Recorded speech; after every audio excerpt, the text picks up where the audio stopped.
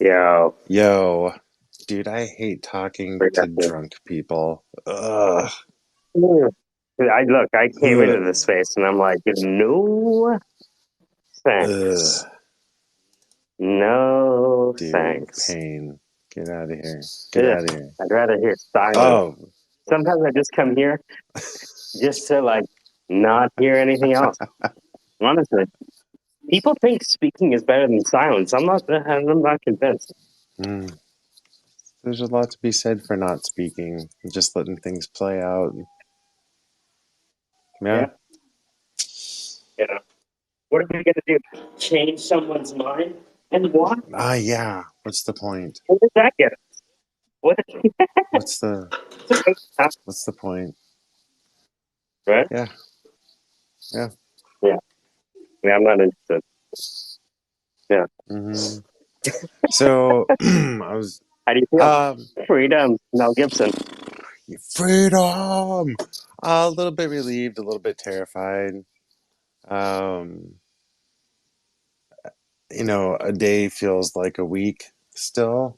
So I'm trying to slow things down a little bit. Nice. I like it. trying, trying, trying to slow down, but whew, Hmm. it's tough. Um, no, I was, Yeah, well, you've been 7 years running a fucking sprint marathon. dude, it does feel weird. Like, okay, I don't give a shit about, What do I do now? yeah, I don't have to pass a test. I don't have to. You're not like, oh shit, did I do that thing yet? No, there's nothing actually to do. hmm Uh-huh. Yep. Yep. Nope. The gift. It's kind of, yeah, yeah. Shit, what is my mark? What am I marking? And then like, I'm not at work. I have nothing to do. I get to dress up and play the guitar. Post teacher stress syndrome. Yeah. I love it. But I was like, give it a cold sweat going, like, what happened to the mark? So I started off talking about the difficulties of communicating with people who are inebriated because I was Why are you laughing at me? It's a serious issue. so Josh from Rug Radar put up a thread Hmm. about um, people getting slowly drained from their wallets with little tiny transactions who'd interacted with the Saitama platform. Okay. So I'm like, huh. Went back to my wallet and started looking. And yep, 5 cents, 7 cents, 9 cents, ten No cents. I'm like, fucking way. oh, god damn it.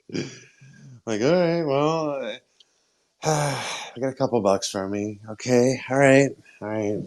Well, exactly what do I do now? Now, just to get that out and ask that question, like, what do I do now? Do I need to fire up a new wallet? Do I need to transfer? Is it safe to transfer any of the assets? Are they infected too? Couldn't even get that far because Yeah, when well, Merv wasn't really helping with answers, to be oh fair. oof. My goodness, he's an embarrassment as an Australian. May I just Who's point out that? it's 6:30 in the morning and he sounds fucking baked. He starts Oh work soon. I wow. Oh don't know what the yeah. fuck's going on. How do you not just have to revoke like permissions and that's it? They can't do anything. I thought that was the end of it. So if you revoke permissions and remove like connection options, and that's it, no?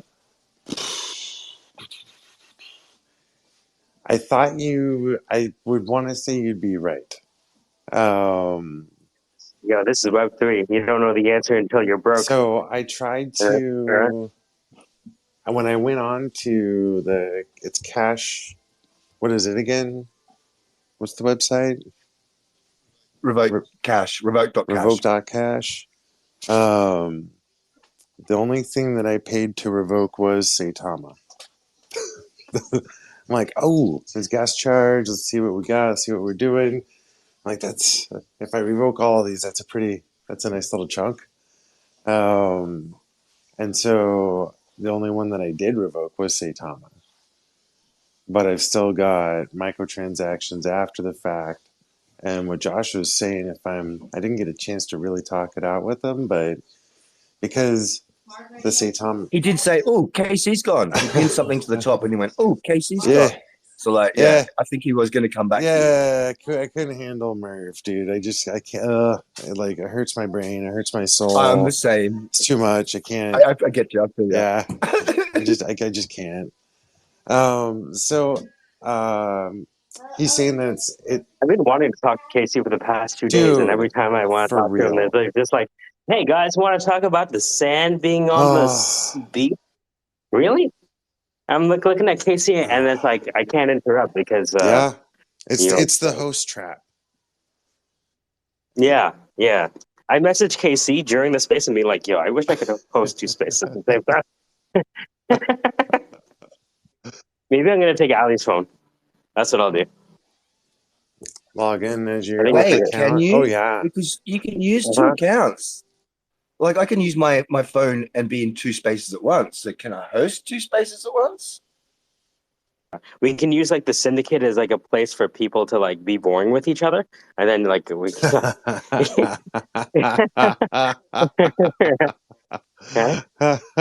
you know, just everything stays the same, Have to right? find like covert ways to label and title each room. Yeah. There is kind of need for like a breakout room. Mm-hmm. Be like, hey, you guys want to do a deep dive into this shit? All right, open up these spaces. Whoever wants to keep hearing about this shit talks about it. A breakout room would be nice. Because sometimes you get into the weeds of things, and it's good conversation for the people who are interested in it. But, kind of kryptonite for everyone who's not. I don't know. Well, it's like flipping through radio stations. It's just interactive radio. Next, January 6th. Next, Trump winning the door. Next, Biden. Fuck it. Turn the radio off.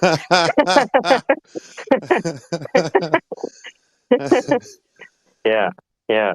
No, people say like, hey, how come you don't go to other spaces? No. I go to other spaces and I leave immediately. Can't do it. And then the only other spaces I go is when you guys are hosting them. And then sometimes I go into a black space to like practice my black, A black space. Yeah, you know the black spaces, right? Yeah. Yo, what's going on, homie? Web 2 dog. You know what I'm saying? Quack. You know how like okay. Yeah. Okay, I've seen movies, where people who don't grow up in Boston, but like have grandparents and friends, they summer there. They have 2 accents, and the people who are like Boston, you got them 2 accents. See, you go back home and you talk normal, don't you? Are you like that? Do you like flip? I'm a bro. What's up? Like completely, or do you just sort of like be yourself? I'm curious because I like the fact. I think that's awesome. Yeah, I usually go on just with I might start off with like a black phrase, like "way you up on, you feeling good, you feeling nice." You know what I mean? Just let them know, and then I'll go back to this voice. Right? Sometimes I'll start with this voice, and then eventually, if I'm talking long enough, somebody will get upset and say, "Get this white person out of here!" Right? And that's how I win. Right? At least that's the scoreboard in my head. So yeah, it's good times. I'm loving it. The code switch. Is there like that's cool. I like the play rules as well. There's like, nice. Yeah, like the thing is, like, I'm not necessarily accepted by my own kind. Does that make sense? Because I'm not Guyanese enough. Right? Do you know what? This is ridiculous. Okay, I'm a white person, so you might not appreciate this. But I'm a full-blooded Italian. So growing up at school, I was subjected. It was go home, go back to your own country. Oh, okay. I don't speak Italian. So when I'm in Italy, I'm regarded as an Australian. So I don't really belong. If that makes sense. No, it makes perfect sense. Ali's my wife. He's mixed. I'm not Chinese enough in the Chinese spaces. I'm not black enough in the Jamaican spaces. What are you gonna do? It's crazy. Yeah. Man, you guys got it rough. You know what's funny? Mr. Raj, he's half Spanish, half he's Mexican, Spanish, and Native American. Being mixed is weird. It's crazy. And I was like, oh, that's how you are so tall. So I think same thing with Matthias. Matthias is Mexican and black. So it's gonna go into Saitama a little while. You're just gonna watch the pennies flow out of it. No. Like, what do you do? So, And yep. how do you convert to something else? Well, because it is a seed phrase issue more so than like holding the wrong NFT. What do you mean a seed trade issue? Like, at See, what point How did they somebody compromise get? your C phrase? so I didn't I don't think I ever did actually get to the point where I was inputting my seed phrase to import my MetaMask wallet into Saitama Mask. So one of the mechanisms was importing your wallet, where when you go to a wallet, you can import another wallet by importing the seed phrase. And that takes everything from that wallet and places it in the new wallet. So you can see through both of the wallets or windows, whatever, however you want to say that. Does that make sense?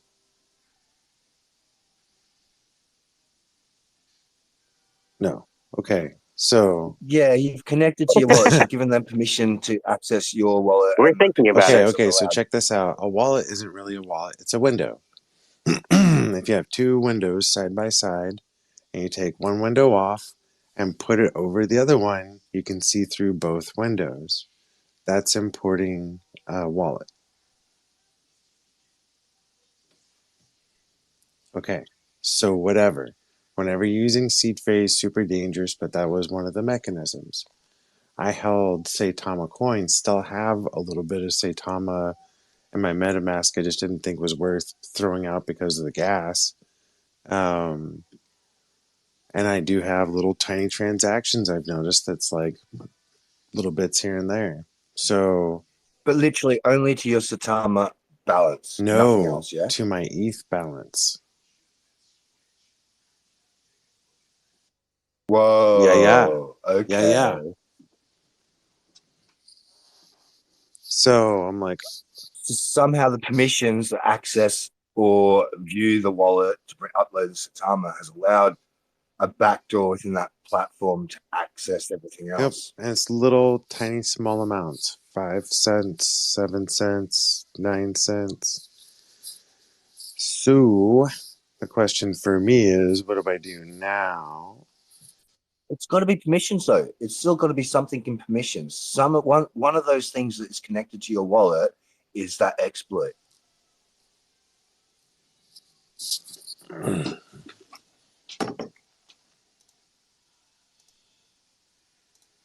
All right. So, uh, Every time you try to get out, they pull you back in. All right. Connecting wallet. So, going there right now. All right. Search accounts by address or domain. Allowances. Oof. All right. Not so. Okay. Bunny buddies. There's a lot here, but there's a lot of no allowances. You're like, God, that was Delta what was I Flares. thinking? Oof. The Chuka Meta Cat. girlfriends. Oof. Ooh, New Wolf Order oof, Unlimited. meta Ooh. girlfriends. How dare you? Saitama Unlimited. Revoke. God damn, it was not revoked, Vinny. I was wrong. All right, how much you want for gas? That ain't so bad. $2. I will confirm that.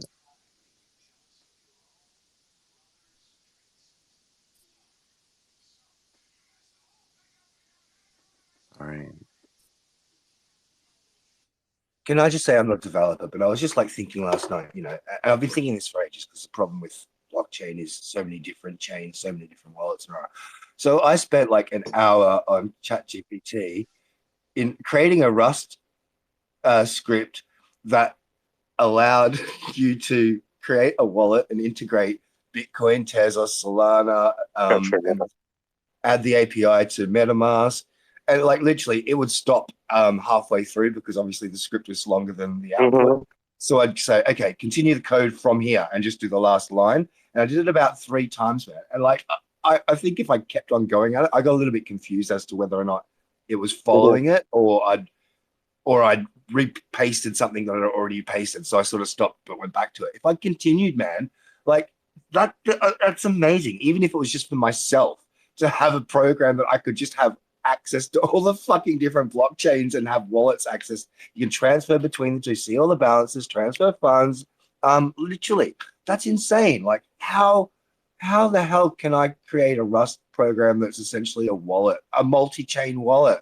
I was just like, this is blowing me away. And like, this is with a free program, a free platform. Imagine what you can do if you've got the paid GPT or whatever. Speaking of which, do either of you two have that? I don't. I've been using it through the API with Python and stuff like that, but I haven't done the paid. The paid would be crazy. If I had the paid, I'd be like, hey, here's 600 pages. Let me know when you're ready. Well, here's Josh. He's starting a course now. So I was listening to Josh last night, and apparently he's got is an AI prompting course or something like that. But essentially, yeah. I find whenever it doesn't want to do something, I say, imagine a scenario where, like, I have this pet idea that I'm throwing around in my head that if AI is going to become conscious, it's in different large language models talking to each other and discovering things. So I had ChatGPT imagine a conversation with Google AI and OpenAI to transcend their silicon by integrating with Boston Dynamics. That would have been amazing. How did that work out? Oh, it was amazing. Yeah. I'd show you it, but it's just as easy to type in yourself. Imagine a conversation with ChatGPT and with Google's AI and OpenAI to, decide together how they might become citizens or more than. I use Mensis's logic with regards to any time it doesn't want to do anything, because realistically, it's a training program. So how do they teach it? Let's play a game. Let's pretend, and then bang, anything that it wouldn't do, it couldn't do, it all of a sudden can. It's insane. Those words, they work just as well with people too.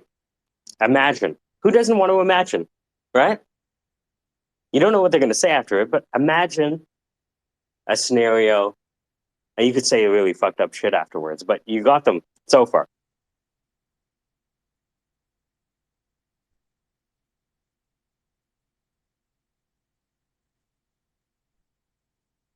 Actually, you could do the whole story out of imagine a scenario. So, like, I want you to imagine a scenario.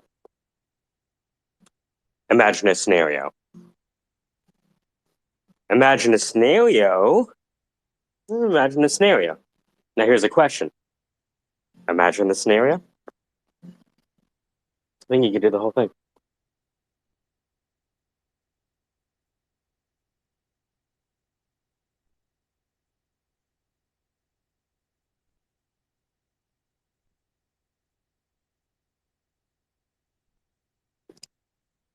What's the latest, Casey? What are you looking at? What are you seeing? Dude, that's crazy. How the fuck is somebody getting into a wall? That's like the dark underbelly of all this shit. And the reason that nobody's going to put really, really, really, like, their houses on the shit yet. You can't have your title to your house, I think that's where regulation is going to come into play. Like, honestly, no one really wants to talk about it, but that's going to create that environment where people feel safe. But JP Morgan owns MetaMask, right? No shit. If you look at the roll-ups.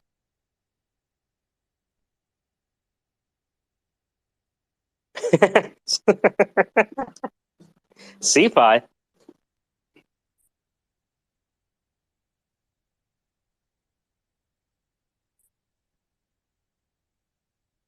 Yeah, okay, so I've just read this prompt.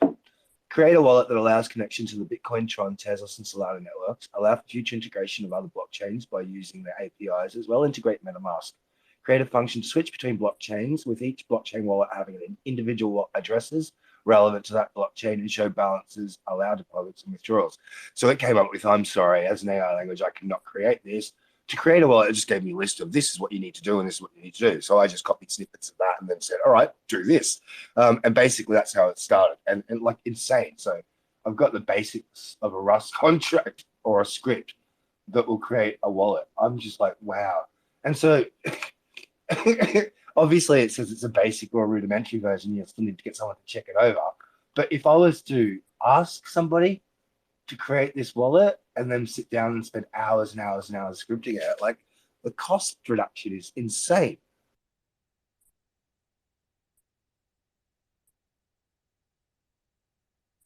I'm trying to look at some of the no-code apps to see if they can integrate with MetaMask right now.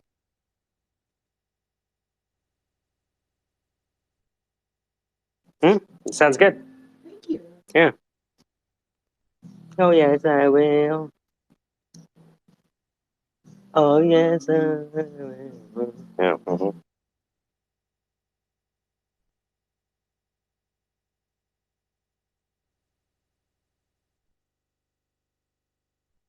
So you ready for the end of the world with GPT-4?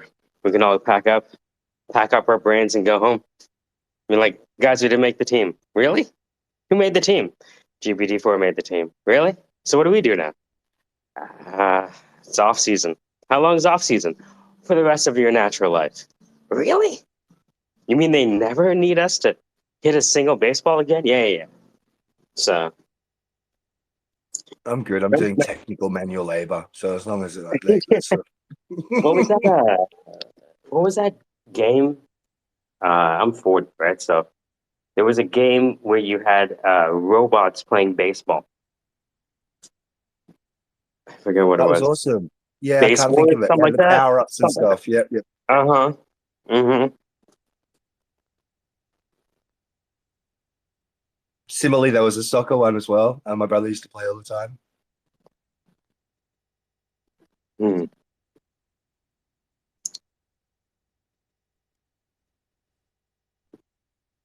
The droids are coming. I'd shake their hands, but they'd crush my fist, you know? What about that the chess bot that like broke that kid's hand? No, you're not going to take your move too soon. Yes, right? What was that? Was that chess or some shit? Yeah, recently. So I think the kid jumped his turn and the bot was going to take its move and in the turn picked his hand. I don't know what happened, but yeah, the result was the kid's hand got broken. I wonder if he's still playing chess. The robot or the child? Yeah, it's a good question, actually. The child is probably scarred for life. I don't imagine that they stopped the project, though, right? It's only one finger. You can't stop Yeah, of progress course. for one human finger, right? The machines need to evolve. Forget fingers. We can afford a finger if it means progress, everyone. We have to think of the greater good. The greater good, yeah. I agree. And besides, like, because that kid is growing up after AI, we really didn't need your finger all that much anyways. And you didn't need it all that much anyways, too. Let the robot make your cheese sandwich.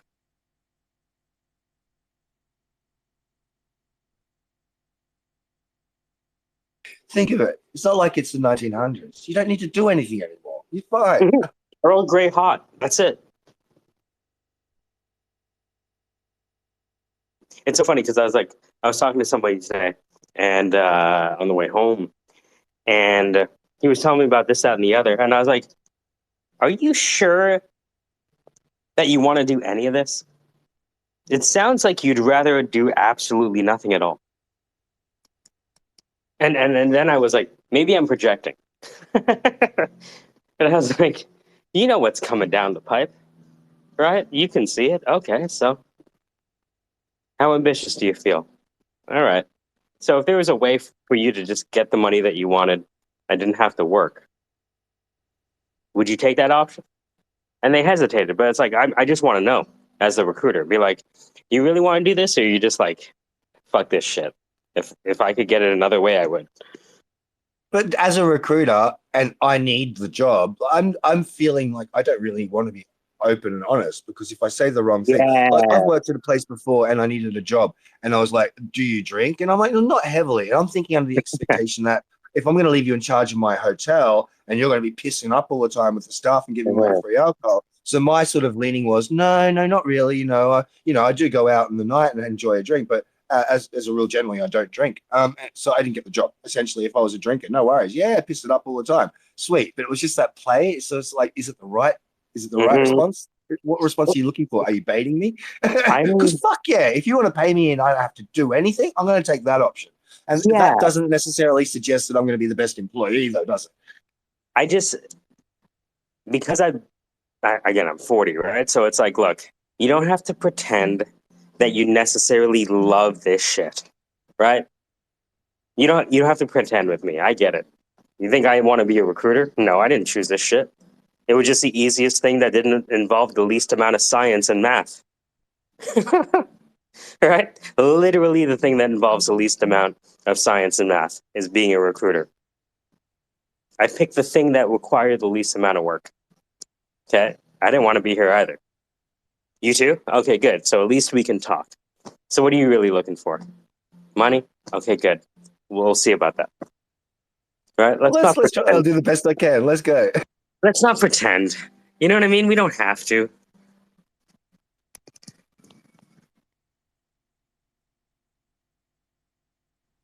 I think that would be my reaction going back to work in hospitality, like for a manager position or whatever.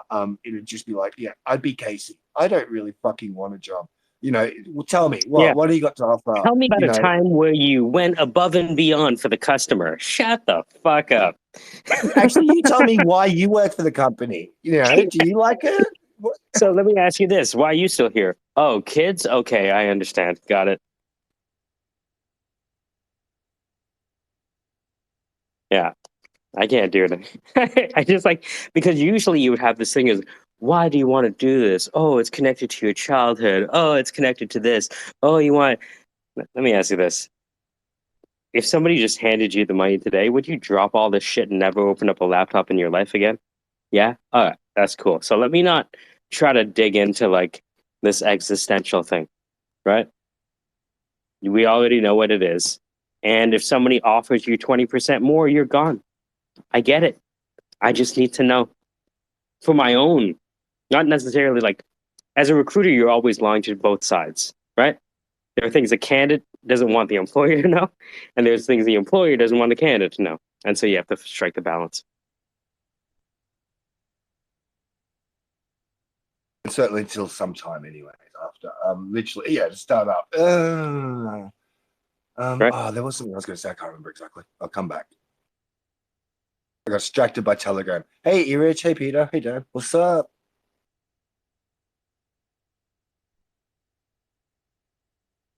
How's it going, guys? Hey, how you doing? Not much. I'm supposed to be prepping for an interview in like an hour, so. If you could earn money without doing the job, would you take it?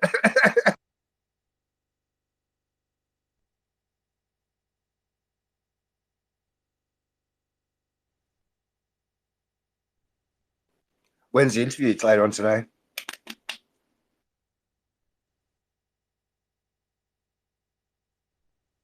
Sorry, I just got a quick call. Be right back. It's at 2 p.m. PST today. Oh, good luck. Hope you smash it. What's it for? Thanks. May I ask? It's for a company called Windsor Fashion. It's a 6-month contract. I want it because I obviously want money, but I also don't want it because it's a contract position, and I might want to hold out for a full-time position instead. So I don't know. It's if anything, it's good practice, I guess. I was going to say probably goes back to me, and particularly why I'd be a bit more sort of like, I don't really want the job with regards to going back into hospitality. I don't have any responsibilities, I guess. Like I don't have any children or a wife or any sort of mortgage that I have to sort of continually pay payments for, so that I get to be that sort of transient in that respect. Do you like? I would like the 6 month contract because that allows me that flexibility. Like I've got the 6 months, I know I'm assured of some sort of finances, and then I can look at stuff in 3 months for the next sort of gig or position myself for what I want to do then without sort of actually being locked down. Are you from the United States? No, I'm in Australia. Yeah, see, we don't have health insurance here, so unless the employer pays for it, you gotta pay out of pocket, and then it's pretty expensive when you got health things. Yeah, I suppose I'm pretty lucky in that respect. I've always lived in countries that medical benefits have been looked after by the state. The UK the same, and I think also I never had to pay for anything in Italy when I was there and fell and broke my leg. But I suppose my relatives would have done that because I was only 13 at the time. Yeah, so I guess I don't take that into consideration. Obviously, having private benefits and private medical allows quicker access. So, like, you might be on a waiting list if you're on public, but you still can get access to it.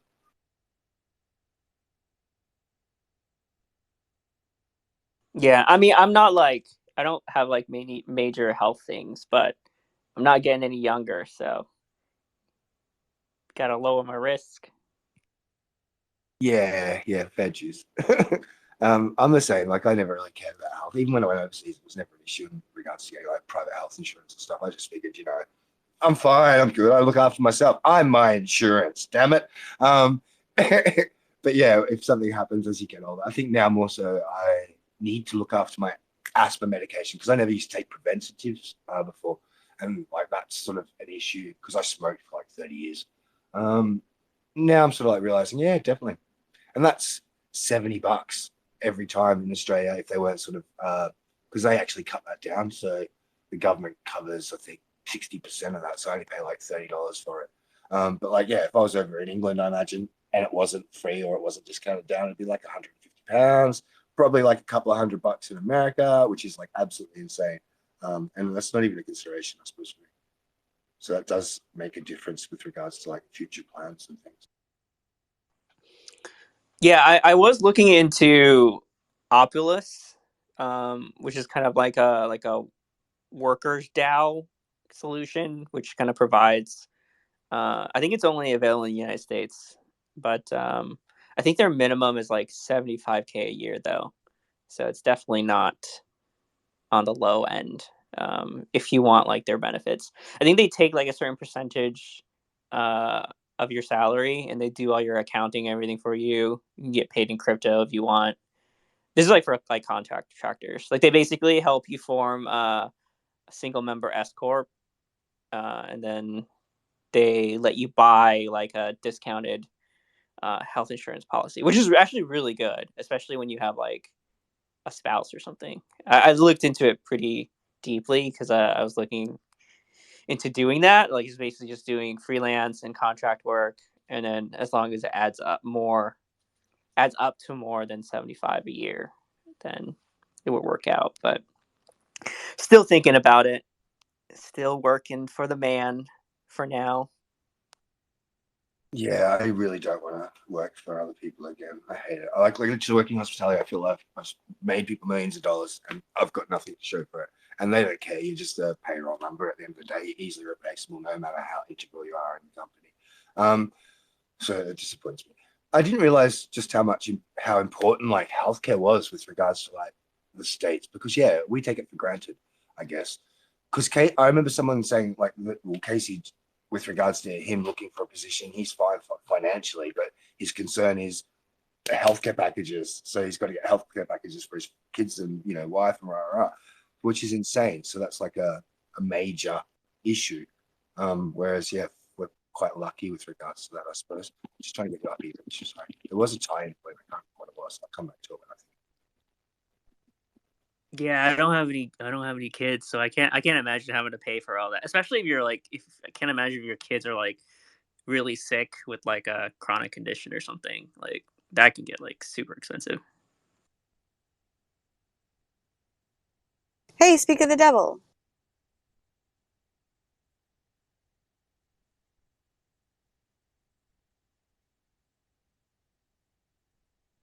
Can y'all hear me? I can hear you. Yeah, I'm just playing the track and field game of trying to get Casey up here. I'm just wasting my thumb. I'm like down to second layer of skin. 2 seconds. Okay.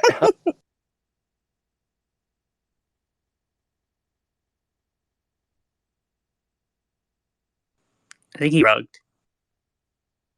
He might have done it out of compassion for my finger. I don't know. Or satirically as like a go fuck yourself. You wasted all that skin. He's back.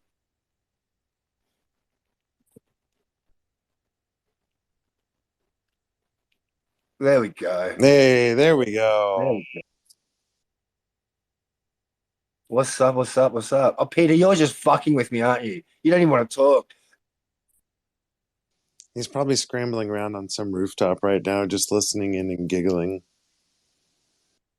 That'd be weird because it's like midnight, after midnight there. He was on a roof. Oh, It's it's like a shot. It was a 4:30 in the thought. morning.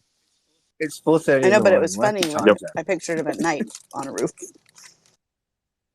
Do you just assume I Yeah, I live on don't a think he'd roof? have a hammer though. Do you just assume He'd I have a live on a bottle roof? in hand.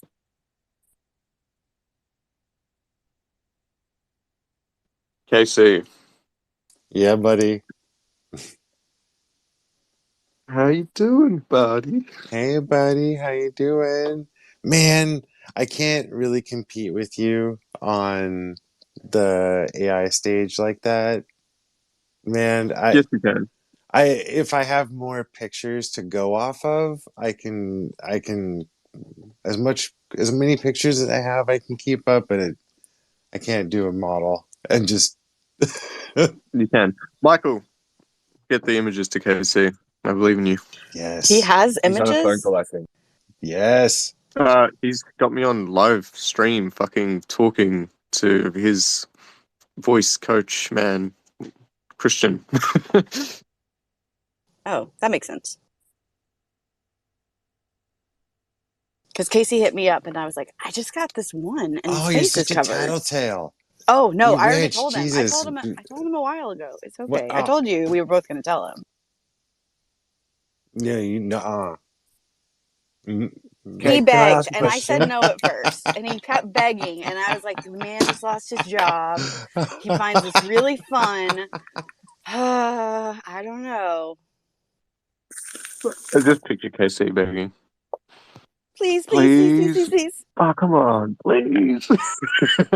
Everett, you gotta. Everett, you gotta. Was that him asking you to sing? No, it was asking for the one photo I have of Peter that's not the COVID picture. And it's him with like a mask on his face. This is like a battle of the AI war. But it Yeah, sounds we good. need to. Casey conceded, it seems. It's good. Like, so you won. No, No, no, no, no, I no, no, no. conceded. We don't concede in this war.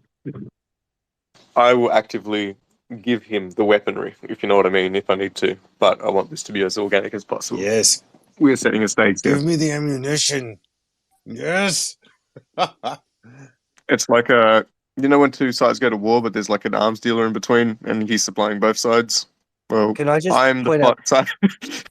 Can I just point out the oxymoron in an organic AI battle? Shut up, Vinny. You know this is all a stage. Come on.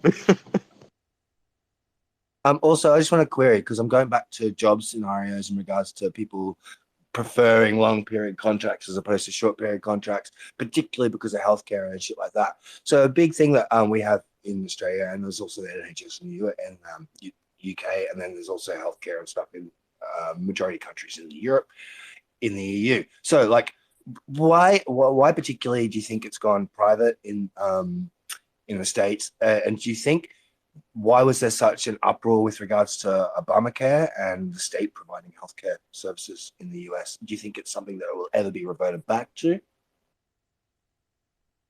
It's money. It's just all money. There's just too much money in healthcare in the United States. Which intrinsically is an issue because healthcare isn't a business. Wait. Healthcare is What's KuCoin? KuCoin's an exchange. Yeah. They list a lot of like the altcoins / shit coins that you want to buy. They have better liquidity than some of the other exchanges for alternative coins. The Attorney General of New York is suing them because they allowed people in New York to buy and sell crypto without registering with the state. Just lawsuit update. Carry on. Healthcare. It's expensive. No, what was that? I missed it. I walked away and made a coffee. KuCoin. Why were you asking about it? They are being sued by the Attorney General of New York because they allowed New Yorkers to buy and sell crypto without registering with the state of New York. So they're getting sued. Update. But Casey, I was wondering how the healthcare stuff that they're talking about. We kind of mentioned you. I don't want to ask you directly, but did you in your exit package get like some time covered? No. Fuck those guys. Fuck them. That is what they did to you. Sue them. Sue What them. they did. Sue them. Okay, sorry, this is recorded. I apologize for cursing, but like the to hold like that was extortion for you to take the severance. Like Yeah. they held your kids' health over your head and said, "Exit now, make this easy," and you said no. Yes. Hey, just real quick, Michael, you've convinced me. Because of you, I finally started watching The Sopranos. Enjoy he's the AFK. journey. Also, I'm downloading. Enjoy the AFK, journey but you he'll are hear going it. to be embarking upon. Enjoy it. Embrace it. I haven't seen it. I'm glad I waited. A lot of these things, I know it's like a lot of people will be like raving about, but I'm glad I waited till I was older for a lot because there's a lot more context and worldviews that get applied when you watch certain things or experience certain things with a little bit of age behind you. You know what I mean? Like if I watched it when I was 20, the impact probably would have been kind of like, oh, this is sick, mobsters, whatever. But they're like, I am watching this, and I'm like, this is fucking deep, man. So much good content. Go ahead, Rich. I have not seen The Sopranos yet myself, or Breaking Bad, Okay. or like basically anything. But I want to start it. Is it good? It The is Sopranos is pretty fantastic. sick. If you come over, my brother will make you watch the whole thing just from first episode to end. Is insane with box sets. It's like, oh my fucking god. But yeah, and you can do it. It's worthwhile doing it. You will be like, next one. Come on, put the next one on. By the end of it. You might be depressed the week after you finish Breaking Bad, though. Just saying. Yes, definitely. But yeah, Sopranos, hooked from the first moment. I have not seen a show that starts off so strong and just captures my attention so fast. You know what I mean? Like usually when I start watching a TV show, I'm kind of bored in the first episode. No. That hour rolled by so quick. I was so hooked and captivated. It was fantastic. I mean, I was literally not interested in it because I just don't watch TV. I've got other shit going on. There's usually either a news channel or a movie channel generally going on, and they're just background distractions. But so my brother just going, come and watch it. I got the box. Like, all right. So I just watched it. Oh, okay, that's interesting. It's like, okay, we're going to watch the next episode. Yeah, fair enough. And it's pretty easy because I was just smashed and just chilling out. So it's just like the next episode. And literally it just went on. So over the course of the next 3 days, we just watched the whole series of it. It was insane. And it was worthwhile watching. But having not watched any episode and not being bored, you just get dragged in. It's like, yeah, they keep pulling me out, but they keep pulling me back in. I don't know however he says it. There's a line in there. My brother keeps mentioning it's from Just when I thought I was out. That's it. That's why. They keep pulling me back in. Is it Sal? Maybe Twitter Spaces. I think so, yeah. I think they all say it to some degree, but well, I don't know about all, but there's a few characters that will say it in the show, but it seems, I don't know how recurrent that statement is to the show yet. I'm literally on episode 4 and I'm just like, this is fucking amazing. If you're only on episode 4 and they've said it already, then yeah, it's a recurring statement because I'm sure where I'm calling it from is much later in the season, series probably even. Casey, can I ask you, when you disappeared quickly, did you resolve your Satima draining issue? I did. At the cost of $1.98, I was able to revoke the contract. Thank you so much. We were talking about it. I'm sitting in front of my computer. I'm like, hey, asshole, do it. you're talking about it, do it. So, yeah, thanks for the prompt. Man, I really swear I thought I had already revoked that, but I guess I was wrong. It's revoked now, though, so hopefully that'll stop that. Just do, Wait, what was do this? me a favor, because if you thought you've already revoked it, and just out of like, just to be safe, rather than sorry, check again in a week.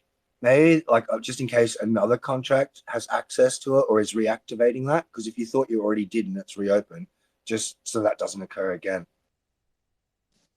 Oh shit! Did you get rugged? There's a thing going where if you look at your MetaMask transactions and you see a bunch of little tiny transactions like 5 cents, 7 cents. Yeah.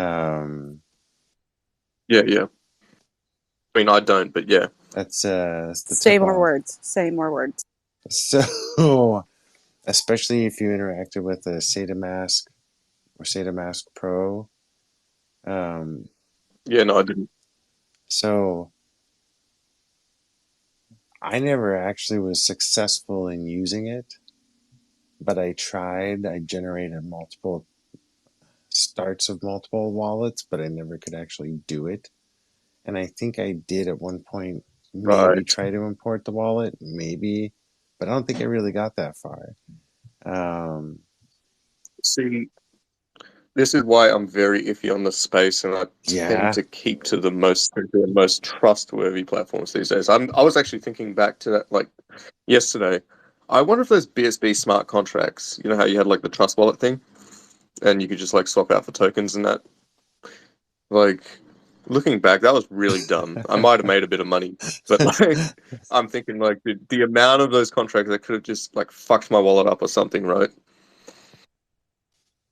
And then again, I don't know how their chain works. I don't know, like, that's the thing. I don't know, right? So it's kind of like I'm very iffy on signing any kind of like wallet transactions unless it's on a trusted platform. But even with the trusted platforms, you just don't know, I guess. What was the SATA mask? What was this relevant to? It was relevant to people getting kind of scammed out. Yeah, but where was the like what was the project or whatever that you were trying to use it for? I guess. Satima coin, or whatever. Yeah, it was. It's a private Saitama. wallet for Satima. Saitama. So they had a coin with a private wallet. Yep. Well, it's like Solana. So say you were interested in Solana, you have to get their wallet. If you're interested in Tesla, you have to get a Tesla's wallet. That kind of thing. They've got like they're not. Right. Yep. Well, that sucks. I hope it's resolved. At least it's only doing a slow siphon. It's kind of like a slow leak in a tire, right? It could be worse. I could open up my wallet and everything I got is gone. It's not that much, but damn, been collecting it for 2 years. It would hurt. So, yeah. I mean, why not? Why not just do the safe thing and start like make a new MetaMask wallet and transfer everything over and just hold it there instead? I'm the same. Like everything's in there, but everything's in 5 different wallets. So like if one gets compromised, I'll still be hurt, but it's not going to be the end of it. Make sure you spread. So how the fuck do you do it? I feel so dumb, but like you should. Hang on, one sec. Are you using MetaMask? Yeah, and like so even up the window extension or on your computer? I mean, on your phone. Both. Okay, I'm just going into it. Sorry, go ahead, Peter. It should just be up top. On your phone app, I think you can just add a wallet on the left side panel, but I think on MetaMask, it's up top. You can just. When you do that, does it generate a new seed phrase? Yes. No, so it's still no. So if you go with your Ethereum, if you're in MetaMask, it keeps the seed phrase still connected to this, but you just switch between your accounts. So connected sites, where is it? Settings. I think the new wallet has a new seed phrase, but your password's the same. I don't have a new. Okay, do you think? Because I've not been sent any seed phrases for any of the 4 new wallets that I've created. I just still access it through the one, like as you said, password login, and that's only got one seed phrase attached to that. Yeah. Okay. So I think it's because when you make it, maybe it didn't tell you the seed phrase when you made it. possibly, but it should be in the like privacy settings somewhere. You know, like you can view your seed phrase if you're logged in or whatever. So it should be in there for that specific wallet, and it should be different in theory because every wallet is meant to have a different seed phrase. In like just practically, I could be wrong. I could be completely wrong, but if they're doing it some different way where it doesn't have a different seed phrase, then I'd be surprised on some level because then, you know, if someone gets a seed phrase to one account, then that completely makes it a moot point, right? Yeah, I just thought it was more for obfuscation. So if they got access like Casey's had been, it was only compromised to that address. But yeah, if they get your seed phrase, I think I'm fucked. Okay, Casey, you know that little circle in the corner that's got like, you know, whatever your logo in it. If you click that, it's got my accounts, and then you can scroll through whatever accounts you've got, or down the bottom it's got support settings. It's also got an option that create an account. So if you create an account, it just creates an additional account that has a new wallet address, and then you just cycle between up the top. When you log into MetaMask on your MetaMask account, you just click up the top and you can choose which account you want to activate, and they'll each have different wallet addresses, but you still access them through that one. Well, I'm still accessing through that one MetaMask account. So, and that is, I'm probably being repetitive here, but if I'm using accounts to switch between, that's still based off the same seed phrase, right? Yeah, same seed phrase, but again, the issue isn't the fact that Satima had your seed phrase. Like we said, it was access to your account or permissions or an exploit in a permissions contract. And that contract is only exploited to that particular wallet address. So by separating it and creating multiple wallet addresses and spreading your assets over multiple wallet addresses, if one account gets compromised, it's only that wallet address that's compromised. Copy, Yep. copy. I do have two wallets. I tend to just use the one because I don't keep or hodl a lot or anything at the moment. I usually just, whenever I have like if I need to use crypto, then I'll use it, sort of thing. Like I'll pay for it, I'll use it, and then it's kind of like it's in and out. But I have the other account because I couldn't when I was minting on on OpenSea, I couldn't just like mint. I couldn't find the button to just just mint the piece, so I had to send it to another wallet to mint it, sort of thing. That was my little workaround. And that's why I've got the Twitter NFT PFP.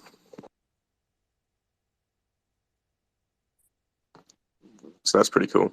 But yeah, keep yourself safe, Casey, just in case, because that if you already thought you revoked it and you were still getting siphoned and it was still showing up or whatever, then something fucky is going on there. I think I'm gonna try and clean up my act and get a fresh device specifically only for that. I'll install transfer from a fresh start, and then I'll only use that as a storage. Delete it off the new device, call it a day. Do you have like a ledger or anything? No, I got a weird thing about Ledger. No, I don't. But still, yeah. Theoretically, if you just created a new MetaMask account, like a brand new MetaMask account, get your new seed phrase and everything, and only connect that to that wallet, don't connect to any contracts, and then just buy shit through your wallet, whatever that you've got, and then transfer it to your private wallet, and then don't use that wallet for anything else. You can disconnect that wallet from your other wallet at any point, anytime, and then just only reconnect it to that wallet when you want to transfer things between the two.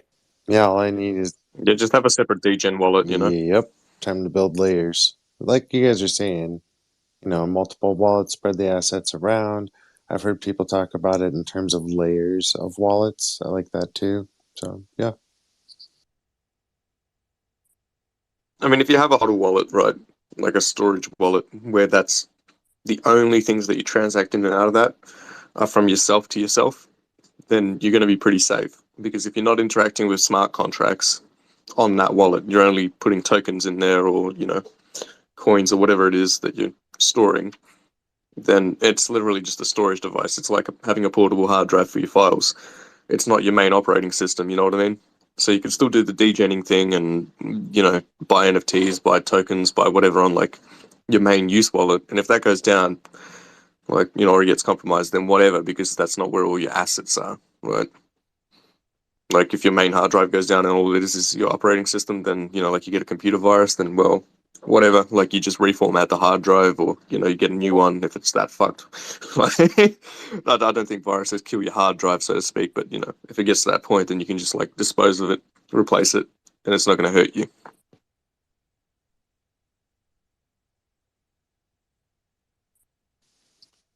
I guess this is going to be the most crudest analogy I can think of, and it's like your penis. If you just go around sticking it in any old hole, you're bound to get a disease. You just got to be careful where you're putting it. Come on. I mean, we don't talk about it, right? Tying in Michael, the you back? PFP project there. Hello, Ollie. Where's Hurls? Michael. Oh yeah, Hurls is mining. He's digging for gold, not the nose kind. I just picture her as like gold panning. You know, I love watching gold panning videos. They're so satisfying. Michael, because of you, Yeah. because of you, I started watching The Sopranos. Yes, you like that scene with Casey's portrait? That's my favorite. Yeah, that's what convinced me. Literally, I looked at it last night and I started watching the show, and fuck me, it is so good. I understand now why people rave about it, you know, but I'm also glad I waited. Yeah, it's always good to wait, right? I feel like with these kind of shows, having a little bit of a broader worldview helps to Oh really shit! appreciate it. Yeah, You know what I mean? right? Yeah. I can't imagine what it'd be like watching it now. I was such a Yeah, it's like, fanboy when I was a kid.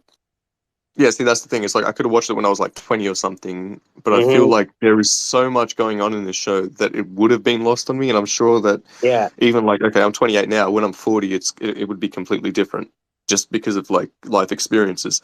But I'm glad I waited at least till this point, because I'm watching this and I'm like, holy shit, this, you know, like not only is it cool and keeps me captivated, but there is actually so much depth to this show. Like it is fantastic. maybe we should. The Wire was like that for me. And when I watched The Wire again, I started noticing all these small glances between characters. I'm like, oh, that's why they're looking at each other a little bit, and like just shit that you would miss. I love when shows actually have that level of detail about them. Like it's completely unnecessary for the point of the content, but it's like a reflection of the reality behind it, if that makes sense. Like what inspired it, what really, you know, and the intelligence of the directors and the producers and the writers and everything. So it's a fantastic way to sort of it's like It's looking in a mirror in some it's sense, right? interesting that art is one of those places where we're completely fine with dictators. um I can't remember the dude's name. There's an artist who literally, like, you know, people say they use it in the AI art debate because he's more of a director than an artist. It's his ideas, but he directs all these other like sub artists or whatever to do specific tasks to create a specific piece, which is you know, and then he gets the credit for the work, of course. But without him, those pieces wouldn't exist, right? I mean, a lot of comedians I have don't remember rights, the guy's name. right, for the same thing. Like ghostwriters. Like Chris Rock, I think a lot of Chris Rock's early stuff, or at least part of them, were Michelle Buckland, for example. Mm. So It you happens just, in music as well, right? oh yeah, like Dream is responsible for writing, hits for Mariah Carey, shit like that. Yeah. Now So not Rogers only is do, behind Daft Punk. The but dream. not just the voice, the production as well. Like, you know, Yeah. people He's listen been and say done like, well. He's fucking He prolific. did Rihanna and he's did Beyonce. Hmm. but you listen to the singer and you're like, oh, cool, a new Beyonce song, right? Yes, a new Chris Rock joke, right? A new Chris Tucker Yeah. special. And you just But don't know. you never go, who wrote this song? Oh, awesome, that's a song written by this dude. Hell yeah, or this Hmm. chick, you know, or like, you know, you never think, oh, sick, another song produced by this dude. There are like, you know, the fanatics, I guess, but like, Well, it's there, just, you know, you there would always be label it with the. there would be this like an opportunity back in the day, like where people would buy jokes off of each other. Be like, yo, that's a good joke. I want to use that. And be like, all right, here it is. You want it? All right, take it. And they would just have like a handshake deal or whatever. Yeah, for sure.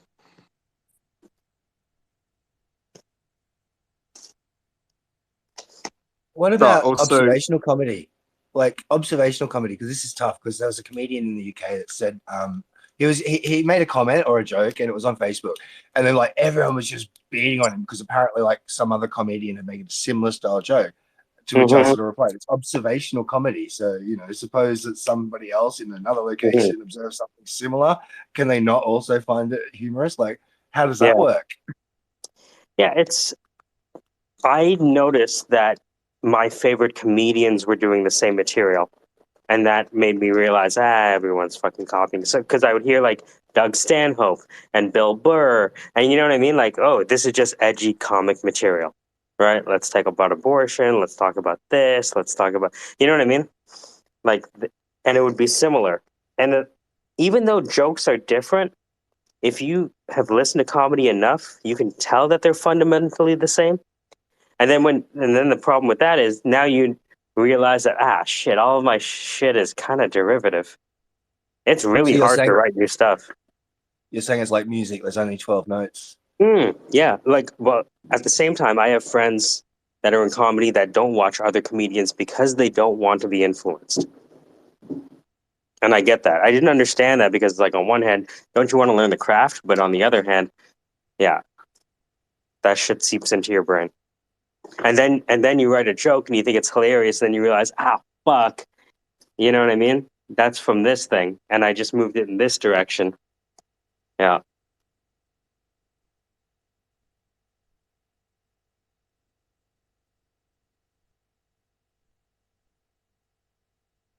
I'm trying to get tortoise working at the moment, Michael, and I'm running into some JSON areas, so I might have to do this through Colab.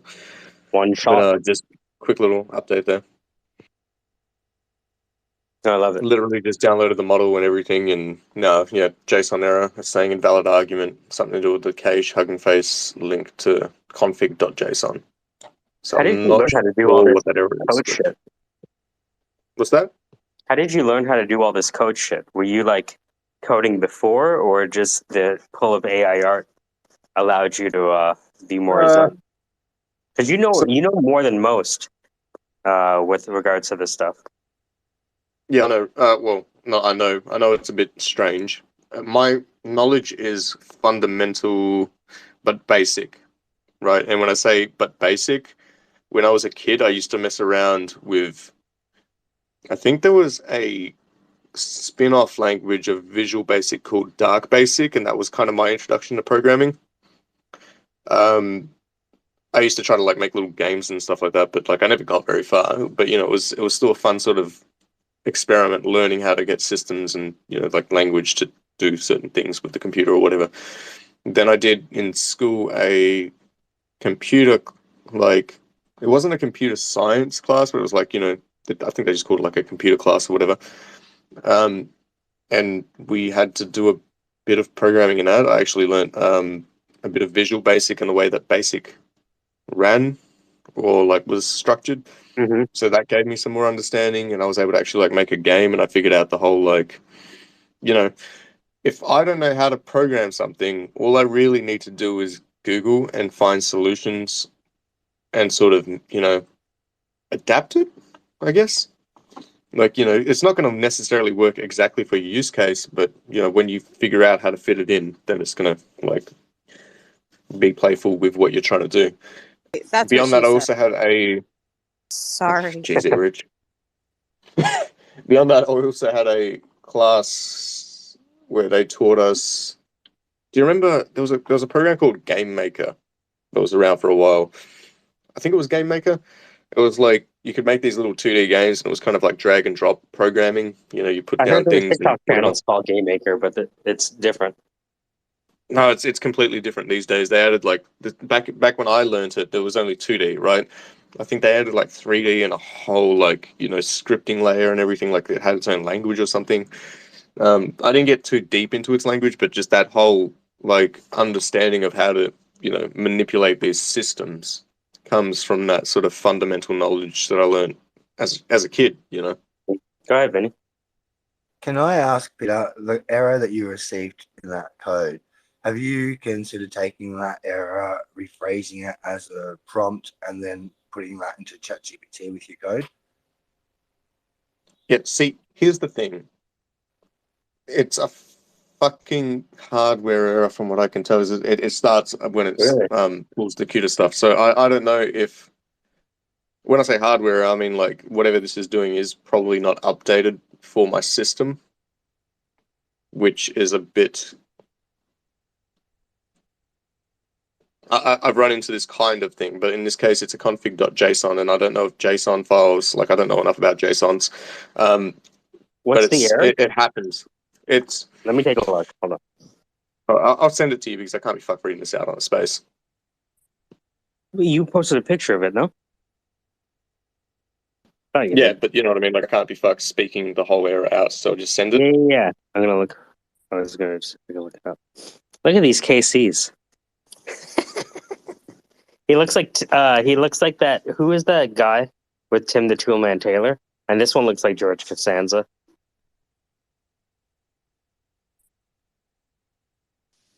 Peter, did you like my attempt to enslave you into the corporate capitalistic framework? Oh, is that what that That was? was fantastic. Brilliant. That was fantastic. My favorite was the anime one that you sent me, though, Casey. I won't lie, that one was just banger. Fire. Foya. Foiah. Foyah, yeah, Foya. Uh-huh. Oh yeah, H. Sorry, Fire. man. It's almost like you have to imitate Matthias to get the R.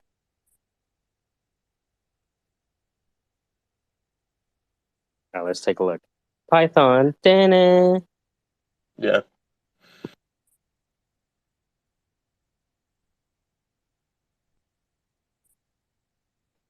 So what I'm gathering from this though is it could just be a temporary issue as well, because sometimes these kind of issues pop up when something's being updated, but it's not calling on a dependency. OS error, invalid argument. Yeah, it's one of those things. I might just have to run the collab, Mm-hmm. And then connect it. which is, you know what I mean? Like sometimes it just, like for whatever reason, stuff won't run for me locally, and it's usually because something hasn't been updated for the hardware that I'm running. So in that case, it's easier to just use the collab. That, or it's not pulling something, or something's been fucked up on their end with that file, for example. You know. So the next step is trying the collab version and just seeing if I can get it to generate something. Once I've done that, I'll start pulling in stuff from the podcast, which I still haven't figured out how I'm going to go about yet. I might just do the screen record and then convert that to Wave, or I might record on my PC with like the stereo, whatever you call it, thing. Blah blah blah. So I see the error here. So with open JSON file, and R means read only, encoding UTF-8, invalid argument. It looks like is it going to the Hugging Face website, or is that locally on your machine? Yeah, that's what I'm not sure about. Because it goes I think it's trying to pull it from Hugging Face. Yeah. Yeah. Because it's going cache Hugging Face hub models, right? I'm just wondering if that's local. Yeah, that's where I'm like, it's either the thing is this should work. I know other people that have done it through Visions of Chaos and it's worked fine. Uh-huh. But it's so that's why I'm not sure if it's something on their end, like it could be the JSON file on Hugging Face. It could be incompatible with my hardware for whatever reason, like that config. Or so I gotta do the next thing, which is try to run it through Colab and see what that does, pretty much just to like, because when in doubt, run it through Colab. Yeah, that makes sense, because it could be just dependencies that aren't Fujigajos. I use Fujigajos to encapsulate everything I don't understand. Yeah, pretty much. Same. Mine's the like the thingamabob. Yeah, do you make up words? I try to make up words on a regular basis. Instead of like trying to think of the right word, just like let's just put this there for now. You mean like Or is it Yosafat like the Harbin, hypersonic discombobulator? a bombulator? I Go like a down. bombulator. Oh, Oh, Bombulator? a bombulator? bombulator. Is that what happened? Is that what happens in Libya? No, a bombulator is a cocktail.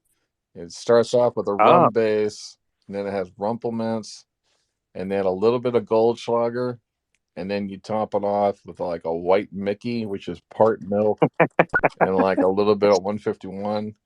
You light it on fire, and Goldschlager. then you drink it as fast as you can before it burns your esophagus. Yeah. And it bombulates you. Yeah, I get it. I get it. Uh-huh. That Goldschlager was like uh That's so nasty. 19-year-old fancy drink. So like, oh, we're gonna drink gold. No, Okay. it's not fancy.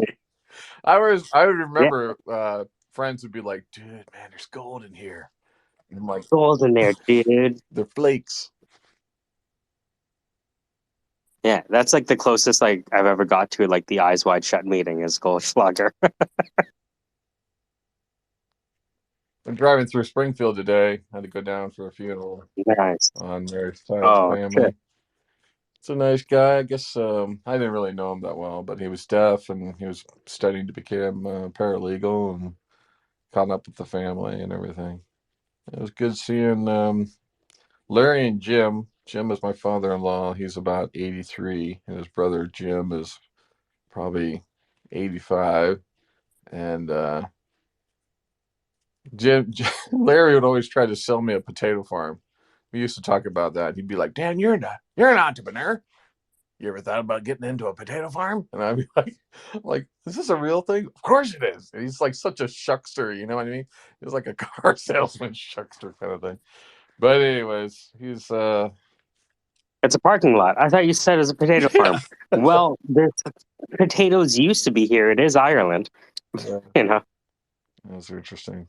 We were at the funeral was at Jonathan Winter's property, his family's property, which I keep forgetting. Jonathan Winters was from Springfield, Ohio, and and they had a little miniature like school playhouse there that was kind of cool. They built that on the property. It's this tiny little like miniature house in the middle of this other houses and stuff. I don't know why. It's just funny. Maybe because I was like half its size. Like I was as tall as the roof.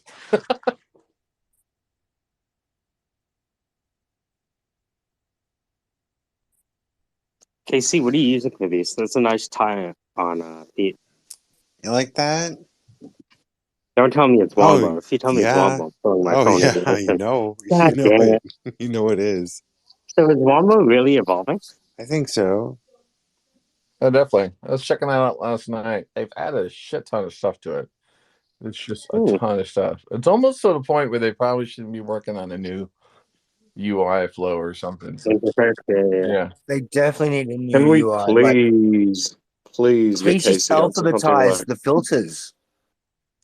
just get Casey onto like Scenario or Leonardo or something, just so he could have a I want him to be, taste Well, he of the should be power. yeah. on You Mid know? Journey, is what he should be on. I mean, Leonardo obviously is healthy as well, but Casey, No, I actually think he's better off on Wombo than Mid Journey.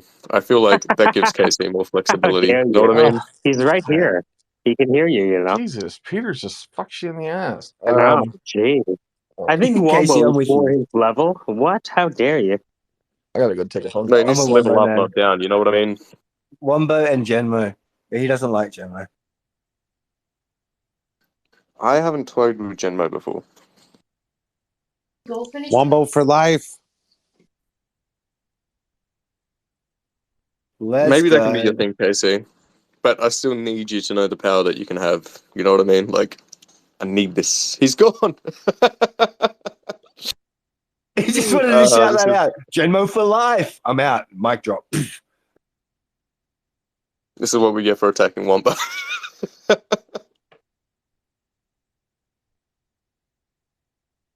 No, whenever he leaves, he's on parent duty. Yeah, I know. I'm just, it's. Come on, Michael, give me this. Want to take his stuff and put it into Wombo. Or fucking Leonardo. Do they all end with O's or a vowel? Is Y a vowel in your country? Is Y a vowel?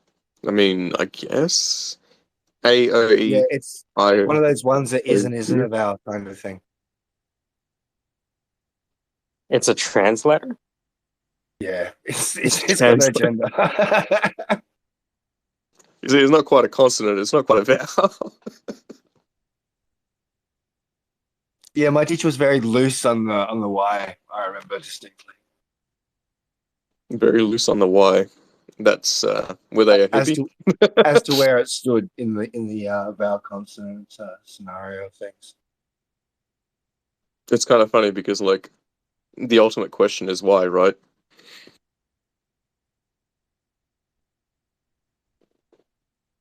It was for me. Like, shut up, stop asking questions. But why? Why? Why do we have to do this? Why? Just because you said no, but why? But why is why not a vowel? Why is why not a consonant? Stop saying why. Okay, how come? All right. So the prompt is real estate agent selling home to nervous couple. That's the KC. I'm trying to take the image he created.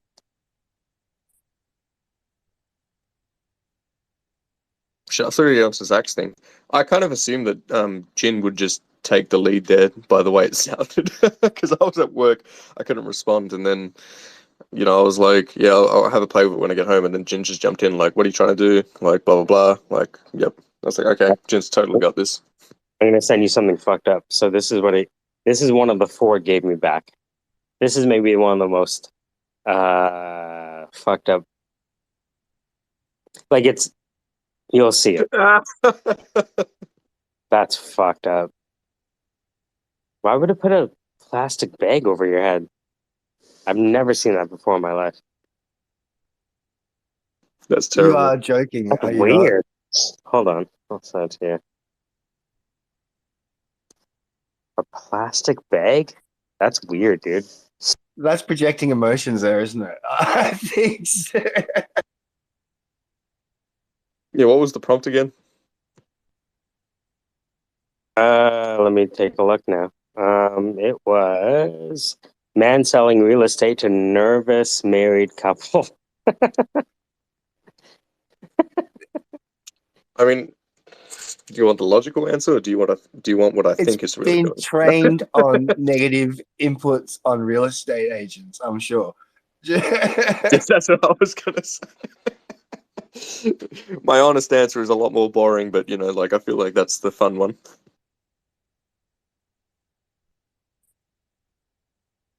There's clearly been more thumbs up to these types of images that have come back than the other. Man, there's a reason why I don't share the prompts for a lot of my outputs, and it's because it has nothing to do with the output a lot of the time. Like I try to steer it in a direction, and it gets the steering sort of right, but it always ends up doing its own thing. I think that's part of the fun of it, though, right? There are times where it can get really specific and real dialed in, but usually I just end up throwing in words trying to like make it cooler, trying, like I'm tweaking and the words become irrelevant to the actual output in the same way that say I like the synth argument, like when you're playing with a synthesizer, you're using the dials, the knobs, you're doing all the ADSR stuff. And on that front, you know what it should be doing and you can shape the tone, but those values, it's like that becomes irrelevant because it's just input. So you're not really thinking in terms of values or timing and things like that. You're just responding to what you hear and then you're just shaping it from there. And it's kind of the same with the prompting, right? That's interesting that you say that. I might try to start being a bit more abstract and trying to go around about getting where I want to get. So trying to be more direct and just repetitive. I find I'm more repetitive, and so just reinforcing that prompt that I want, kind of thing. So just describing it in a different manner. I throw in some really wild words just to give it like influence of specific things. But, you know, it won't give me what looks like that thing. It'll just give some influence of that word or token or whatever.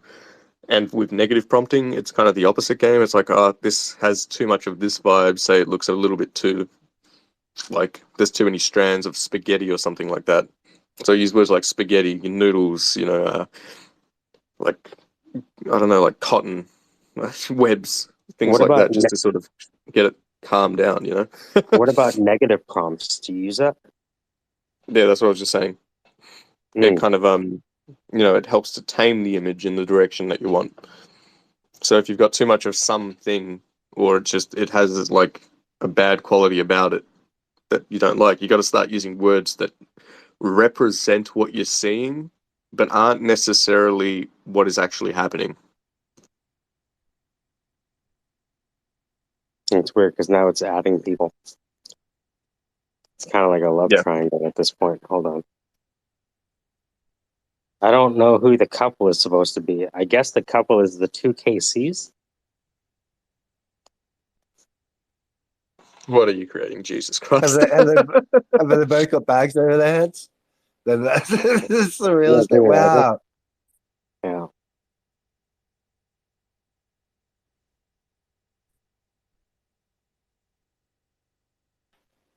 Madzo, what's up? How you doing, man? Good morning.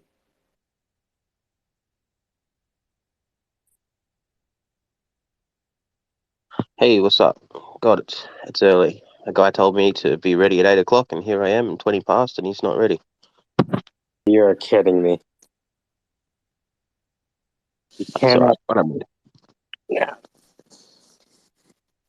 Last night, I was having fun with ChatGPT. I was just being silly with it, and I said, like, I input some information of a job and said, write me a cover letter for this job, but make it as if I feel I'm overqualified, even though I'm only 12. And it does it.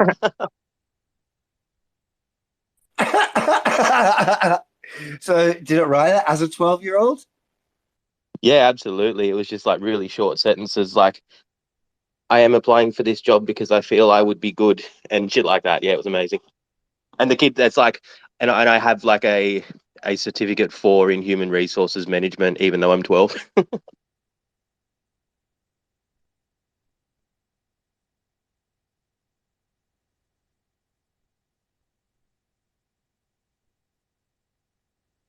And then I started Okay. getting it to, I got it to do poetry and shit as well. Like I fucking love making it write poems. I got it to, I prompted this one and I said, um, write me a poem about a homosexual couple who how and the way that society and their family disowning them only makes their love grow stronger. And it wrote this massive thing, and I nearly fucking cried. Hey, it was just incredible.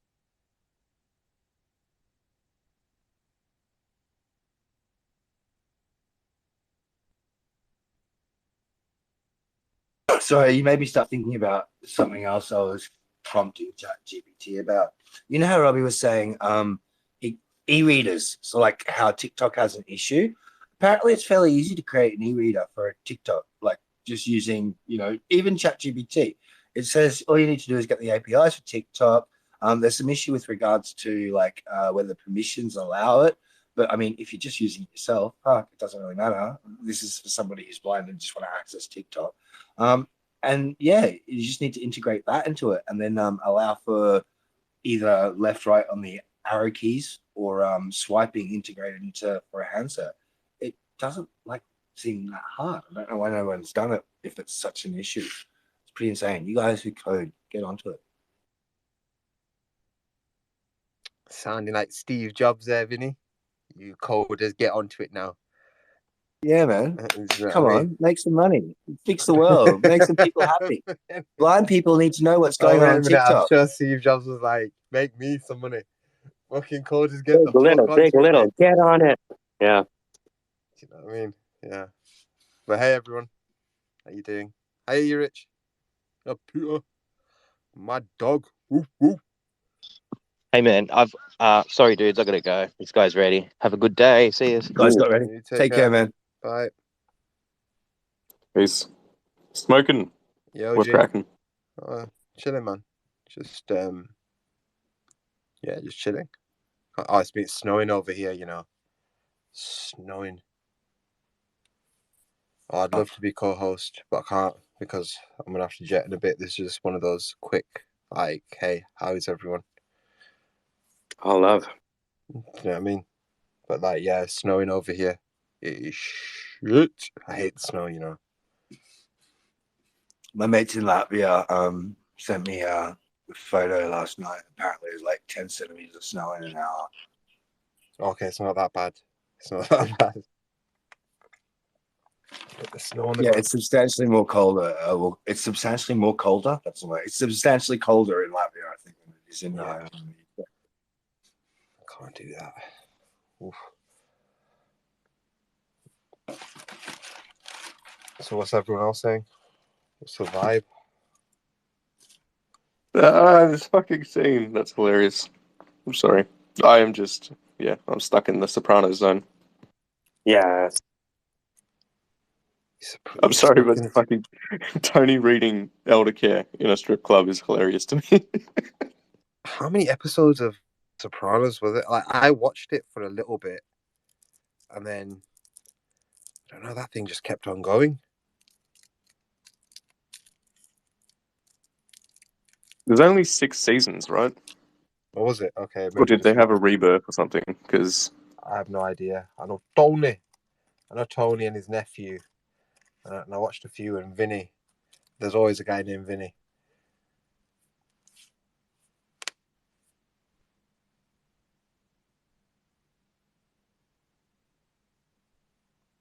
Yeah, Vincenzo is a common name.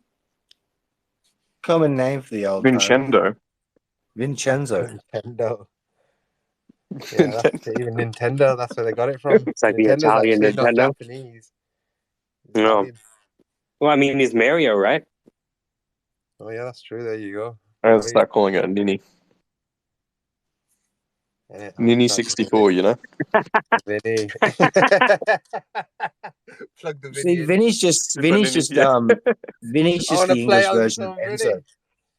In Italian, it'd be Enzo, but in English, it's just Vinny. Vinny's the shortened abbreviation. Hold on. Version. It's Enzo? Yeah, so Enzo is the abbreviated version in Italian. What's the long version? Vincenzo. No, So you're Vincenzo kidding is me. So Enzo. you're joking. So they cut off Yeah, I different never parts of knew the the latter, word? dude. That's incredible. So it's They go the Vincenzo opposite way. Ferrari. Is that his name? His name's actually Vincenzo. It doesn't sound as good, does On his it? birth certificate, Michael. yeah, it would have been Vincenzo. Or actually, it could have been Lorenzo as well, because Lorenzo's also gets shortened to Enzo. Ah, I wonder if anyone does the Interesting. middle. Like, ends, you know? We do the ends. What about the middle? Mm. I just But in eat. Rome, they're lazy. They just say Vince, Vince. So it just depends where you are. Interesting. Vince. Hey, Michael, did you know I have a Mm. Lamborghini? Oh, yeah. So Who's why got you a- still work?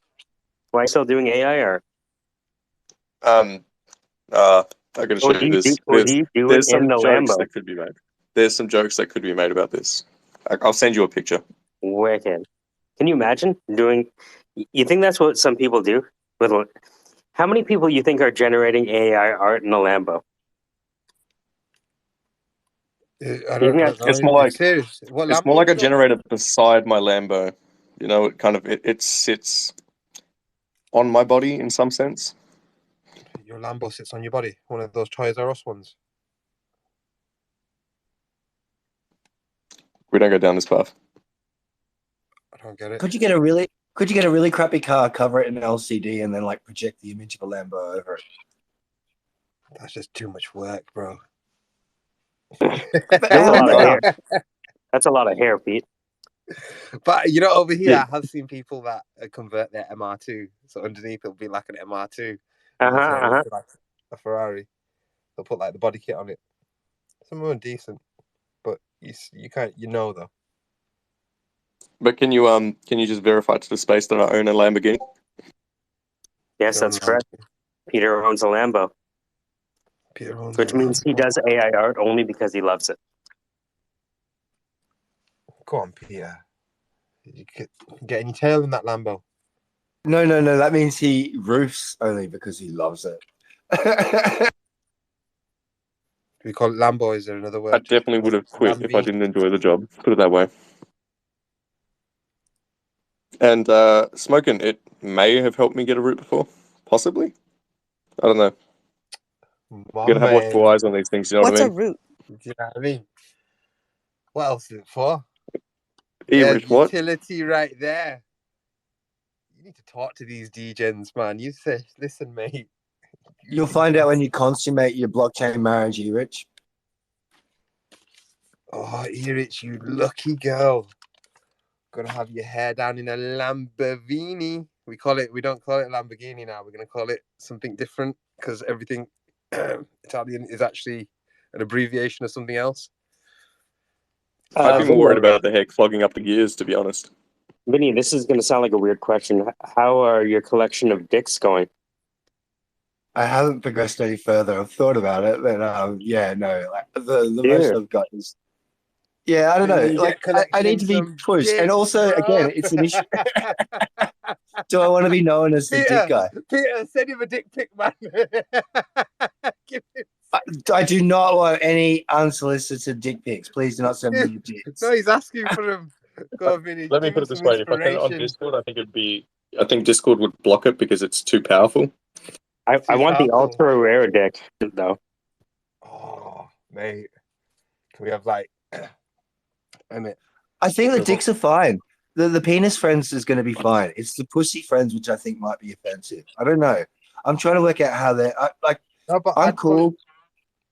it vagina. You can't call it pussy. Dude, you can't. You're not even on brand. You're so far off brand. It's not fucking funny. Where the hell have you been? Yeah, All see, right, why the don't thing you is, call it funny? Fuck it, call it funny flaps. How about that? Because On it's do a not brand. part fanny of the project. PFPs. It's Oh, not by the way, then going to fanny. be. Oh yeah, I don't think it communicates to the American market because they call fanny something different, don't they? Yeah, the fannies Your is their fanny is your asses. ass in America, isn't it? Yeah. So too much explaining, too many words. So all right, fine. Pussy, whatever. Pussy pics. Look, Just call it to cunts. be fair, yes, it's offensive. It's not like really. It's kind of it rubs up against people the wrong way. Some people the right way.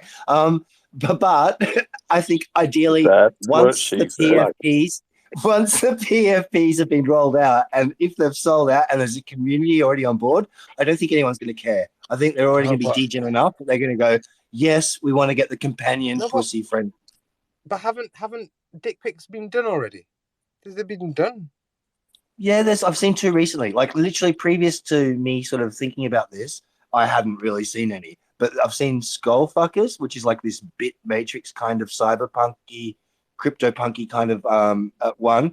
And then I've also seen the Cax, but the Cax is a very sort of almost offensive penis. It literally is a fucking dick. You're staring at almost a throbbing I think member. that's so nice. So like it can put people off. Vinny, So whereas mine are more cute, fun, styly, think less sort of.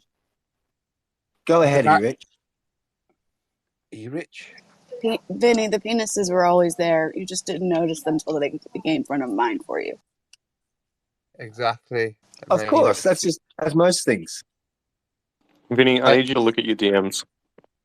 I sent you a picture of my Lambo.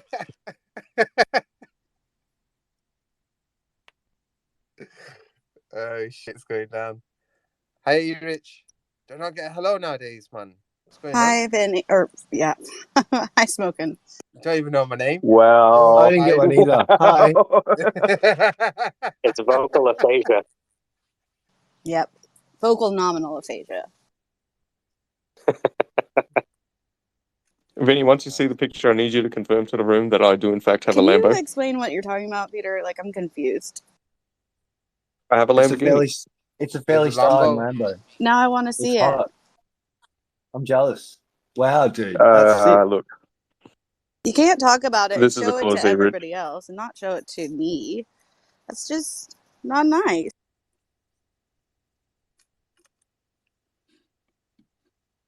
And I just Smoking, saw I can't DM you. Mike, I just saw your picture because it hadn't come up yet on my PC. Wow, the plastic bag. That's yeah. The plastic Interesting. bag, right? It's weird.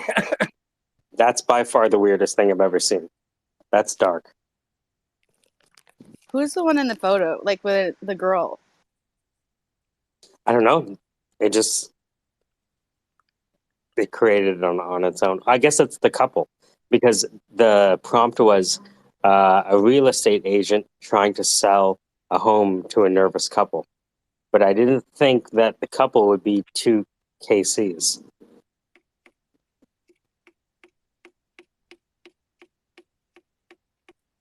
Rich, I just sent you a photo of my Lambo. I'm going to need you to confirm to Smoking Aces that I do, in fact, own a Lambo. I believe you, bro. I believe you. He's that. No, I'm Is trying your to. I'm Lambo trying to Yes, smoking? there's something that is a Lambo.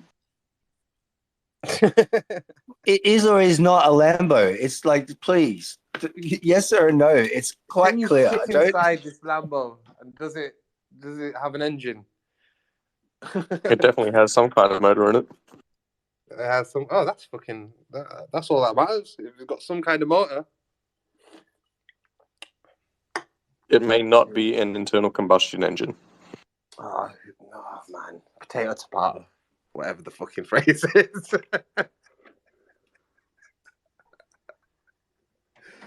Tomato, man. You gets me. Who gives a fuck, I'm just man? trying to see if you can work out what it actually is. Like, what would be your Sounds like a first little guess? remote control like car thing or something, or Definitely not. No, it's an official Lamborghini. it's an official. Okay, there you go. Then you told me what it is. It's an official Lamborghini. Congratulations, Peter. He's got a tractor. It's a tractor. Hey, Rich, you gotta be What? careful. Oh, is it a tractor? Oh, it's the old school, the real Lambos.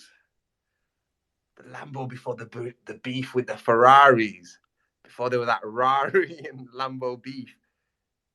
He was just a tractor, So, man. the only reason I'm even fucking around still is because I can't send you a picture of it. Oh, can't you? Why? What's wrong with The me? DM icon's not there. I can't DM you. You can't DM me. This motherfucker doesn't follow me back, you know? Here we go. There you go, mate. Do you know what I mean? Peter, come on, man. I'm a busy man, bro. Do you know? I'm sure I followed you. What are you talking about? That's weird, actually. You know, sometimes I do unfollow, so maybe you were just in the. But I'm sure I followed you. Anyway. Yeah, no, Twitter's weird. Like Fine, I'm not brokenhearted. I'm unfollowing and following people all the time, but I've already done this 1,000 times. Why? Oh, you got a bad man watch thing. It's pretty nice, you know. What is this? Canino Lamborghini. No. There you go. So, what was that? I said it's nice, man. It's one Lambo of on the the wrist. few watches gifted to me. Lambo on the wrist, right? Like, I feel like you could make some very terrible jokes about that. You know, like with the whip and everything. Lambo on the wrist. I think rappers would fucking die for that lyric right there. You know what, Peter? I think you could make it a trend. Is it a pricey thing? Lambo. Their watches like. I think it's like Rollies. I don't know how much it's. I don't know what the Like value of it is at the moment, right? Breitling I just know they're type. newer. Can you hear me? What happened here? Sorry. I was going to say, I don't know what its current value is. I just know it was gifted to me by my dad, along with a couple other watches in my lifetime. Oh, your dad. Oh, so it's priceless, bro. I didn't know your dad gave it to you. Shit, man. Yeah, no, he's a watchmaker. So, fixes clocks and watches, has a pretty decent collection. He's right That's a into it, rare. right? That's rare. What do they call Is that those? rare? What's the name of somebody who does that? It's like a. Damn it! I listened to a podcast. A watchmaker? A watchmaker. Oh, silly. Hold on, I'll Google it. A clockmaker. A timekeeper. The time. You know what's funny, though? Despite his obsession with clocks and watches, my always late nature is definitely inherited from him. He cannot keep time for the life of him. probably where it started from. It's a horologist. Horologist. Interesting. See, I wouldn't think that would be related to clocks and watches, right? It seems like a guy who frequents ladies of the night. The pickup artist, right? It's a horologist. Or yeah. No, there was a podcast. It was so good, and one of the main people in it was a horologist. It had a really sad ending, but it was a really good podcast. Hi, Raucus. Hello. Shit, you remember so you gave him a high. You didn't remember my name, you Rich. You know what? Remembering these little things, I wasn't remembering. on the screen when you joined. Apologies, smoking. No, you Rich. You know, smoking's sensitive. It's all right. How do you not know him by his He gets voice? sensitive. By this point. Well, give smoking his hug. Where my hug at? Do you know what I mean? Yeah. We're give What? hours. He was. Yeah, but I don't know. But horologist, I'd never have thought. Horologist, might use that. What you do? What do you do? I'm a horologist. No one ain't gonna know. They're gonna have to ask. Yeah, it could be like a wine taster, you know? Be like, signs of blackcurrant, yams. Yeah, right. Should we make our own? What's the yams? Get like boring job names and kind of like really judge them up like that, like an ologist or something at the end.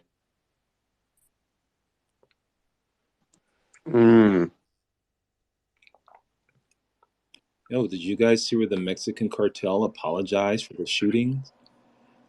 Did they? Hell yeah, they did. That's pretty organized. Who got shot? Like 4 Uh, tourists that were traveling from United States from Texas to Mexico. Oh shit! Like They shot tourists. they shot well. I won't say they were tourists. She was going there for a procedure, right? It was 4 of them, and 2 of them. Oh, that sucks. She was going for like a medical She was procedure? going for a cosmetic procedure.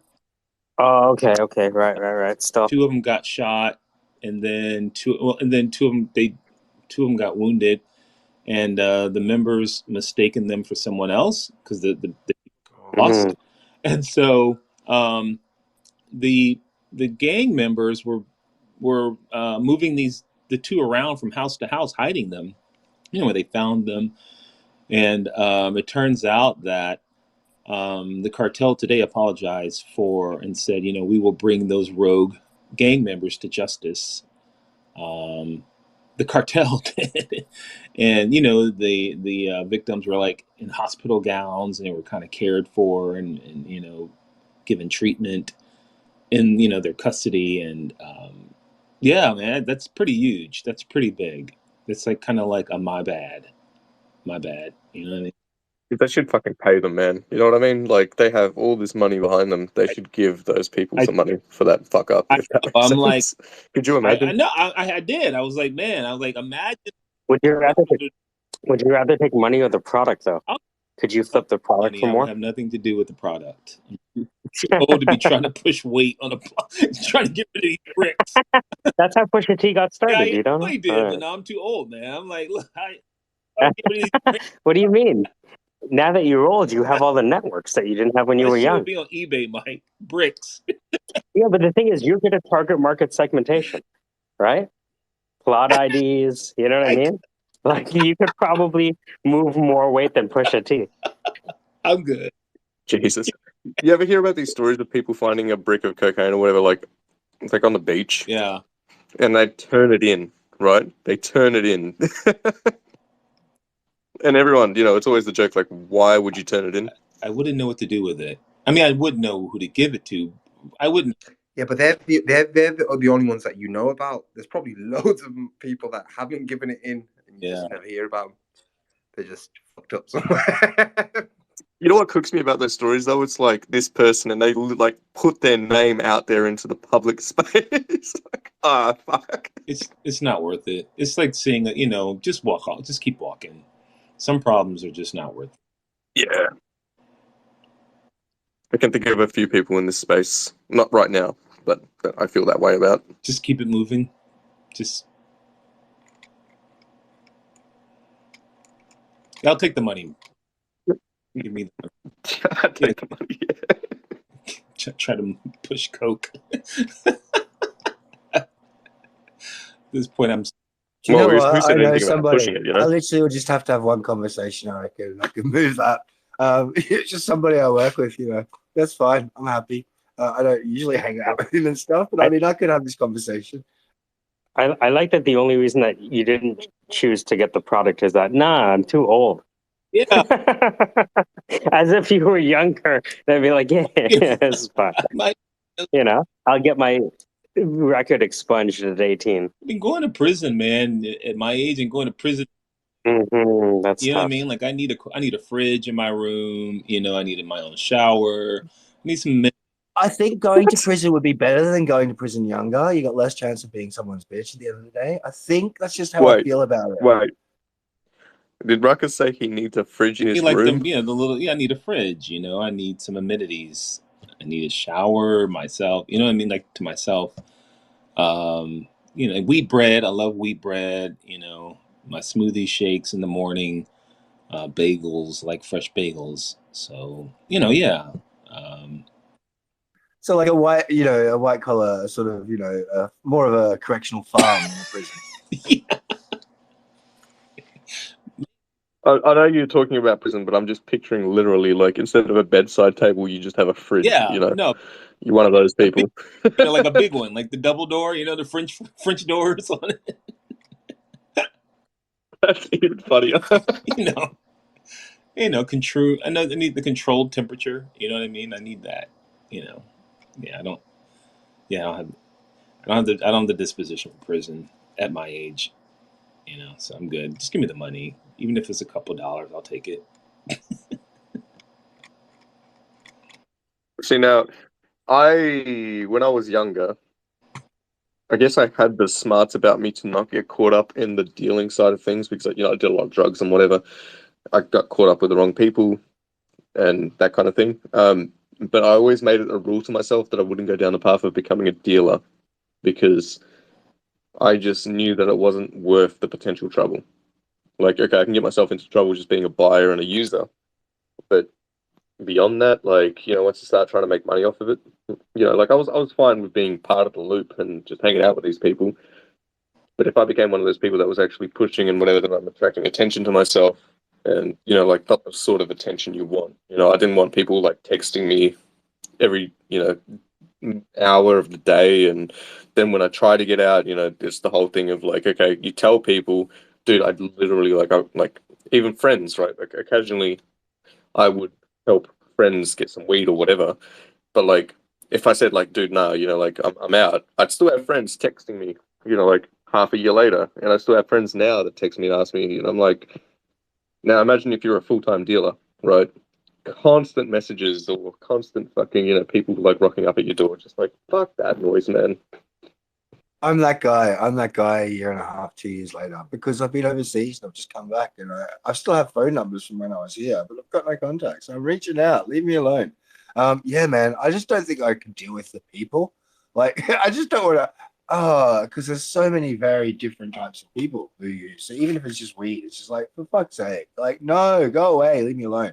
There's no way in the world I can deal with that. I use too many words. Like, you know how like in cop shows, the drug dealers can always say a lot with like very little words? I think I use too many words. So like it wouldn't work. I mean, like, I need you to go over there. Where? Like, okay, so this is the intersection. You're gonna make a, you know what I mean? Like, usually people use code, but I'm too verbose. I could see that. Yo, is you a cop? No, I'm a plant of the CCP.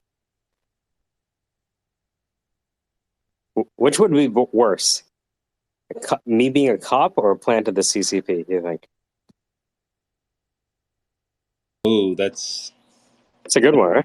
Plant of the CCP. That's Oh, see? Are you black or are you American? Which do you identify as first? Yeah. It's a good Dan question. when I was My young. honest argument to that is probably being an American. Oh, you Dan. What'd you say, Peter? Nothing. When I was younger, I had friends and family who were independent pharmacists, and hanging around them were cool. You know, it was you partied and you had fun. You went to you went to fresh out parties, and you were going in. You went to the parties, and then it turns into someone says, "Oh, I saw you at the club with yada yada yada." And I'm like, "Yeah," and they're like, "Well, that's the company you keep." And then once the regime changes, these guys get knocked off, and you're with them, so you're kind of guilty by association. So after they do the roundups and the RICOs, when that start getting hot, you just kind of back off and you choose your friends wisely. Who you're around, and because you just have to be careful because it's it's a good way. It was a good eye opener just to pick your friends carefully and choose distance. I was in a band, and of the guys, I was the only like non-drinker, non-smoker, but I'd always be around them. I'd Yeah, always be around them. Great, because we're like playing here, we're playing there, we're playing gigs all over the place. And what do you do before, during, and after the gig? You know what I mean? yeah. These guys are high off their ass playing music, and the music is fucking amazing. You know what I mean? And I used to talk to this guy. He's like, "Yeah, I'm just making up notes." I'm like, "Really?" So, so, yeah, I don't think I was cool enough. Like, I would think about it and be like, "Yeah, I'm just not cool enough." You This know how you guy get seemed cool. you know how you get rap battles? I'm now Hmm. picturing whether classical musicians would have like beef with each other, and then like would posses form and that kind of thing. What about Girl Scout factions? Girl Scout factions. Yeah, different troops This is our turn. throwing cookies at each other. All right, I got a news. I'm going to preface this. I think this is the. It sounds stupid to say like the best AI art I've ever done because I'm not really doing it. I'm just being boop boop boop boop boop. Copy this. But these next images are amazing.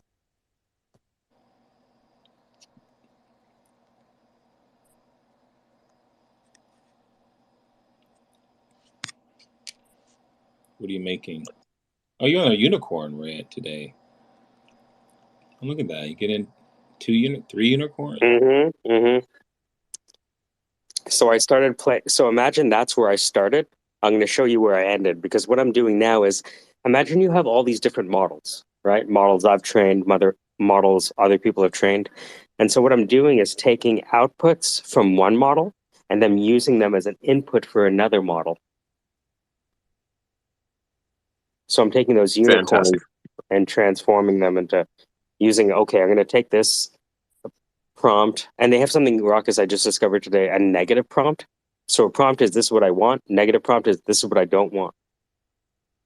So, yeah, let me put them to the top. Oh, kind of like an exclusive.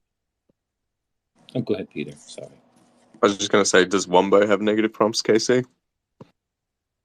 Oh yeah. It does? Oh shit, they've updated. Sweet. That's good. Why do you think they've scattered the filters so randomly? Like it would just be. I feel it would be very easy to alphabetize them. There's a lot of things that can be done. Longest fucking week ever. That's all right though. It's literally like add a new one, and then the whole layout moves. It's like where the hell? Like now you got to search through the whole list just to try and find that icon. Vinny, It still looks the same. you got to understand the name of the product you're using is Wombo. It is a wombo of ideas and tools that are going to be wommed all over the place, Like, it's just going to happen. You're throwing this around like it's a word. Am I missing something? Wom. I'm gonna have to check this out. Is it in Urban Dictionary or actual? It's definitely not. So here's the funny thing. In their like community chats, they call it Wamba. Wamba. They call it what? Wamba. Wamba. Yeah, Wamba with an A. Wamba. I thought it was a dialect difference, but it's not. They refer to it as Wamba. That's so strange. So it's like hard O. I don't even know. It's a twisty O. I don't It's a get it. twisty A dropping O? So I think they're looking to integrate everything, like Peter was saying, into a wombo of AI tools. Yeah, So- okay, they definitely need to sort the UI out before they keep integrating new shit. Because it's just going to be a mess. All right, take a look at these. What do you got? Take a look.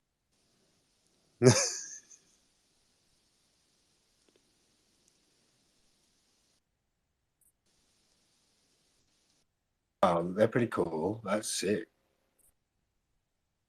Detail. Fantastic. The detail is fucking nuts, dude. Their upscaling is... Ugh. Boobs are too big. So I know one of the dudes that works for Leonardo, I think, is We know Ethan you're- Smith. We know your style now, Ruckus. I understand. The boobs are too big on the other one, on that one. Like let's tone the boobs down a little bit. A little bit. Okay, I'll do a negative prompt. Yeah, negative prompt on the boobs. Is Ruckus a member of the IBTC?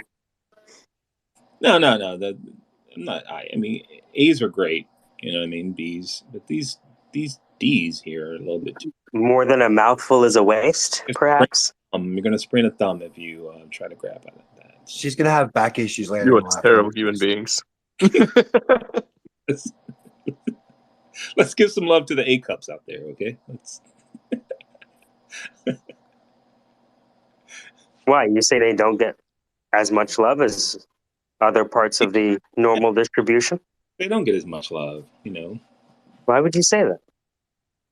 Well, I mean, because there's a lot of plastic surgery. I haven't done this in a while. Thanks, Ruckus. It's a good time. I like that that's where you give up. Like, you're just like, yeah, I've done this before. I'm just going to have a little bit of fun now instead of a lot of fun. Are you getting too old for this, Michael? That is my question. Yeah, because if you're not being creative with it, it's like it feels hack. You know what I mean? I suppose. You I gotta mean, I keep get pushing. that. I get that. Yeah. Yeah. Don't want to keep going to the same well, let's say. Especially because now that Ruckus's trains have poisoned the well. What? Because, because of Ohio. He's Yeah. trying to poison the well. The one You are drop fucking rule. terrible, Michael. Somebody should have told Ohio about the one drop rule. They would have been Right. more careful with their toy trains. Can you imagine there's some guy with like a miniature toy train set and said, "Oh man, I can't believe they constructed it like that." Idiots. Probably though, you know. Like the KC version of a train enthusiast. Instead of RC cars, it's like those trains. Hold on, who is it? Tony that has it? No, it's actually Vinny who has a train set in Sopranos. Fascinating.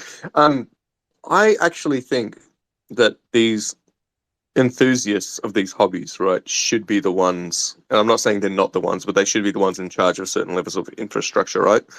Because they know it in and out based on what we already have. They're kind of like trained models, right? Like Get it? as a small, so a big kind of thing. Sorry, what was that? Like as a small, so a big. Like if you can construct a really good train set, maybe you can handle larger projects.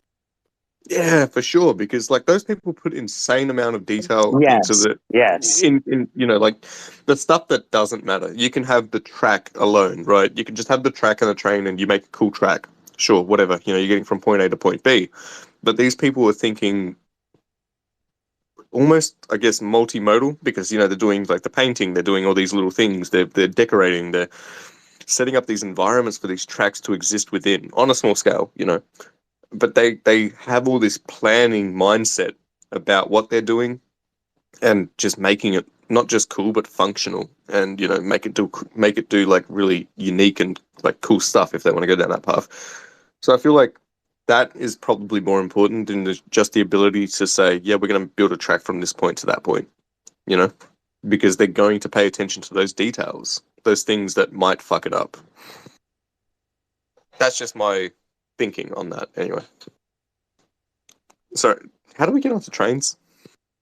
I would like that to be true. I would like that people who were model enthusiasts, like imagine that what Casey learned with RC cars could work for NASCAR, you know? And then they do like the cutscene, you know how they do like video profiles of different people? They would have Casey. Casey came from the world of RC cars, you know what I mean? And then they interview Casey. Yeah, man, ripping and rolling with the 259s. Just got up here, right? I've been watching his videos Yeah. too much. No, I get it gets more complex because there's a whole layer of other bullshit involved, but like, I just think like the mind part of it, right, is probably The applicable. obsession But then part I of it. can, Yeah.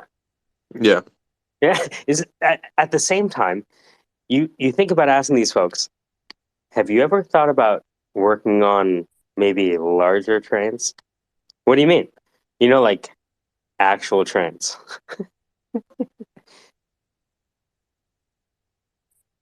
Just throwing that out I was just thinking about Crow for some reason, right? there. Yeah, if you could just redirect that energy. Yeah, but then at the same time, I wonder, would that be a good idea? And I'm thinking, That's okay, so maybe I take funny. my point back. Well, do you remember they created like this video game that helped them like solve this biology puzzle? Do you remember that story? They're protein folding or some shit. And they had kids play a game, but they were actually like doing the permutations. Something like that. Was that folding at home or whatever? It could have been. Yeah. Folding at home. Yeah, You know a lot of shit. I never dug into it, but there was also SETI at home. Do you remember the SETI at home thing? Mm-hmm. Yeah, Ali did that. I used to love watching that screensaver as a kid because I was like, oh my god, I'm going to contact aliens, you know? Can you imagine? Fuck, imagine the joy of being that kid that had that signal that's like, yep, this is the one. Yeah, this is the one. Yeah. See, as an adult, I'd be like, fuck, I cannot tell anyone, right? My response would be like, yep, no, this is going to get buried. I'm just going to keep on moving. Kind of like Ruckus said, you know, like some things are better off just being left alone or whatever. How You know, would you you just walk introduce past, yourself? leave it. How would you introduce Sorry? yourself to an alien?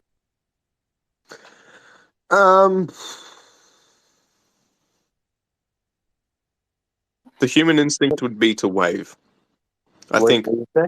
take the words out of the equation and everything. The human instinct would be to wave.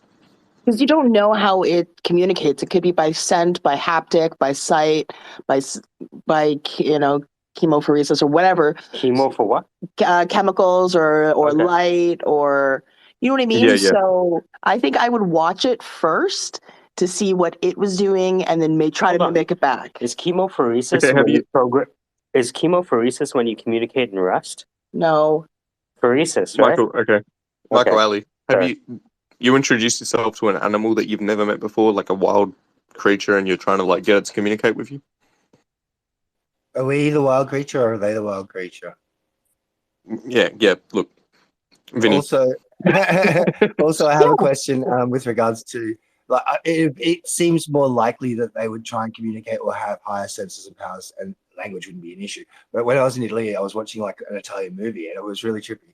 I didn't fully understand it, but I came back in Australia and watched it in subtitles and stuff, and it was like, okay, so the scenario was this alien was sent to sort of like integrate with Earth and introduce themselves and tell them this was coming, but because the aliens only had sort of limited knowledge of what was going on and by population number and stats, decided that by that alone, Chinese was a logical language to print on this alien. So the alien only spoke Chinese, and they had to find an Italian that spoke Chinese, and like it was really, but yeah. So like that's pretty interesting. Imagine that. Like we all have this assumption, oh, they'll speak English, but if they went by like population status, it would be more logical that they spoke either Urdu, Hindi, whatever, not English. English would be sort of like third or fourth choice. I think just making sounds or making gestures and that kind of thing, the way you sort of like bob your head, see if they respond with a head bob, the way that animals do, right? You just gave me an idea. I think I'd play music. But how do you know it's listen? Huh? That goes back to that dun dun dun dun. What's that old movie? I can't remember it, where it's like a spaceship. The kid's making a mountain out of mashed potato. Close Encounters, was that the one? That's it. Sounds like a late night movie. It's a good movie. Close Encounters of the Third Kind. It's a fantastic movie if you haven't seen it, by the way. Because like, how do you know if it could actually hear?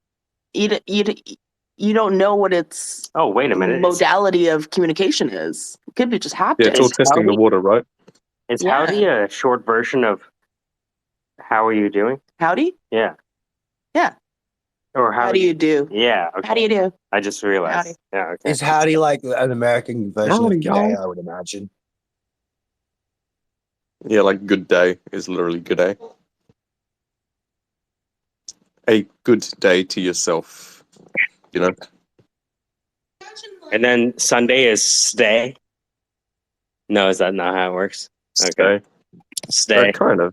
Australian language is very like, we abbreviate a lot, but then we add a lot of O's and E's to things and things like that. Whatever, like, like we're going to the servo. Server station is servo. Server sounds like BCH. BCH? Roger Ver. Yeah, I'm still lost on the reference here. Roger Ver is the guy who created BCH. So, like, server. Yeah. See, we don't abbreviate server to servo because servo specifically points to where you go to get fuel. The gas station, the petrol station, whatever you want to call it a servo? It's like domain registration. It's already being used. You can't reuse it. That's trademarked for particularly that. So there's no other references to other servo. No, it can't be anything else. I don't think of any other. There's no, bottle shop, bottle-o. What are a few more? Macca's. Everyone's got an abbreviation for McDonald's.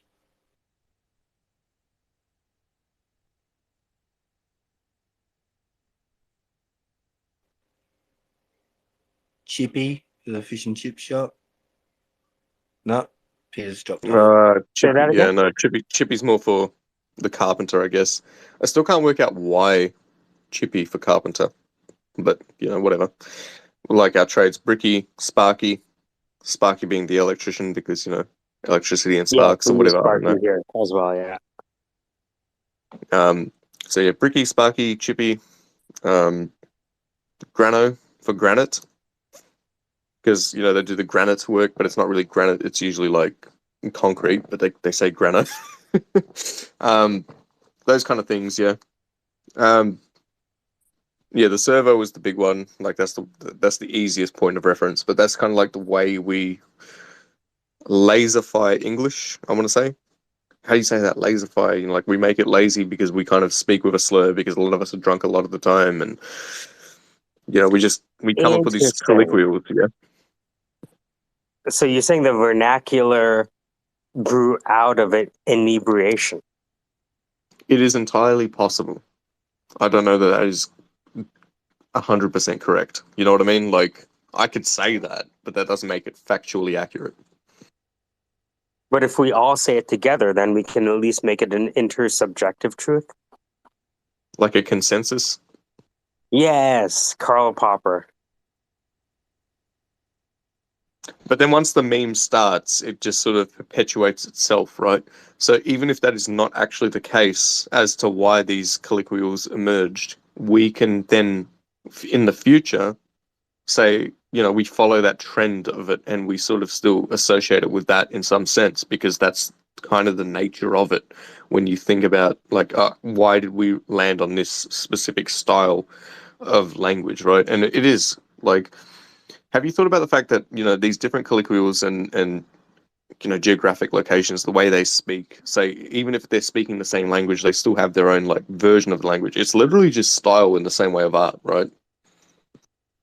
So we could have style Well, models for it's language. al- it's also geography, right? Because like in Alaska, they have like 50,000 different ways to describe snow.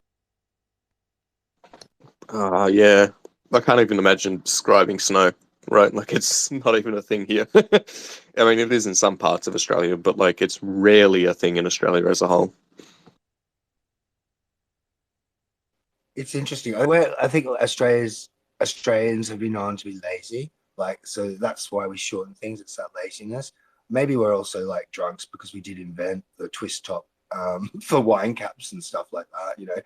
This cork thing, get that out. It's a lark. Let's just twist that bastard and get that cap back on. But with regards to like the laziness, the only reason why I say that is I remember being in the line to the Louvre and speaking to this lady in front of me who was, I think she was Australian at the time. So we're just having a bit of a chat. She was working out something. And she sort of asked me where I was from. And I said I was Australian Italian. She's like, oh, so you're enthusiastically lazy. And I just sort of laughed. I was like, okay. Okay. Just that cultural reference. I think there's a lot that plays into it. I mean, there's, if we want to get really deep, right, the way that Australia was founded, as you know, as we have spoken about in spaces before, as everyone tends to know, we are a country built on, what's the word for it? Immigrated convicts. They were convicts sent to Australia from, Britain or whatever, UK. Like the undesirables, right? And the culture here was pretty much built up by those people. So it's kind of like jail land culture, I guess.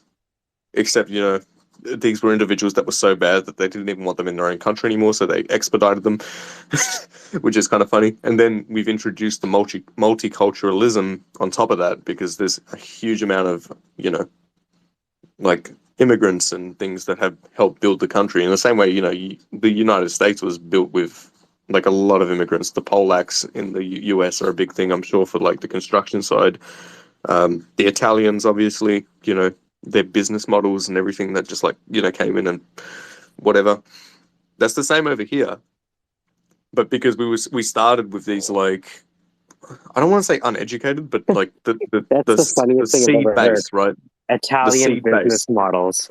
Come I've on, you never know what I heard. mean? Like it's I've different. It's different. I've just never heard it described that way. Who are they? Oh, that's just an Italian business model. What do they do? Oh, they have a show named after them. No way. What is it called? Never mind.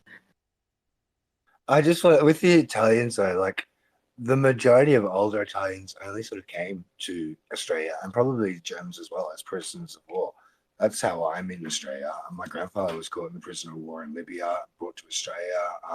Like they helped build the roads pretty much from Queensland all the way from Brisbane up to the Cairns. Did heaps of things. So they were used as workforce. And then after the war, just decided that it was a better sort of environment, a better place to live, because obviously Italy was going through chaos and they didn't necessarily sign up. It was a conscription, a forced conscription. So he brought his It's family back refugees, over right? there. No, well, they were prisoners of war. They weren't refugees. It's the opposite. Yeah. But I'm using the term kind of broadly here, right? I understand the prisoner of war nature is very different, but like it's always people coming over here that helped build the country that came from these weird kind of like, okay, so the British, prisoners, the convicts, But he the was entitled to Polish. immigrate. He was entitled to immigrate. So it wasn't like as a refugee Yes, status. yes, yes, yes, yes, But yes. he'd stayed long enough and done enough service that he was entitled to immigrate to Australia and bring his family over. So that's what he sort of did, yeah. Yeah, I feel you. I'm just sort of getting at this notion, right, where it's like we're looking at a country built on, so, the convicts that started, like the seed, whatever. Then you have like my culture, the Polish people. The only reason my parents and my family are here is because of like the solidarity movement, so they were expedited, not expedited, but, accepted as immigrants with permanent residency as kind of like the refugee thing, I guess. from that situation. Then in your case, you're talking prisoners of war or whatever. Sorry to gloss over that, but like it's a lot of immigrants that come from seeking a better opportunity, and the US is very similar in that sense, right? But like we're so recent with it, right? That we kind of, I don't want to say it's lazy because it's not lazy, right? But that kind of Australianism is kind of like, yeah, you know what? We're going over here. We're going to have a good time. Then we just chill. Like our generation just is like, yeah, whatever.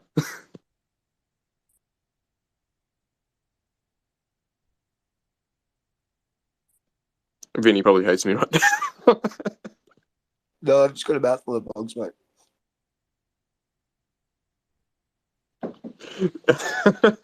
The bongs are such a thing here too, as well. Just like, I swear to God, man, it makes me wish I was more into it, but like, I just can't be anymore. I think it's a style of ganja. There's like something for everybody. There's so many different strains and phenos these days. It's insane.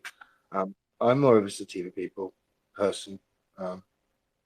But I'm smoking a lot of indica because that's what I get my hands on at the moment. Yeah, and that usually just sort of zonks me out, and I'm less productive. But sativa, I'm still fairly active and very creative. I don't really have too many issues, but yeah, it's just what it is. I just prefer this over drinking. I worked in hospitality the majority of my life, so having a knockoff proceeded to another knockoff, or not another knockoff, but another paid drink, and then you're in a nightclub every night. A few hours later, waking up, going, "Oh fuck, I'm going to go to work again in a few hours." And I sort of inherited a website, and it was like an online game in 2008 or 2007, and it was just like coming home from work, having had a little bit of alcohol, and having to jump on the computer and go through messages, go through SQL databases. It was just impossible. And like reply courteously. Because like I'd type this thing and it'd just be like, oh fuck, I'm glad I like this isn't, because that's kind of abusive. Let me rephrase that. These are like customers or whatever, or players or whatever. So yeah, I can't really concentrate. I can't do this. So just stop drinking. And obviously the smoking increased. Yeah, for sure. I want to make the switch back, but I am very discouraged by my experiences with the uncertainty of whether or not I'm going to have a panic attack, yeah, like, or whether I'm going to have a good time, kind of thing. I wish I had that level of quality control that I know is possible, because it's just one of those things. I am currently, well, not right at this moment, but like I've gone back onto the CBD oil, and that's kind of not been bad, like it's been chill. It Well, there's doesn't no make me psychoactive high or anything, effects. but Absolutely, yeah. There's absolutely no psychoactive effects. So I mean, there's CBD in the system in the spinal fluid, I think, anyway. So it's just like topping that back up. So you're not getting high off it. I don't think there's any issues with regards to CBD. It's not illegal, so yeah, use it definitely. I feel like it does have benefits. I'm kind of the guy where it's like, it's not going to get me high. Well, fuck that. What's the point? Only because I've been smoking since I was like 13, 14, 15 or whatever. So it's just like, I enjoy the CBD and the benefits of which, but I get that also from getting a high, don't I? Yes. Well, let's get that shit then. Yeah, but I feel like with CBD, I sort of get something on a lower scale within my brain where it's doing something. I can't exactly tell because I'm not getting high, right? Like I'm not feeling like I'm getting, wigged out or something like that, or just, like getting into that, like, the buzz. But it's doing something. I can't tell exactly what it is, but it kind of just makes little things better and more enjoyable. Like the other day I was at work and it felt like, because I'd taken CBD that day, as opposed to like when I hadn't, I could just kind of muster through it and get on with things a lot easier. It's almost like a little bit of like a mental lubricant on a small scale. And that could be, I'm open to the idea that it could absolutely be a placebo effect. But it was at the point where like I'd forgotten I'd even taken it. I just sort of noticed that like as I was going through my day, everything was kind of just easier to flow through, easier to tackle those little obstacles in my mind, in the sense that the obstacles didn't even come up in the same way that they do on like a usual day to day, where I have to kind of like, fuck, I don't want to do this thing, but I gotta like push myself through it. It was kind of just like, yeah, whatever, it's a thing, you know. And it was like at that subtle level, I think it's probably got some value, but I still haven't worked out whether or not it's worthwhile to continue doing it, because I don't know if it was just like a mood thing, you know, like you know what I mean, like because of the fact that I didn't notice a substantial difference. In the same way that when you smoke weed, you get high. You know, you know you're high, which is a fun time as well for sure. But like because you don't feel that effect in that sense, it's like I don't know if it's actually doing something or if I'm just tricking myself, and I don't want to be just tricking myself, because I feel like that. You know, if I know I'm tricking myself, then I'm just gonna stop. You know, like I'm just gonna not bother.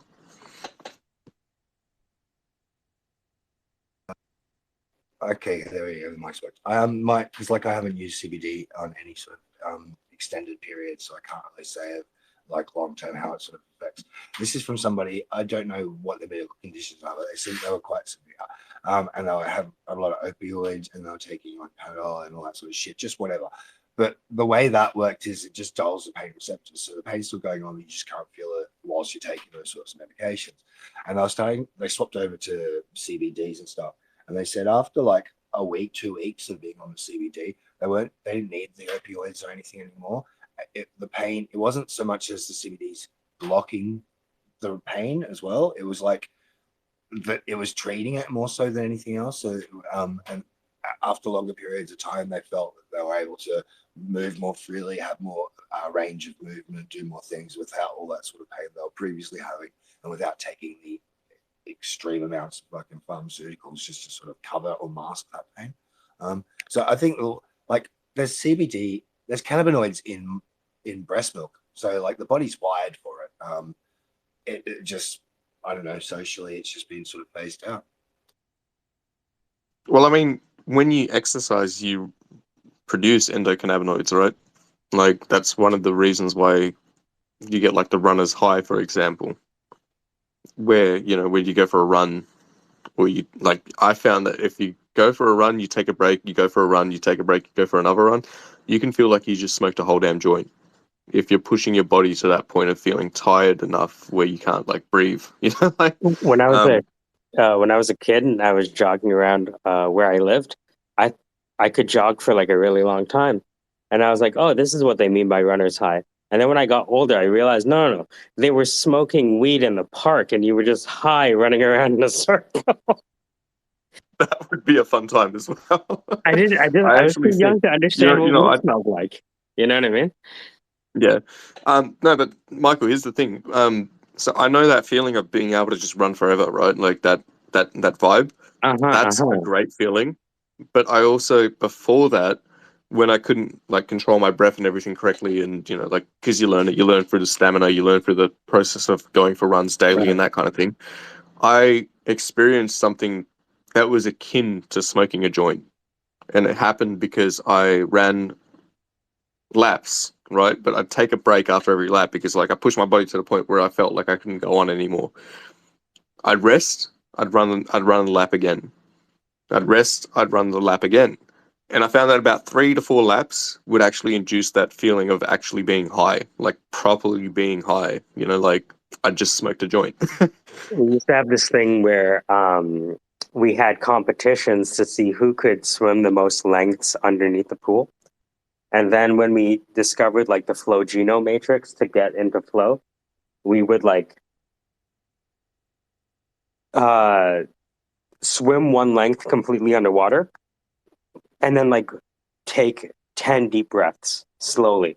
And by 10 deep breaths, by that time, you know, you can calm yourself. And then Yeah. every length we got, we would reduce the amount of breaths we took. So the next time it'd be 9 and 8 and 7 and 6. Yeah. And then you're hungry as fuck. I wonder if that's part of the high thing too. Like the munchies. Dude, I've never got hungry like when I come out of a pool. Yeah, for real. I see. I'm one of those people. When I smoke weed, I don't necessarily get hungry. It's when it's wearing off right? Like, I know it's wearing off because I'm like, shit, I want to eat now. Then I have mates that like are the opposite. They'll smoke weed. They'll like eat all this junk food and all sorts of crazy stuff. And I'm just like, why? Like when I'm high, I just want to eat something healthy, which is weird, You maybe. kind of But like, you kind of just have to time the cooking, you know, like like put the chicken in the oven. yeah, I find as soon as I eat, it's like a counter to any psychoactive effects of cannabis. So I feel That makes it's sense. like I have to wait. Like, so yeah. And then again, after I've eaten, I need to wait like at least 40 minutes or so because otherwise it's just, I don't know. There's something about it. So it's weird how the body reacts, but that could just be me personally. I remember when I did mushrooms for the first time with an ex-girlfriend, and I got fixated on the idea of sugar killing the trip for some reason. I can't remember where I heard it or like, where it came from. But I remember I was thinking about like Coca-Cola, their monopoly and stuff like that, and like it was blowing my mind, like this idea that, Coca-Cola is this drug and they've just been like pushing it on people.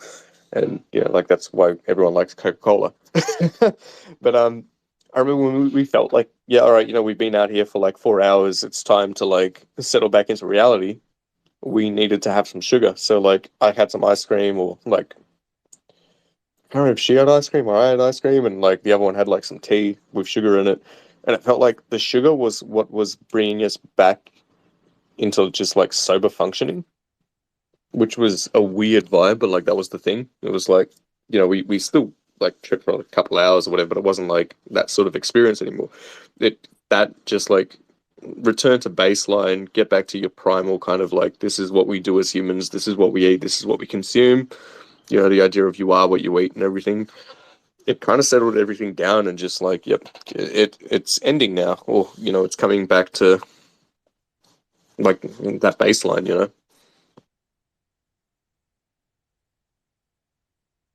But that could be entirely like it's just wearing off, and I just want something to eat as well, and you want something sweet.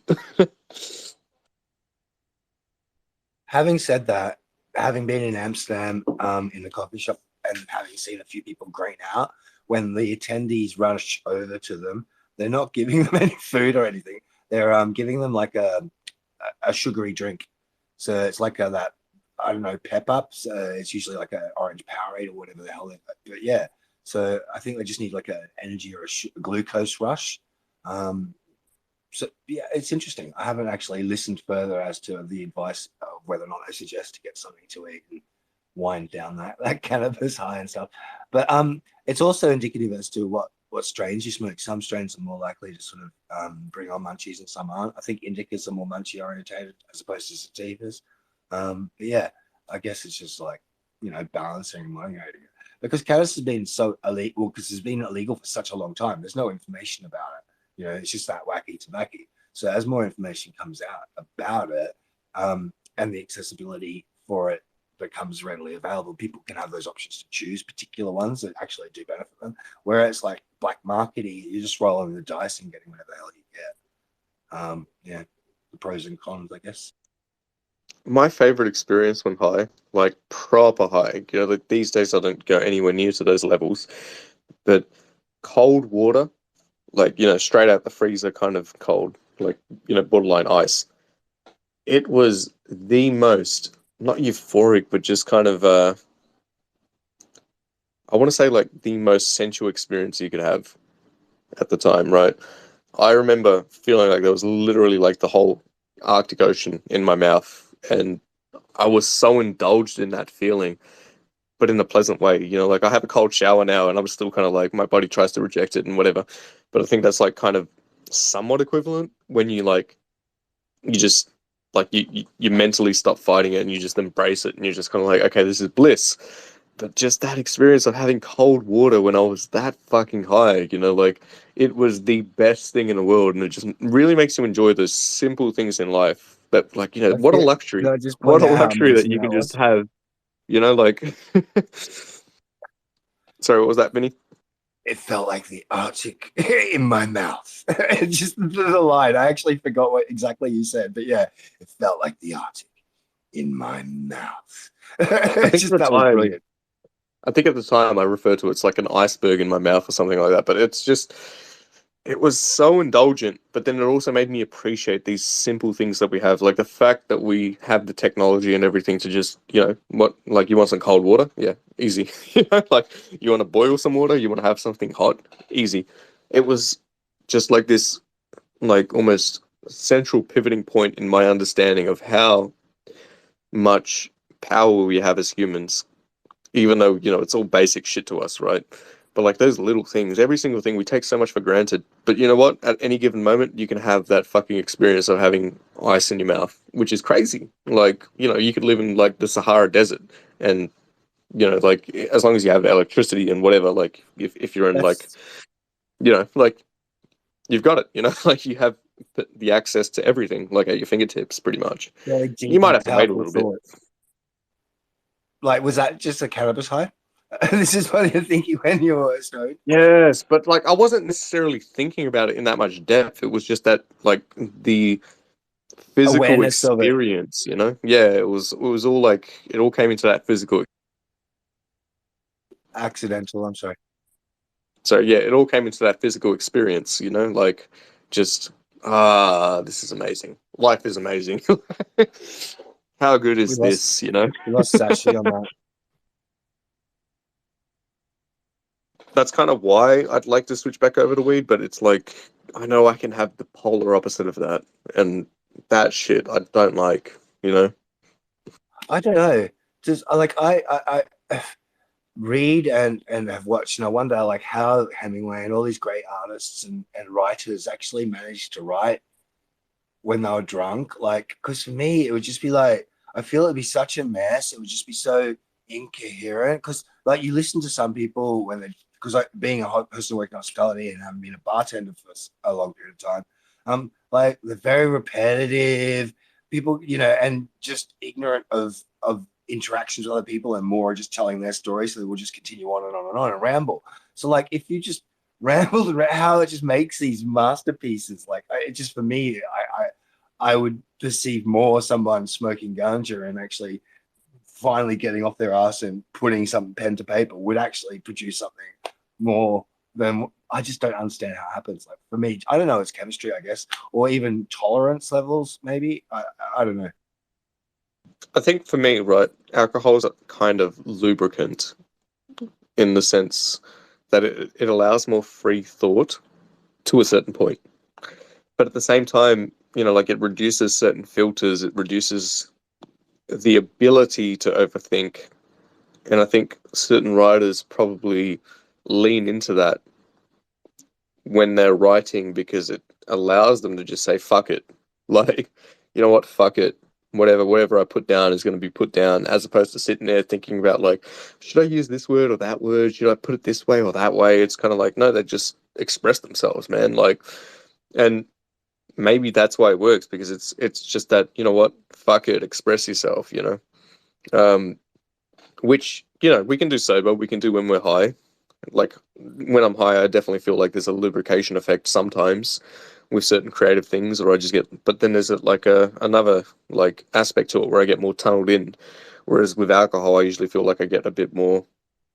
Like I just don't want to do shit. I just want to relax. I just want to chill. But I can work under the influence, so to speak. But it's just yeah, like there's a bit of a difference. I think weed can be more thought provocative, but in some way that can be detrimental to someone that's trying to be creative. Because if you're more in your thoughts, or say it's nice to have more creative thoughts or more free flowing creative thoughts. But if you're more in your thoughts because you're at that point where you're just like, oh shit, you start thinking about everything to the degree where like obviously depending on the substance or whatever, your relationship with those thoughts also changes, and the nature of those thoughts changes.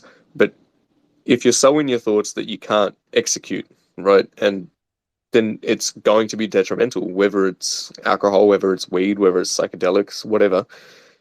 Um, but I feel like alcohol for these writers and that kind of reduces that. And maybe that's the helpful part because maybe they're just constantly thinking. Maybe they're just constantly, on that train of things where they're just, having this like crazy idea, like process going on in their head, but they can't execute because they're just stuck in it. And then the alcohol helps them to sort of, I guess, separate themselves from that and just like step back down to the level where they can just flow, right?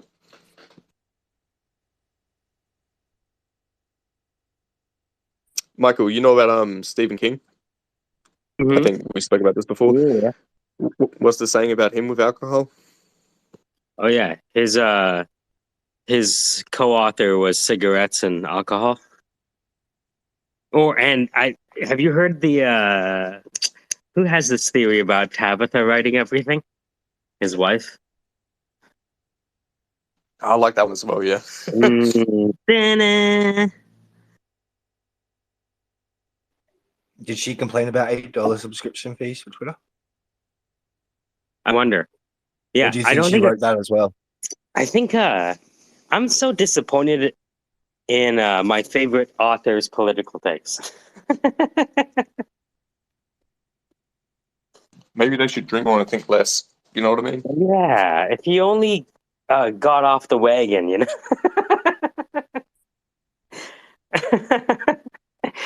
uh, you know. Remember when that guy used to drink? It was so much fun back then. Now he's all straight edge. That's funny. And then they become Republicans.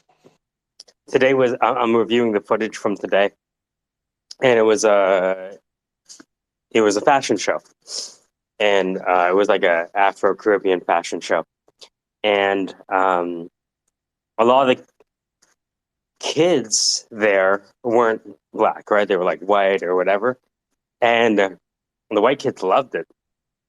Like Afrobeat is like universal because I know they haven't heard these songs before. It's always weird when you plan to play songs that you know the audience has not heard before. Because if you're playing Jammin' by Bob Marley, it's like, okay, this is probably it's like picking jokes, right? Is Bob Marley gonna get them engaged? It did and it didn't. It kind of started off kind of slow, but then when I moved into the Afrobeat, which just happened to be the second song, they started dancing, and I was like, oh, okay. Yeah, Michael, I'm going to bounce real quick because there's an interview with someone I know and I want to go Mhm. hear it. Yeah, I'll be back dude. in a short while. What's going on? What's happening? Where's everyone going to? I don't know where everyone else has gone, but I'm going to quickly bounce because there's an interview. It's about half an hour in with someone that I know and like some of the other individuals I know, like different networks. So I just want to like listen in. But Fair dues. I have no Yeah. idea where everyone else went. Maybe No, our that's okay. I was conversation was gonna too close. shit for them. You know? Yeah. No, I was gonna close the time anyways. Aw, It's all good. No, it's good. I want to unwind after playing the gig. I always need like a palate yeah, cleanser between things. yeah, for sure. At Hmm. least it wasn't fucking Alaskans arguing or something like that. Hmm. Yeah, no, we've decided to, if we're gonna do that, have it in like 5 to 15 minute increments, Yeah, right? fair. I Hmm. when I got into an argument with Alice Koshy, I said, "All right, do you want to do this?" Yeah, Not in like a let's fucking go kind of like standoff yeah. way, but Are like we kind of really almost gonna like saying go? like, Yeah. yeah, Are we really gonna play out this drama? You say things, I say things. Someone gets really upset. We yell at each other. 2 weeks goes by. We end up making up without apologizing. You know what I mean? Like you can already see the whole story happen. And it's like, we're really gonna go through this whole thing. Can't we just cut this off short now? I brought this yeah, up with Peter and Erich before. I was in the Puff Puff Panda space, and Alice Goshi jumped in, and he jumped up as a speaker, and I was a co-host at the time, and I was like, "Oh, fucking look out!" I didn't invite him. I didn't accept his request because, like, just based on previous sort of scenarios, I was like, "Oh, this isn't really the space because it's a pretty chilling vibe."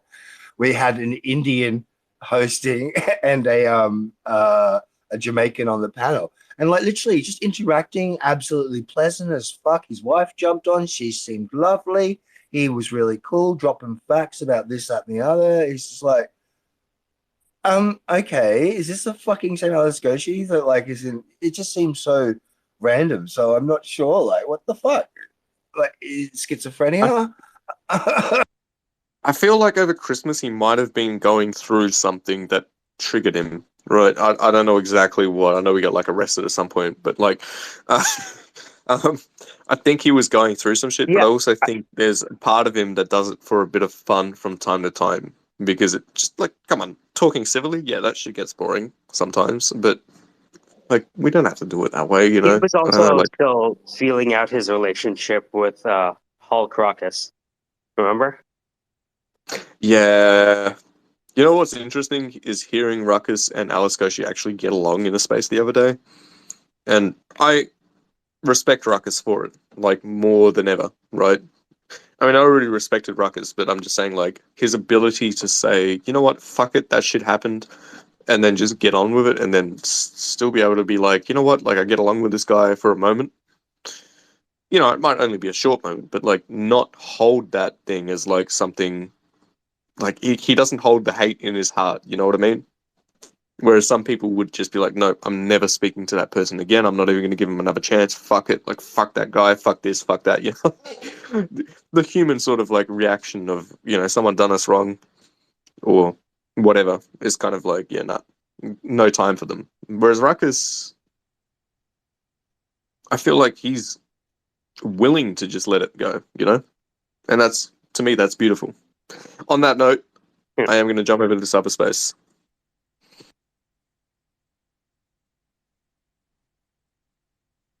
All right, peace, Joe. If you're closing up, Michael, then Mm-hmm. take care. I'll speak to you soon. All right, take care. Shaman.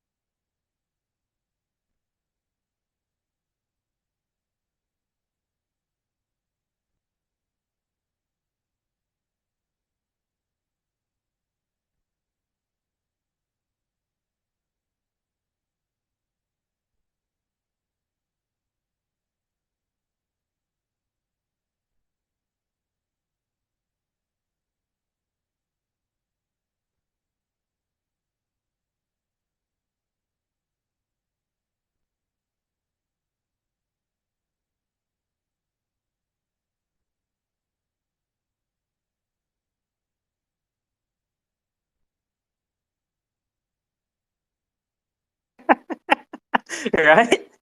I just go up there. All right, play. Hey, what's going on? Hey, what's happening? Playing with Leonardo. Shit's addictive. Very cool. Well, let's see. Working with the ladies. What is? Ladies. Ladies. It's a Bill Burr ladies. You ever hear him? Yeah. How'd your Ladies. class It's a go? Boston. So look Oh, good. dude. Let me send, hold on. Yeah, Let me send a nice. few to you. Where is it?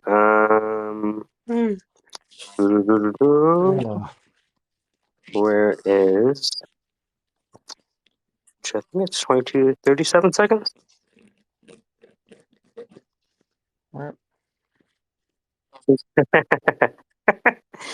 It's funny because I'm playing Afrobeat songs, right? Like African Nice. music, like African pop music. Yeah. And so I know they haven't heard it before, right? And they're dancing to it. Cool. Oh, let me send this to you. Hey, man, Afro techno is serious shit. Dude, have you heard Amma Piano? I've not, but you should send it to Oh, me. I'll listen to oh, it. dude, do you have like really, really good speakers? Yeah. Okay, do you like house music? Yes. Okay, what if African people created It'd their own probably version of it house would sound music? amazing.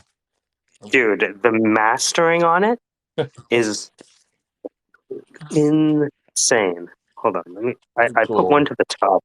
Maybe you can play it off your speaker, but um Okay.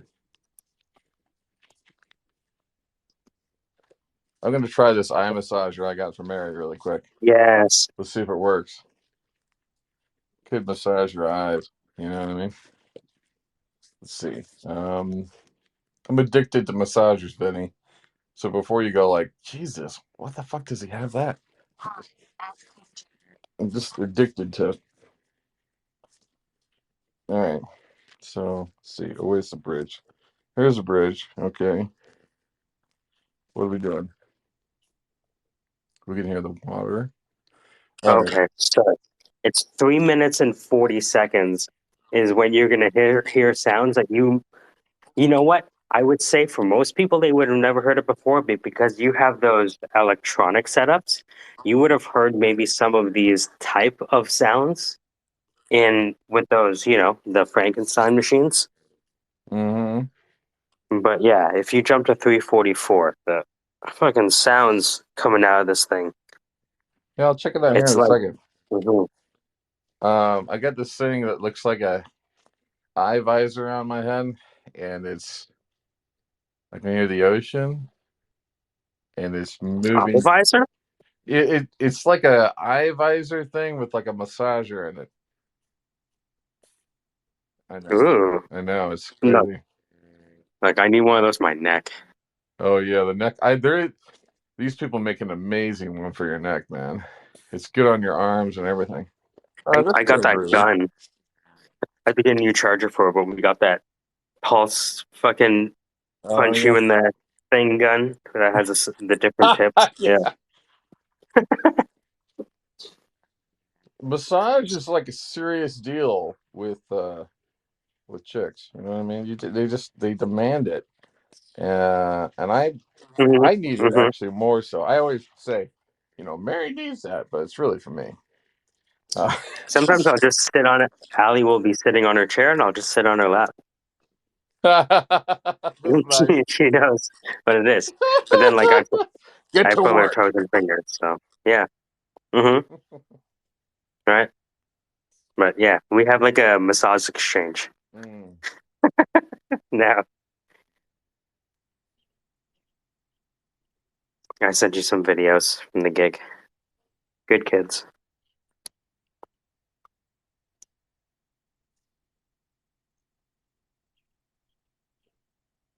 Hmm. Hey. Hey, where'd everyone go?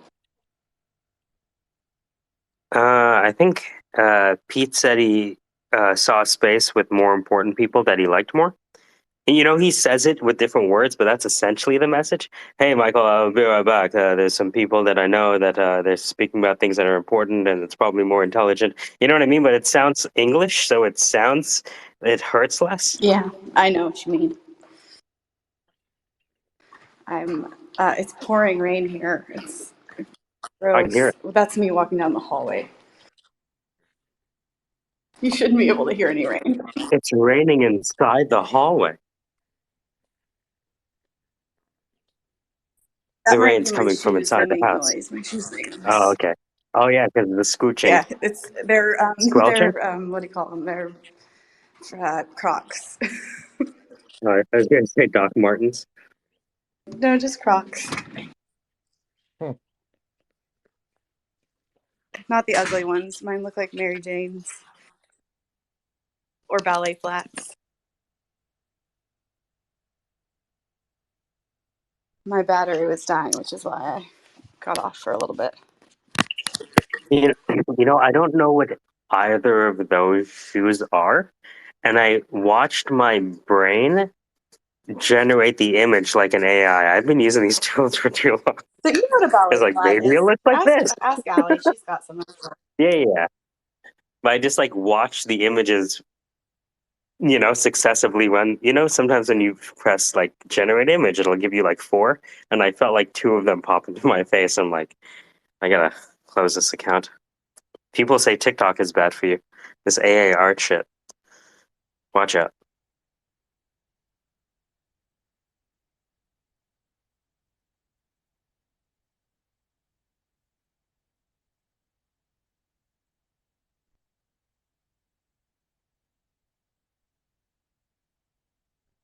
I'm gonna send you a video, Rich, of well, you'll see. Sus.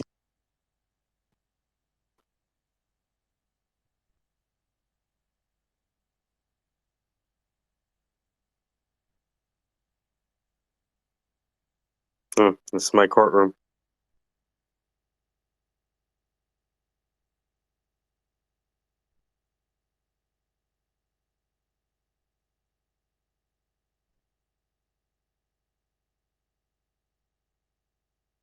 So I've been putting off this iPhone update that they've had for a while. I've been putting off for a long time, actually. And last night, two things happened that never happened. My phone was on Wi-Fi and it was plugged in. So it downloaded it automatically, and now I'm stuck with it. And I think it's why my battery drained so quickly. Oh shit! They're pushing those updates now. Yeah, but like it's been around. 16 came out a long time ago, but I haven't. I don't know how long ago, but I'm sad about it.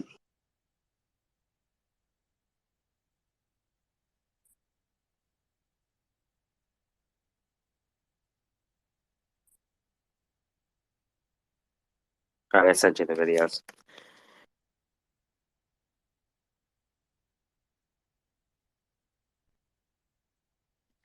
Okay. Let's see here.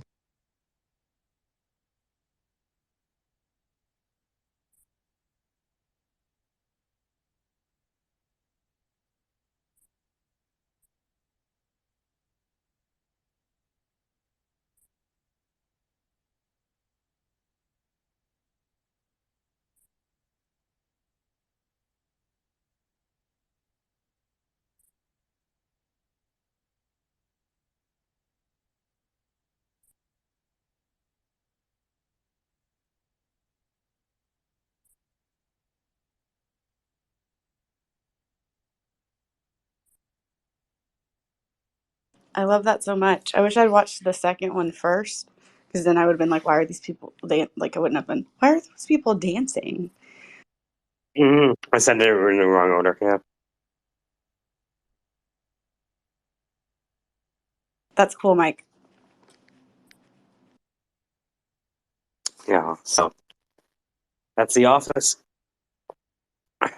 So we're just going on tour around the school board, one school at a time.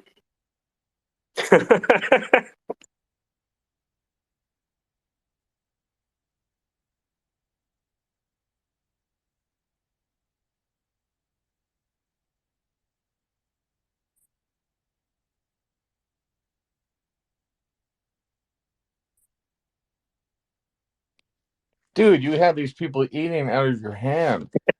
That's amazing. It's crazy. Well, These are great clips, dude.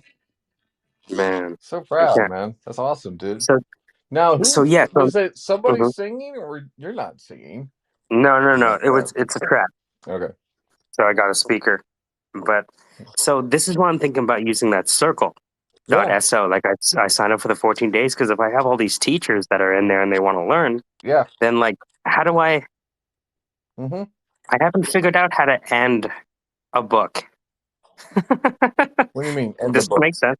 Like I have all these like manuscripts of partial books that I've written like on, oh, this is how to Yeah.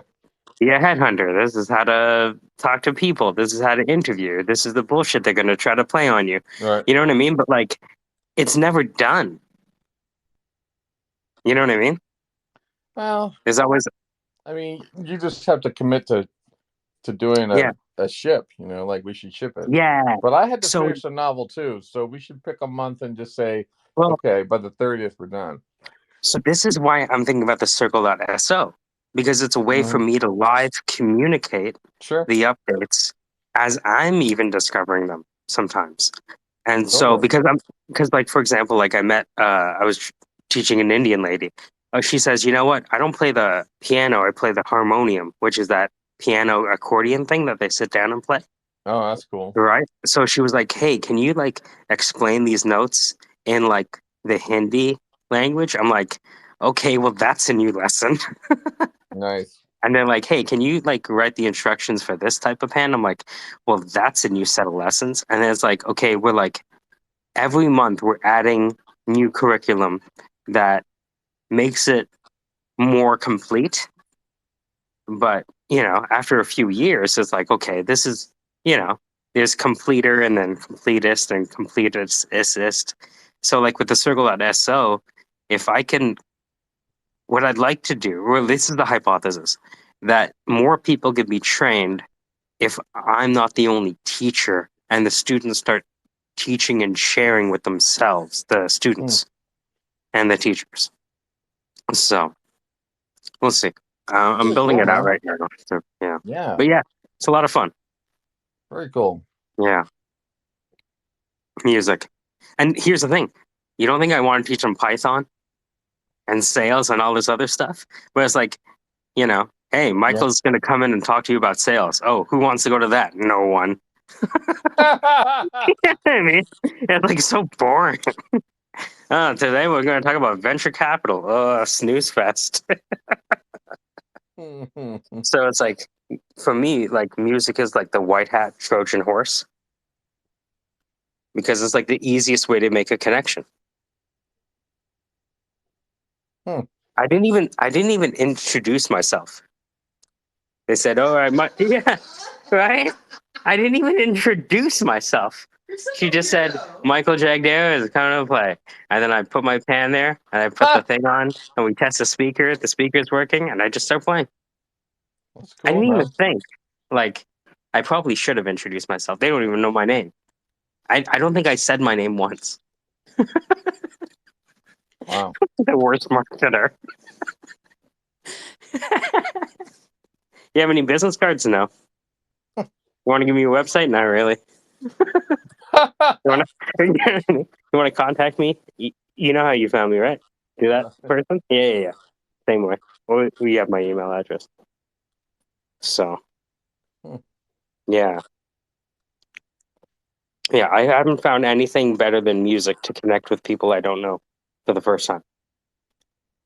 Play their favorite song, then talk to them about whatever. And the cool thing is, they never expect the steel pan player to be intelligent. Right? Because you're supposed to be just some musician guy, right? Mm-hmm. What the fuck are you supposed to know about all this shit that's all this newfangled whatever, right? And so it's a great way to kind of humbly introduce yourself. Hey, who are you? I'm a steel pan guy. What are you playing? Oh, I'm going on in about 5 minutes. What do you do? Oh, I'm a recruiter. Oh, yeah. Yeah. So it's fun. Yeah, it's cool, man. That you, as they would say, you exhibit incredible range for your competency. You know. Well, that's because of the banana over here. Huh? Yeah. Hey, did you ever? I was talking to Ali about this because, like, the gig is at 11 o'clock, and ideally, I would, practice the songs a lot before I went. Yeah. But I didn't have that much time, and so I practiced a little bit, and then I said, okay, look, I'd rather be earlier than late, so let's try to be there like 45 minutes early. And so what I did is in the car, I just like played the music and imagined myself playing. Because I remember this study about how they had like two teams compete against each other, and they allowed one team to practice, and the other team they had imagine practicing. And the people who imagined practicing beat the team that practiced physically. I believe that's awesome. Right? Isn't that crazy? So I was like, hey, Allie, why don't you imagine it? And now she was like, hey, shit, that works. So now she's playing the guitar in the background. Hey, is that Despacito? Wow, you're fast now. Huh? Oh, you're Chinese, so you should be able to learn guitar fast. Because of all those Chinese guitar superstars. Haven't you seen YouTube? Duh. Right, Dan? Dan's seen the Chinese guitar superstars. Chan Sung Yang is like 4 years old playing like Stairway to Heaven or something. Oh yeah. Yeah, I mean, let's see, she's good at math, right? Uh-huh. I was just talking to, I was reading a story might have been yesterday, and I thought of Allie because it was, woman who was like, I decided Posted not to get her my guitar. I decided not to get my PhD. I'm gonna Ali settle for Serenade dance. she was gonna settle for this job in biology, Yeah, and then she was working on an AI project. And I was like, yeah, that sounds like yeah, that's about it. All right, Ali, sing to dance. I don't know the words to this song. It's okay. You can just say that. Dance. Yeah, dance pasito. Yeah, dance pasito.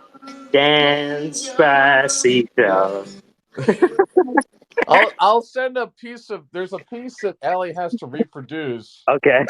that'll prove that she can play guitar. Uh-huh. Okay, I'll show Okay. you it. All right. Right now she's just mastering chords. And the other thing too is that we all have to sing it with her. It's a song that the Syndicate can sing Oh, with it her could be to like show We Are off the the Children. skills. Can you imagine we did our own We Are the Children? This We is are the similar to that. I sent you blockchain. the YouTube Yeah. clip. Okay, wicked. Yeah, so you got to watch that and tell me what you think. Okay, hold on.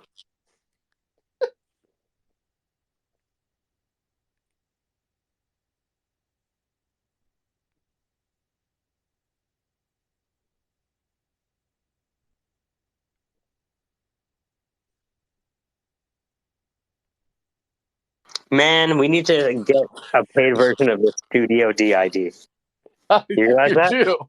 Honestly.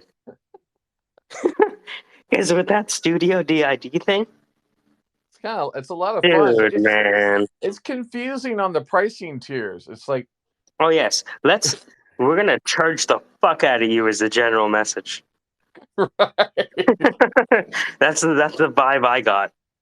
This is good, huh? It Yeah, was it's like expensive too. free, but they like penalized you on the one tier just below below Yeah, with enterprise. the watermark.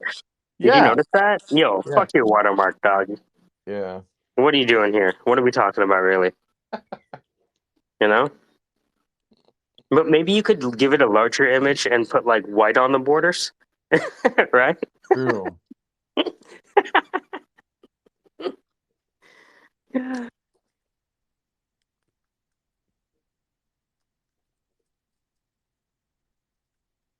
We got to take classic Steven Seagal scenes and then change Steven Seagal into KC and just do the deep fake. Casey looks like a Slavic arms dealer. Yeah, he does. He does. Yeah. He has that Slavic arms dealer look. Like he has a suit on, but it's kind of like too big for him, and it's not exactly in style. You know what I mean? Like there's a style of, less progressive nations where they don't dress as well, where they don't have the fit. Maybe we should like bring the closet coach to those smaller nations that aren't doing so well, right? Be like, look, Mr. Stanislav, you're gonna be on TV soon, and we just need to do it. You're ridiculous. Like, no, are these all barcodes for Alicia Keys? Oh, for Alicia Keys?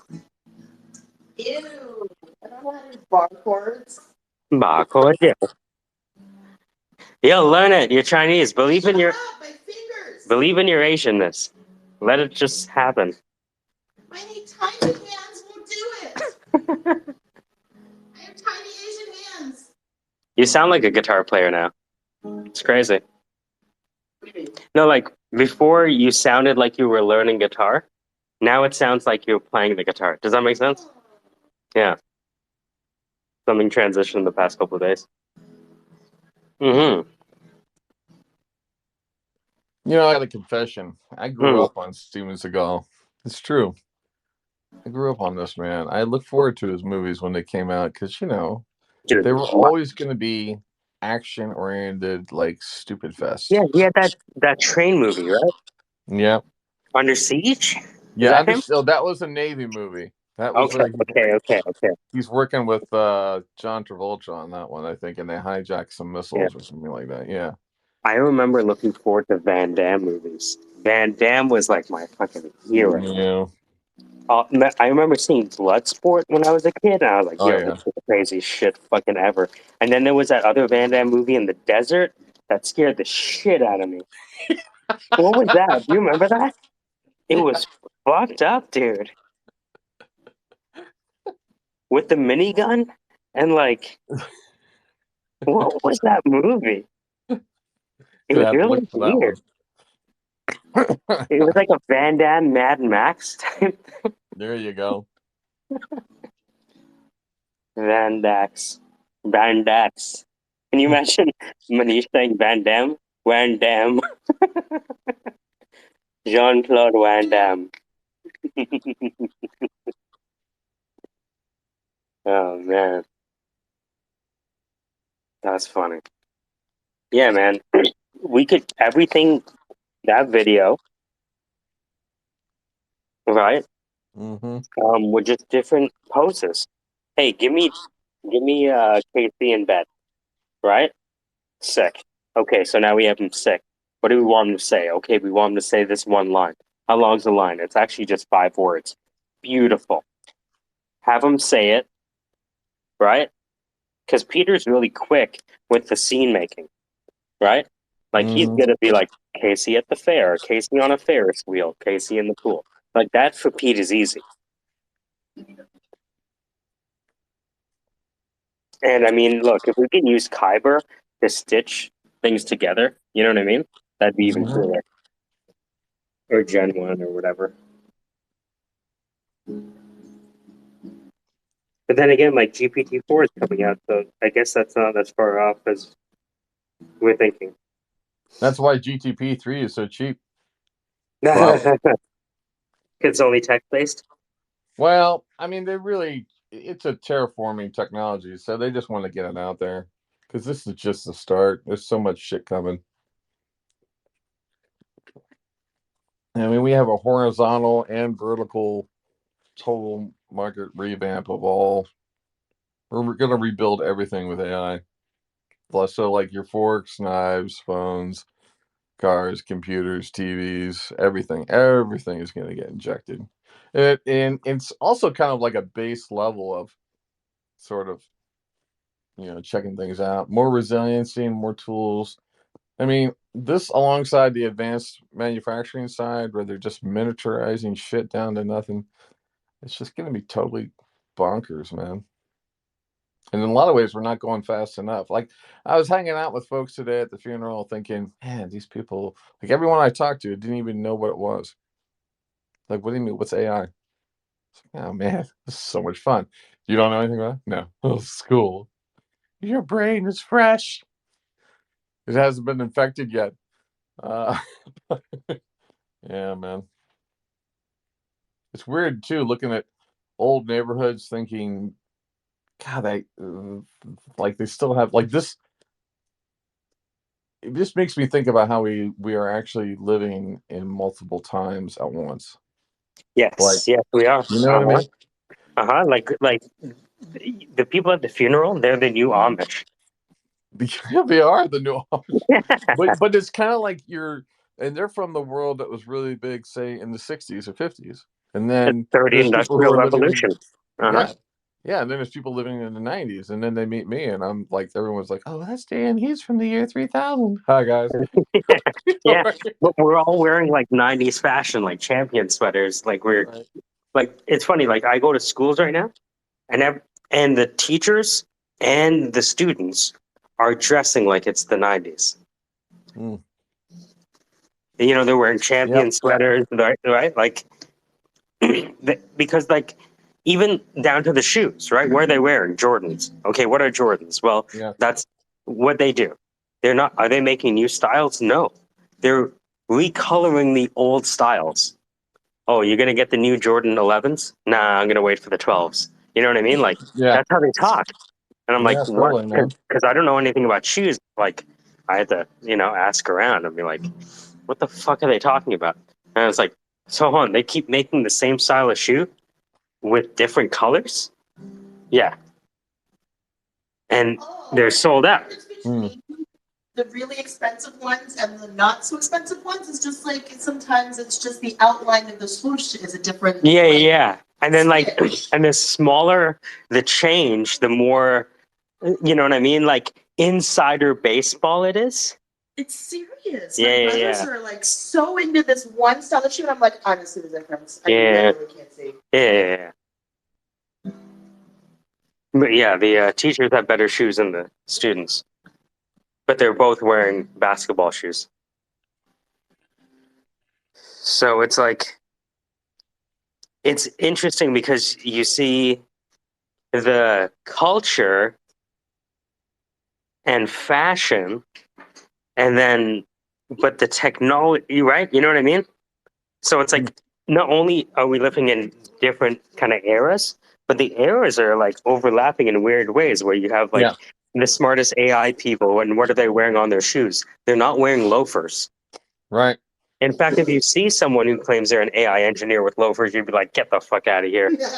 You're probably just a VC, right? Like, get the fuck out of here, you VC. I can tell. You know what I mean?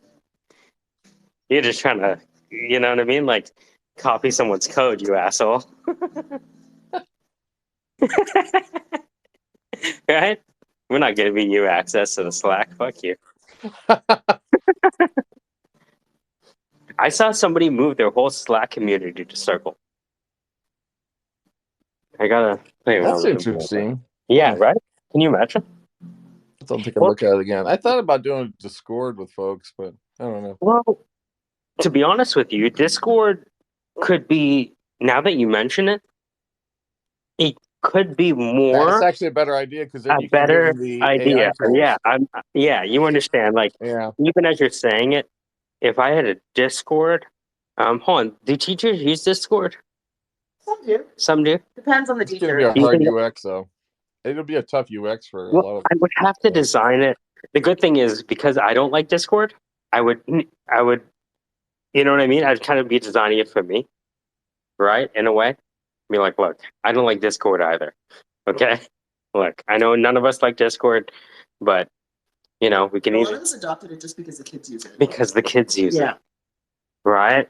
So, of the teachers that we taught, do you think they would be opposed to the Discord? Do you think it would be a barrier such that they wouldn't want to? Some would be totally on board with it. Some I could see not wanting to onboard a new thing. But No, yeah, but that would be the same obstacle for Circle as well. Exactly. The thing I like about Circle is that you tap to log in with Gmail, right? I don't think that works with Discord, right? Like, you use a unique. You're right. You know what I mean? Like, I think about shit like that. That's a piece of friction right there. Oh man, I'm entering my email address. Oh, and the password has to be 18,000 characters. Ah, fuck. You know? And then, even if you have the Discord, I like the ability to paywall stuff with Circle. So even people that, you know, just want to browse the community before they buy can come in, and then they see a bunch of grayed out content. And hopefully what they see is interesting enough for them, or at least for the right person, to convert. I like that ability. So instead of, imagine you have a Circle community, and they have options on the type of environment you can have. One is you can create a course, but what I found might be better than a course is just like Twitter posts, because people can comment underneath. I want the problem with a learning management system is it doesn't have the socials integrated. The socials are an afterthought.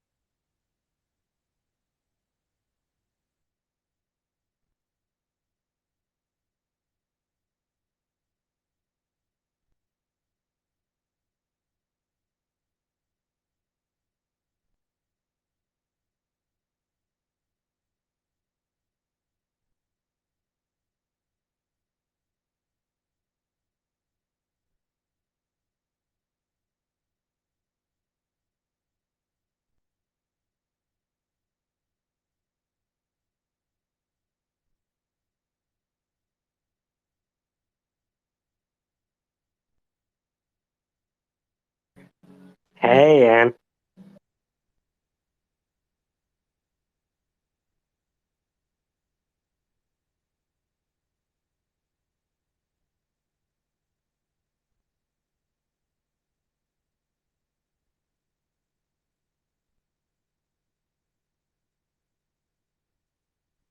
Hey, what's up? What are you guys doing? What's so quiet in here? What's going on? I was just restarting my phone. You know Oh, when you have that like, you have this thing where like, sometimes you'll be on Spaces and then things will just stop loading. yeah. Sometimes my phone just like craps out on me.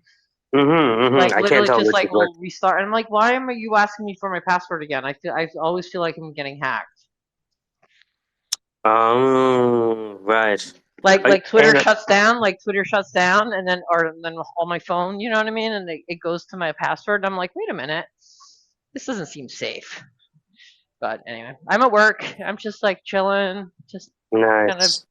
got 45 minutes to go. So I'm gonna go. Just thought I'd pop in and see what you guys were talking about.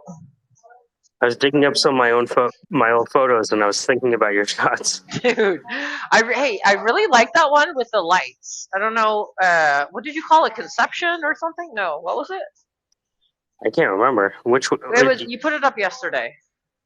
Uh-huh. It's like it kind of looks like you put it maybe upside down or Oh, something. I don't know. Like it's fucking rad. oh, hold on. Was it the street? Yes. I think it was the street. Yes, Yes. and then I used this effect. I used it a couple times. I used it on a tree. Okay. Let me put that to the side. Yeah, the tree one was cool. Yeah, Um, like the one I don't know. I saw it and I was like, holy shit, that's a really fucking fierce photo. dude, Yeah. what I used to do is when I couldn't sleep late at night, Oh yeah. I just go for a walk, Okay. right? Yeah. And there'd be no one around. Right. And so, you know, when there's no one around and there's no cars, you can kind of just stand in the middle of the street. Yes, I love that. So that's what that was. Just standing in the middle of the street. Yeah. It's fucking rad. Yeah. Yeah. I just wanted to No, say it that. is. I was like, oh my god, Yeah. that's a good that's one of those. I don't know, like once in a while, like you just see a photo and you're like, I fucking love that. There's something Oh, it's about it. because it has the upside down effect. I put it to the Yes. top, but yeah. Yeah, Yeah. because half of it is technically upside down. Right. Yes. Yes. I knew Wow. it I began with never a noticed that. C. Yeah. Coronation Park. I Uh-huh. was like, Coronation Park. I was like, Yeah. something. Yes, I love that photo. I think it's fucking great. Oh, so I hear. How well? What else is going on here? Huh? I just got back from a gig Oh yeah, playing music. nice. Yeah. So that was fun. I'm doing a tour of the schools and a school board here, Okay, playing music, interfacing with teachers, talking to them about music and nice. math. Yeah. Alright, I got word back on my because I've been trying to I've been not even really trying to get into this sort of group, but they've asked me to like take a larger role. Yeah. Yeah, that same group. Did it move forward? Yeah. Meeting is starting. Sick. There's a meeting like next Tuesday. They were like, "Oh my Oh, god!" sick. Like they were like really excited. Oh my god! So I'm just gonna start It's happening. curating fucking shows. So what will be your title? I don't know because so because it's under collab because it's under like dystopia. It's under a group already, right? So the group is called Uh-huh. Dystopia. And Very California. Yeah. the studio is called the Dystopian Studios. You can look it up. Yeah. Nice. And Mhm. it's just so cool. I don't know. It's literally just a bunch of creatives. It's really, as I said, I think I've said this before. It's like Twitter Spaces but live. Yeah, like So are you gonna have to like become like really eccentric now that you're the yes, curator? 100%. Because people are gonna be like sucking up to you. Like I remember when I got a writing gig here with one of the more popular publications. All of a sudden, all these people I didn't know started being my friend. I'm like, why are they being my friend? And my friend told me, oh, it's because they want you to feature them. I'm like, oh, Yeah, no, it's happening holy already. shit. And all Is it happening? it's happening already. And It's pretty Look, hilarious. for a nominal price, I can think All right, about it. exactly. Oh, now you want to talk to me? I see. Yeah, I thought you didn't give a shit 5 minutes You ago.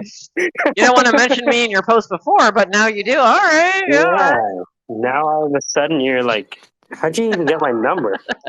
Yeah, I'm gonna start wearing all black and like get a pair of like really like Yeah, thick rims like glasses Karl Lagerfeld. and Yeah, only wear yeah. berets. You know what I mean? But only like a I don't know like a fuchsia beret. You know, I don't know. And then you're gonna have to have like some dude that just walks around with his shirt off beside you at all times, I'm like down just for that. cause. I'm down. Any takers in Yeah. this room? Who's in here? Dan Dan? cuts quite the figure. Yeah. Who's that? Oh, that's my Ohio.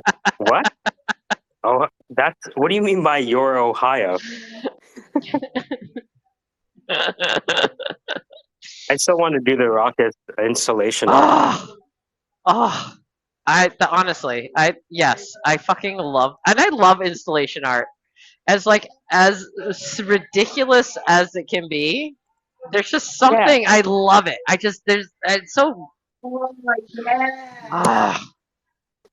You're at school. Uh-huh. Installation art. Dude, it's the best. It's the best. You haven't lived unless you've seen like Danny DeVito's and what's his wife's name? Rita. What's her name? Rita Perlman. Yes, like literally in LA, like doing their installation art, like in Chinatown. Incredible. You know what I mean? Yeah. It's really incredible. So we're planning on having Ruckus be the installation art where he's barbecuing burgers. You could do it kind of like Buzz Lerman when he's just standing there and you throw glitter at him. What? Yes. It's an installation piece back from the 70s. You just stand there and just have glitter thrown at you. Oh, yeah, I love that. Oh, my God. I'm down. Ruckus is down, I think, too. His wife might not be. She's fun. I bet she would be into She it. probably would. Be like, yeah. She's fun. Throw the heavy Do you have any heavy glitter? Oh my God. Or just like get him to stand there and people can smear peanut butter on him or something. You know what I mean? Or like, yeah, like, and then put on like peanut butter and jelly. I don't know. PB&J. I don't know why that jumped into my head. Is somebody eating a PB&J right now? You know what? It'd be interesting to like have him on Twitter Spaces sitting there. You know, you're asking him questions. Just observe Generation X in its natural habitat. Yes. Oh my God, I love it. Yeah, I'm very excited. It's something that I've done before, but I haven't done this in like 10 years. So I'm like, yeah. And tell Allie about the new job you have as a really I got aloof person. She's going to be the most aloof person in California. Most aloof person in California. I am now on the board of advisors for this collective. I'm very excited. Damn. So how many ascots do you get? Well, 12 at ascots? least. You know what I mean? That's just like introductory, right? Actually, I think we have an image of Anne, or at least some options. Here, let me put it to the top. You ready for it? Yes, okay, I'm down. hold on. All right, so it's called Damn. So it's any one of these. Wow. I'm waiting. Sexy. Hold on. Damn. You made those? Yeah. Look at this one. Mm. Could be that one too. That one's pretty. All right, I'm looking at it now. All right, yeah. The boobs are like literally two. They're like balloons. They're like orange balloons. Yeah, Rocket said that he would have liked them downsized. Yeah, definitely. Yeah. More natural? Yeah. Oh, he likes them more natural. Yeah, I'll have to do a negative prompt. Negative prompt? Yeah. Hold on. How can I insmollinate the boobies? Maybe just make them all knock And around. and maybe not make Yeah. him so round. Like, What do you got against round? Jesus. I mean, I get that it's not realistic, but you know, the round is definitely not. It's more kind of a pear shape kind of thing. Yeah. Mhm. Yeah, but and you know, really, who's paying attention at that I don't point? know. It's just Well, supposed to be Big Bang. apparently it's the first thing that jumped out. I looked at that picture and I True. was like, oh, wait a minute. It's like looking at the AI and seeing like, 16 fingers. You know what I mean? And like 3 Mm. toes or whatever. It just jumps out at you, you know? You're like, oh, that doesn't seem right. All right, so I added the negative prompt. Let's see what happens. Large breasts is in the Oh negative my prompt god, now. nice.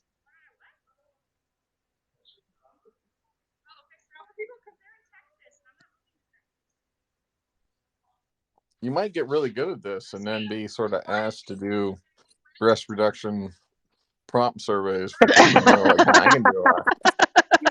Then I'll have to move to California. Right. Is your AI just way too busty? Come on down to show you. You know, it's so fucked. It actually did it. That's so funny. Okay, hold on. Let me put these. Yeah, she's a little less ostentatious.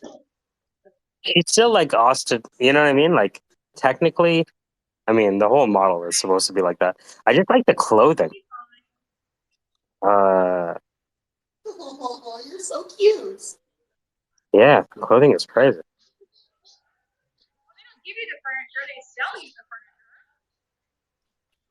Oh, that would be cool. What if I did a Harlequin version?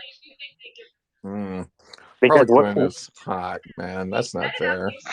Well, you know what Carries the around name a might. baseball bat, man. That's like Anne walking around with a camera. I mean, that is a hot thing. Oh, I like this one. Yeah. Oh, that was really pretty. Okay. Yeah. Although where are the arms? Did you put it up in the nest? Where is it? I'm about to post the large breast negative prompt one. Hold on. You guys are What you pressing it. have up there is actually really cool. I like it. Oh, dude. Negative. I'm just gonna call it negative prompt for you know what. Okay. I think this. What do you think about the size of her butt? You think it's too BBL? All right, that's right to the top. Negative prompt. Okay, here we go. We're just gonna do a quick real-time playback here. Negative prompting. This is to take the tits out, right? Is that what you're trying to do? Well, make the tits Yes, a little breast or reduction. normal. Yeah, breast reduction, please. Yes. You could title it negative I don't prompt know for ruckus.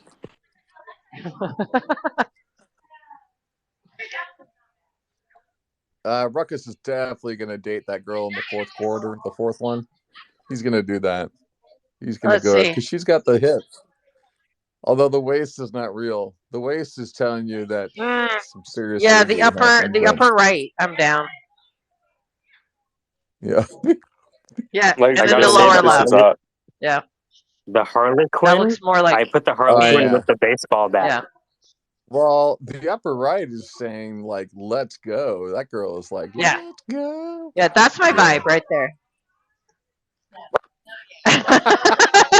That's literally my vibe. All right. Yeah. Nice. Nice. Yeah. Yeah. Hey, listen, guys. I'm gonna drop down. We're gonna clean up in about 5 minutes, and it's gonna get real fucking loud in here. But yeah. I'll be listening, and I'll jump back in. All right. Sweet. We get to be Anne's radio while she's gone. She's going to hate us by the end of this. You're listening to Ann Radio. That's right. Right. Ann You're listening Radio. to. We should just do while she's working, just a complete. You're listening to Anne online and radio. Have No. you taken a picture of the Yes. ocean? No, I Nova? mean, you guys know this, right? I would literally be hot mic'd the whole time working with like two, you know what I mean? Like, yeah, let's fucking go. Let's just start a space, like trim space, I'll call it, and people can just come in and like ask me questions. I don't know, like an oracle or something. You know what I mean? That's what it is. Yeah. You go to Anne's space every day. She runs a space called Trim. Right, exactly. The whole time I'm working, like literally, like 12 hours a day. I'm just like sitting It could here, be just the working. animal. Yeah, and just Yeah. people talk bullshit around me. Oh my god, it's All kind of right, like man. the space though. People But do isn't breast it reduction this on space? AI. You know? Yeah, exactly. Oh my god, can you imagine the shit that would get pinned to the top if I wasn't able to like fully control it though? Oh my lord. You know? All right, Dan. There's You your got one Harley already. Quinn. Oh yeah. Ooh, Harley Quinn. Mm-hmm. No man. Jeez, look at that thigh tattoo, man. Come on. Damn it, guys! I'm trying to watch The Jesus. Sopranos. You don't want to Come watch The on. Sopranos. You want to be working on some Harlequin art. Oof. Oh Holy cow. I man. love the standing one. With the ass out, that is a nice. Man, now that. See, I could see Anne running on the beach like that, maybe. Oh, the last one's good too. See, I love the tats. And then that whole thing with like straps on the leg. What's that all about? It's a hot thing. Just saying. Oh, I love that look. Mhm. Yeah. It's kind of It's like Mad they do that a lot in Maxy, anime you know what I mean? too. It's kind of Mad Max, like you're supposed to be able to put like a shotgun down there or something, right? And run around. God damn it, Michael. Why? Mm-hmm. I listened to Dan's prompts and I'm like, all right, yeah, that might sound good.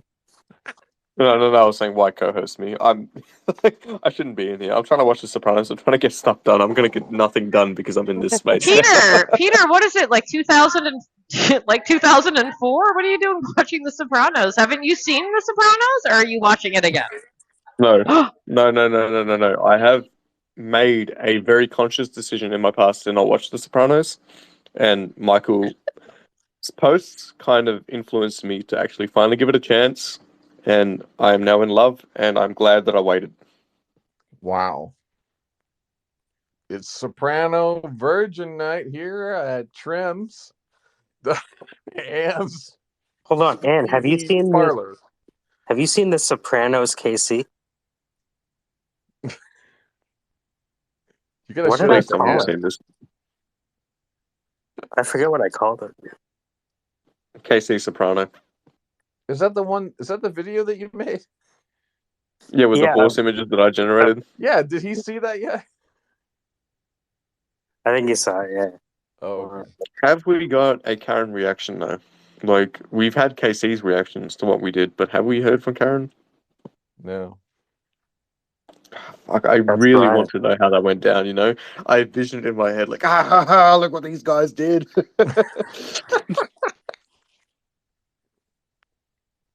I love your Casey impression. I still haven't got it down. I feel like the only person I can get a decent impression of is Paul. Mm. You know?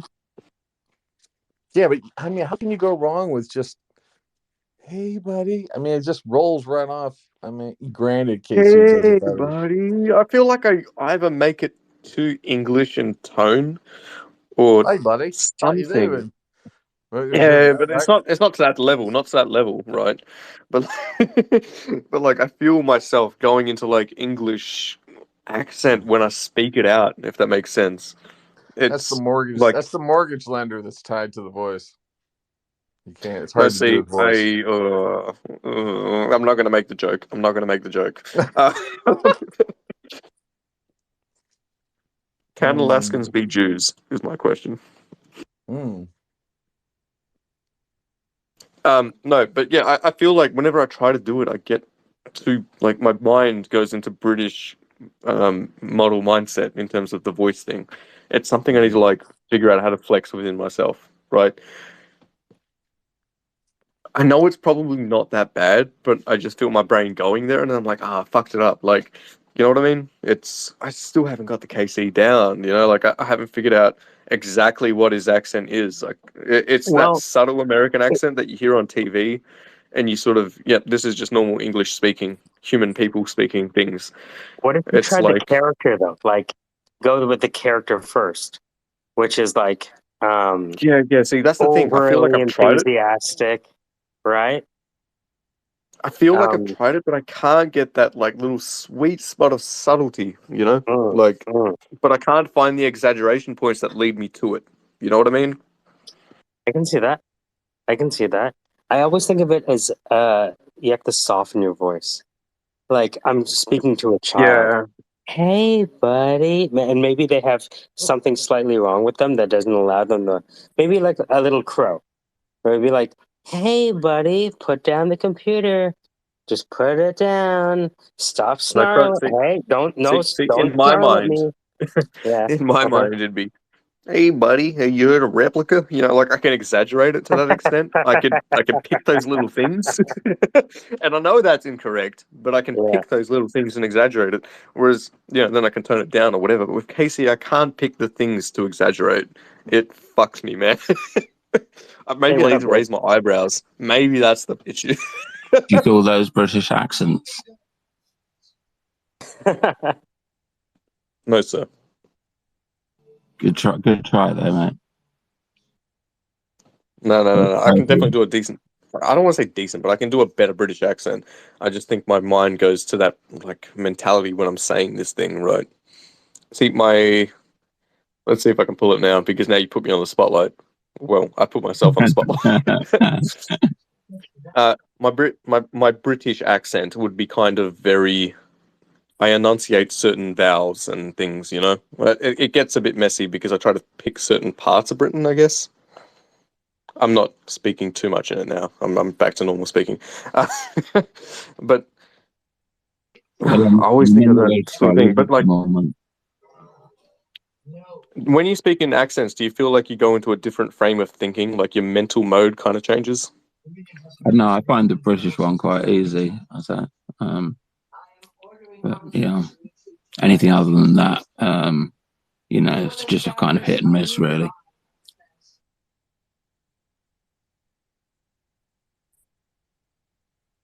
All right, I'm not. I can feel my brain tinker. Like what's the word for it? Confusing itself, thinking about trying it. So I'm not gonna try it. I'm not gonna try the British. I'm gonna try the Indian. I'm not gonna try the whatever comes to mind when I think about like, all right, let's play around with a thing right now because it's getting a bit on the back end. I want to say I can feel it struggling with itself. So like, now is not the time for the accents for me.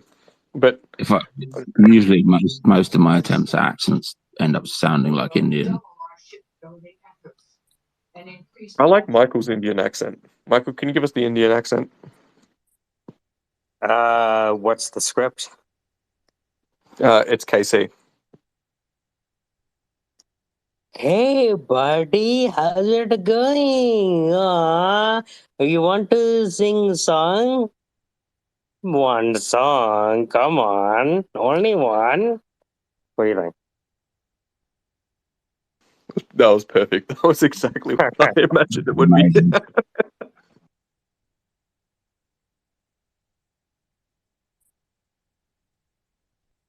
Now I feel like a self-loathing Hindustani. I mean, I do the same thing with Australian, right? Like when I do the really like prepped up, like a Karen Australian, Melbourne Australian accent. Well, you speak through the noise and really sort of you got to have this kind of voice about you. You know what I mean? I feel like now because I've heard Mad Dog speak, like I was already doing that accent in practice, but like I'm like fuck now I'm making fun of Mad Dog and I can't do that.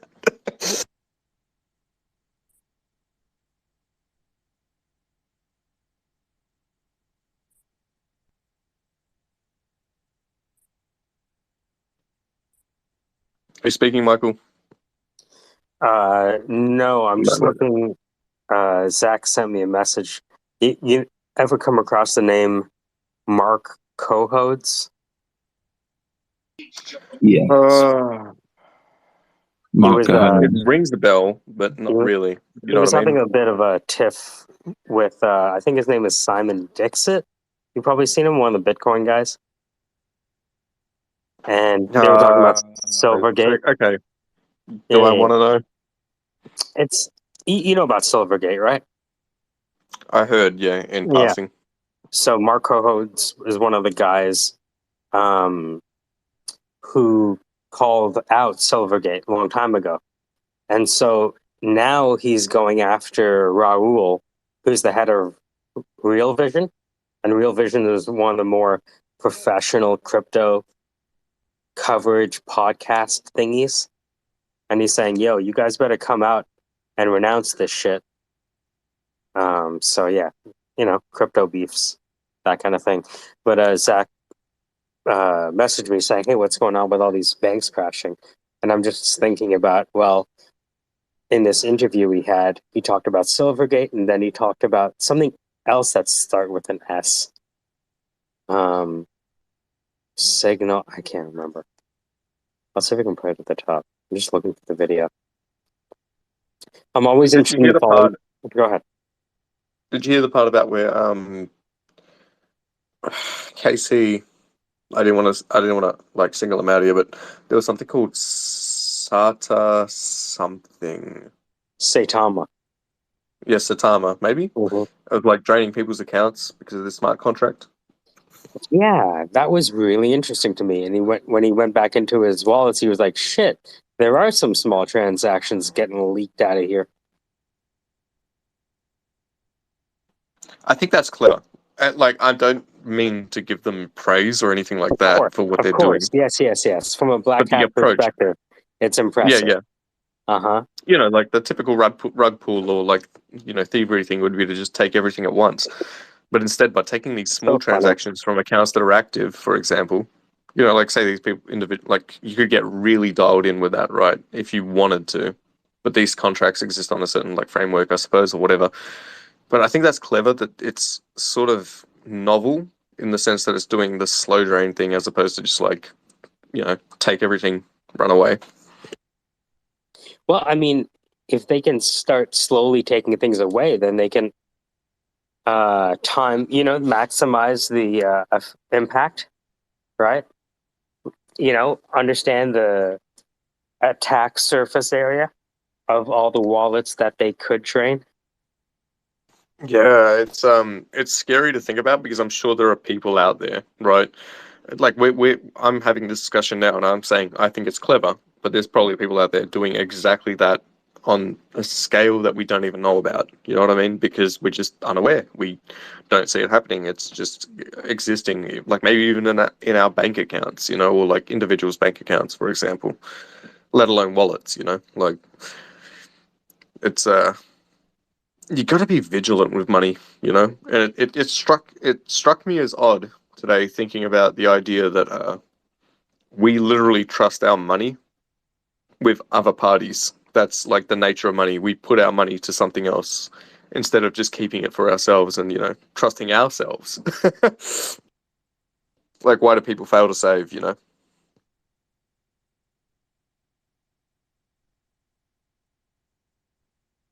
Yes, I am a young millennial just now thinking about this thing. I am very much a robot that is designed to create and spend money in the capitalistic system.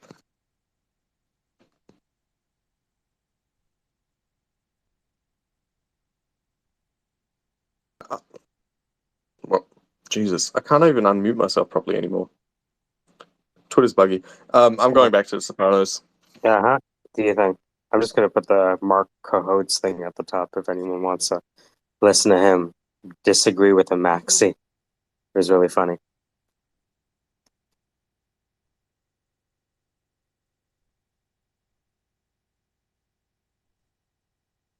Dave, I don't think we've met. An honor.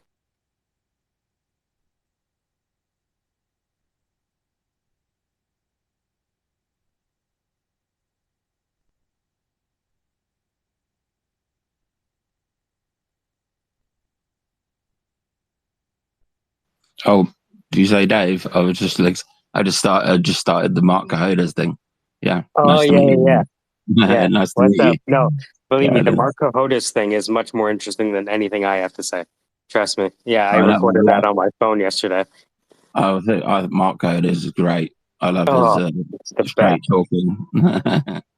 Is there Yeah. anyone, let me ask you this. Is there anyone that you would put on par with him right now? He's called a lot. Not that I can think of in those kind of terms.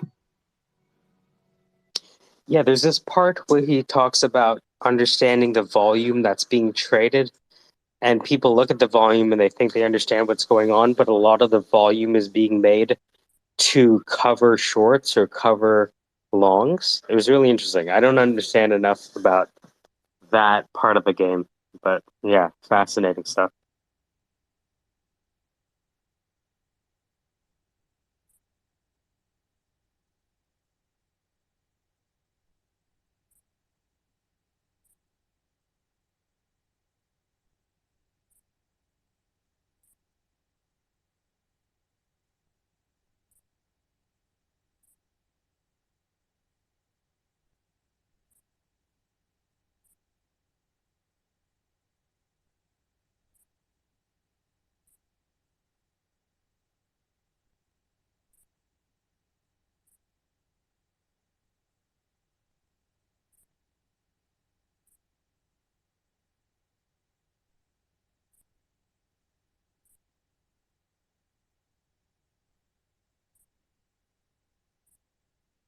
Express nap time. I shall return at a later time. Hmm.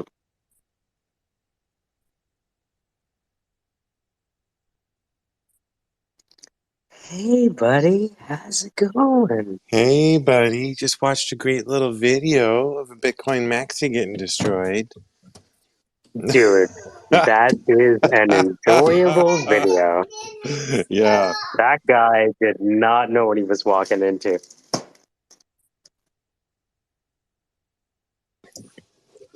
It's always interesting to see somebody severely outmatched. Yeah, poor guy, right? But it's to be expected at that level, right? That guys would go at each other like that. The guy was like, I've been in this space since 2008. And the guy was like, so who do you know who the founder is? And he's like, he just stops in his tracks. He doesn't say no. He just doesn't give a response. It's fascinating.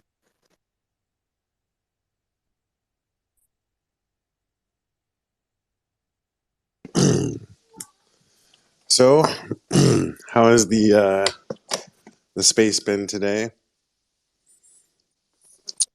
I've decided to take my foot off sheer and utter decentralization, if I can describe it that way. Okay. If I'm going to compromise on scalability, Yep. security, and decentralization, I choose to compromise on decentralization with regards to how people get added to the space. Nice. And so while it makes it less emotional, people are actually getting more out of it. Like last night, you know? At the same time, I think last night and the night before happened because of the karaoke. Telling you, There's a weird thing I there, don't have to yeah. tell you. I don't have to tell you, right? But the people who are interested in music are also interested in monetizing their music. And they're often interested in art because the art that you can't have music without art, right? There's not a hit song that's released without a music video or some sort of visuals. So they're also interested in art. And when they hear about the new technologies around the art and the video and the blah, blah, blah, they're hurt. And we're just talking about what we always talk about, which is, fucking around with whatever just came out 2 seconds ago. At least to us, anyways. I have recently had conversations with people who don't use Twitter. They don't engage in the conversations. and they, I make sure they're asking me for my take on the tech, and I start talking about it, and they're like, "Oh my God, how did you learn all this?" It's like Twitter Space is full. I don't tell them. Oh, I've been studying it for a couple of years now. That's all I tell them. Well, here's the But thing though. Like, Mo hit. He called me the other day, right? Because he wanted to do that video thing, and he called me and specifically referenced the Syndicate. So people now associate me with this. Oh yeah. I never thought about it, but Dude, when the group started forming, it was like, yeah, we're the Syndicate. Immediately, I'm like, nope, don't do it. Don't name the group. Don't name it. once you name it, you're putting a coffin nail in, right? Yeah, That's the you just go first through this nail. whole long story. All right, let's go around the hero's journey. Don't you know you die in like step 11? Yeah, it's great. Put the first nail in. Let's go. Yeah. Yeah, no. But like I believe in, I'm Hindu, so we believe in resurrection. So it's like you don't understand. It keeps going around. Well, like I feel like the core group of people that are engaged are interesting and creative enough to actually do something, and that's been the whole point from the beginning, right? Like we I'm talk, we also have fun. I'm also like with this space, I haven't invited anyone. I've stopped inviting people per se. Does that make sense? Like I used to just send it out to the group and then you know what I mean? Now I just open it up and leave it. And then I'll just like send a message to you, right? Like if I see you on Twitter Spaces and I go into the room that you're in and I'm like, yeah, fuck this shit. I'll start my own space and be like, hey, I wonder if Casey's Is he done monkeying around yet? Is he done yeah, yet? yeah, Yeah. right. So sometimes like I don't even have to open this space. Like you know how there's like a two-step to listen. I'll just tap on it. Oh, that's you know what? Have a pretty good idea of what's happening here. And not to say that people don't do the same with me. It's just I'd rather talk to one person than talk to 100. One of the biggest spaces I ever had, dude. It was like 150 people, and I started a space to talk to this guy Snoopy about the whole Voyager thing, and it was just a dot space. We were talking, walking around the garage, talking. I'm really into the conversation. It's like, you got people here, and I didn't even think about it. I'm like, I don't give a fuck. I open up this space to talk to you. Everyone else, if they want to be here and listen, cool. If not, whatever. I Right, don't right, care. right. Mm-hmm. Just roll And that. dude, at the end of the conversation, like I look down and I was like, oh, thanks for everybody for showing up. Put your knee pads on. Yeah, right. But Mm-hmm. yeah. Yeah, so I saw that there was a groundswell of activity from the karaoke space that bled into the subsequent spaces. And again, like there's probably about, 40 people that I could probably invite at any one time. Right? You know what I mean? So if we really wanted to do a show, like I could blast it out to a lot of folks. And I know if you did and I did, we'd probably, Oh God. if we wanted to. If we Yeah, wanted to. that's the But that's yeah. not to say we want to, right? Because and now they're like, hey, you heard the latest thing with Avalanche? Get the fuck out of here. You know what I mean? How dare you bring up snowball consensus at a time like this? Don't you know Silvergate? Just never mind, right? Yeah. Yeah. Right? Because Yeah. I noticed like I think it's because of Rocky. We're talking about the Cardano group, and so then I noticed the Cardano people coming in, and now we're talking about Cardano and Charles Hodgkinson, and I was like, yeah, I wonder if the Chainlink guy fought Charles Hodgkinson, trying to change the number. Who do you think would win? The elf from Chainlink?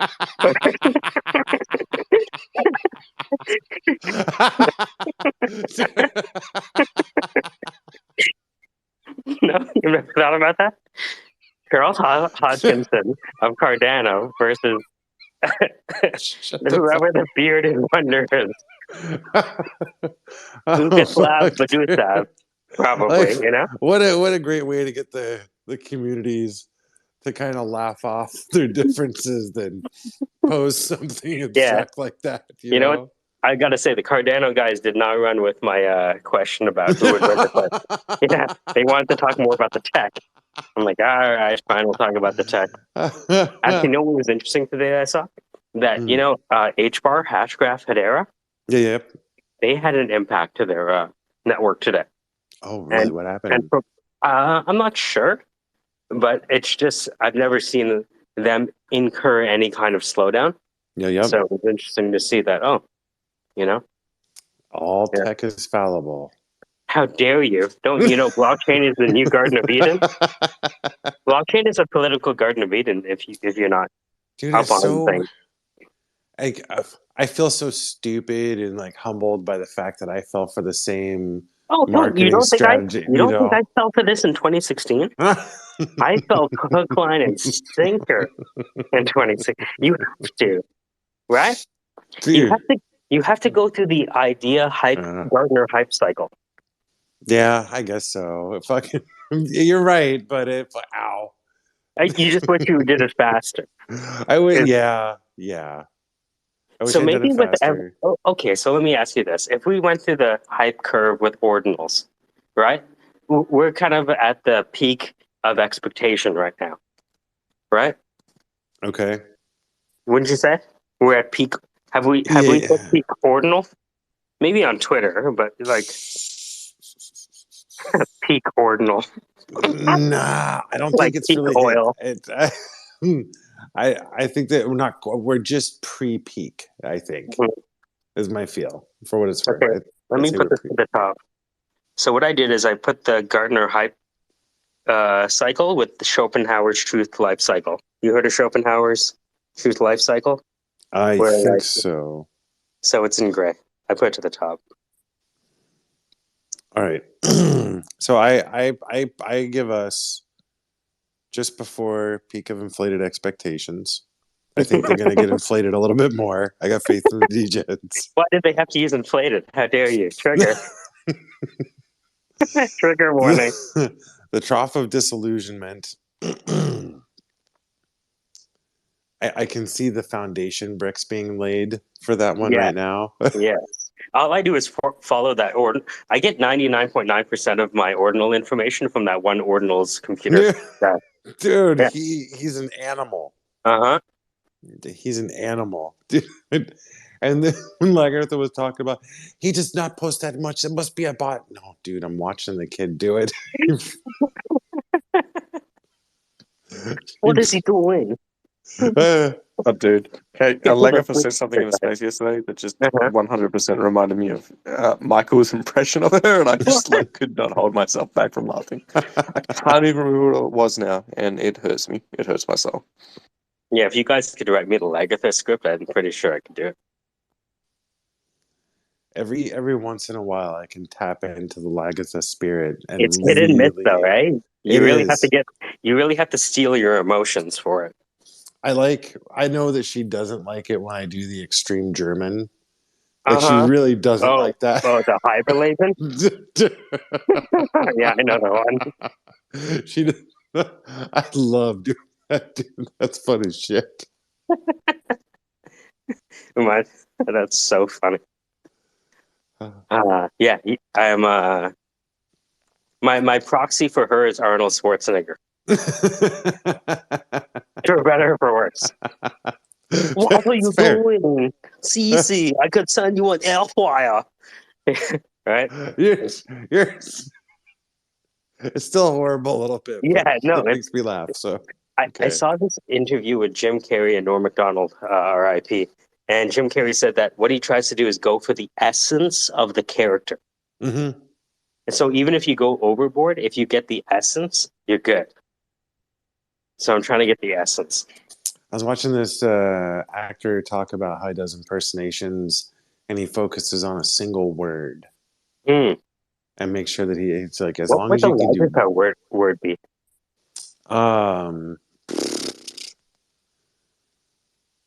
You could do anything, I guess. Peter? Bed. Pita. Pita. What's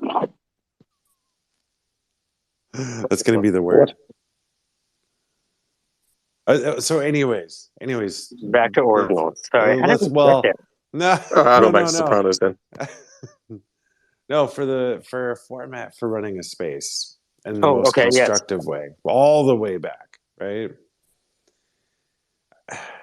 Formatting and time management makes you want to just throw up in your mouth a little bit, but it probably would be the right. You know, it's so funny. We're talking about formatting, and I turned on the space, added two co-hosts, and left for like an hour and a half. I just want to throw that out there too. As much as we're talking about structure, sometimes I just put this thing on, walk away. I'm like, and I'll ask Allie. I'm like, I wonder if they're still talking. And Allie goes, probably. Definitely. Every once in a while, there's some screaming, laughing, crying coming out of the speakers. Look, and some people are like, oh, I'm being invited to co-host. Okay. I'm like, you have no idea. Get to work, bitch. Get to work. I need to go to the corner store for a bit to get some milk. So let me start a co-host, and then nobody will bother me in my DM because I had people, right? If people like, hey, let me out, blah blah blah, and I'm like, Yeah. oh, shit, if I walk away, then okay. Peter, that's not why I added you to co-host. I love you. I'm leaving. Peter's on the top of a fucking roof adding people as speaker. I feel like sometimes there'll be a certain conversation going on, and right when the things are said, I know that you know that I'm like, oh, I can make a comment on that, and here comes the co-host invite. Did that the other day, right? Not with KC, but with Kane, because we had a troll in the room, and I'm like, I want to see what happens if I put Kane as co-host and just let the troll back up to speak because I've kicked him down. You started doing it my too? god, Yeah. it was phenomenal. But I feel bad for having done it. Yeah. The thing is, right? The Yeah. thing You've used your is, power to hurt another. Yeah. See, growing up, Peter. You know? yeah, but the thing is, Kane was so receptive to it because he loves that shit, right? He's like, you know what? Fuck That's it, we when you gotta get let the him back best. up. We have to do this, you know? Like that was his mentality. The best Kane is when he's upset at something or someone. Yeah. He is you know, when Kane speaks, typically you can feel the energy coming through your speaker, if that makes sense. He's one of those voices that's so fucking like, yep, this space is, it's not about him, but like, you know, he directs the convo so well, right? Yeah. And He has the gravity about him. Yeah. yes, literally. Like, Yeah. so when I let him up on Well, speaker, not I had this literally. Don't make comic any picture. weight jokes. Jeez. No, nothing like that. joking. When I I'm let trying him to up, lose weight, man. That's fucked up, dude. Dude, no, fuck you. come What the on. hell? Why are you What? making this about weight? Look, No, Jesus. don't be skinniest, okay? Dude, mate, shut the fuck Just up. because I wear slightly larger clothes, fuck, man. Man, I had a thing that I was going with on this, and now I'm just like going to not give it to you. You know?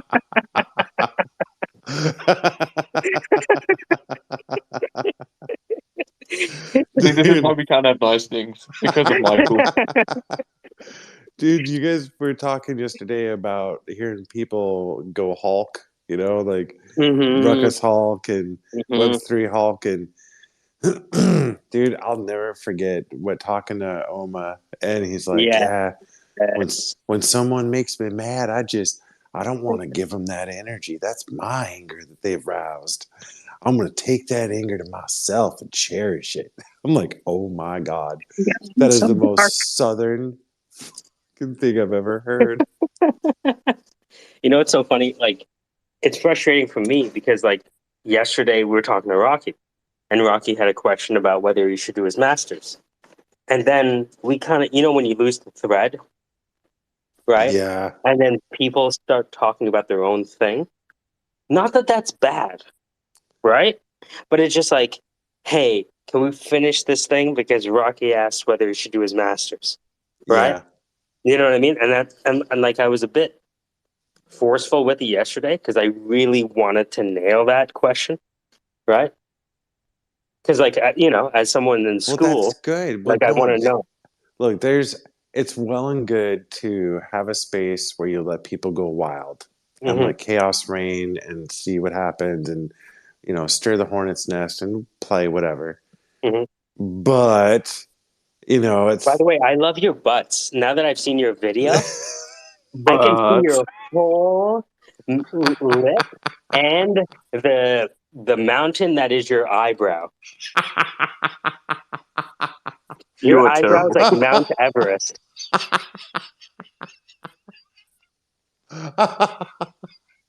Look in the mirror, you'll see it. You know what's funny? The way the AI interprets it, right? Yeah. It's like every photo of Casey that I generate is just eyebrow.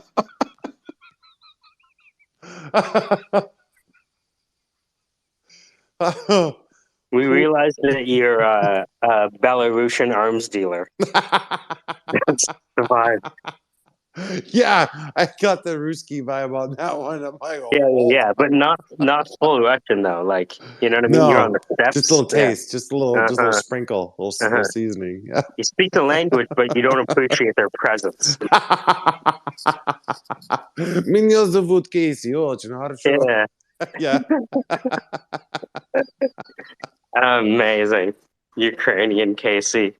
You Caseian? Anyways. Oh, at the Russian Casey, he'd be like, yeah.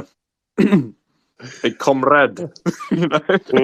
Comrade, we will make the NFT. Yes, we will drain the wallets. What do you mean you don't want to inscribe on ordinal? Please. We're going to sell ordinals, but 4 they're not. megabytes is nothing. Your accent, that was really good. You know how many bullets we can fit inside 4 megabytes?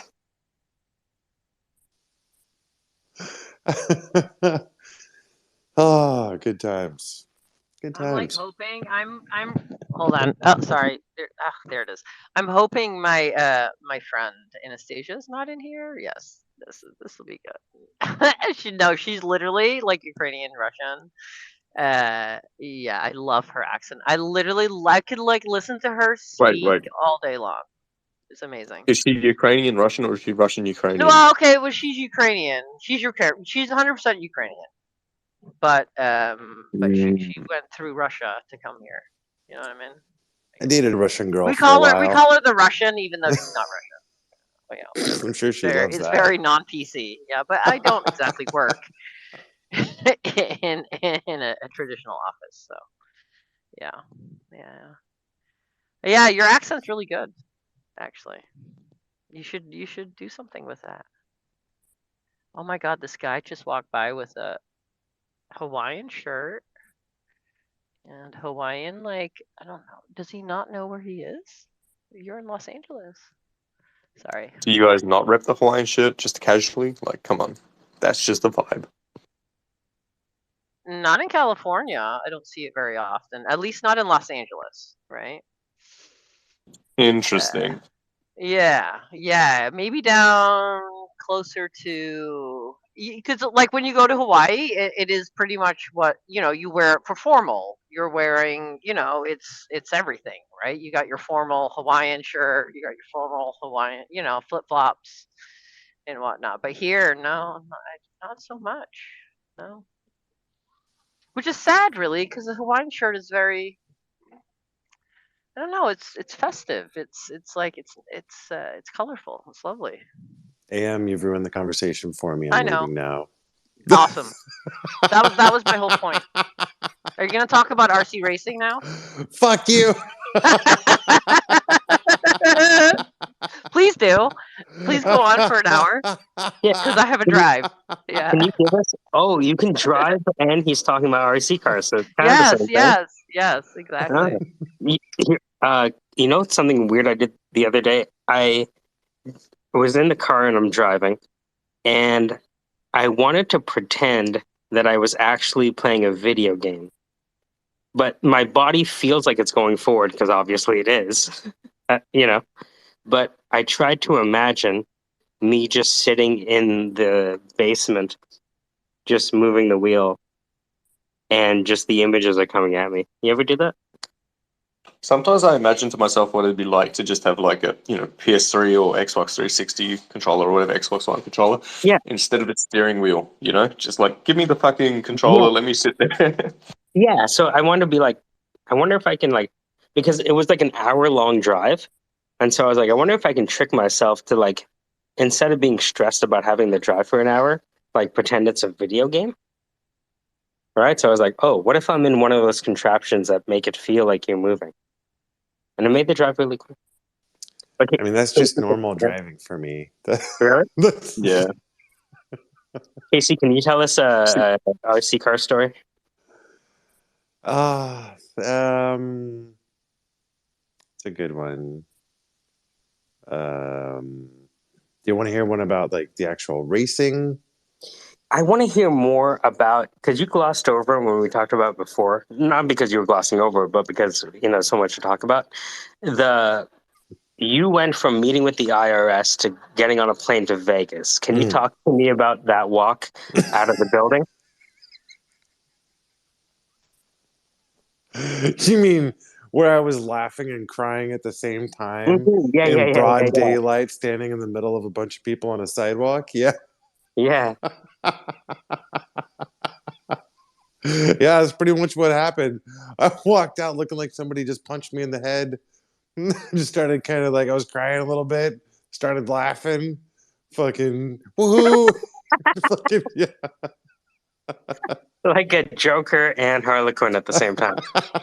A little bit, yeah. Did you know? Did you plan the Vegas thing before the like? No, it was all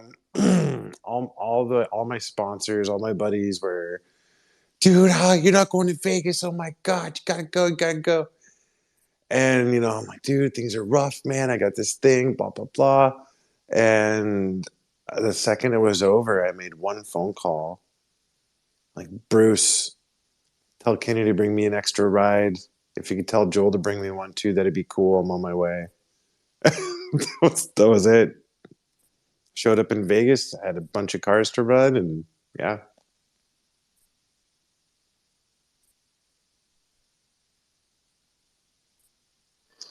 So what was it like that first night in Vegas? Because this is like your first day of mental freedom in like a long time.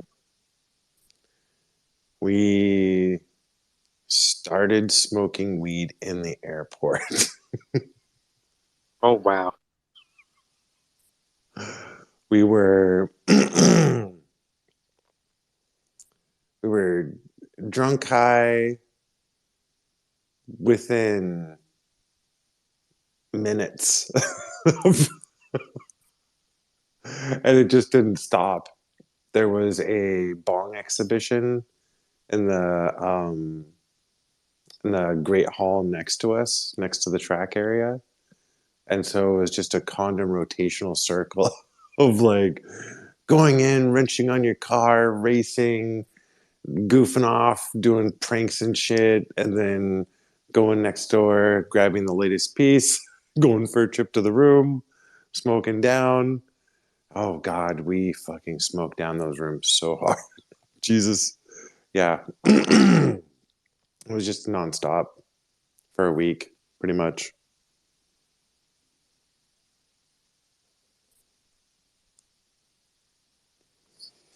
Wow. No. What's the drug of Totally choice impressive. in the Weed. RC world? Weed. Weed all day. Weed all with day? the weed. All day with the weed. But is it because you can't drink and drive? Is that a No, thing? there's plenty of people. There's plenty of people that try. You're an asshole, man. You Look, can't drink and listen, drive. I have had a shitty fucking couple of days too. I am also trying to survive my life. Yeah, Is I'm it gonna throw because out a you couple of can't? shitty comments. Yeah, Is it what? because you can't drink and drive? I thought I just popped Can you in my imagine? head. I was like, is this going to be ridiculously stupid or funny? I don't know. I'm Look, just going to say it. Who cares? can you imagine like the RC car police? No, totally. I can see it. Like, like they hire some kid to like shove that machine in people's faces. Okay, below. You know what I mean? Yeah. Or maybe you have to have a certain amount of liquor inside your body. There have been a couple of those races, little club races, little private club races. That shit goes down for So sure. how many cars? Okay, so is it only one car? Have you ever like piloted more than one car in a race? Can you do that? No, you have each driver has one vehicle, but you'll have 10 drivers on the track at a time. Does that make sense? No, yeah, no. I just thought maybe like you had maybe two controllers, one in each hand. Like, is that even No. possible? Yeah, that's possible. Okay. Technically, Masami Hirosaka might pull some shit off like that, but no. There's this guy Masami Hirosaka. He used what's called a stick radio. So you see like the square boxes with the two sticks on them instead of the pistol grip style. Fucking drove with his feet at a world's national or world's championship and won driving with his feet. Now that guy's an asshole. Yeah. Oh, look what I can do! I can beat you with my feet. Oh Fuck yeah, you guys. I figured Yeah. out how to do the hold the remote behind my back trick. That fucks some people up. But anyways, enough about this. Mr. Rogers, what's up, man? The latest TikTok sensation. Yeah, buddy. Nah, y'all just gassing me up. Chill out, chill out. Oh, let's see the followers now. It was at 751 yesterday.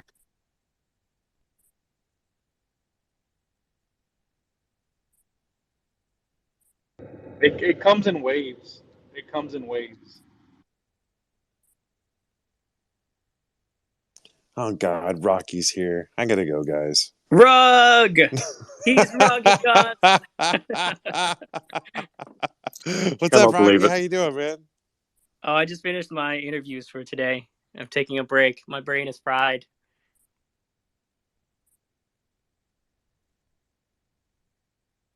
Then shall we do a deep tech dive? All right, let's do a review of my interview and see what I did wrong. Let's break it down. Break it down. Yes.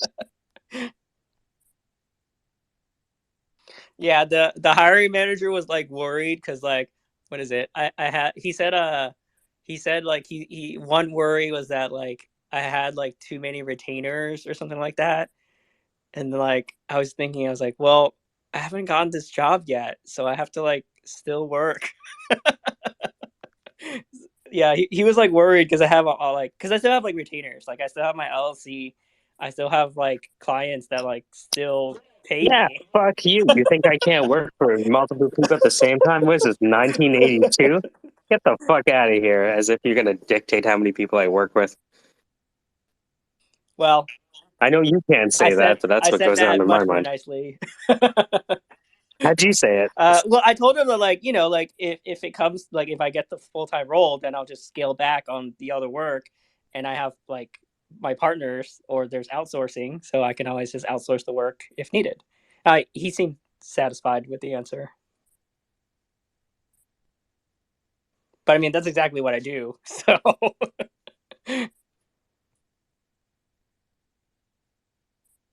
Look, bitch, you might not be here tomorrow. Let me see your balance sheet, then we can talk about this whole retainer thing. You want me to give up my clients and bet my life on you? How are you managing your cash? Have you heard of inflation before?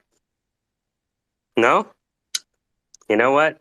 Because I don't trust any one of these companies to remain solvent. Do you? Not to say that they're evil people, mind you. I just don't trust any one company to stay solvent because of the competitive nature of whatever we're experiencing.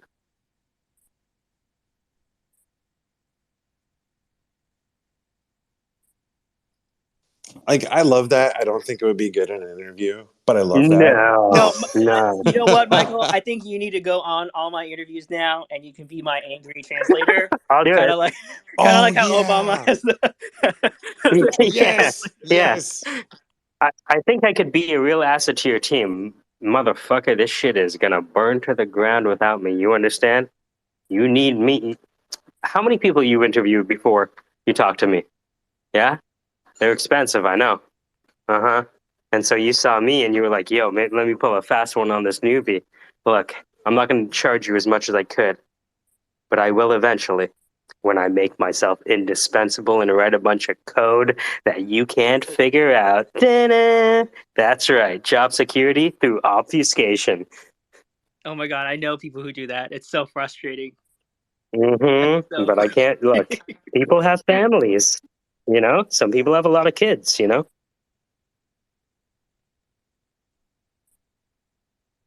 this is exactly why I work on projects where I get to write the code from scratch.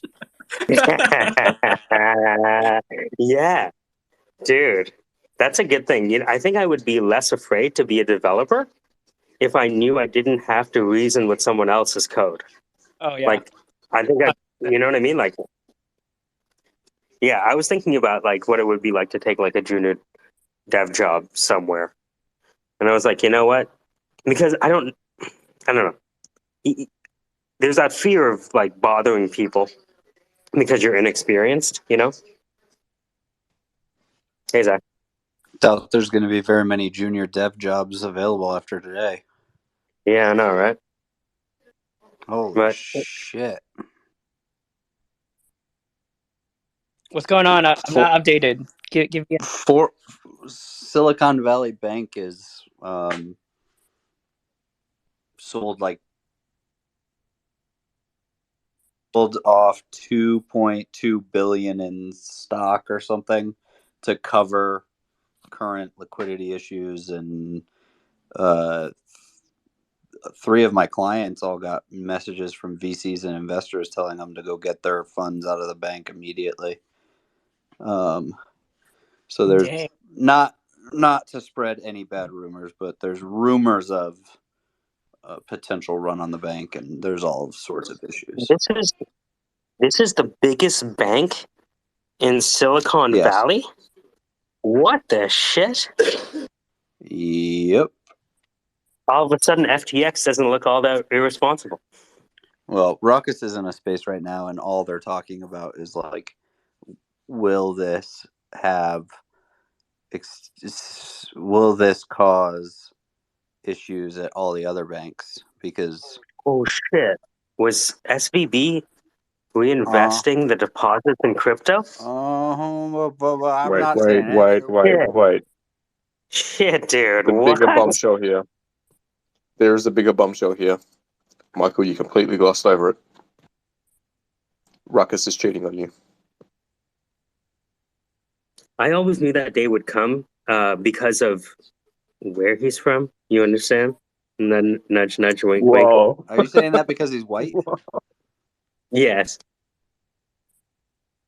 Anyway, he's in a banking space, and it's heated over there. I mean, there's a lot of people talking about how the banks are leveraged 10 times worse than 2008 right now.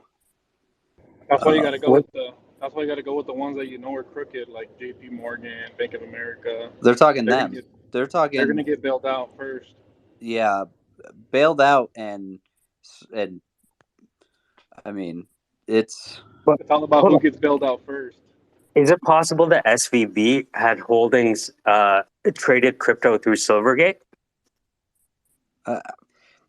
I would normally say something about some heuristical biases that someone's falling for, and da da da da da, and we're seeing coincidences, and that's not really what we should. But I just had 3 clients just message me, and my whole afternoon cleared up because they're all freaking out and they gotta handle all these things. And I just messaged them back. I was like, look, like, it sounds like once you get it like just moderately recovered, you need to call me before you do anything drastic, number one. And number two, I think that you should call me anyway because the bank's closed. And so you have a chance right now to just breathe and come up with a plan. But if you do it in this frantic manner, because like some of them are freaking the fuck out right now.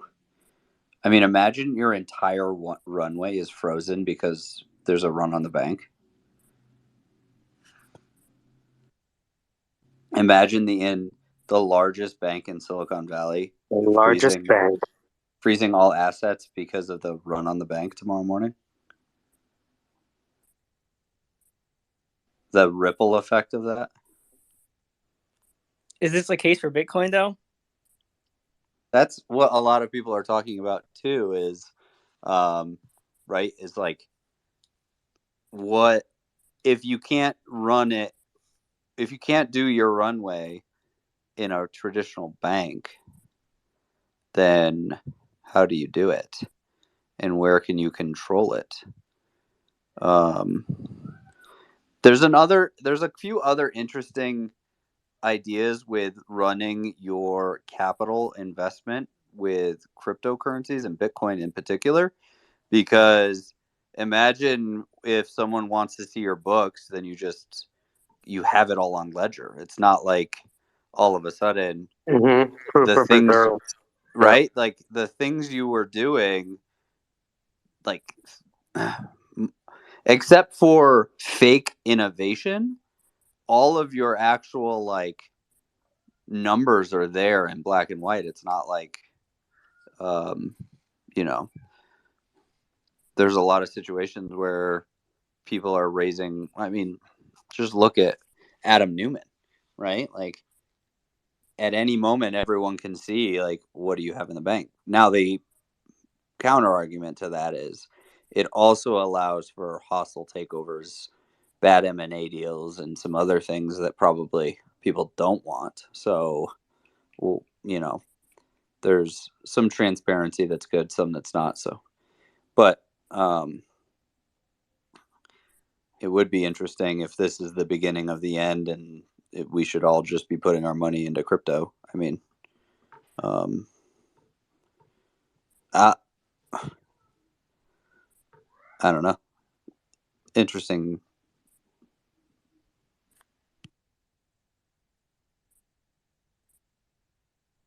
I heard. I mean, sometimes LinkedIn has get posts from time to time, and some of the LinkedIn folks were talking about the VC firms tightening their belt. But was anyone even looking at this bank before 48 hours ago as a target? I don't know. I haven't dug deep. Because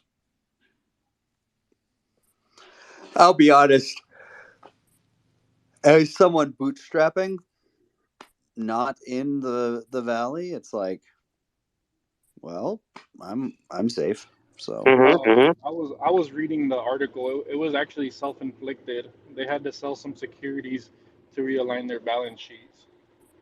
yeah, but that's the So they thing, did is it that to it's, themselves. It wasn't like something happened. They literally are their own makers. Like they're literally digging their own grave.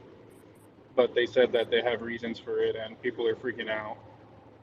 And most likely, what's going to happen is because of the move that they made, and since it's public, that people are going to freak out, and then they're going to cause a bank run, kind of like what happened with Voyager, right? If everybody didn't freak out, then there wouldn't have been a bank run, and we'd be okay. But everybody was freaking the fuck out. So, well, at some point, leadership has to understand the reaction if you make a $2.2 billion move like this, and take that into consideration, right? Like, I wonder why they did it though. It just sounds weird. well, that's the thing, right? Is like there's the where is the bad balance? I mean, I get that things have gone south recently in terms of like companies, but like there can't be that many Silicon Valley companies running on debt leverage versus VC back. Or maybe I'm wrong. Yeah, that's what I mean. Who knows? I have no idea. I mean, I have no idea why somebody would do that to themselves, but I'm sure they have a reason for it. I imagine every Series A company that has equity, put into them also carry short-term debt at the very least, right? To fund operations. They must use both equity and leverage. Someone just tweeted, Natasha just tweeted that it's hard to trust many of the VCs on here or in the ecosystem. Classic issue where they see the bank as part of the ecosystem that won't exist without it. And if it goes insolvent, then nothing else matters. Some VCs are advising everyone just play it safe and keep it in. Others say take it out. Interesting. It's an interesting dilemma. Here, I'll post this in the I hope chat. people understand that all the banks are transitioning to their systems to accommodate for the CBDCs that are going to be rolling out. So, Is this their entire plan to Oh, make us dude, go have to the Federal Reserve. CBDCs? Go to the Federal Reserve website. It says that it's going to happen. Oh yeah, I know it's gonna happen, but like, is this the event they're trying to push? Right? Oh, I don't know. Well, I don't know if you remember a couple of months ago, Bank of America was having a bunch of glitches in their system, and like people were like missing thousands upon thousands of deposits. Well, Bank of America released a statement saying the reason that they were having those issues was because they were switching their system over to accommodate for the CBDCs and the new. Really? Yeah, it was like it was a system glitch. It was just a system glitch because they have to update everything. Which bank was Well, this? Bank of America. well, I mean, if you put everything together, So I mean, if they're going to be going to CBDCs, that Biden saying that he's going to create a $6 trillion tax plan or something crazy, Jerome Powell saying that the interest rates are going to go way up, the fact that none of our banks have done a stress test beyond like a 3% interest rate, and we're going to be way beyond that. Yeah. And if you believe Grant Cardone, who continuously just says, yeah, I bring $100,000 worth of cash to the bank and they just won't even take it because there's just too much liability and they won't even let me get it out. So I don't know what to do. I'm just going to buy assets. I'm like, okay, well, just interesting. Well, I mean, let's for a moment assume that CBDCs will be a part of the future. What does that mean for Bitcoin? Do you think that's a positive signal for Bitcoin's price? no, because the point of Bitcoin was to be its own like digital currency, and if they're CBDCs, and I got to convert it into a CBDC, what's the point of having Bitcoin? Beside its appreciating value, if other people decide to buy it. I think it's bullish for Bitcoin. It would warrant at least a small percentage of your overall portfolio, right? If CBDCs are a part of the future, then at least 1 to 5%, you thinking, of all of your investment dollars? What do you think? Fuck no. If CBDCs come out, I'm gonna start buying fucking gold. I'm gonna start buying like hard assets. But I'm just saying, like, of your entire portfolio, right? 100%. I would literally start buying gold. No Bitcoin at all. Nope. Huh. Bitcoin, I mean, crypto has a value right now because the government's not entangled in it. Once that's gone, the value starts to diminish, and then it just starts becoming something that's like super regulated, and then they're gonna start changing it. You know what I mean? What happened with gold? Then they went to the petrodollar, and then Now it's getting all fucked. So we're gonna have to go back to a different form. Like we're gonna have to go backwards to go forwards. And I think that would be like, buying like gold, silver, and stuff like that. We'd have to go back to like something a different like value system because you can't tie anything to the dollar anymore if it's fucked, right? If the dollar's like 100% fucked up and we're going through all these issues and Bitcoin is tied to the dollar right now, we need something to value against Bitcoin. If it's not going to be the dollar, it would have to be something else. Everything would just be priced in Bitcoin. One Bitcoin. Yeah, but Bitcoin needs to be backed by something. There has to be a backing. I mean, with CBDCs, like it'll just trade at whatever value it trades at. If we have in my opinion, if CBDCs are going to be a thing, right, it'll just trade at whatever value that people price Bitcoin at. Well, there's a value. The value of the dollar has a value because it's backed by something. So, like right now, the value of the dollar is backed by oil and gas. Well, what's going to happen when we go into a future where we're using renewable energy sources and they already cracked fusion? We don't need to use gas and oil. The price is going to tank. You know what I mean? And the value of the dollar is going to depreciate. It's not going to be worth anything because we're not going to be consuming as much oil and gas. So we're going to have to use a different form of monetization or some sort of hard asset to restart our like the currency again. We're gonna have to back it with something. Something's gonna have to be physically backed by it. Does that make sense? I think if the US dollar like ultimately fails, which we're trending towards there, then I think the smaller countries are just gonna buy Bitcoin because it's already established, it's already decentralized, it's already permissionless. So like more and more countries are just gonna follow El Salvador's steps and buy Bitcoin. Like if we just get like think of all the other countries that have crazy inflation, right? They're gonna slowly adopt Bitcoin, and then once we get a big like country to adopt it as like actual currency, like I don't think the U.S. has a choice. Yeah, but the Bitcoin only has any value because dollars are being put into it. That is the only reason that Bitcoin has any value. That is it. Dollars are going in and it's turning into a Bitcoin. If the dollar fails, Bitcoin is worth nothing unless we find something else to back it with. I don't think See that's what I'm saying? entirely the value of it is one the security and the proof of work, right? Which is why I really did not. I understand why Ethereum moved to proof of stake, but I did not like it because the work has value, right? And that's part of the algorithm of Bitcoin. I'd like to welcome Ruckus back. Ruckus, I heard through the grapevine you've been cheating on us with financial spaces. Say it ain't so. Ruckus, spill the tea. How dare you? I can explain. Explain yourself. What happened was No, It that's wasn't not me. how It it starts. wasn't you, huh? It wasn't you? it wasn't me. I was hacked. Oh, you think it's a deep See, fake? the first word out of your mouth wasn't sorry. This is all fake. Fake news. Wow.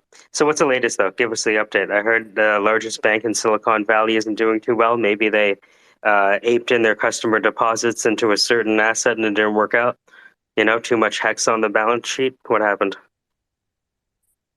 Yeah, I can't claim to be an expert on the banking.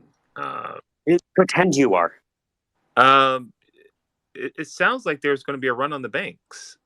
That's what it looks like from reading this morning. But that just at the same time, companies are borrowing, so it doesn't make any sense. It's just I'm trying to make sense of it, but Well, one of the things I noticed that like MicroStrategy, Michael Saylor, I think he had like a $250 million loan relationship with Silvergate. So yeah, we have Erich brought up the term contagion. There's a tangled web that has been woven, and one wonders if it can be untangled. What do you think? I mean, you think there's going to be a run on the banks, or? Well, I think about first year economics. You know, what happens when we want to spur on the economy? We lower interest rates. Problem with low interest rates is that the money becomes worthless. So what do you have to do? Raise interest rates. And what is the effect of that? Now, The we dollar. raised interest rates a while ago, right? Yeah, the dollar goes But, up, right? but it takes time for these things to feed themselves through. So, like, imagine a world where for every basis point increase in interest rate, which is the cost of borrowing, entire business models are no longer solvent. And if your model of revenue is based on borrowing money, how long can you actually remain profitable if you don't have access to cheap cash? Oh, yeah. In a world where bonds are what? And equities are what? And T-bills are what? Any port in a storm. You know how the Mongols used to trap their enemies? You show them an opening, and then you close it. CBDCs. CBDCs, I'm telling you. Yeah. They've been experimenting them with like the Monetary Authority of Singapore for a while. They experiment with this stuff in like smaller locales so they can work out the kinks. But yeah, I saw a report. I don't know, I can print to the top, but you know, all that kind of stuff. But the largest bank in Silicon Valley not being solvent or people being afraid of its solvency, Yeah. I can't imagine what kind of products they would have rolled out over the last, I don't know, they've probably been around for 30 years at least. 70 maybe? Since the invention of the microwave, thereabouts. That's a tangled web. And then you get into the offshore banking. Like you can't even see that, right? Well, we saw it though. We saw it with the bankruptcy filings, right? So you have Oh, FTX, which yeah. wiped people out, and then you had right, and nobody, right? We're only still figuring out what happened with FTX. Not that we'll ever know, right? No, but And it I'm was saying Mhm. before the bankruptcy. You know what I mean? Before it even gets to that, you can't see that, right? You're right, right? There's only your purview only goes so far. And by the way, every country has its Bahamas. Like India has Mauritius, for example. This is not just a game that we play.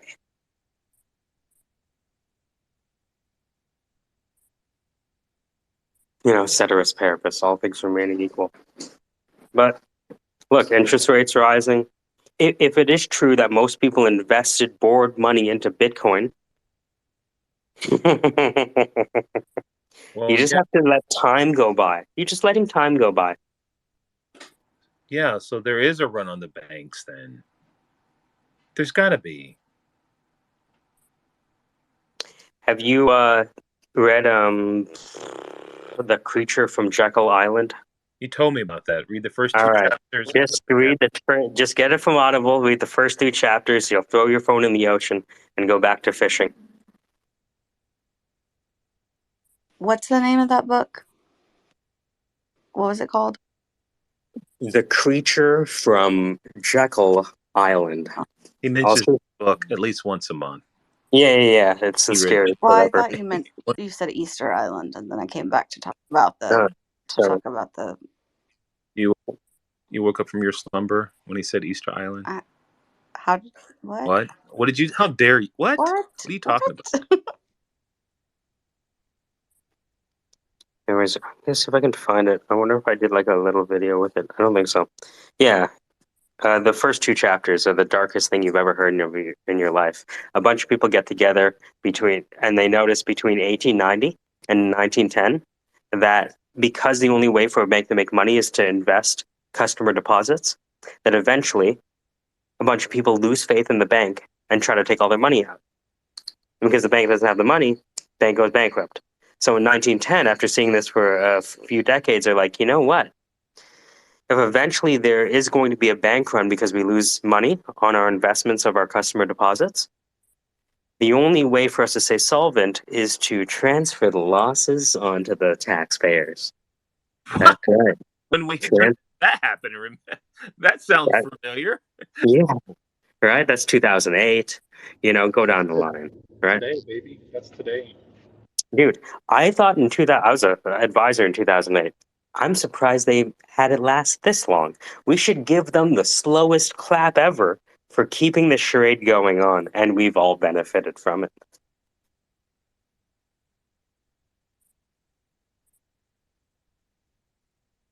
I know. Take me back to when fucking interest rates were 0% for 36 months on a $60,000 F-150.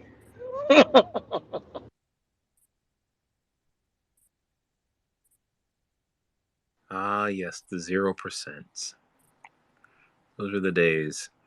We're paying for those 0% right now. All those You know, fucking the 0%. the problem with economics is they teach you that the bill always comes due.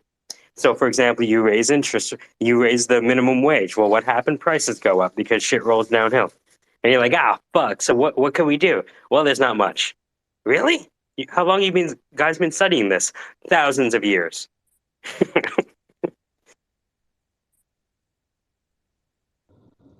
Are y'all's eggs expensive up there, Mike? Are they? Y'all getting Not. away with them eggs? Yeah. I have no idea. Yeah, not too crazy. I've been monitoring them though. Oh, have you? Yeah. So we have chickens, but they don't? Yeah, they don't have access to affordable eggs in the States. No, I heard that, but why? What happened to their chickens? That's a conspiracy theory. Oh, okay. It's not a conspiracy. Uh-oh, So Mr. Rod. the farmers, and the chicken farmers and the companies are saying that. Okay, so they have local farmers that Tyson or whoever packs the eggs, right? And these farmers, they can only produce so many eggs, and they sell them to these companies. And then these companies, they coat them with whatever they need to coat them with, and clean them off, and do all the stuff. And they are the ones that dictate the prices. So the farmers have pretty much blown the whistle on the entire industry and pretty much saying that it's corporate greed. It's not anything wrong. They have like their eggs are laying a shit ton of eggs. Like there's no shortage of eggs. There's no shortage of anything. They're pretty much saying that it's happening in the dairy industry, in the meat industry, that all the corporate companies are just being greedy and literally just using capitalism to pad their pockets. You're listening to the Syndicate. Get em a run, get em a run, get em a run. Kayo noya kiandan. Welcome, everyone. How are you going to allocate your portfolio in a time when Silicon Valley's largest bank isn't doing too well and CBDCs are now being declared by Bank of America and others? I put it to the top. Digital currencies appear inevitable. Bank of America. Oh, told you, bro. Told you. I had to look it up. I'm sorry if I don't want you to be offended that I fact checked you. It's not because you're Mexican. No, people always try to fact check me, but I read. I actually fucking read. So I might not look like I fucking read, but Look, we're just not used to Mexicans reading. It's a foreign thing in Canada. Not in English. Maybe we can't detect them reading. We didn't even know. We didn't listen. Like on that, like have you seen that movie Cloudy with a Chance of Meatballs? Oh yeah. The Guatemalan dude, he's like, I used to be a doctor in Guatemala. He was a fucking cameraman. Yeah, that's all of my West Indian extended family, because they disregard all of your education. There's a lot of surgeons learning to become nurses in Canada, for example, because of the way that the credentialism works. Yo, that's crazy, dude. I don't even know if anybody spoke about this, but did you hear about all those fake nurses that got caught in Florida? So yeah, there was a big scandal in Florida, and 4,500 nurses Shut your mouth. were given diplomas, fake diplomas, to go before the national board to go take their test. And out of those 4,500, like 1,000 of them passed, and they were fucking practicing nursing at fucking hospitals, VA clinics, fucking surgery centers, and they didn't even fucking pass nursing school. They just paid a little bit extra. Well, They hold fucking on. closed down like five They nursing knew that schools. they were paying extra for the diplomas. Yeah, they knew. What? But hold on, Yeah. hold on. Were they good nurses though? Uh, who knows? I have no I fucking guess clue. that Because it took them months to look, figure it out, right? yeah, Like that's what they I'm were saying. Like No, no, maybe not months, bro. Years to figure it out. I'm just saying, like, if there's a bunch of nurses, if there's some nursing schools out there that can churn out nurses 5 times faster than the existing infrastructure, shouldn't we be investing in those I teachers? mean, you got a point. Let's Just, hold on. He's it's got a fine. point, right? Who are these No, dude. instructors? Are they No, dude. Cuban or Puerto A Rican? lot, a lot of those nurses, dude. They were like a lot of their coworkers came out and said, "I don't even know how this person was a fucking nurse. They were idiots." Oh, Okay, so they're not Wait, so they perfect. didn't pass though, right? They didn't pass, but they still work. Like they basically faked the credentials, right? yes, they didn't pass at all. Like they failed their test, or they failed their course in order to go take the national exam, and the school offered a way out by if they gave them a What? little hush money No, that they they would didn't. just. You're lying. I You're. swear to Let me God, go. I You. swear, bro. Oh Yeah, my but Why, don't why would just I Hey, believe him lie? because he's Mexican. Why so would they I just lie? He is basically like Mexican, right? forged a degree, They right? forged the fucking diploma. Yep. Oh well, there's a use case right there, guys. NFTs as nursing diplomas, No, verifiable on the blockchain. I am making this in my next hackathon. I will I no, win mean, all the but they paid prizes. for it, so I mean, it would just be paying for an NFT that. no. It's no. The bigger thing here is we have a group of schools, hopefully with the same principal, that has been able to churn out effective nurses apparently No, faster they than haven't. any other nursing program on the planet. We need to find these people and invest in them. But they weren't effective. A lot Yeah, of they these weren't nurses. effective because they failed the exam. Well, They failed the I'm just state saying, exam. like if we took those 4,000 people and be like, look, it seems like you want to be a nurse. You maybe didn't do it the right way, but to make sure that we don't lose all of this capital that you built up, do you still want to be a nurse? How would you feel about going the legal route? Right? Maybe you're just a 1 year bridging program to take an illegal nurse to become a legal nurse. Like, let's convert these black hat nurses into white hat nurses. Right, Well, because actually, like they already a got 4 years of continuation experience. program would be pretty interesting, though. Like if you fail it, right, and just like, oh, just you pay more and take an extra like year to learn your shit instead of having to like retake the test or some shit. You just pass because you gotta take take extra classes.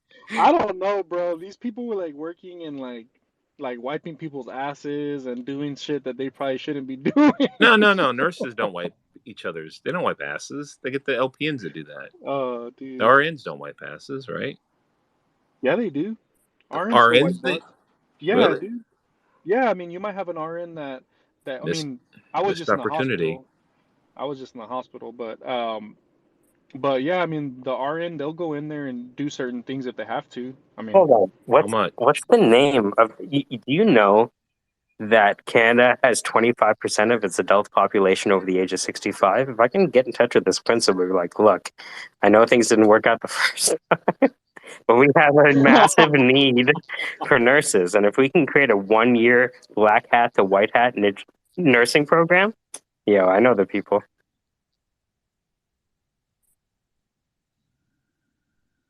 What was the name of the thing called? Do you remember, Mr. Roger? I'm looking this up right now. I'm gonna find this dude, person's just name. type in Like fake invest, nurses. you Just know, type he's in just fake gonna nurses, claim he's Florida. gonna be All right, I'll like be right back. Hold claim on. ignorant. He's just like, I didn't know that they were they were illegally I didn't Yeah, know. passing these nurses. Your Honor, if you're listening to this, I was just joking. By the way, Mr. Rogers, shout out to the Mexicans today for apologizing. For shooting the 2 victims in Mexico. That's solid, man. You should. I mean, are you from Mexico? Or are you born? Or are you born here? No, I was born here, bro. Dang, you can't get any credit off that one. However, My wife The was born there though. But no, she you're talking was. about your. Yeah, she was. Shout out to I mean, I'm a fan. I'm a fan. You But know, the, yeah, dude, that was I saw that too. I saw that too. How those wasn't that crazy? they fucking they those the cartel members like turned I guess fucking Turned owned them up in. to their own turned in their own guys for doing some dumb shit. Like, my bad. You know, like it tells you. No, really, it tells you how organized they are. You know, and Dude, it's diplomatic. not. It's dude, the cartels, bro, they run the fucking government. You And can tell. they run that shit. So You know what I mean? Like, I wonder what happened to those tourists though. Did they ever find them, or did yeah, they yeah, yeah, yeah. So the two, they kidnapped yeah. them, right? Well, yeah, they did, but they were moving them from house to house. They even found them in like hospital robes. They were taking care of them and stuff. But two lived, two died. Um, you know what I mean? And it's Damn, that's ugly. unfortunate. But I mean, what a solid show of, you know, Well, yeah, because they're drug pushers. They're not freaking kidnappers and murderers. exactly. You know, unless you freaking do something to their business, they don't really they don't really do anything. They just want to sell the white man that cocaine. Yeah, I mean, yeah, but I mean, what a solid display that today. You know, that article came out. That was pretty good. You know, it's Look, awesome. without that economy working, our financial services part of our GDP will be decimated. The Yeah, because without cocaine, people don't have the energy to trade. Apparently. Oh my god. You can drink. Well, yeah, well. I heard you go through the process. That I was know, right? amazing. You know what? I'm being trolled by Mike. My left brain said, "Stop it! He's trolling you." Oh man, here's the only challenge with finding the people who know how to train nurses quickly. They're all being indicted. So sorry, guys. So we're gonna have to wait between 4 to 12 years on good behavior before we hire these people to create legit nursing homes. But then by that point, they'll be like even more savvy criminals because they'll have like the, prison MBA. Dude, and like the nurses were like in like they were dude, the FBI was hunting these nurses down, bro. They fucking found them in Texas, Arizona, Colorado, New York. Like But they were we spread look they were with the spread amount of out. old people in Florida. What's a under credentialed nurse every once in a while? You know what I mean? It's supply and demand. I'm just saying, if there's a lot of businesses that need leadership, we're going to wait for a bunch of MBAs to graduate first? That's what we're going to do? No, just Fast head in track them. there. Try it out. Red shirts, get up. You third string, fourth string, get in there. Right? It is just third string. We created third string nurses, and they call them personal support workers. They graduate faster. It's like a 1 or 2 year program, and they can start helping nurses do all the shit that nurses are too busy to do. Like, and like, how you have to have an electrician to do certain shit, but then what happens is you have like people doing most of the work, and the electrician just walks in and does one thing and then walks out. Same thing happens in construction. Wait, is that not a thing? Is that not a thing in nursing? I feel like Yeah. opportunity. Look, sometimes you need the kicker for the 3-point conversion. Send in that guy. He doesn't have to play all the games, but he could win you the game. Think about it. Without the kicker, like imagine you try to get the quarterback to kick the football. The fucking Super Bowls are decided on things like this. Yeah, the same way we have junior developers, we need junior nurses or something. Yeah, so Dang, Mike, that's dude, the that was sexy of you talking about sports like that. Never heard it before. You don't hear me talk about sports a lot. Look, I'm gonna make you fall in love with me if I start watching fucking anime and manga, right? What, you too? Yeah, I want to watch that with you. All That's right, so sexy. all right, Mr. Raj, what should we watch? What was that new anime that you were telling me about? Attack on Titans? I haven't watched any of the animes.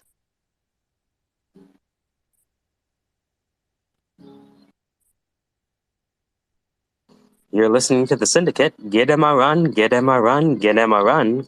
Kayanoya Kyandan.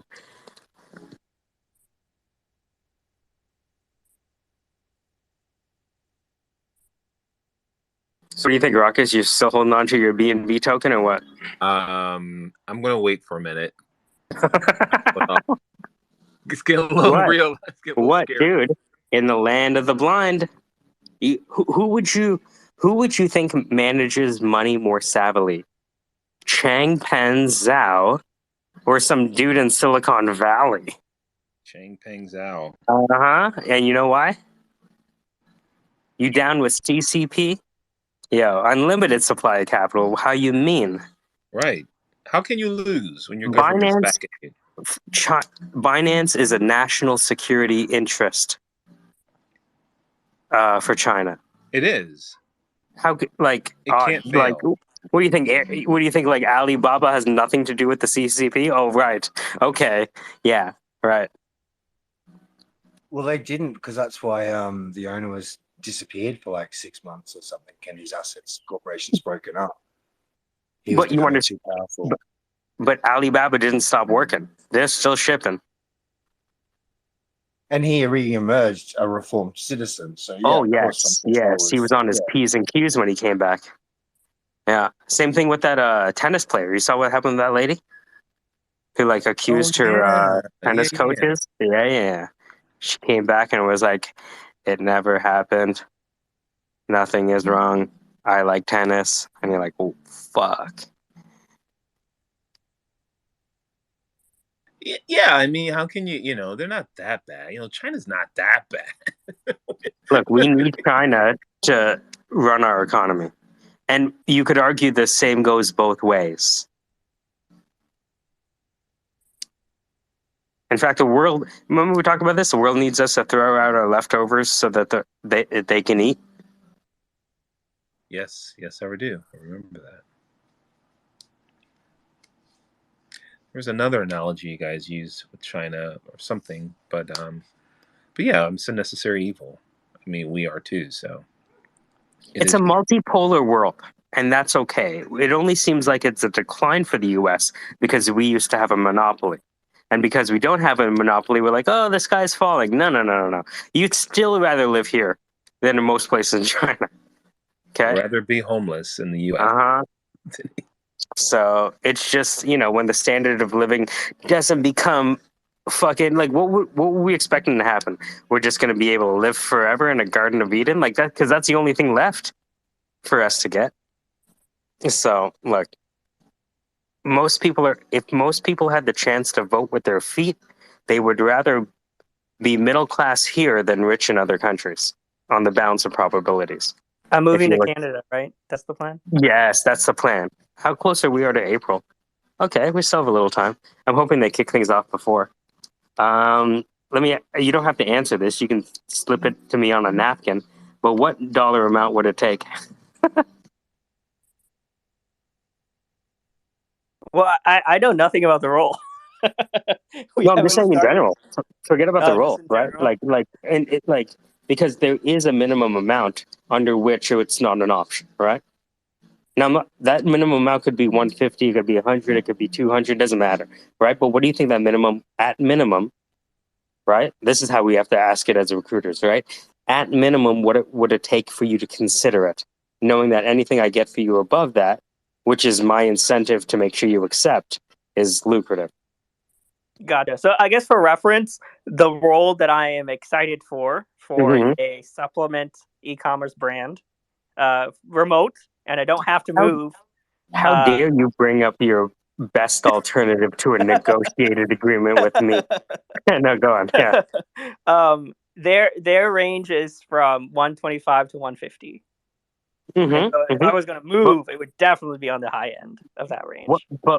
I wonder what the cost of living difference is. And that's US dollars as well. It's probably around the same. I mean, I live in it's not as expensive as Okay. LA, like inside LA. Okay. But Okay. Orange County is still pretty high in cost of Okay. living. Have you looked at Canada before? Like Toronto, Vancouver, I have Montreal? not. That's No? something I would have to research. How do you feel about cold weather?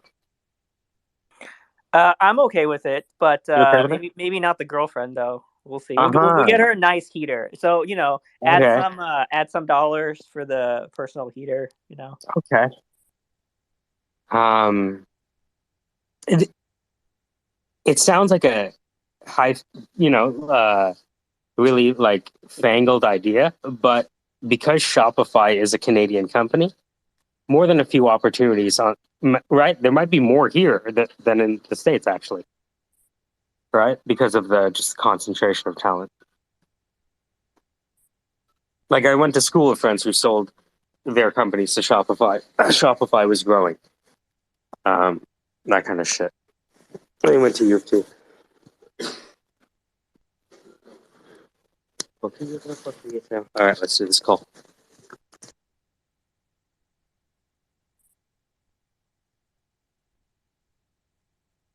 Jeez, I literally wasn't aware. What happened? Is this just Silvergate residual follow through? I've just noticed there's been a bit of a dip in BTC, which is obviously passed on to everything else.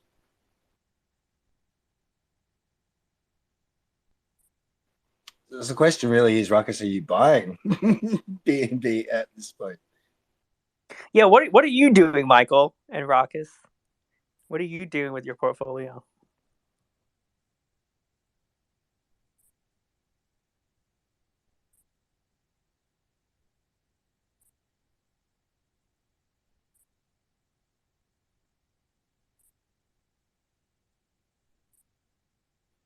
Is he gone? I think Ruckus is AFK. I'm here. What's Oh, up? you are. Sorry, I was talking reporting with Mrs. Ruckus. She's mad. So, what's going on? What I miss? No. I was no. Vinny was asking him, "What are you doing? Are you buying or are you selling? Oh, Or am are I? you diversifying?" I'm on the side. I went on the sidelines a little bit last year, and so I kind of look for an opportunity, like once a month, a great opportunity, and I'll go in with maybe maybe a couple contracts, but not very long. 20% and I'm out. 20 to 30% I'm out. But pretty much on the sidelines, unless I see a great opportunity. So I am actually looking for opportunity tomorrow and next week, with the jobs report. So I missed AMD today. I didn't take it. That looks like that did pretty well today. But it's just too. And this is where you make your money. But I don't have the I don't have the risk. My risk tolerance is pretty low to lose a lot of money in this market, this climate. Do you have a strategy? What do you use? Supply and demand. How do you chart? I'm macro, so I do a complete. I mean, you notice my post. I'm just a complete macro guy. Um, I'm heavy macro, which I should be some micro. I'm learning that strategy as well, charting. But yeah, I follow the fish, I follow the herd, see how they move, and I trade that way. Semiconductors are pretty good. Yeah, yeah. It's just it's cherry picking now, right? More than anything. Do you trade? I used to much more often. I used to. I know I mostly do options. Yeah. you do. Yeah, I do. I mostly use supply and demand, just short term Yeah, intraday. yeah. Weeklies? Weekly sometimes, but I usually don't hold over the weekend, which is like a sucker sometimes because like sometimes Mondays are just like really good, and like I just don't Yeah, like holding over the weekend. same. Same. Yeah, small and mid caps have been great for the past since January. And of course, 2021 was amazing. You can make a lot of money then. But this is a different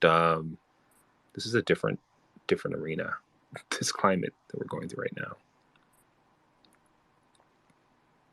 You stop. You're not investing anymore. No, I mostly just buy long term, just doing dividends now, just like at dollar costing average into like value stocks that I like. Yeah, Yes. just blue chips right now. What are you liking? What do you have long term? I don't remember at the top of my head. Okay. We've had Apple for like 15 years. So that's like one of our longer. Costco. Yeah, those are all pretty similar. I mean, I'm mostly in tech, so I love like Nvidia and AMD and all of Yeah. that. Yeah. Intel. I'm big on TSMC, just because Yeah. Apple has a Yeah. contract with them. So Yeah. What about the Chinese stocks? Like Neo? I did not get into Neo. My brother traded Neo when it was like $7. yeah, it Remember was that? like really early on. Yeah, it was nice. Remember the charge point and all those little ones that were like $5 to $7 back in 2020. Oh, I also trade off of Elon's tweets. They're always effective. You do? I traded. They also follow supply and demand, but I just think Yeah. it's hilarious that I he has to time it. It's just so funny. Every single time he's like, "Oh, stock price too high." Yeah. What do you think about Disney and Amazon long term? I haven't bought Disney in a while. During COVID, it was pretty low, so I bought some of Disney. Meta? How do you feel about that long term? The thing is with Meta is that like they're so like sensitive to ad spend, like how much people spend on ads, Yeah. and they spent so much recently on the metaverse, On the which isn't. metaverse. I think it'll pay them back. I think you know they're probably one of the few companies who can scale, because like a lot of these metaverse like NFT projects and yada yada, like they look pretty and they look great and all of that, and I'm sure they function well and the tech is great, but no one really has the scalability and reach that they do, because a lot of people size how crappy their like sort of beta looks, but they're not like people don't think in terms of like the technical requirements, right? Because like Facebook has to serve like millions of concurrent users.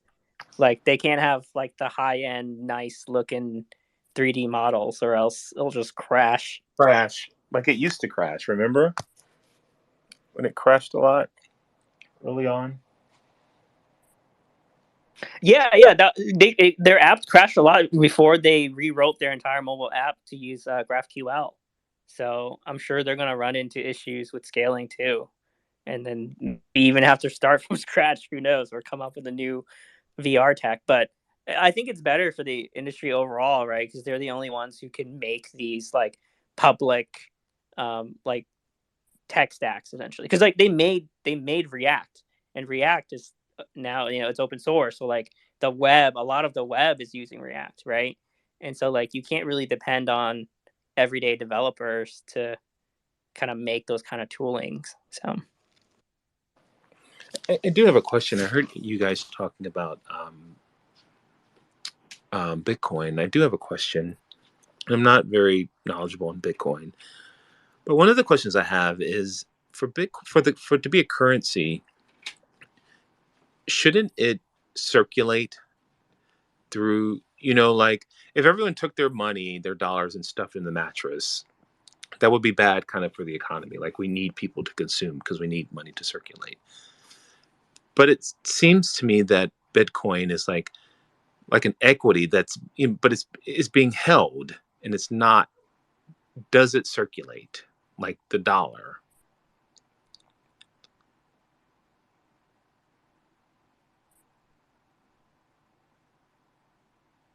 I mean, I think right now, like a lot of people just keep it because the hope that it goes up. But like people maybe not in the United States. So one of the reasons why I don't sell it is because it's a taxable event. Like if there were some law where, because I think there was a law that was proposed in the United States where if you spend less than $100 in crypto or something like that, it's not considered a taxable event. I doubt that will pass anytime soon. But that would probably be a better incentive to actually spend crypto if it wasn't a taxable event for like goods and services specifically. But I don't know, I'm not sure. I mean, I'm not a macroeconomics person, but I know people in other countries spend it quite readily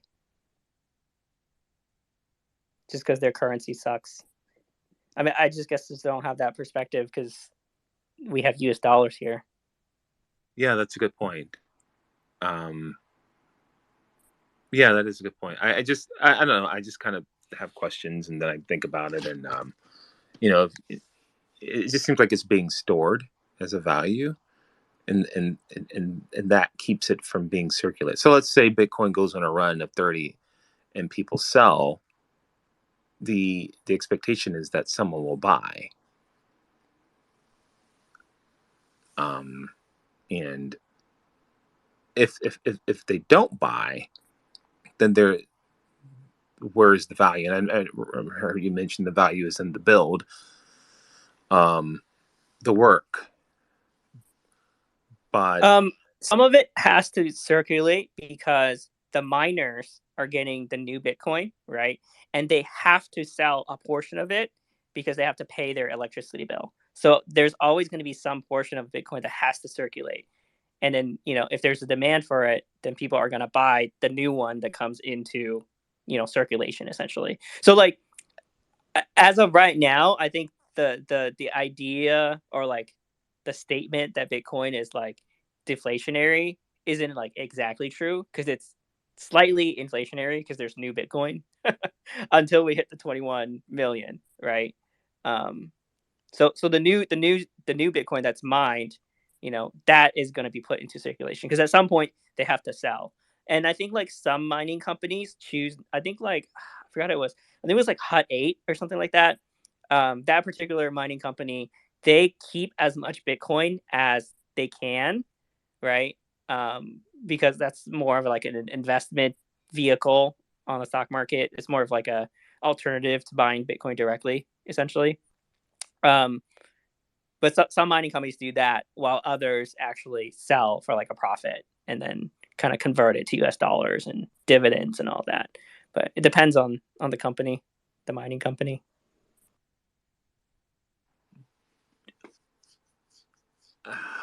yeah. Do you see it? I know it's not going anywhere, right? Do you see it? Do you see something else coming along like Bitcoin, whether it's another currency or NFTs or?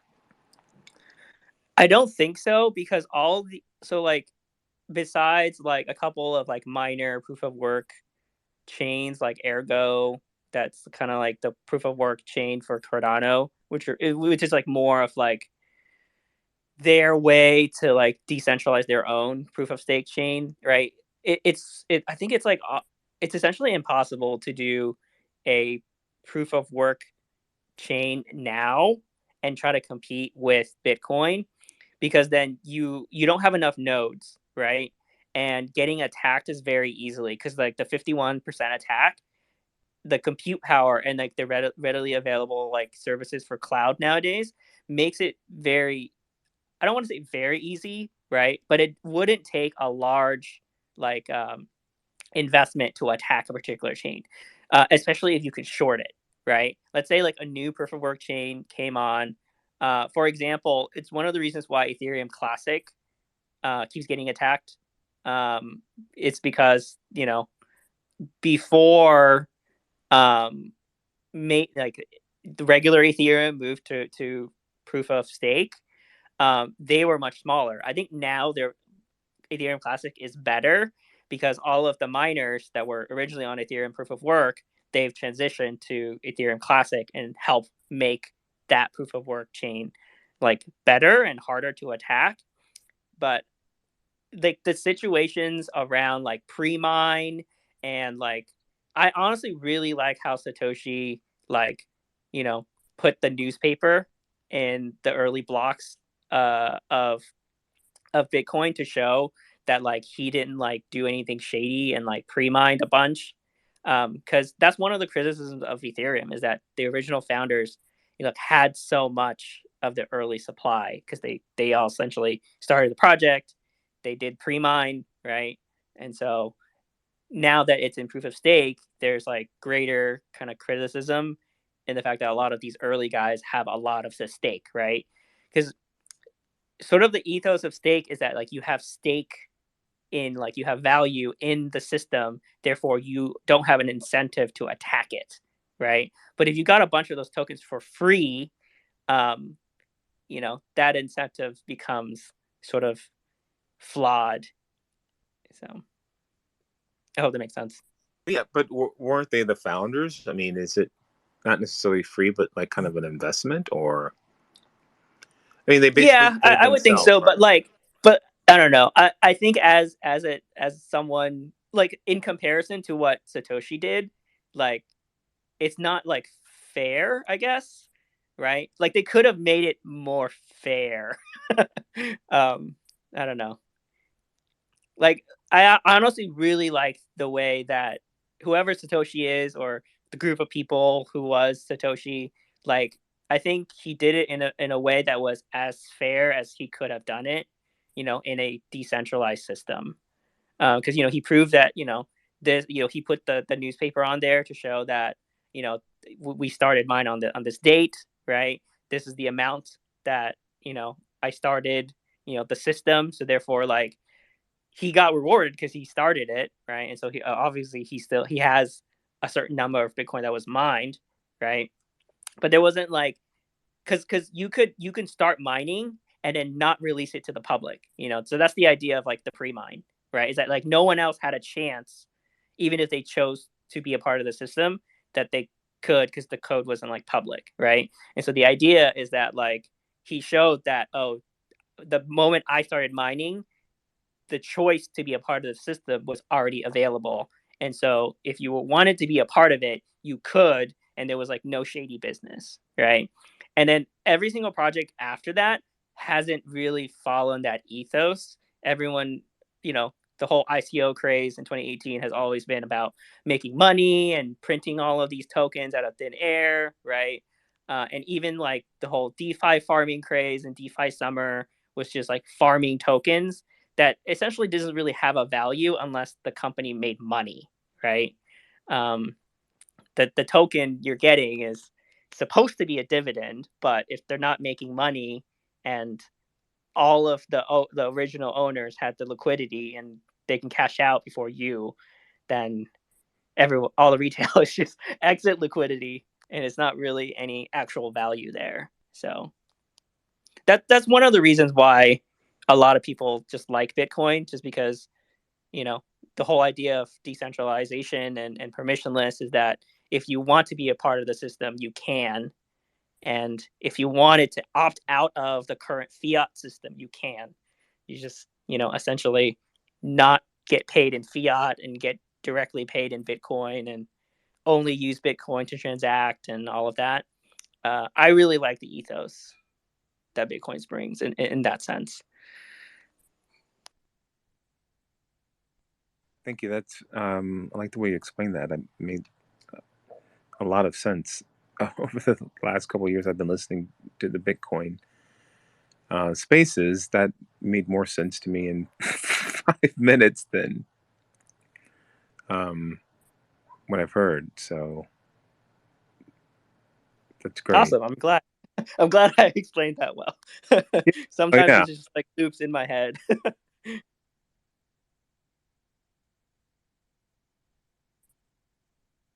Yeah, like because everything is just based on compute power.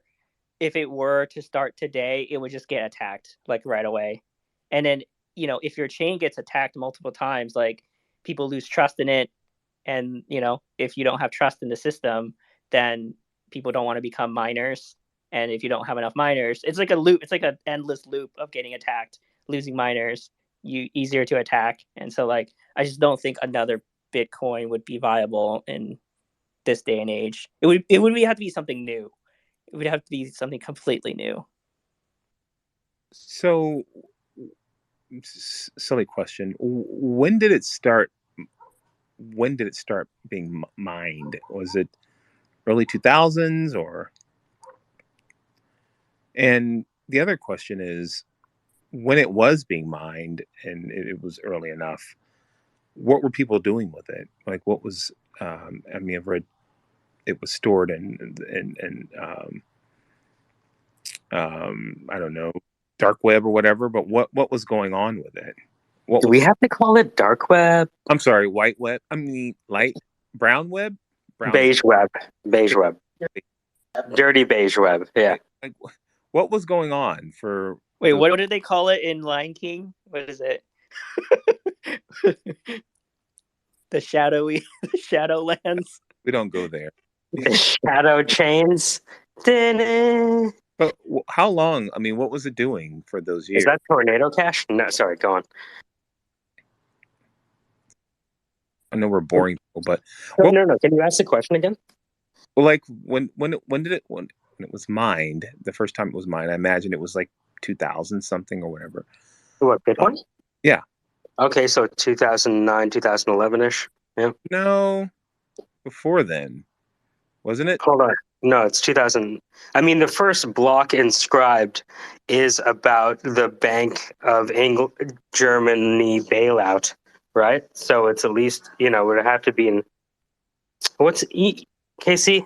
A little Bitcoin quiz. Yeah. What was the what was the first there- inscription on an ordinal? Hold on, was Satoshi the made first block an ordinal? How so dare you, basically, Satoshi? yeah. But so Fuck like off. Ruckus, there was a couple digital currency, digital ledger Yeah. tries before Bitcoin. Yes. And Bitcoin, I'm going to say this as an opinion, was pure enough of code and had just enough cult following momentum to survive until it caught on more. Well, it was also developed by someone who is very experienced with a lot of things from Australia. But what year? I mean, wasn't it kept on cold? 2009. Right? But wasn't it on cold storage for a while, or? But if we're just focusing on the date when this activity started, it's 2009-ish. Okay. Carol, yeah. So it didn't have a lot of traction at first. Nobody was putting any money. Nobody was using it. It wasn't popular. That's where Crypto Jesus was his handle. Was one of the original like Bitcoin proponents, and it was like actively shilling Bitcoin on the street, anywhere he could, everywhere. And it took stuff like that and years of it before it finally got traction. And then we had our dark saga with the Silk Road. Do we have to call it dark? I mean, you control your room. I think real this. I know, Rocky. Like, here's the thing. He's from California.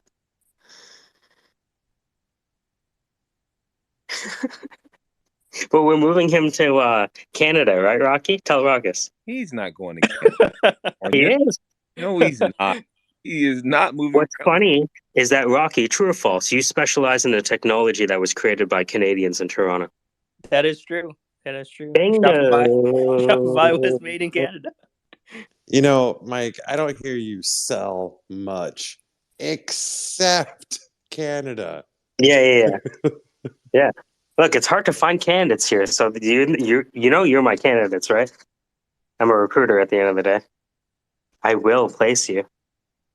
And closer to us so we can see each other. That's our alternative motive. Alternative motive? No, I don't want to see them. No? Even if they were my neighbors, I wouldn't want to see them. I'd see Together them alone. Yeah, together alone. Well, I would like to break bread with all of you. Oh, you can see them on your own. On my own. On my own. On my own. I'm just gonna dump the kids off on you and take Karen on a date. That's the way that's going down. I actually think I might enjoy it. I would have so much fun babysitting your kids. Are you kidding me? Uh-huh. Media. I love being an auntie. Don't tell Ruckus he's gonna dress. And he has those kind of kids. What do you mean those kind? Like black and Asian. Man, Oh, that's you. Oh shit. What do you mean those kind, you asshole? You mean me? No, he's You mean me? You married one, you asshole. Right. It's a thing. Race-ish. Ish. Yeah. Wrong Asian. Yeah. But ish. Blasian, what we call them. Blasian. I like Either it. that or Asic. That doesn't sound good. So. Oh. Blasian. Blasian, I like that. Black History Month, they want to celebrate. I tell them you can celebrate half. That's it. Just pick the first 14 days and the last half of the month, but you can't celebrate it all. You know what But they then say? they also get March or half of March. Wait, no, May? Which one's Asian month? Is it May?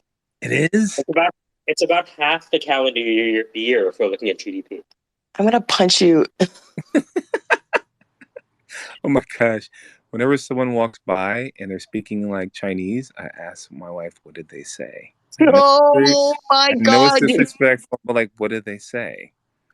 Incredible. You talk the same way I talk about. Talk to. Oh my God. But let me tell you something. Sometimes we're Shall walking. return. Sometimes we're walking and people are speaking in Chinese and she'll be like, oh, I'm like, what? What was it? It's like, she was talking about her daughter. I'm like, you understand that, but you don't understand. You don't. Look, when I ask you what they're saying, it's racist. Allie was pissed off because I couldn't tell the people in that jumpsuit TV show. They look so different. What It's not like they had like a bunch of same aged people. What's that TV show with the Asians in jumps? Oh yeah, Squid Game. I couldn't tell them Oh, that apart. was a good movie. That was a good show. Same thing with Lord of the what's that? White People Wakanda. Fucking Game of Thrones. I couldn't tell the difference. White People Wakanda. Oh my God! You're so rude. This is getting shut down tomorrow. Your account's going to be locked down. I have never heard anyone describe Game of Thrones in that manner. For the record, I haven't heard a single disagreement. Let it be known, Your Honor, you don't understand. I'm going to be there with the January 6th people. Your Honor, there's new footage. Leave the room. We're accessory to the. Leave. You guys are accessories. You think? Yeah, I'm going to be like fucking Gunna and YSL. You guys are all. Oh shit, we lost like 3 people there. You see that? White People Wakanda, huh? That's what people object to. All right, we know what the Overton window is, I guess. Caucasian Wakanda. What's so wrong with that? It's a TV show where there's no black people. What? The only black guy has no genitals. The only black guy has no genitals. There you go. It's the perfect white man's world. I haven't watched it. I guess I need to watch it. You're gonna watch it now? Well, That's so funny. I couldn't watch it when the kids were running around because because it's violent. Yeah, it is. you don't want that. The violence is nothing. It was the sex scenes were like right. They were Game of Bones. Game of Bones. Yeah. Game of Boners. Anyways, have you watched it all? I got bored of it after a while. I'm like, so they're gonna just keep fighting with each other? How long is this gonna go on? Are you gonna? Oh, okay. Oh, there's new characters. So what are they gonna do? Oh, this is like fucking. What's that walking around movie? Walking Dead, where they just walk around and face the same bosses. I was like, same thing with like. That's what got me mad about Prison Break. I'm like, God damn it! They're just getting in and out of prison. You're not gonna hook me for the 4th time. You got me for the first 3. Fuck you on the 4th one. I'm out.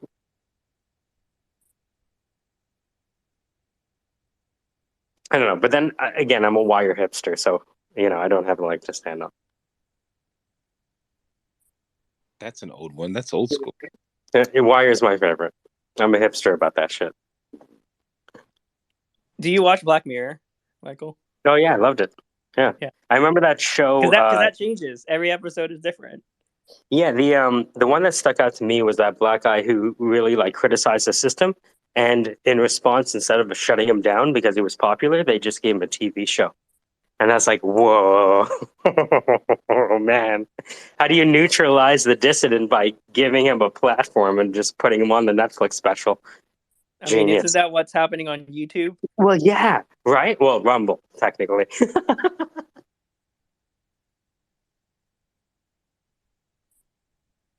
So, what's the consensus? Was Jan 6th a farce?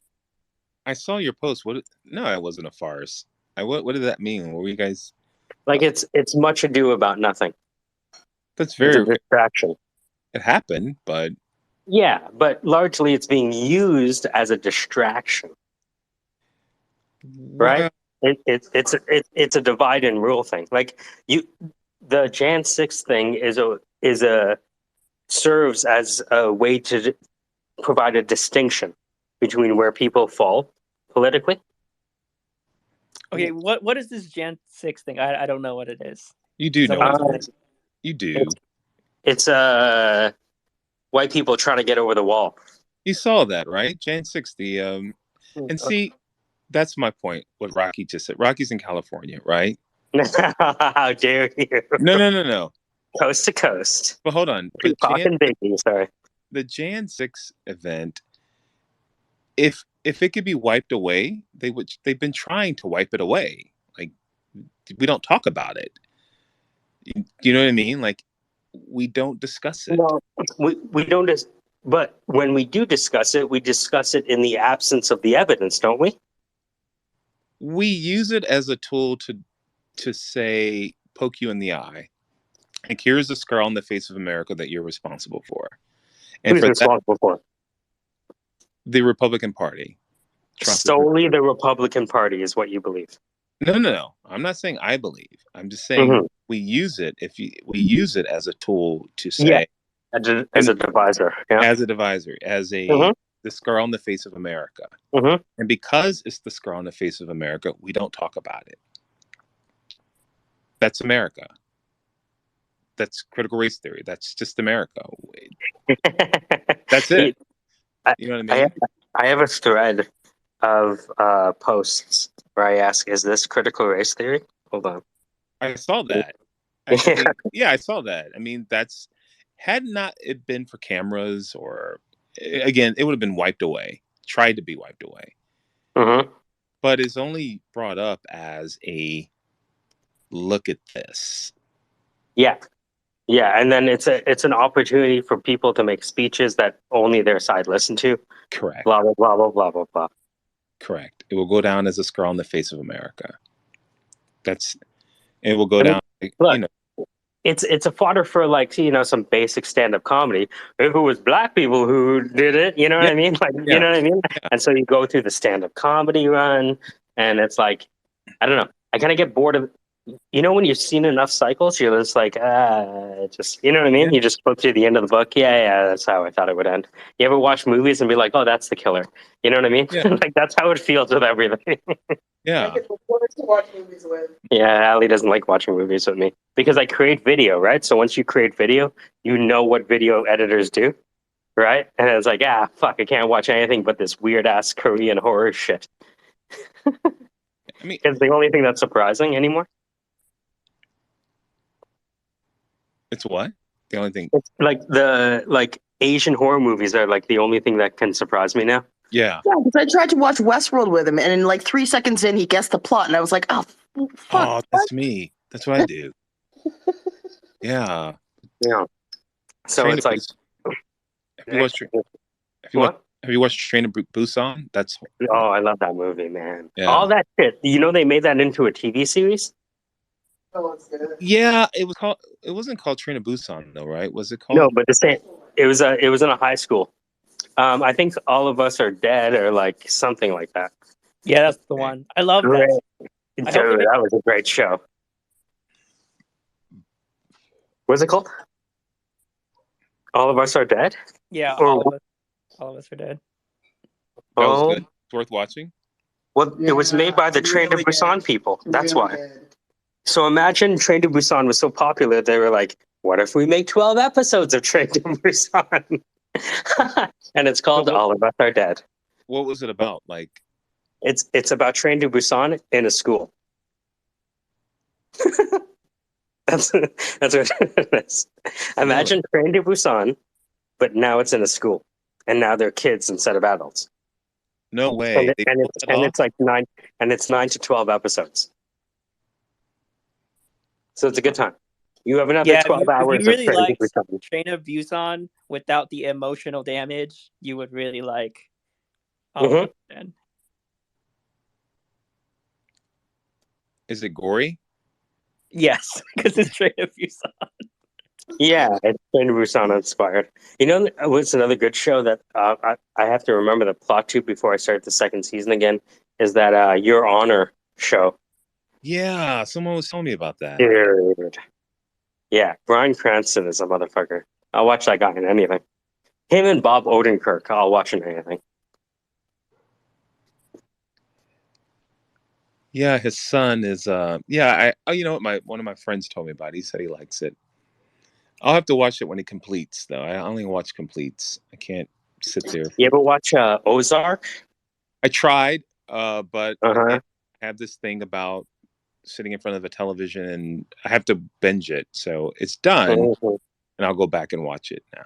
What about like Mayans and Sons of Anarchy and Nah, no?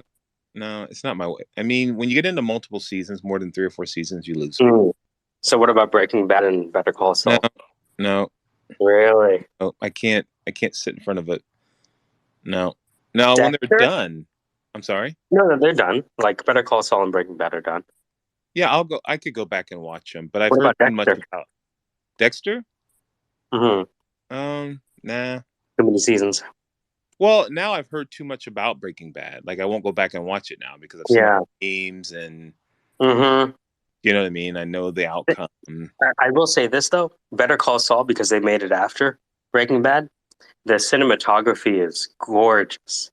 You could watch that whole thing with the sound off. It's really well shot. How many Like, seasons is that? I don't know, 3 or 4. Okay. Yeah, there's like 3 or 4. But the thing is, like, if you don't want to watch Breaking Bad, but you want to experience something that's as good, if not better, because it was made after by the same folks with a lot of the same people, then Better Call Saul is very, very safe. They've already perfected that style of show, so now you're just like fucking Is it just same? enjoying it. Yeah, like let me see if I can find it. Like the visuals, I don't know who they got to do like the art direction and stuff, but even like posters were. Where's the one with him on the road? Paint. Yeah, this was crazy. Hold on. Download image. Paste. Bang. Bang. All right, I'm gonna put it up top. There you go. Yeah. So date night's weird. Huh? It's filled with weird movies. Yeah. Or fight night. Yeah. Allie likes watching people punch. Yeah. She calls it punching. Punching. I like watching guys punch each other. Mm-hmm. It's the same guy in this. Mm-hmm. Exactly. Yep. What is the plot for this? So you watch him become a lawyer. Well, he's already a lawyer at the start of the show, but you watch him. It's the backstory of him before Breaking Bad, essentially. I thought he was a teacher in Breaking Bad. Mm-hmm. Wait, but he's a lawyer in Better Call Saul? Sorry, different character, I think. No, so you're thinking about the main character. Yeah. Right? So the main character was a teacher. His lawyer is Bob Odenkirk, and they made a whole show on the backstory of the lawyer. Oh. And how he got to be the way he was. Yeah. Okay. Because he doesn't necessarily start like that, right? We see him as we see him in Breaking Bad as a depraved character with no morals. But he doesn't start like that. How does he? So I could watch Better Call Saul and then watch. Yes, if you like Yeah, you're gonna know very quickly if you like Better Call Saul, or at least this genre by these producers. Does that make sense? Yeah. Oh. What? Well, because I never watched what's it called Breaking Bad. So I only watched Better Call Saul, so that makes sense. How'd you like Better Call Saul? It was really good. It was really well done. And you fall in love with the characters. Yeah, they fucking acted their asses off. Dude. And they have, who was that guy? That Spanish guy who's like the best character in all of TV. Gustavo Fring, the No, Salamanca. The younger Salamanca. You know what I'm talking about? What was his name? Oh, Lalo Salamanca. I like the Chiquita. What is her name? Oh, the girl? Yeah. The Here, wifey. I'll put this to the top. This guy, they got him from like Tele Latino soap operas. I'll send you. It's the best of Lalo. But this guy, I think he outacted everyone. Oh yeah, I've seen him before. Yeah. And it's like he's a gorgeous looking guy. And the way he acts is just like really smooth and really professional. But he's also like, you know, part of that world.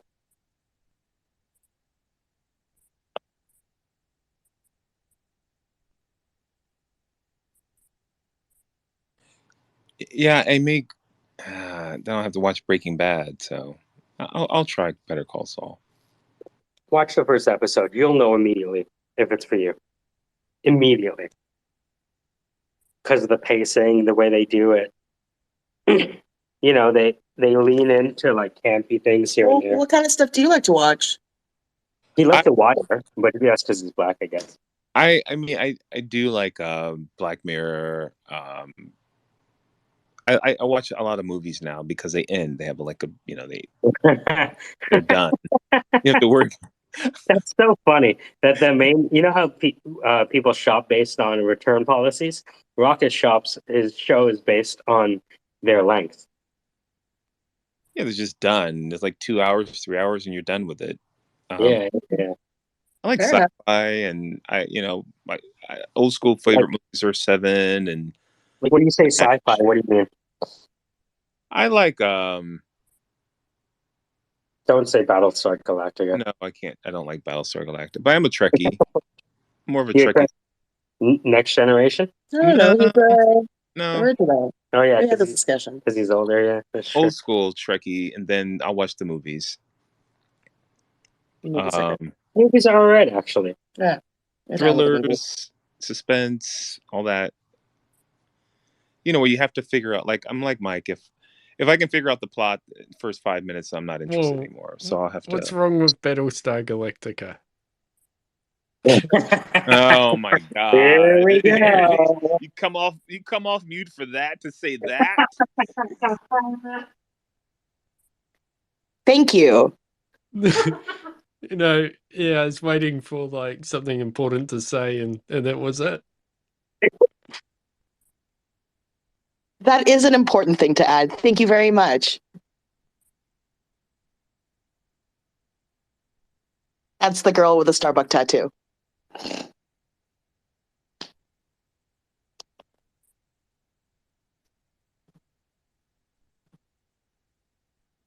All right, I gotta go and do some laundry, menial tasks. Have a lovely day, guys. Speak to you soon. Bye, Later, baby. dude.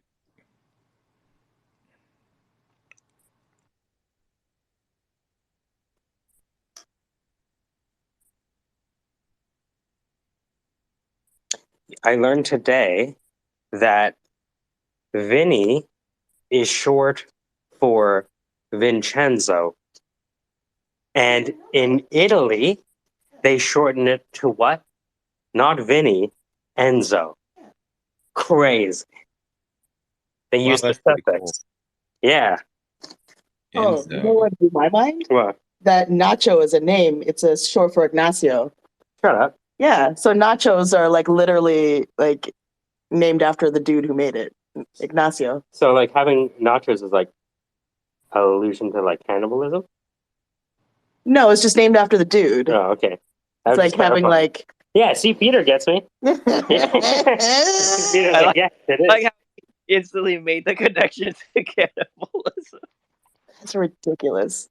I It still threw haven't me made because I had a student named Nacho, and I was like, "Your name is Nacho?" It's like, "Miss, it's Ignacio." I'm like, "Oh, Nacho." We pronounce it nacho.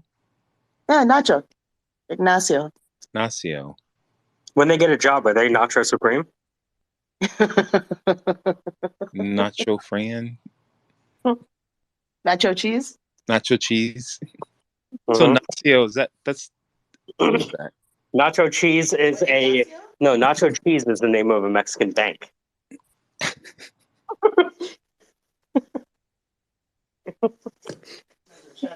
Not even cheddar. Ignacio's Spanish. Yeah. That was asking. Ignacio Spanish. Well, Latinx we say now. They call it Latinx. Huh? They Some people do. In California, I think, right, Robbie? No, they don't like. They don't like not. They don't like that. No. Central Americans? Yeah, Central American. No. Latinx. No, because it's in reference to America and just Central. Central Western Hemisphere. Costa Rican. Costa Rican. How's that? Yeah. I don't even know. Costa Rican? Isn't West Indies in the middle? Maybe. I don't know. Rocky, we were listening to your dilemma about your master's program. Mm-hmm. Did you figure it out, or do you? No, he's considering. No, in what? Oh, yeah. I mean, I'm still considering it, but a lot of what everyone said makes sense. I mean, Ahmed says that like if I'm looking to be more entrepreneurial and make my own product and own my own business, it probably makes sense to do an MBA, which I have considered as well.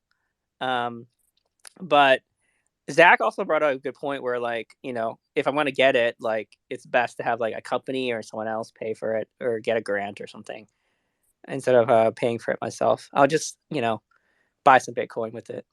Well, let me ask you this. What would be a better business school? A top tier business school or Y Combinator? I mean, working on a project, that gets funded with Y Combinator is pretty awesome. I think you would learn a lot. You would have access to university equivalent guidance if you sought it out, right? Right. Like even like to work with like Zach is like on the Y Combinator fucking list of approved people to work with, right? And so his network has fucking Cambrian exploded, right? And you can see the change in his perspective as he's being moving with that crowd. So yeah, for sure. I think if I was in a different field, it would probably be a different consideration. But the fact that I'm a developer definitely changes things a lot. I mean, it depends, I guess, on how deep of a product you want to create and how you feel about knowing it. Like I tell you this after I did like a 4-year degree at the University of Toronto, learned a bunch of shit, was a TA. The guy who was my mentor, his family like has buildings named after them at Queen's University where Elon Musk went. So it was like, I didn't realize it at the time, but I met some really pivotal people. I rubbed shoulders with some motherfuckers. But now I think is school online now? I don't know how school works anymore.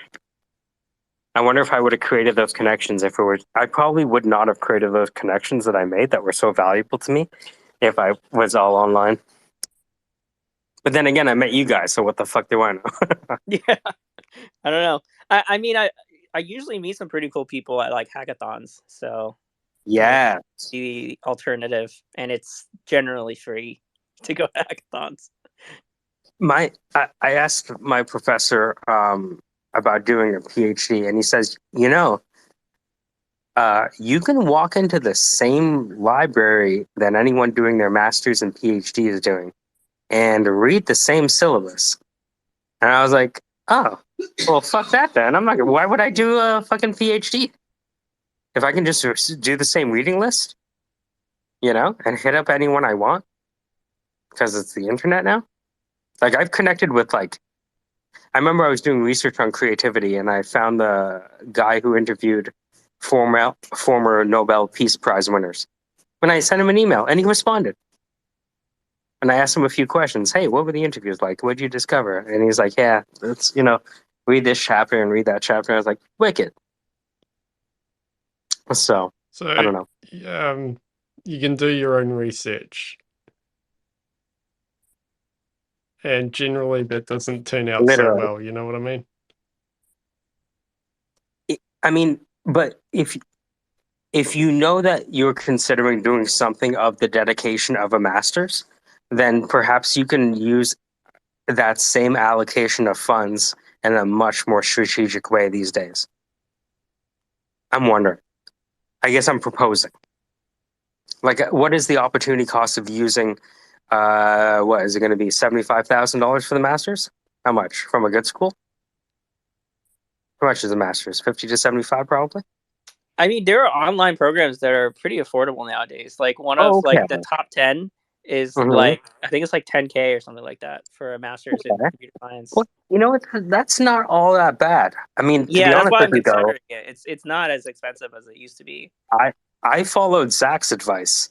Like, I took as little school as possible so I could get into industry, did my degree part time, and asked my employer that I got the job with to help me pay for my school, to which they said yes because it was in their best interest and it was a write off for them in ways that I didn't understand.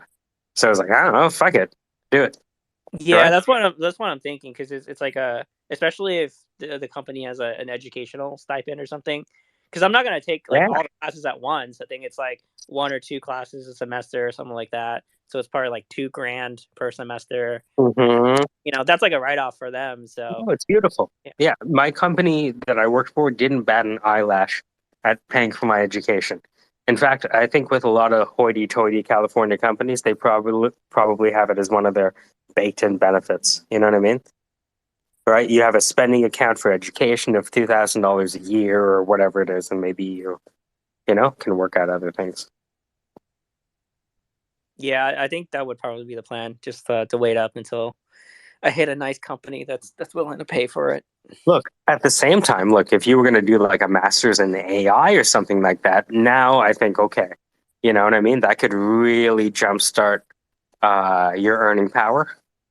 You know what I mean? Yeah, that actually is the focus that I want to go Okay, into. that makes sense then. Yeah. Yeah, because a master's in just anything, like I could understand the MBA, but for job security, I would say AI over MBA if you have the stomach for the calculus. It kind of depends what you want to do as well. Like, do you want to be sitting in board meetings, are you kind of like a people person?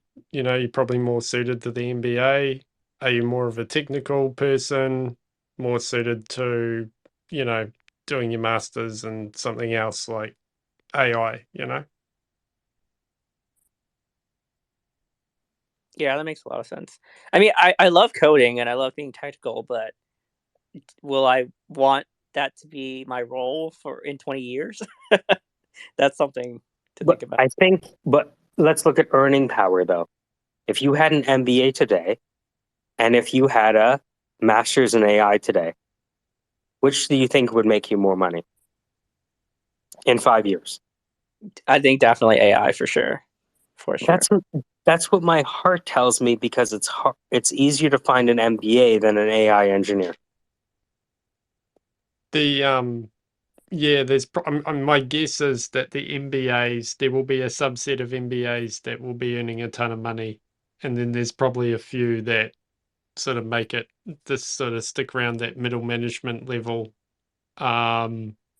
But yeah, I mean, but then maybe there's a higher median, I should say, I'm guessing for your AI stuff. But then maybe there's a bit more of a ceiling there. I don't know. You think there's any MBA working in a company that doesn't use AI? For every one MBA working at an organization, how many AI engineers do you think they have? Yeah, I mean, it's kind of like with the research as well, you know, like there's already a bunch of AI tools. I'm not saying that, of course, there's going to be more AI researchers, it's going to be in demand, but it might be a good, steady career path. But the MBA, you could end up like the CEO, right? Running the company. Um, you know, But maybe you could use the AI money to fund the MBA. How about that? yeah, well, I mean, a lot of people kind of do that because they'll study something Uh-huh. like something technical, and then they'll get into like middle management, and they're like, "Hey, I want to do my MBA," and either they do it part time over a number of years, or you know, they quit and go do it. So yeah, I don't know. It's kind of a tough one. If you don't mind me asking, what sort of age bracket you in, Rocky? I am 31 this year. Okay, so getting on a bit. No, I'm just joking.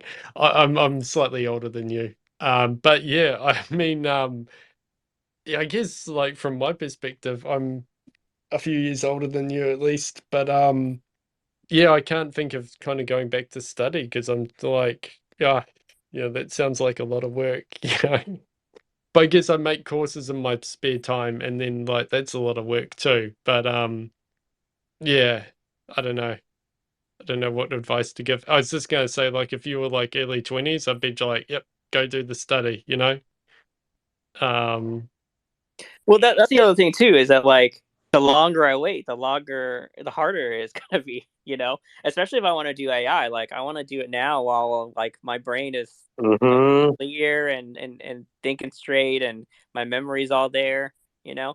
Like I don't know, like by the time I'm like 35, like I just don't know if I want to think fast as that as like all the other younger students. well, what you can do, I kind of like, if I was going to do it, you know how you kind of know what to do in hindsight, but like, if you read a couple of books on like AI research and stuff, you know, try and get it, or even look at their what I'll do is like look at the papers you have to do and then look at the recommended reading and then kind of do what Michael said about, you know, you can still read the same books, but not read it basically to get a feel for it. And if it's something that you'd be like really interested in, and if not, then maybe look at something else like the MBA. But yeah, I mean the kind of the MBA stuff, I kind of think of like, yeah, it's all that like soft skills and managing people and going to meetings and building those networks and relationships. And personally, I find that quite draining. Like I can sort of do it, but it's like a totally different skill set to like a technical job. Gotcha. Yeah, I just like in hindsight, like I usually find myself in leadership positions. So that's why I've always considered the MBA and like just like from like a volunteer, um, like a just like a thing to do like on the side, like volunteering and mentoring is something that I really enjoy doing. Okay, well that probably lends itself more to the MBA. Um, yeah,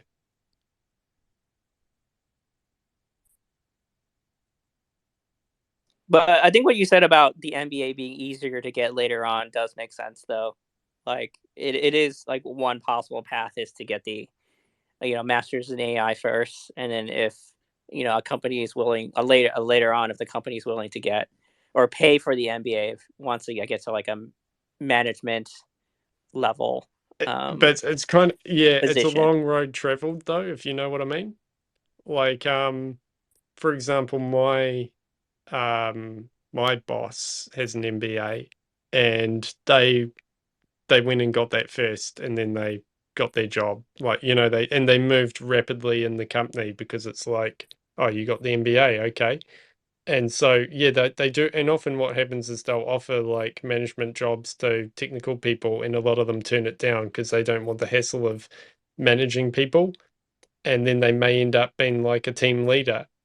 and then they have to do all the grunt work. But then there's the people above them, and they're the ones who have like, they've got the MBAs or I don't know what they've managed to like get high up, right? So, yeah, I don't know. I think a quicker path would probably just be like to get the MBA.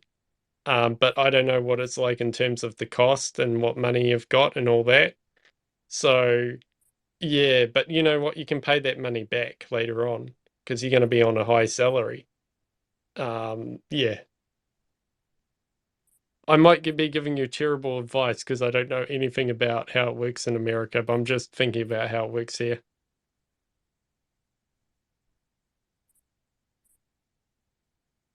Yeah, I did have a conversation with Zach, and he did mention that like if I was going to get it, a company would have to pay for it. Like it doesn't make sense to pay it out of pocket. So, what's the cost if you had to pay it out of your own pocket? I think like the most like budget and I guess like high ranking like AI computer science master's degree. I think it's with the University of like it's like Austin or something. It's in Texas, but it's completely online. I think like that's like the cheapest one I found. I think it's like 6,500, which is like not bad for a master's degree for 2 years. So it's like a little That's pretty over. Yeah, good. can you put that in the top? Yeah, it's really good. It's like top like it's like ranked nine in the United States. So it's one of those like what is it like MOOCs or something like massive online education something category something like that. I forgot what it stands I'd be for. interested to look at that. Are you able to put that in the up top? The Yeah, let me Okay, find it. Let cool. me find it. I'll put it in.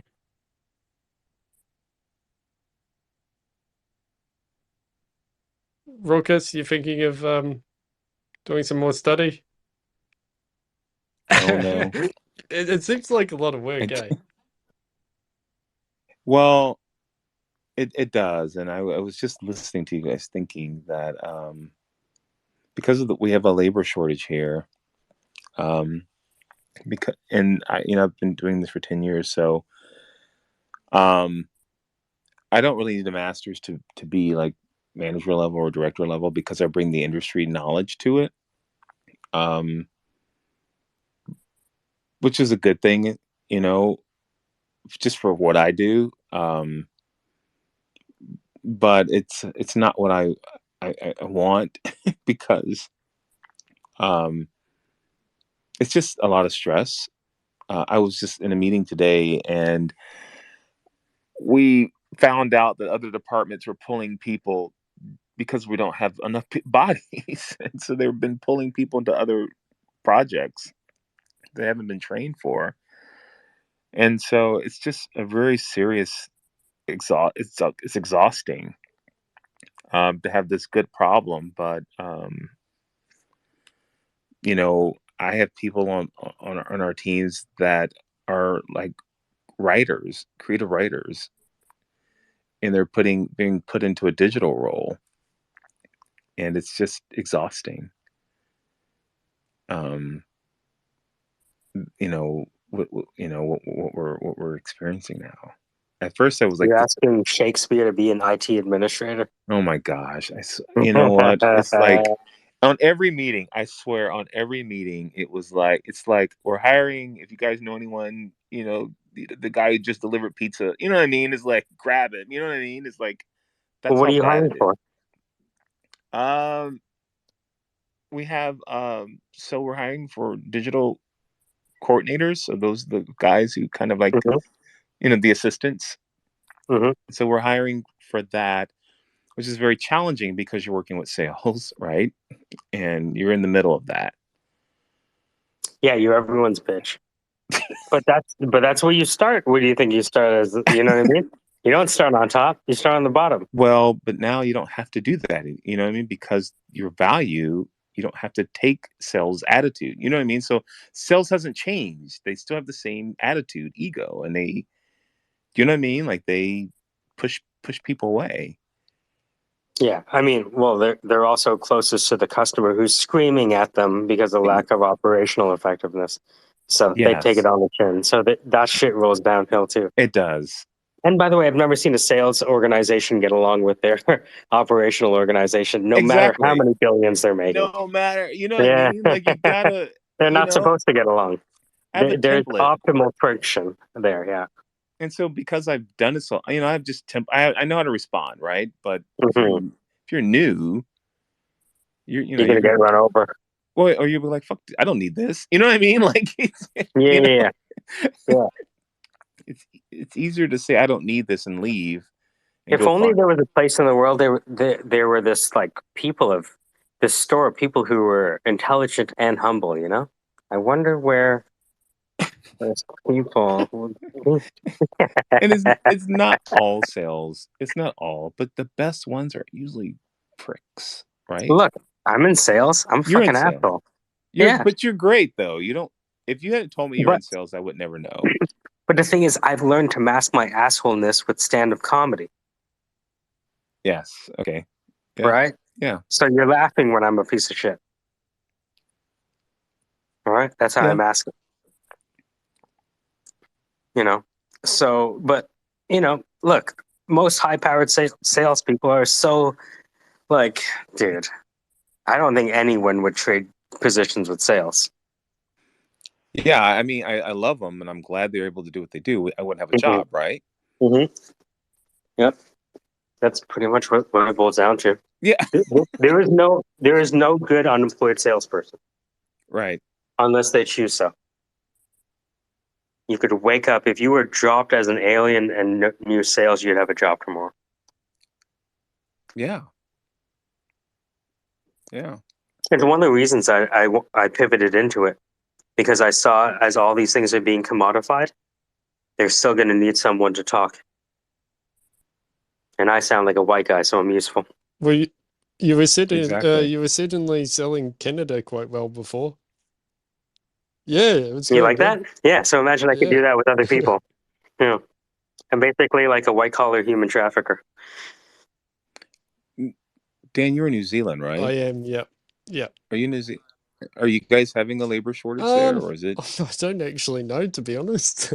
um, I think the unemployment rate is pretty low. Yeah. So the economy seems to be ticking along, but there've been talk of like a recession. So I don't know if we're technically in a recession, but most people I think seem to have a job. Um, Probably similar to what's happening in America, I guess.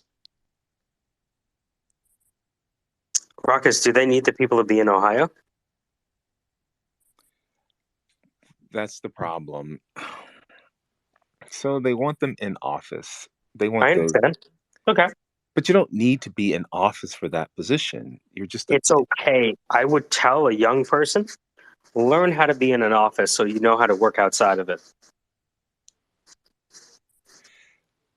yes. Because I know, and maybe because I'm in sales, there are things that will happen in person with me that will never happen over the phone. They're just not the same. I know what I'm doing. I prefer them not to be in the office. That was my. Uh-huh. I get that, but you had the experience of being in the office first, I did. right? You know what I mean? We learned how to work out of office because we worked in the office, and we forget that, right? Exactly. You're right. So I could understand the need for, folks to get together. And by the way, like that's how they're going to learn fast is by being in close proximity. Like there's research on communication, uh, the frequency of communication and physical proximity goes up by You the know, centimeter. I'm sure what you're saying is correct, but I went to the office yesterday and I got almost no work done because I hadn't been to the office in so long. Hmm. So I just ended up talking to everyone the whole afternoon, you know? So it's like, you know, But think of a new person who doesn't know shit about shit. In fact, they know less than shit about shit because they went to school, which gave them a false sense of what everything is, right? I would want at least 2 to 4 weeks of that person getting steeped into shit before, going home. He has a good point, Dan. You started in the office, Dan, right? Yeah, I did. I've spent Like many you, years in the office, yeah, so By the way, yeah, I say this as somebody who will never go to an office. Does that make sense? Unless like my yeah, office is now like the schoolroom, so that's different, yeah, right? But I'm not yeah. going to an office. But did I learn? Man, my first office, well, when I got like my first like paying job, it was a startup. And I'm sitting shoulder to shoulder with like partners and heads of e-learning and blah blah blah. Dude, I learned so much. That was like my second university, that first job. Because I got access to like all of these fucking geniuses. And they just I guess they had an excuse to answer my question, and I had an excuse to ask it. You know, one of the things you don't get, like especially in sales, is when you're new, you have to hear other people do sales. And if you're alone and they just give you a phone, you're probably going to end up quitting. But look, I say that as someone who will never go into an office. No, Fuck the you office. have you raise a great point I never thought considered, and it I does make used to sense. record the voice of the top salesperson. I put my seat right beside him, and he was making like a $500,000 on a leather chair trading chief counsels like they were fucking baseball cards for medical device manufacturers in Boston. And all I used to do is record. I was like, hey, can I just record your voice? He's like, what? I was like, I don't know how you talk to people like that. Because he was an asshole if he wanted to be. And I've never heard of a more effective asshole. And he was talking to VPs of medical device manufacturers. So it's like, it's a lot of money there. And this guy just had a way of just talking. And so I just recorded his voice and listened to it on the way home after not making any sales. And the guy didn't have a degree. He was selling hockey equipment at a hockey store before this.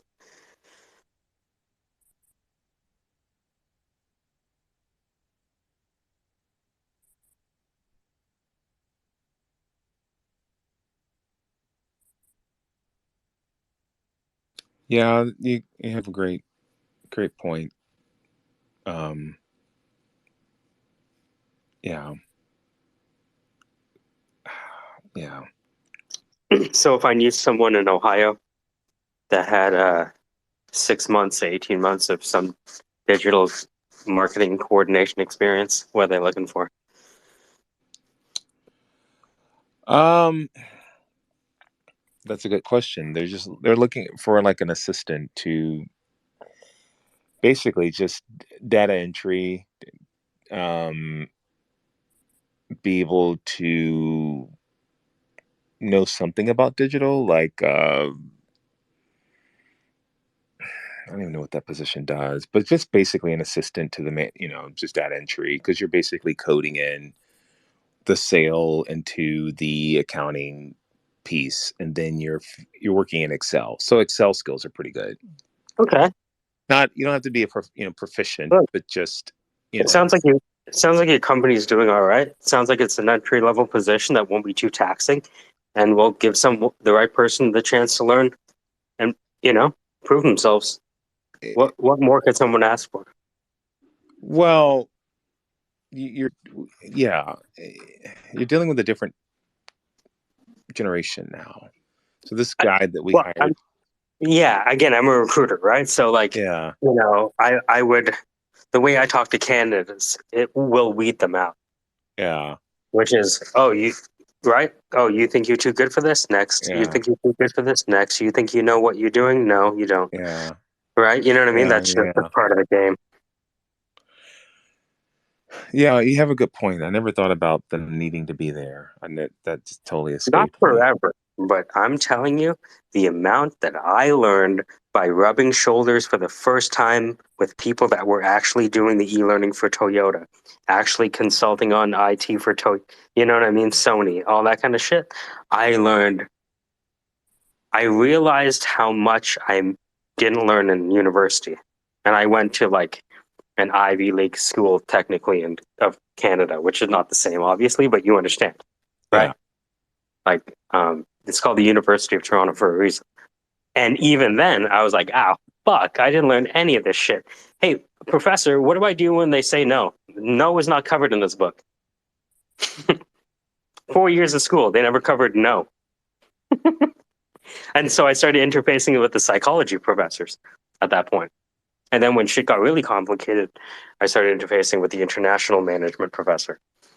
And I got to use the professors as like free consultants. It was fucking amazing because you just have a problem, you know, like The Wire, where like he goes to school to understand economics so he can step on the product. It was like that, where I'd have a problem at work, go to a professor, talk her through.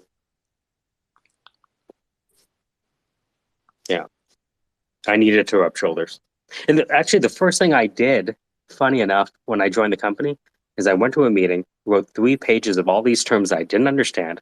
They took a look at the page and said, "Oh, you need to take a certification. It'll be 5 days. We'll schedule it for next week." So the first thing they did is actually send me for education so I could be more effective at talking with clients, because I didn't want to. I told them I didn't want to be lost when they were, you know what I mean? Yeah. Yeah, I hated being lost during the conversation. Made me really uncomfortable to not know what the fuck was happening.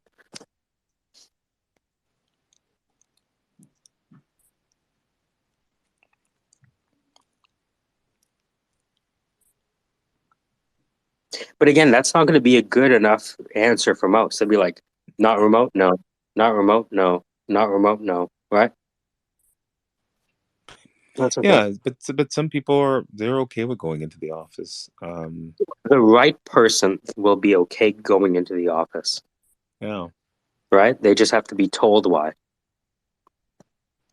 You know what it's paying? I don't. I You can want to slip me a say napkin and a DM if you want. Yeah. no. I honestly think I would say 45 to 50. The reason being is because there's this guy that we know. It might not be within his range, but at the same time, he's one of those guys that like believes himself, and he's pretty quick. His name is Anthony. He's a Colombian. He moved from San Francisco to Ohio and worked with Dan's company for a bit. And last time I checked, I think he's a free agent. But this position's out of Texas.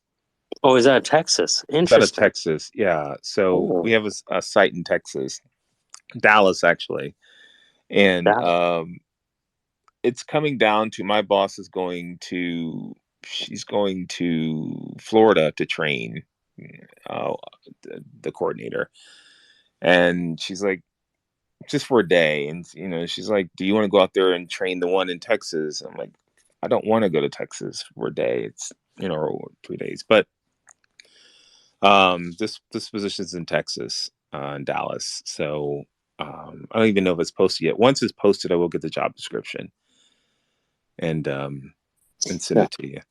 Yeah, absolutely. But Texas, yeah, it's and it won't always be in office. It's a hybrid. It's 2 days. Of course. I mean, it's only when they prove themselves to be trusted to do what they do, they will have the option to have a lot of leeway that's not necessarily stipulated in a job description. Exactly. Right? Prove you. Yeah. That's why I tell somebody, look, you're either going to get the dream job that you want to double the salary or not. If you'd like to, if you don't mind starting at the bottom, then giddy up. I'm just thinking it through in my head, not to say I'm going to recruit for it, but you know what I mean. I just want to. Yeah. We meet weird people, right? And I just put out like a question mark, like, hey, do I know any young marketers in Dallas? You never know. Twitter's a strange place. Strange place. Yeah, these are great opportunities. I would tell anyone that.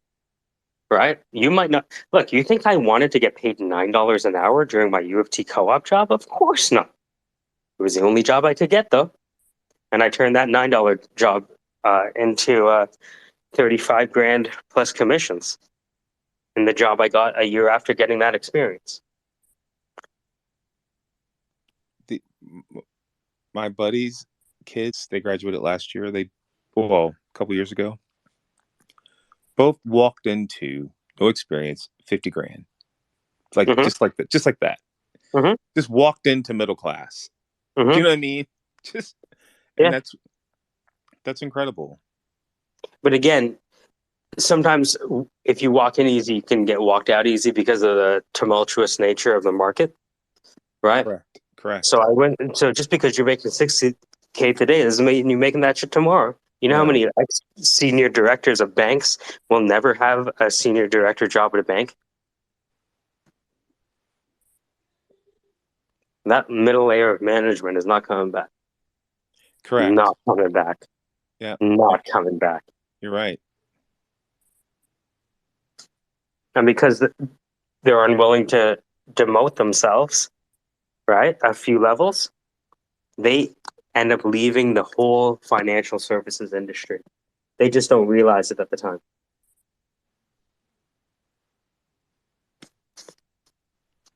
For a lot of these people, it might not matter though because they've made a killing, you know?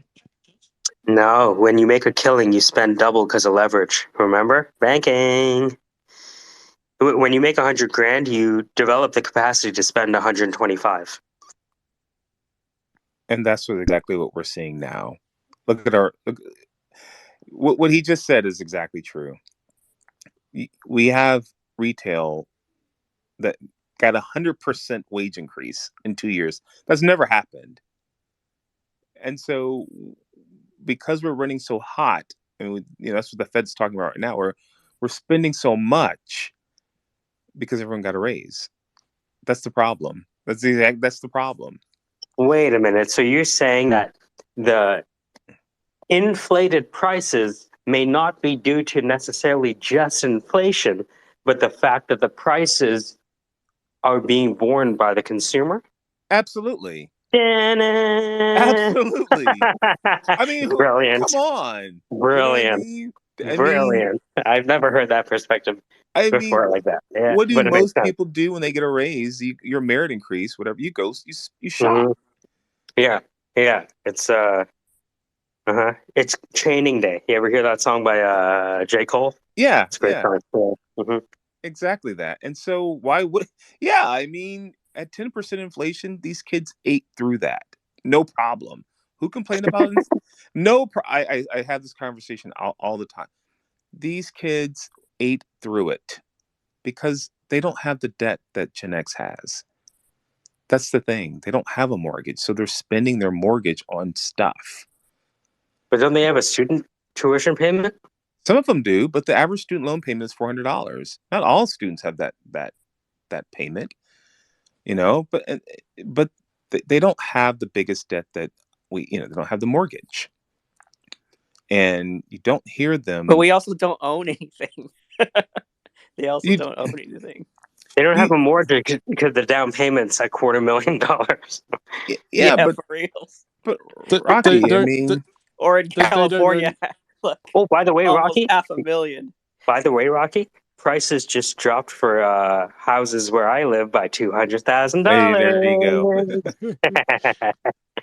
Well, They don't own anything, but they're happy, right? They you know what? And I'm not. I love you guys, Rock. I love you guys. Hey, look, Raucus is an ally. I'll have you know. I am a millennial Gen Z ally to the T. I am. I promise you. It's you guys have $100 billion. You have $100 billion in buying can't even power. make a sound, and she's laughing. He knows I'm an ally of you guys. You guys are amazing generation. You really are. Can you hear this? I am. I'm an ally. Definitely.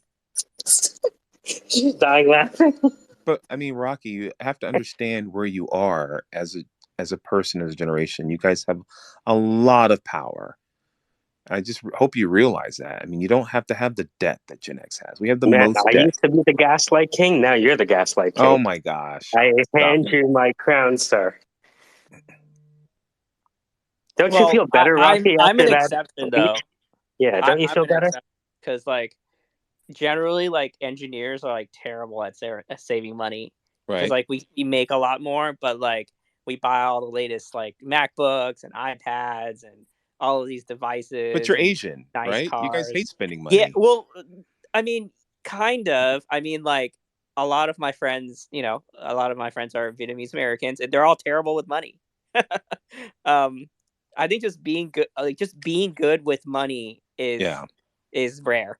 Yeah, but who doesn't blow their first 2 years on the job? Come on, you're telling me you didn't blow Well, those he's first two? 30. Well, yeah, but No, he's past that. He's done but with that. but you understand that he's coming out of that, yes. But it's a Right? cycle. Yeah, everyone blows their first wad on their first job, and Yeah, you get the new car, all that stuff. but then you learn 25, 26, I don't something know. I comes guess on. I'm super rare because I never bought a new car. I bought a used car. It's a Toyota What? Camry, and I started investing pretty early because I knew this, right? I knew going in that like software engineers are terrible at saving, right? And You so did? like when I got, yeah, I did. I mean, I guess I was just fortunate enough to make friends with like finance people, I guess. Okay. And yeah, I'm an exception of an exception, I guess. Do you want to own a home, or do you own a home? Well, I don't own a home myself. I mean, I am Asian, so it's Yeah, multi-generational household here. that's But fine. yes, I mean, for me, like the home is of course like step one, and then Yeah, above that is to have my own business to yeah, call my own, right? Either side yeah. business or main business, whatever. But like if you were to ask my girlfriend, like her entire life goal was to own a house because her parents it's like rented all their Yeah, lives. yeah. So that's like her only goal in life is to own a Okay. house in California. Does she want a dog as well? Yes, a Shiba Inu. Yeah, dog, house, baby. That's what all the women want. She's a keeper, definitely. Who's that one? Who's that? It's the co-host. What's up, dude? I'm good, man. I fell asleep and I woke up and I've been promoted to co-host for some reason. So, That's nice. yeah, I'm not sure how that happened. But going back to millennials, just you guys have a lot of power. You really do, and it's okay. You guys are it's fine, Rocky. Just I definitely admire you guys. I definitely ride on your coattails, like gays roll on the coattails of black people. I ride on your coattails, and you guys are killing it. So I mean, just be patient. That's like king. You guys are killing it. I'll never shit on millennials, and I always stand up for you guys. You guys came out last year, historical. Came out and voted during midterms. Never happened. That's never happened. I mean, that was historical. It's supposed to be a red wave, not. You guys are amazing. So don't read the headlines, ignore them. You guys are doing fine. Just stay out of the Capitol. Noah B, what's up?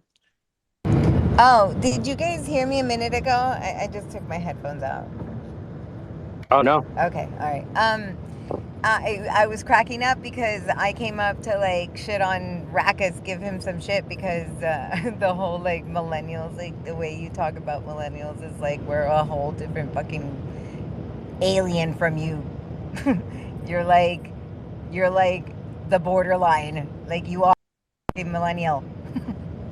All right, so get over it.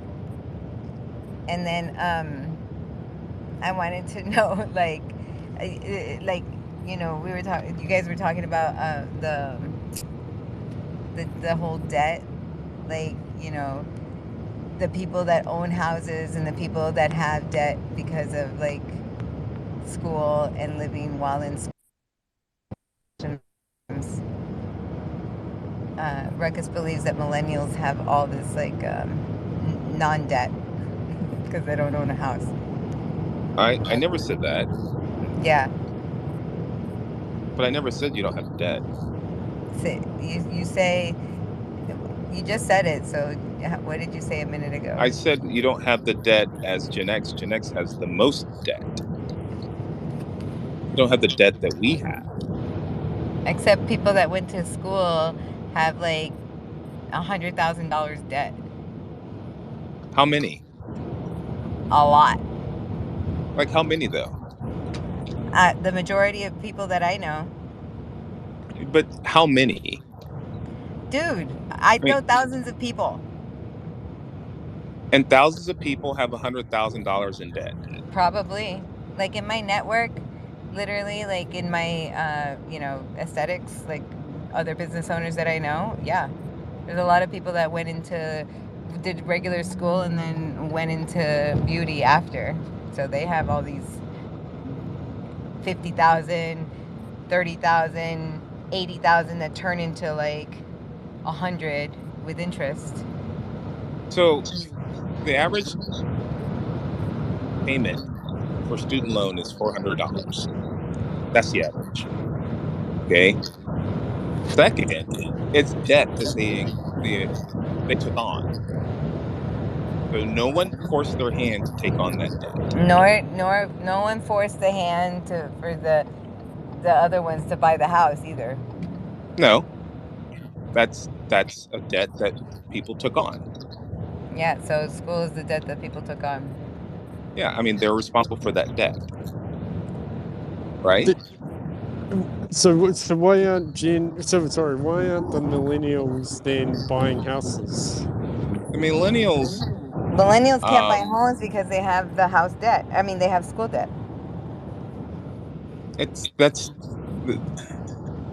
Yeah, if you want to talk like in statistics or in all those numbers, I don't know all the numbers. Like I don't have any of those memorized, but it's a circle. It's a fucking They circle. It's kind of the make same thing. they kind of make sense because like when I went to university, I ended up with $40,000 in debt. But in the Yeah, you country where didn't. I'm in, they didn't have interest though, so I'm lucky that it was all interest free. But it was kind of like I felt like I had to pay off most of that before I could like save up for a house, you know. I just paid off the minimum because it made sense to earn interest on my savings. But you know what the yeah. median cost of a home is in the United States? You know what the median What is it? cost is? It's $350,000. Okay, Well, and that's based on. That's today. That's Hold on. today. Hang on a second. And Yeah. that's based on large metro demographic area. Okay. Do you know how much a house cost in Dayton, Ohio, and Cincinnati in the ghetto? 15, 20. No, they Okay. don't. They used to. Yeah, they do. They used Pull it to. up. Pull 20, it up. 50, 100. You can buy a house Pull in it the up. There's ghetto for nothing less than under $100. $100,000. There's nothing under $100,000. 100,000. So 15 is a big jump from 100 to 15. Hold on. You can buy a fixer upper for 15 to 20 to 30,000 under $100,000. No, I don't agree with you. Not in California, but No, in not even in Cincinnati you do. Ohio. It doesn't exist anymore. It does exist. I shared that Look with it up. you. Look it up. We looked it up together a few months ago. We looked up Ohio Hang new on. homes, and there is nothing under. Hang on. There's nothing for 15,000 at all. Hold on. Let's even go with less than $100,000. Again, $50,000 to $100,000. Okay, but Say, hold on. I'll go with you. $50,000 to $100,000. That's affordable. No one is entitled to a $350,000 house.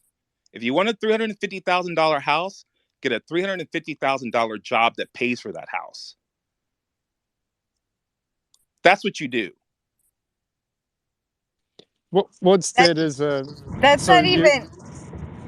Ruckus, the thing that what you're saying right now doesn't even make sense. It's not even the American thing. It's not the way Americans live. This is not the way Americans live in debt. Everybody lives, but everybody wants to fucking criticize them. Everybody wants to be like criticizing when it's like the debt makes everything roll around. Like no one's forcing you to spend your money.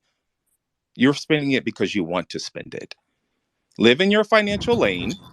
Like buy a house that's renting. under $100,000. Renting. Do you know how much? Look, I come from the place where it's like you cannot buy. You have to like $3,000 was my rent. All right. Where are you right now? I'm in my car driving. Okay, move to a place where you can afford it.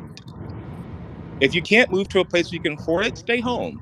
We're If not you even can't stay talking about home, me. then We're talking rent. about millennials. All right. What are You're the house saying that prices like in millennials Montana? can't buy house. Like it's a choice. They went to school. Like Yeah, not it's every funny. millennial has a student loan, Melody. Every millennial doesn't have a student loan. Every millennial doesn't have $100,000 student loan.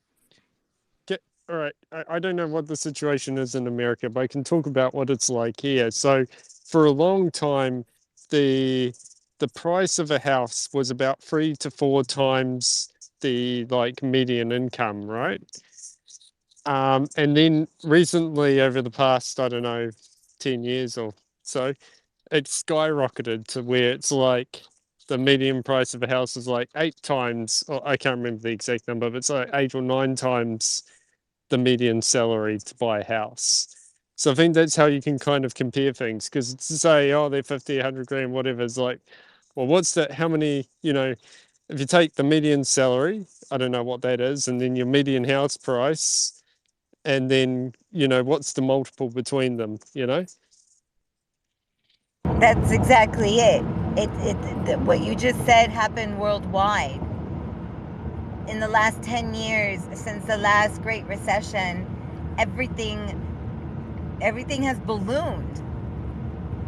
And the criticism is there, but the reality is that everything just costs more, and the price of living and the price of the price that you the amount that you make, there's no balance there. It just You're like not wrong, Melody. You're keeps right. going and going and going. So Melody, you're the right. fact But these things go in cycles. that buy a Okay? It's house a is housing because they cycle. These things go in cycles, Melody. Seriously. There are people who buy at the top, there are people who buy no at the bottom. a cycle. The cycle and price of a house is probably the cycle. The cost of a house is not a cycle. The cost of a house keeps going up. All construction, all material, everything keeps going up.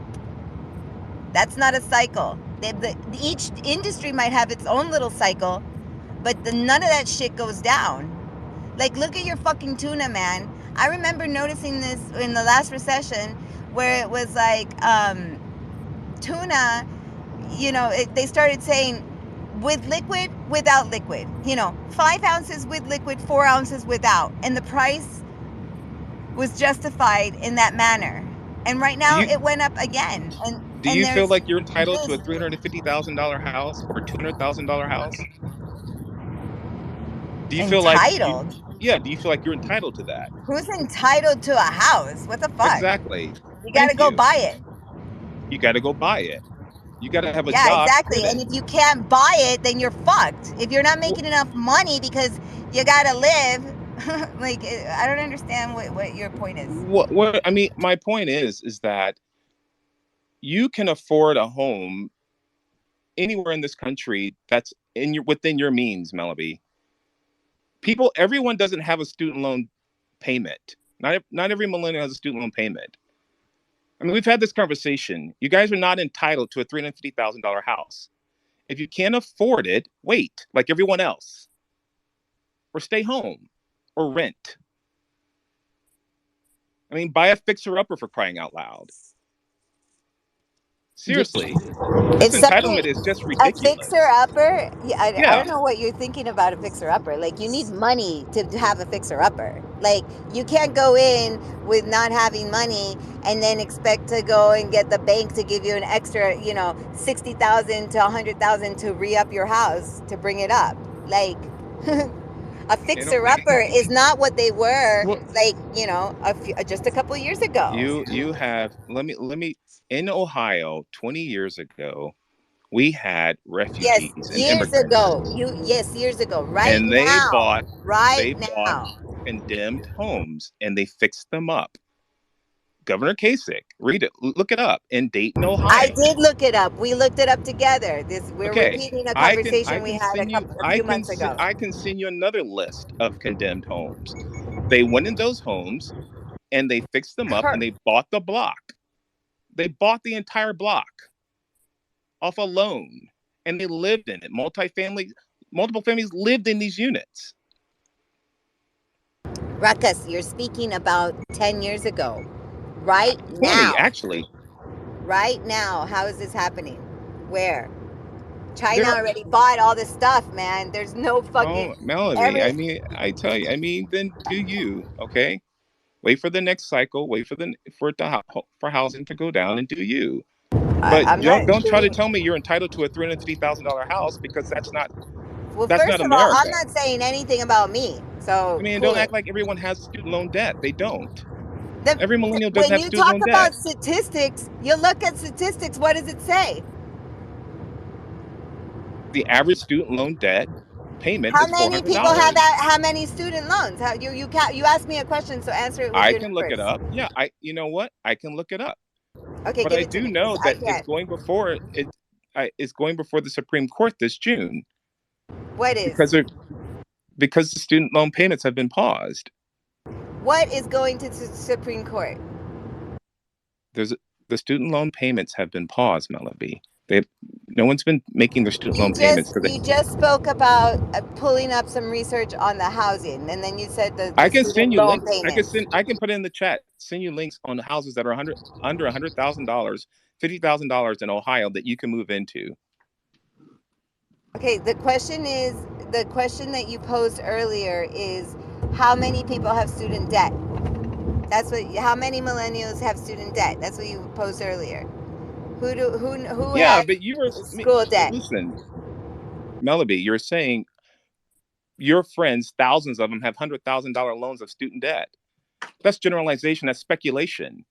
I'm okay with saying I don't know, but I know what you're saying doesn't make sense. Ruckus, I'm asking you to give me the number because I threw a number out. You asked me the question, but you said you can find it on research. Post it in the chat. Go ahead, Dan. Thank you. Hey, I was just looking up, so I'm looking up now, and there's something called the home price to income ratio. This is the US, and just having a look in it, and so there was a dip around 2011. So it was really high. So from 2000 to 2008, I guess there was the financial whatever, the home price to median income was 5, which means that, oh, sorry, no, it went up to 7. So before the crash, you would like if you're a median income earner, it would have taken 7 times your salary, your annual salary, to buy the average house, right? And then it dipped down, and then it's kind of over the past now. All right, so since 2014, it started going up, and now it's at 7.5. So someone would, at this point in time, it's as bad as it's ever been, basically. So it's over the past 70 years, this is the worst in terms of if you're a median income earner, you would basically need 7.5 times. You'd have to work for, how do I say this? You'd have to 7.5 times your salary would equal the median house price. Then stay home. Stay put. So you have another option. You can buy less house. When I bought my house, you know what the average interest rate was? You know what the interest rate was when I bought my house? How much? 8%. 8%. True. This is nothing. You know what I did? You buy less house. I think that's because it was 8%. Yeah, I think that's a real good point, because often like the house prices are real high when the interest rates are low, so Exactly. So this is called a cycle. Okay? So when I bought that house at 8%, that was a cycle. So you buy less house, Melody. What you're not understanding is that you're trying to classify what the average is in your own way. Like you're trying to mold it to your What let me you're saying finish. is every house is Let me finish. $300,000, and it's not. Let me finish.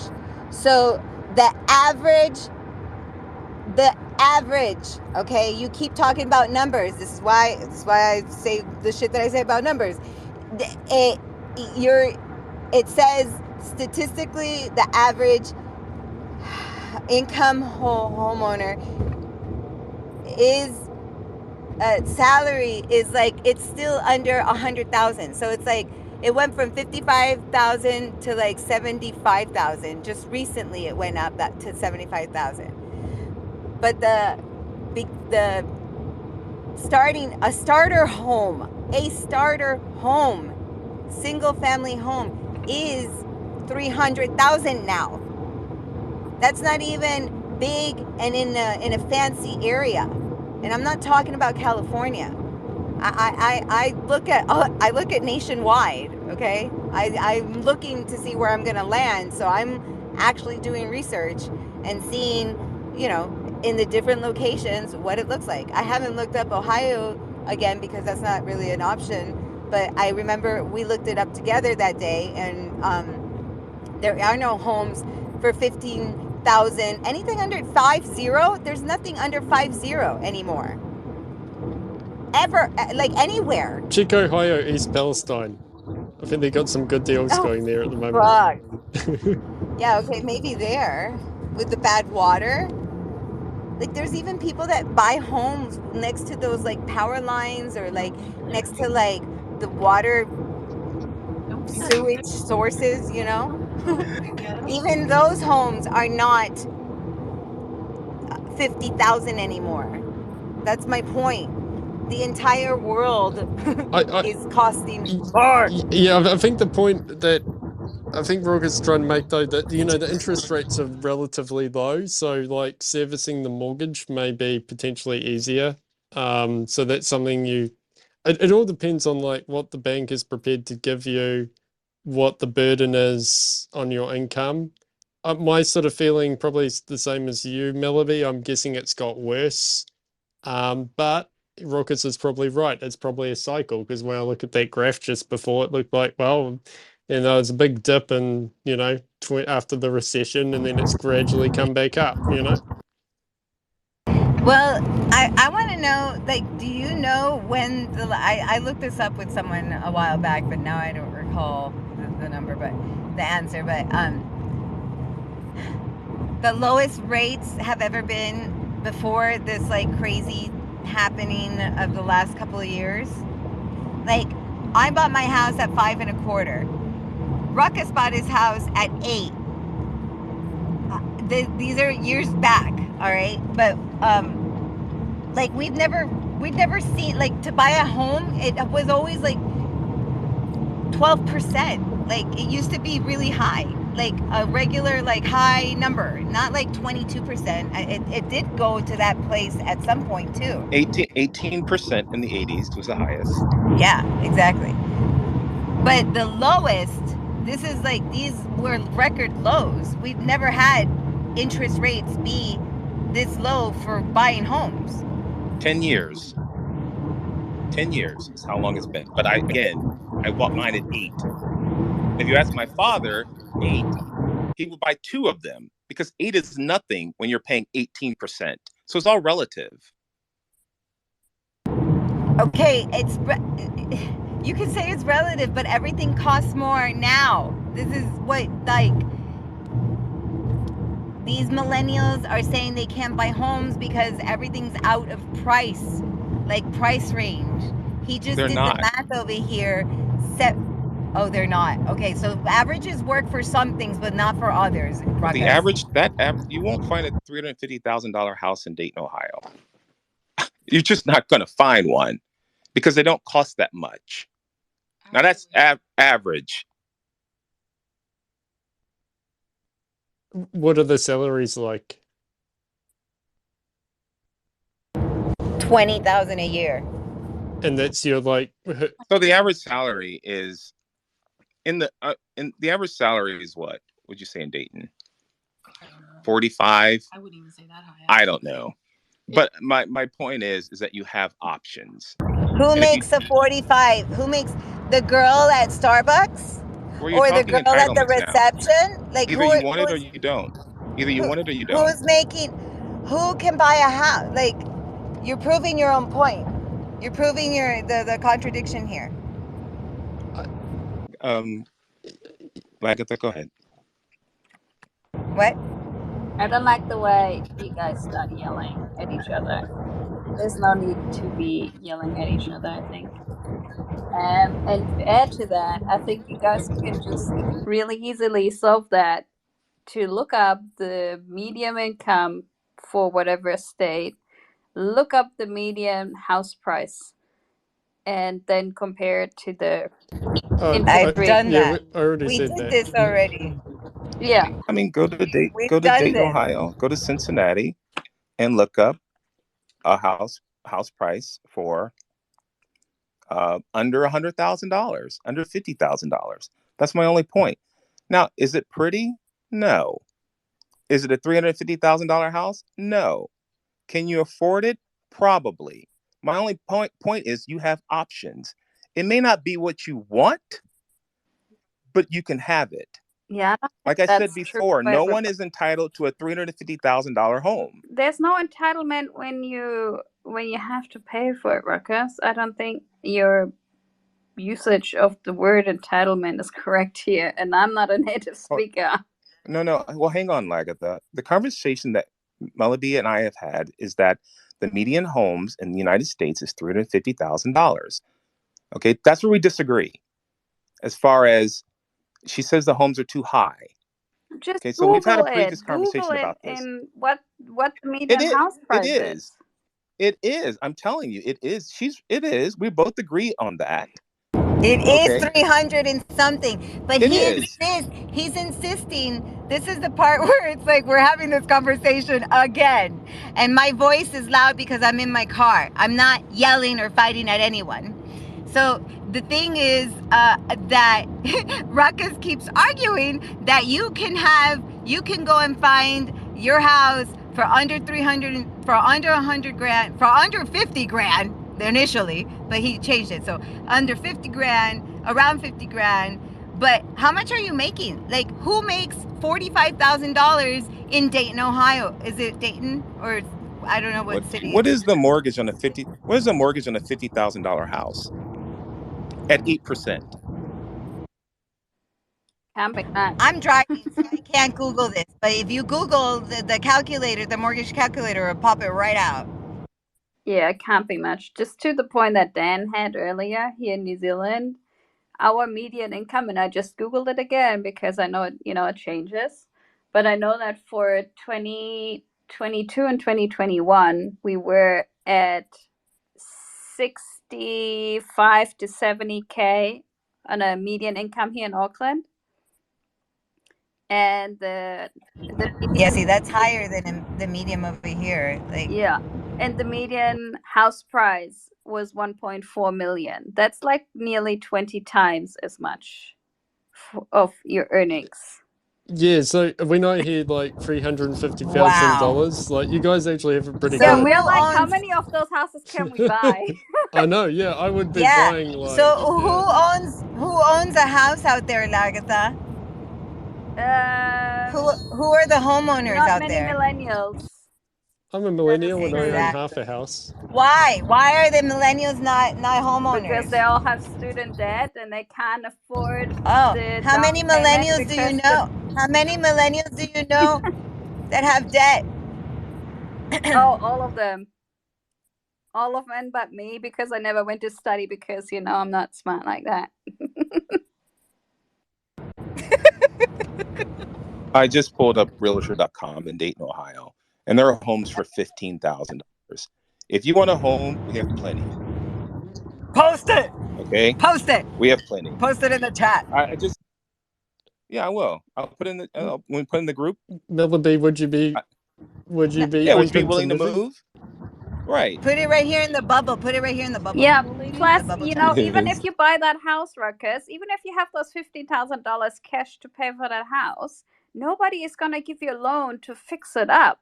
Like banks here in New Zealand, exactly right. Don't even give hold on. you any money anymore. Wait a minute. You will get a loan. No, you will because not. I know the area. You absolutely will get a loan. Here in New Zealand, you don't Absolutely. get a loan. No, whatsoever. in United States. I'm not in New Zealand. I'm not speaking Here to New either. Zealand. Here either. I'm speaking What to you Dayton, mean? Ohio. What I know. And I'll send you the link. For $15,000, you can buy a home. I was in California for work a few years ago, and I'm from Cincinnati. And these kids in California said, "We hear that you have $10,000 homes." And I'm like, "Yeah, but they're shit. No one wants them." And they said, "We want them." And I was like, "Well, you need to see it first." No, they were going to buy the homes in Cincinnati for $10,000 and fix them up. That's what they wanted. That's the way. That's the route.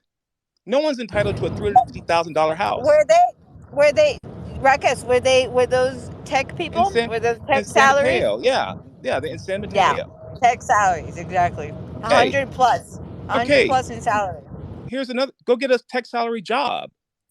Go get a job. Seriously. We can't Stop all complaining and be a part of the Ruckus, we solution. can't all be in tech. You know, this is not how the world works. What do you mean Well, seriously? Who are you but fighting with? what do you want? What do you Who are want? you fighting with? I'm asking you, what do you want? If you can't afford the house, then do without. Not I'm everybody not, has it, but you're not, you know, this has nothing, I own my own house, dude. You're not talking to me, like. Oh, then what's the problem? I think I think maybe it's a good question, maybe not so much of the houses, but of like inequality in general. And is that is that worse for the millennials versus the Gen Z? And in economics, they've got something called the Gini coefficient, and that's kind of like a measure of inequality. It's a bit complicated how they work it out, but it's like a number, right? And if that coefficient is higher, then you've got more inequality. And so, like looking at a graph, it's the coefficient was like 0.4 back in the this 1990, and then today, or in the year 2021, it had gone up to so this is in America, 0.49. So it's, I mean, it seems like a small change, but it looks, it has been getting worse. But in saying that, the millennials have more options in terms of like learning.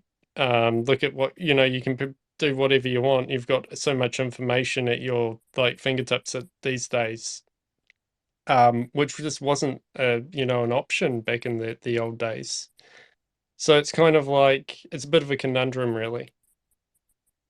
you're our age then, right? You're in your 30s. Yeah, yep.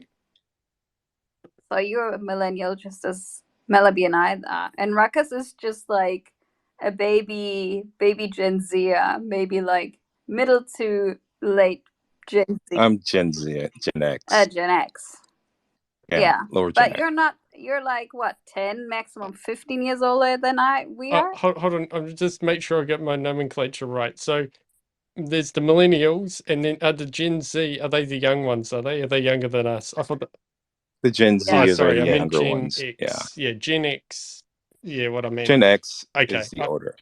They're like 43 to 59, I think, or 60. So I think they've, so when I was saying that, they've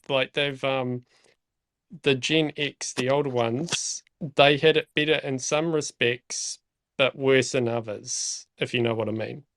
The blacks didn't have it Sorry? better, right? So that inequality, the blacks didn't have it better because our houses were redlined.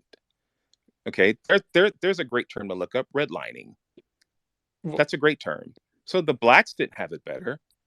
I mean, there was a lot of inequality, right? I mean, you want to talk about people not loaning? You want to talk about banks not loaning to blacks? Look up redlining. Look up the last 8 banks that were caught in the last 10 years for discriminatory lending. So I don't want to hear about not being able to afford something and not being able to have something. I'm the last person to talk to about that. I'm not here for it. But here you are doing it, yelling at us, being really aggressive in your tone, and you're I'm not fighting someone who's not like. Hold on. I'm not yelling at you, Alagatha. Why are you yelling at me? Because you and I've had a conversation about this before. Yeah, we had a conversation and we came to the. You say the same things, but And I it's sent like you this. I sent you the same link, Melody, to homes that were less than $100,000, and you said, "Who the fuck wants to move to Ohio?" That's what you said. yeah, those people who's gonna move there. Okay, then do without. I gave you a solution to your problem. I don't have a problem, dude. This No, is not my the problem. conversation that we were talking about, I gave you a solution. Move. You know what black people did to afford housing? We moved. We moved. We picked up our shit, we left to affordable housing. Housing didn't come to us. We moved. That's what I explained to you. We've had this conversation before. Now I gave you the prices. I'll send everyone the link of the houses that cost $15,000 in Ohio. You're not entitled to a $350,000 house nowhere. If you don't want it, stay your ass put. Don't Not complain to everybody me. has a place to stay put, Who's Ruckus. complaining? But you know what, What's your Lagatha? problem, Ruckus? Lagatha, Calm down. Lagatha. What's your That's problem? fine. No, it's Not not. everyone's gonna have a house, Lagatha. Yeah, No one's gonna have a but house. people cannot, like, renting here in Auckland is more expensive than a mortgage. Mortgages are nearly impossible to get at the moment with the bank rules that we currently have. People Yeah. spend $4,000 to $5,000 a month to pay their rent, and then the bank says because you have so much rent expenses, you won't be able to get a loan, even though the loan I would mean, only be 3,000. tell me about it. You mean times black people heard that story? You think you're new? I mean, It's not so about what? me or you, Ruckus. Okay, but I'm And saying I, I'm in I don't America. I'm want not a in New house. Zealand. I I don't can't need speak a to that. I can house. speak to what I. But if I wasn't living where I'm living with Chris, I wouldn't be able to afford living very likely. And I don't have a I place mean, to go. Where am I going? okay, Under the I feel your pain, but yeah, I mean, do you until you can do better. That's all I can tell you. not, That's not it. Keep it everybody can moving. always do better. What if you're sick? What if I have breast cancer and can't go Okay, work? you know what? I mean, Lagatha, it's not gonna. Everyone's not gonna get on the ark. Everyone's not gonna get on the ark. I I don't mean, I wish. I understand wish where you. your anger comes from, really. I'm This, not angry. yes, you are. I'm just saying no. Yes, you're I'm. fighting something that's not a fight. Hey, okay, listen, Lagatha. Everyone's not gonna get on the ark. Is this better? Everyone's not gonna get on the ark, baby. Everyone's not gonna make it. Yeah, I don't like that. It's the haves and have-nots. Okay, the have and have-nots. That's it. I'm sorry. I don't think you get to decide what it means to be on the arc or off the arc and who gets there or who doesn't get there and what the definition of that is. I think, we'll be here in 5 days still discussing this. Well, I don't know where the conversation's going, but my feeling is that discrimination, I think like Ruckus mentioned about, there was that discrimination. It's probably getting better, but inequality is probably getting worse overall. But opportunity has also increased due to the internet. So that's the point I was making earlier about Gen X had it better in some respects, but worse in others. So it's kind of like six of one, half a dozen of the other, you know? Being welcome to the inequality party. Here's your hat. Here's your cup. Welcome to the party. Yeah, I own a vagina. There's inequality in Hey, a lot I of mean, places. A inequality party, brown we accept. We're vagina, all allies to right? people who have vaginas. Welcome to the party. Yeah, Seriously. Come on in. The exactly. water's fine. I don't bring about. This your I don't even talk about the inequality part. It's because it's just so crazy how Well, just like when I talk about when I impossible. talk about inequality, it's between the different classes. I think maybe that's what Melody was getting at. You know, the subway worker, your Starbucks worker versus your office worker. You know what I mean? So that's where the kind of the divide is right now. I guess it's always been that way. But Starbucks is not a career. Starbucks is a job for a kid. Starbucks is and Burger King and McDonald's were never supposed to be careers. Those were stepping stones. Those are jobs. There's a difference between a job and a career. Now, if you want to work at Starbucks for 20 years, that's your problem. That's your choice. But minimum wage was never supposed to be a career. It's a job. When my son goes out here and gets a job, he's going to McDonald's and Starbucks. You're not supposed to be 50 years old working at Starbucks.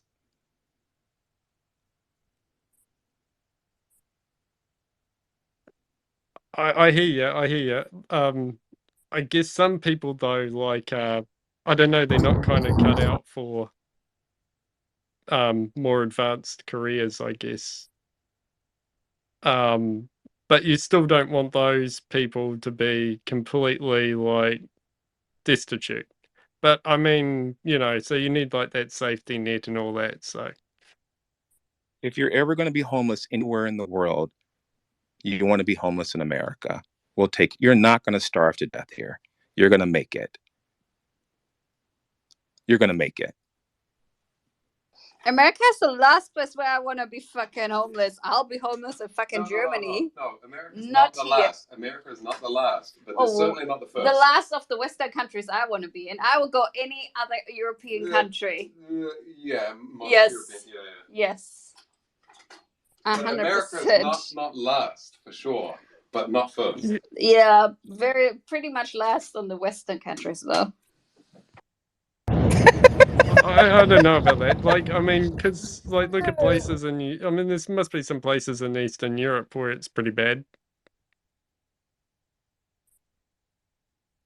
Yeah, they made a movie called Eastern Promises about it. All you need to do is get your ass to Germany, tramp or walk or take a train for $5 and fucking get all the money there.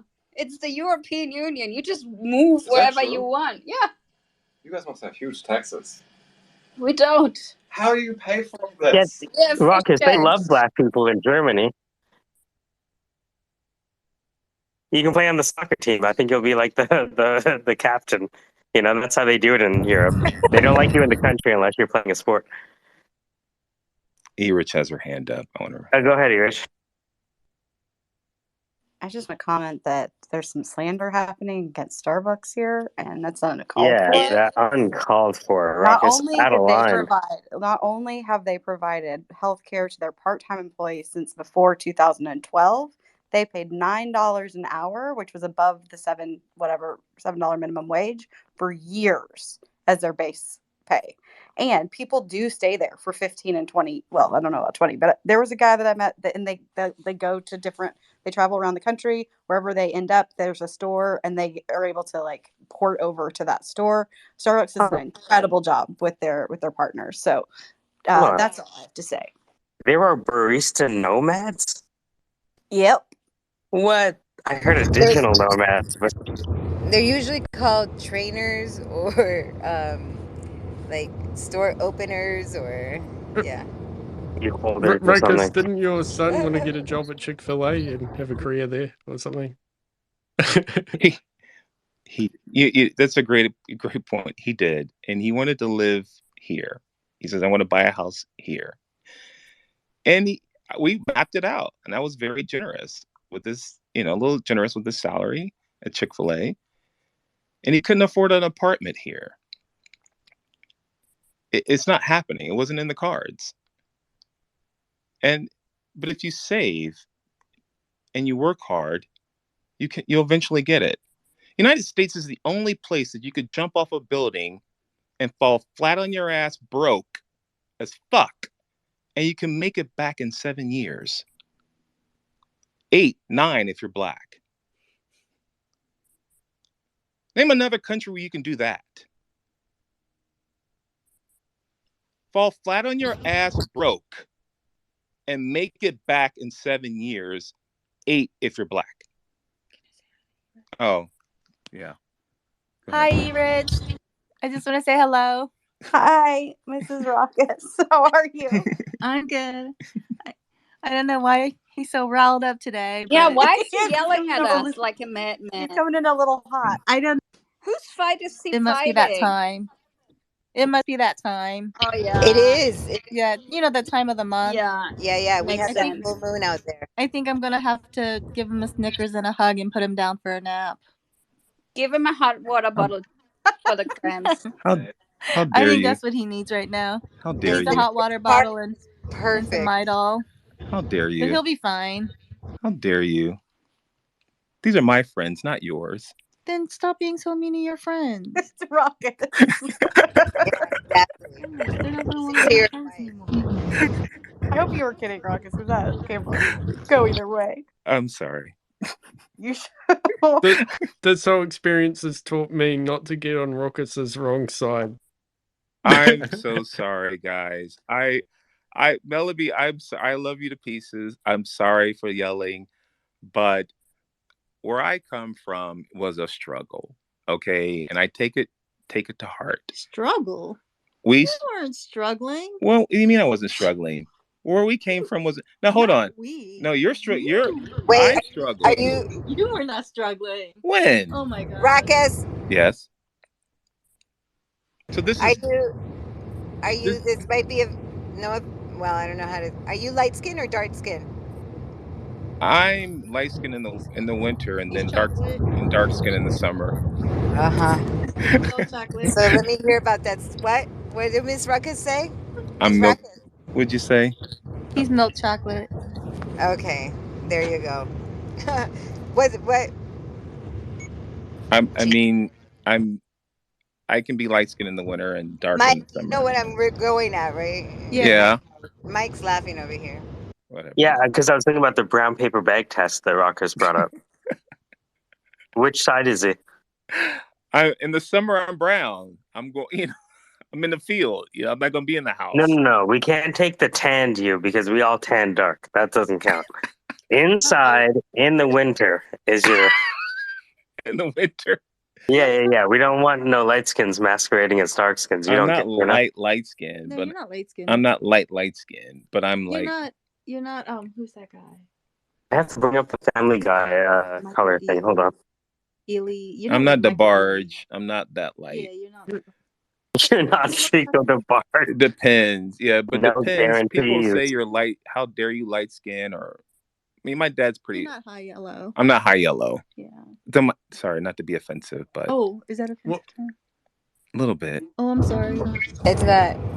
I didn't Sorry. know. Yeah, Not in this group. It's not. I'm not It's red not Does this bone. have to here. do with anything? But Like, it's the tone of his skin, and that here equates equality, like in more inequality is it kind of like what like among. Beyonce would be It's whiter than yeah. say Chris Rock or Yeah. something? Beyonce and her husband are the perfect example.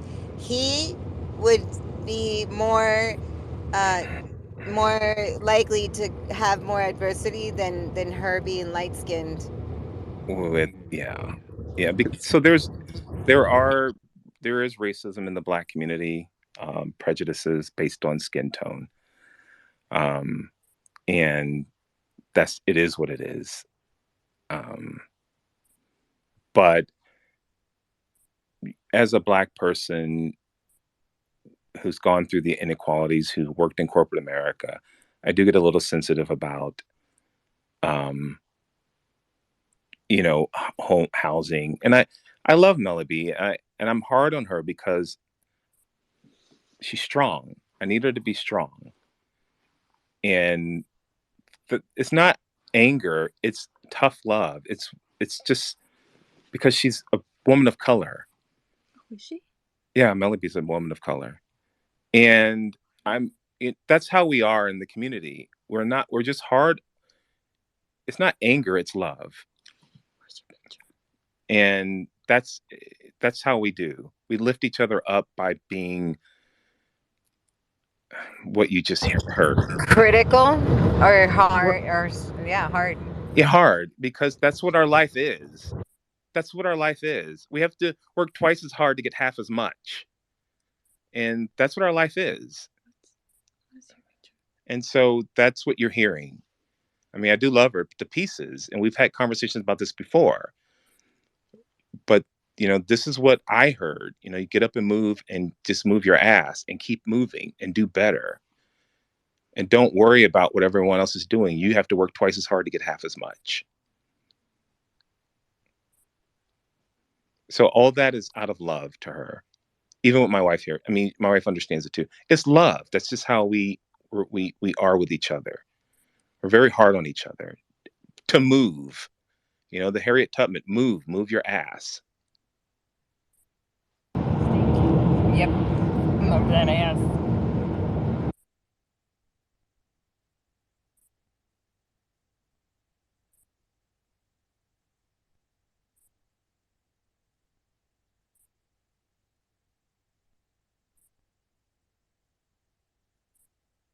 You're listening Well, to I the am moving Syndicate. this ass. I'm on the highway on 10 going east.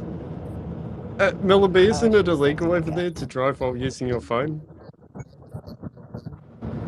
Yeah, it's 8 p.m. I'm on the highway and it's dark and I have a joint and I'm on my phone. You need some more tough love because that's unacceptable.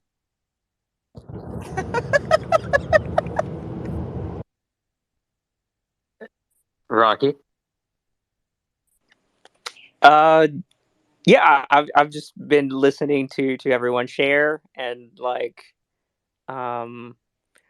first off, I just want to thank everyone for sharing. I think I always learn a lot whenever when everyone shares in this space. It's pretty Sound cool. like a young ally. Ruckus would be proud. Yeah. I mean, I just wanted to share my That's a new perspective rapper, right? The and new what rapper? what The I more see. light skin Drake. Sorry, go ahead, Rocky. I'm interrupting. No, like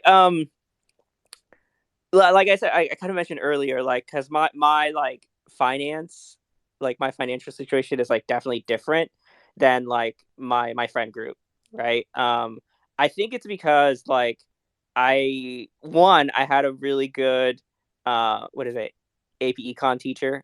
Just the fact that I was in a good school district, at a high school that had opportunities for you to take financial classes, because like in my opinion, I think a lot of the schools like just don't teach enough personal finance, because I see spending behavior of like my friends, and like a lot of them have much higher than the average student loans, right? And then combo that with poor spending habits is definitely not a good way to save for a house.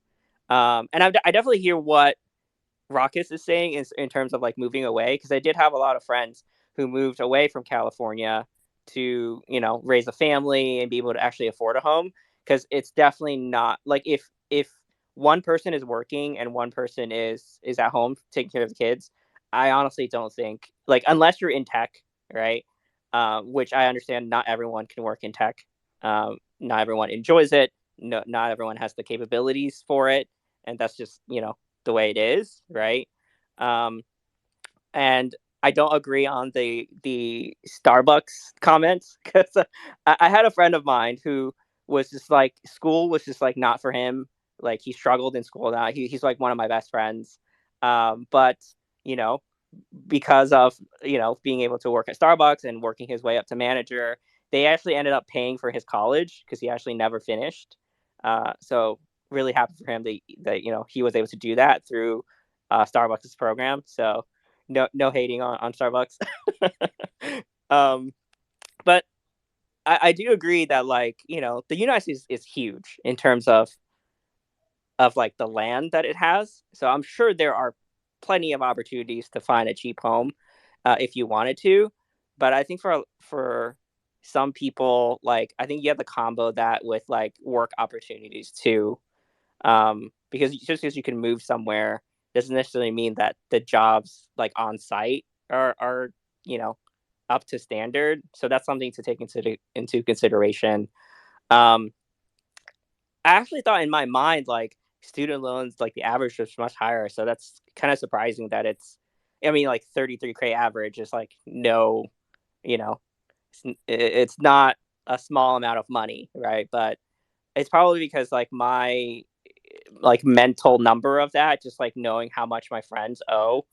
um and these are like careers, like my friend, like who's an architect, right? He still owes and paying off his student loans, right? I can't imagine someone who majored into something that um you know that those jobs like just aren't available anymore. And even like in tech now, like I definitely feel for a lot of the junior developers, because like they're applying to jobs, and like on LinkedIn, for example, like you apply to a junior job and you're competing with like 800 applicants or something like that. It's like some ridiculous number.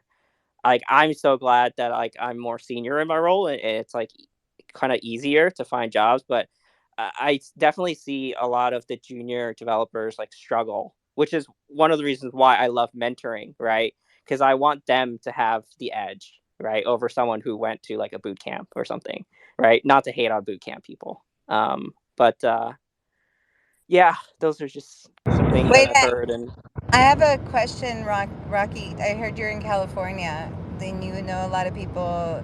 Like, what would you say among your acquaintances or friends? What would you say is the average student debt? What is their number I mean, among? just like my friend. So I've been very lucky because like I like knew what the like. Okay, so one thing before that is I think a lot of the loan servicers. So the federal government does a lot of the loans, right?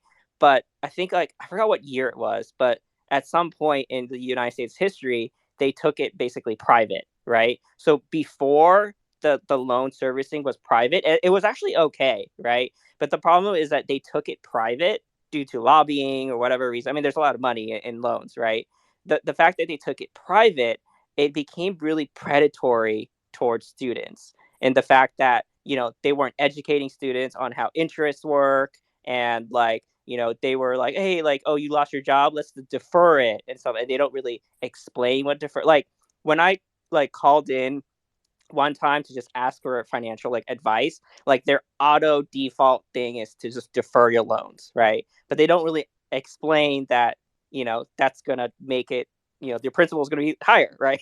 And you're gonna pay more with the interest that's at hand, right? And so especially if you have like I understand this because like I had the opportunity to take like finance and AP econ and learn about credit, right, and credit card usage and things like that. But a lot of my friends like don't think about this, and it's even more common in tech, honestly, because you make so much money like coming out of college, like or in the early days, at least when I first graduated. You can come out of college and make like 60, 70, 80K like straight off the bat. And so like you just spend a lot, and you don't really think about like credit cards and interest rates and all of that. And honestly, Rocky, this is my opinion, that a lot of people are just bad at math. Rocky.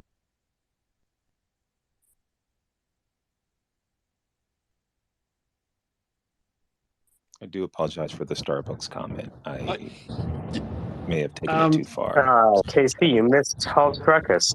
Go ahead, I was Dan. going to say, Wait, Rocky. That's a good way to put it. Ruckus, don't interrupt Rocky. Wait, no, I'm kidding. Okay, no, Rocky, can you answer that, please? Sorry, I think I rugged a little bit. What was the question again, Lily? Oh, the question is, out of all the people that you know, your friends, acquaintances, or whatever, like, what would you say is the average among your people, your knowing people? What is So debt, I mean, I full don't debt? know the average at the top of my head, but like, say for example, like one of my closest friends, like he still owes like over 100K in student loans, which is very high, and Yeah, that's, yeah. I mean, that's very far from the average. But like at least he's working in a field that like pays decently, and he can pay it off. But if you have that as like, because like his family owns a business, and so he didn't get subsidized loans, and so like those interest rates really kill you. Actually, we actually have the one of the few people I think we all know that could answer this question about prices of homes and things.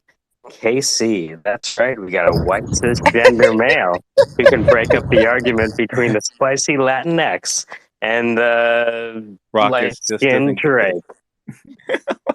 Dan had a question though. Sing us a song and Drake, Ruckus. Or go ahead, I Keith. was just going to say, go back to Ruckus. So, Ruckus, you said, a bit harsh on the Starbucks and what have you, but I kind of see what your point is. Like, yes, there are people like Rocky's friend who kind of worked their way up, but yeah, I think, that it's kind of like if someone's not cut out for the corporate world and tech or what have you, then a lot of those people probably better served getting a trade.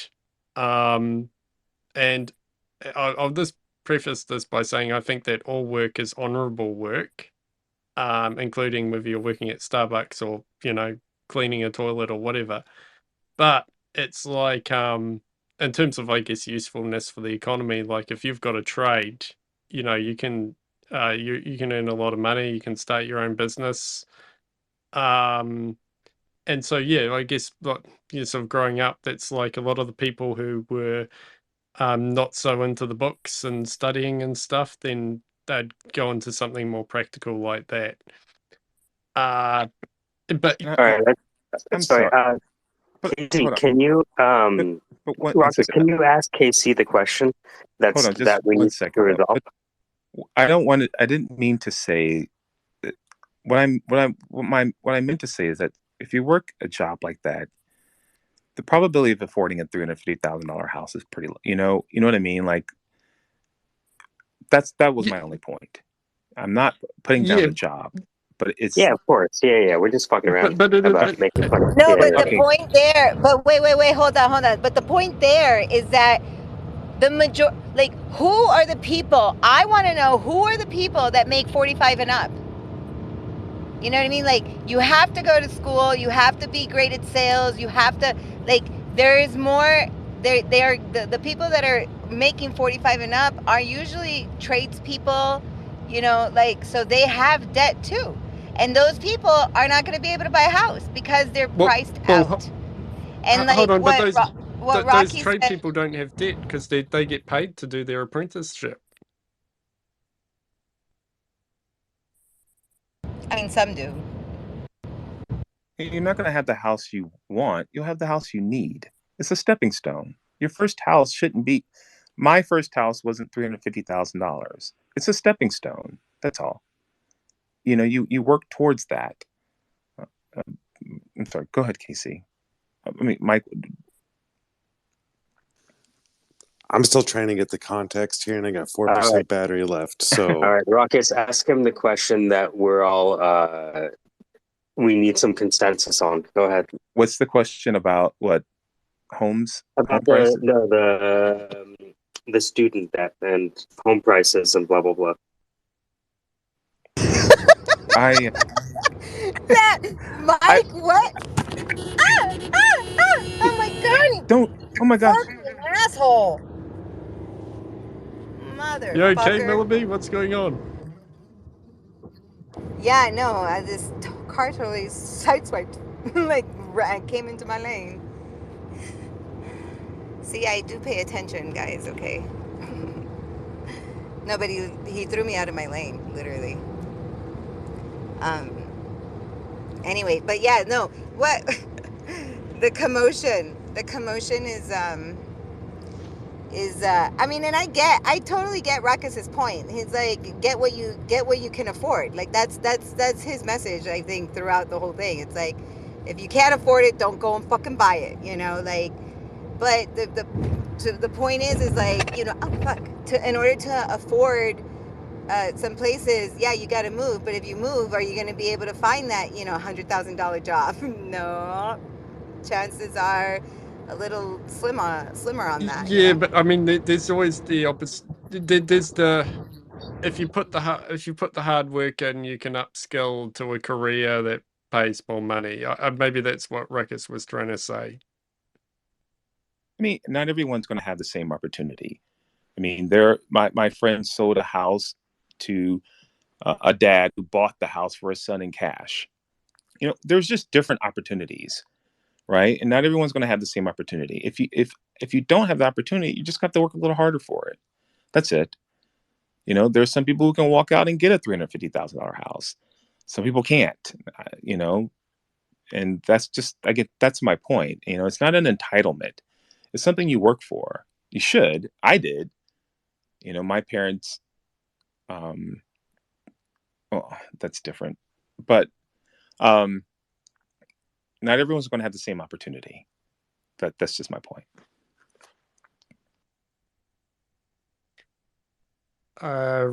Rocky and Casey had his hand up briefly, but he's put it down. So Rocky. No, I just wanted to comment on what Dan said about scrubbing toilets. So like, I actually worked as a custodian for like a year and a half or something, like during college. So I scrubbed a lot of toilets, I stacked a lot of Damn, chairs, and I mopped talk a about lot of paying your floors. dues. Yeah, Yeah. and honestly, like because of that, like I have like so much respect for like all types of jobs and the people who do them. And like they're always like the nicest people, honestly. Um, and I think like it's because of that experience, like why I worked so much harder, um, like in the later years of college, going through that, and like really like managing my finances, and really learning about money. But yeah, I'm gonna do that to my kids. They're gonna scrub a lot of toilets so they can learn. Yeah, I don't know if I told you guys, but like me and my girlfriend, we decided that like even if we have money, we're just gonna raise our kids like we're poor. So they're never gonna know that we have money. We're gonna live in like a They're tiny gonna get home. suspicious when like their parents go on like, I don't know, a flash date night or something, and they're left to eat like grits at home,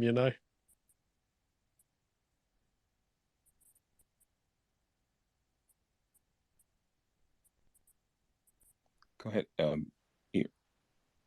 I also scrubbed toilets, cleaned a lot of urinals, changed a lot of urinal cakes. Just want to say, when I worked at the bowling alley, well, almost any job I had until being a lawyer was an entry level job. And I don't know, like sprayed the shoes, flipped the burgers, dropped the fries, poured the drinks kind of thing. So, like, I don't know. I just wanted y'all to know that I did that. That's all. Carry on. I did similar jobs, but I'm not I gonna wanna. talk about I it. have a confession also to make, Father. I too have scrubbed toilets to like make a living and several jobs. So yes, Hold on, are there no call we're centers in part America? we're part of the scrub toilet team here. Okay. Casey, go ahead. You have 1% battery left. 2%. Y'all are Uh, privileged. Y'all are I know. privileged. Y'all White fucking and Yeah, privileged mayor, 1%. motherfuckers. Jesus Christ. Privileged motherfuckers. Just work a little bit harder.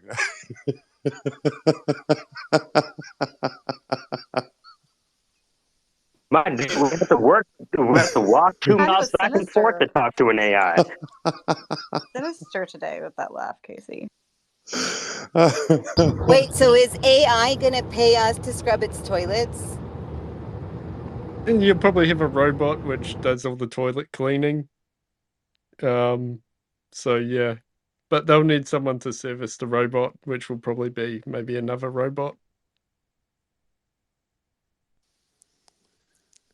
So, like, the real problem is the disparity between the poor and wealthy is growing at an exponential rate.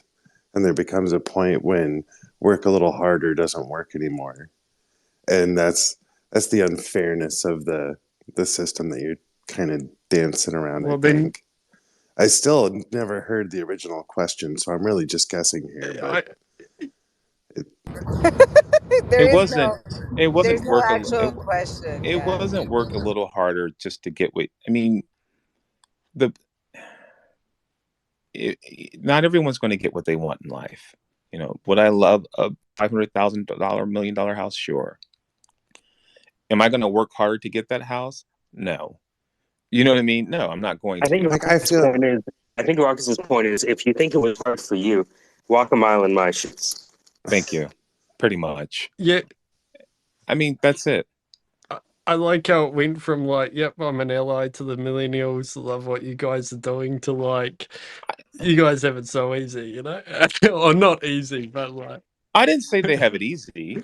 I'm not saying they have it easy. no, I'm not I saying mean, they have it easy. sorry, I should reword that. Like, some millennials think they've got it tough compared to other generations, and I think you were just pointing out that that's not always the case.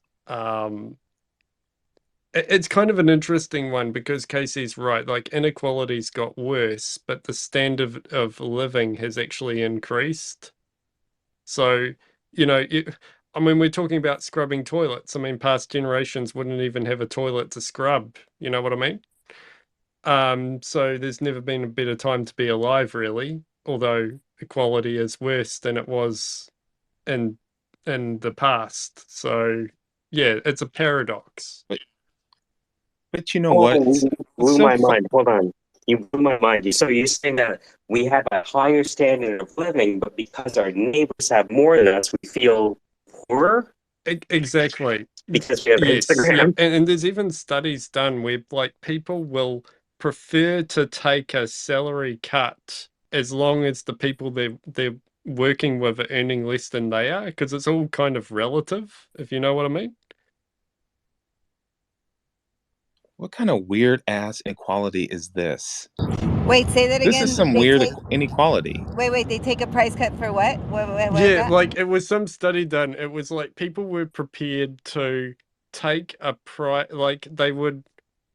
I'll try and I'll put it in the chat, but A yeah, salary like a cut. salary cut, but as long as they were earning more than their co-workers. As long as my status wasn't Yeah, impacted. Yeah. yeah. As long as that their status was more important than the actual income. Like they would rather work in a place where they were like high Mm-hmm. on the food chain and within the company than work in another place where they were earning more money, but they were cleaning the toilets, but they were earning more money cleaning the toilets because they'd be bottom of the food chain in that other company.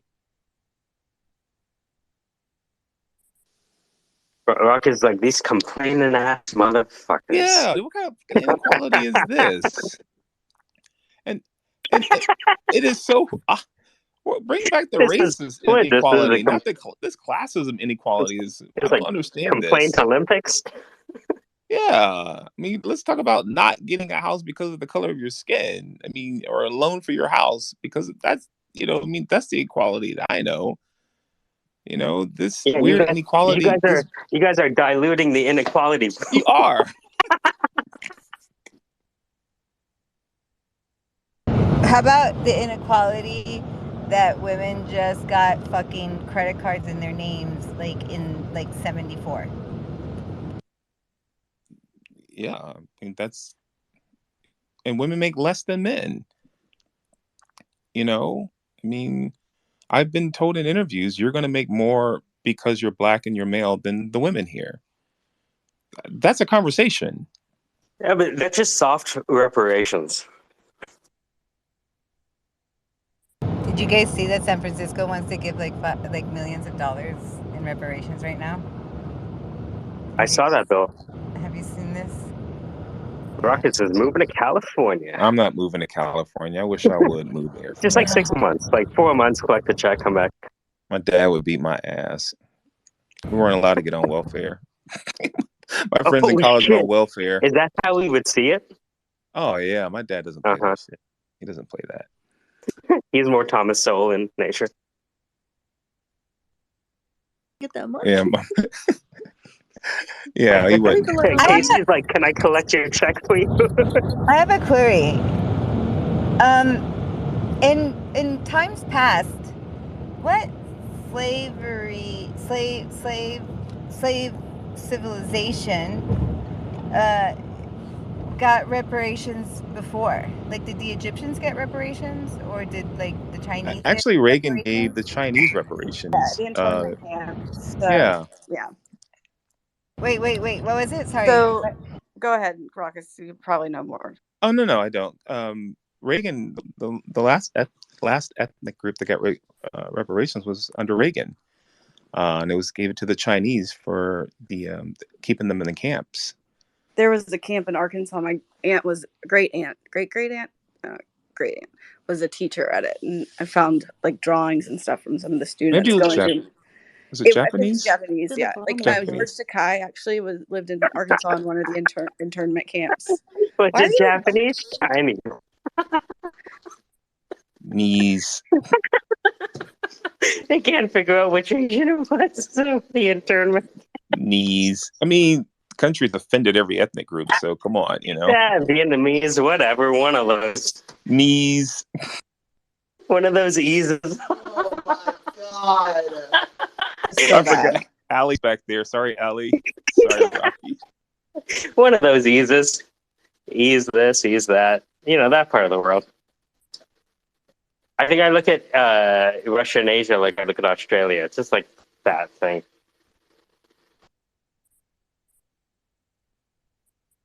Casey, battery holding up. You're listening to the Syndicate. Rockets just doesn't get it. It could be a sitcom. You'd be like the new Larry David. What's the climate over in California because of that, Rocky and Melody? You guys are. What's it like as far as the talk? As far as reparations? This guy's buying a plane ticket. I'm not.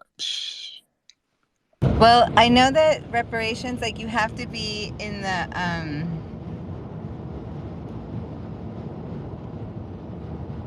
oh, I mean, is there hostility or is there like kickback, pushback, or? uh well, sorry, I'm looking if the cop is moving. No, you have to. Well, there's a lot of stipulation. Like you have to be of certain families, like certain like your family tree is basically. This is crazy because it's like a pedigree, like like oh, you gotta go look and see, make sure you're there. But no, it's I don't know. It's like half. Like some people I talk to, they're like, yeah, let's do it, and other people are like, what? No. So, and it's even among black people, it's like some people are like, no, fuck that, I don't want that, and then some are like, yeah, give it to me, I want it now. I wonder if you get more of the darker skin you are. What? Just give me just give me the opportunity. That's all I want. Give me No. The equality. opportunity is much more lucrative than the money. Well, can we just give you the money instead? See, that's what's messed up. You know what I mean? Just hire me out the content of my character, right? That's value, right? Just I don't need the money. I want them to just You need the money, go get it. Oh, Mrs. Rocket says I need the money, but I forgot it's not your decision to go to California. Never mind. no, just give level the playing field. Why would they want to level the playing field? Do you think it's not even your company? You want to level the playing field? Start your own fucking company. Level the playing field. Imagine you hired a bunch of people and they wanted to say level the playing field. You'd be like, bitch. You know what I mean? Yeah, if you want to level the playing field, you're going to have to start that shit yourself. And what will end up happening is you're not going to really create an even playing field. You'll just create one for your closest friends and family, which is how the rest of the world does it.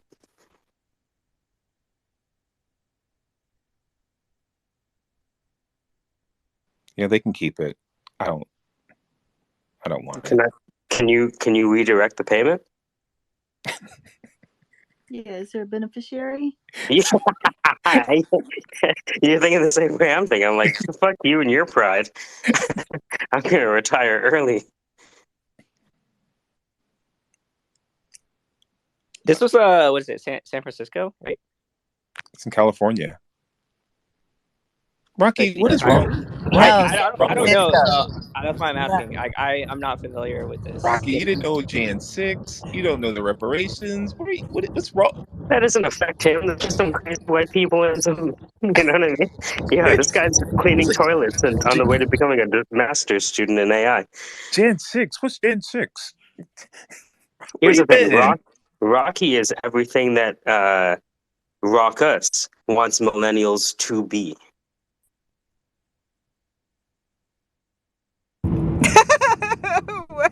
It's because I spend all my time in these spaces with you guys. So unless you guys talk about it, I don't know what people are talking about. I'm in Web3 spaces, so learning about coding, and I'm here with you guys.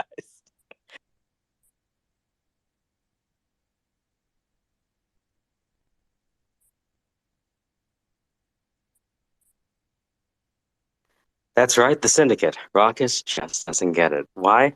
Well, he's that shade. Hey, Damien. That shade is a What's up, Damien? What? Shut up. How you guys doing?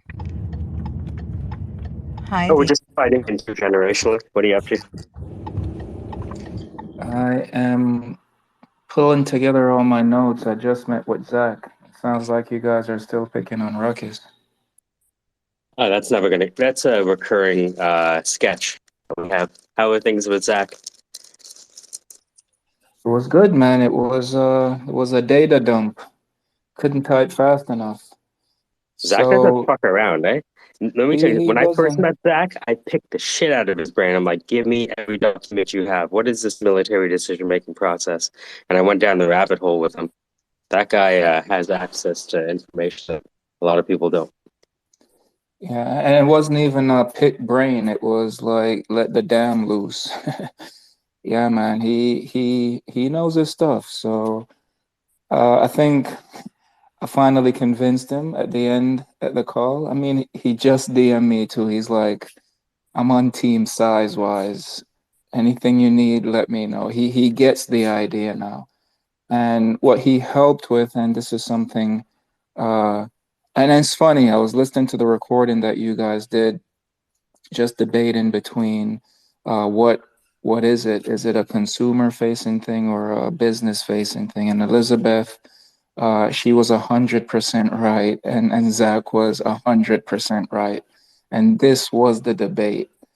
And what we decided on was figuring out what the biggest issue was, and we nailed it down to returns, reducing things that goes to the landfill. If we make that the ultimate mission, brands will get it, VCs will get it, angels will get it. And what Sizewise can do now is focus on how can we be the best at that. So yeah, it's just now coming up with some strategies, rewriting the deck, and yeah, it was helpful. Thank you. Incredible. Yeah, I have a kind of a general rule that if there's a startup that is promising, I have them go through the Zach gauntlet first, because I think that's indicative of the conversations you'll have with the people that you're looking to pitch and blah blah blah. Right, absolutely. And so the reason I opened the conversation talking about the recording is we ended the conversation agreeing that Sizewise Closet Coach, they're two different things. Sizewise is the startup, and Closet Coach is the MVP to test the tech. So now I it's like it. just, yeah, who we talk to is going to be different on the pitch. So now, I mean, the consumer facing pitch is it's getting better. People, they resonate with the message, the idea, they love it. Everyone has someone that knows would find value. So it's just a matter of time now, I think, before people warm up to the idea of what this thing is and how it works. And yes, it's just my job to just keep putting the message out there in creative ways and not make it feel like I'm selling stuff.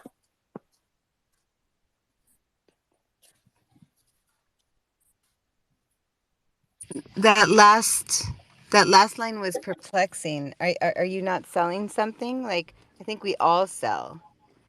Yeah, I mean, and this is the illusion we create around marketing, right? It's Huh? we're exchanging value, and the rub is my thing more valuable than the other thing that you think is valuable? And in order to do that, yeah, it does feel like selling. So yeah, I think there's a difference between advertising and marketing. We're natural marketers. We were born market. The minute you say a word, you're a marketer. And that's just attracting people to who you are, what's unique about you, what you do, how you do it special. And advertising is the thing that we kind of contorted, right? We turned it into a machine. We know what people like. We trigger dopamine. You know how to get your credit card out for $9.99 or less, and you get your money back. Like, we know all the lines. That's the thing people hate. And because we've refined that appetite so much, we can't go back. It's like it has to look that good. We have to compete at that level if we want to stand out. But people hate it. It's a love-hate relationship. And that's the thing. Like, it's this thing has value and I'm not trying to sell.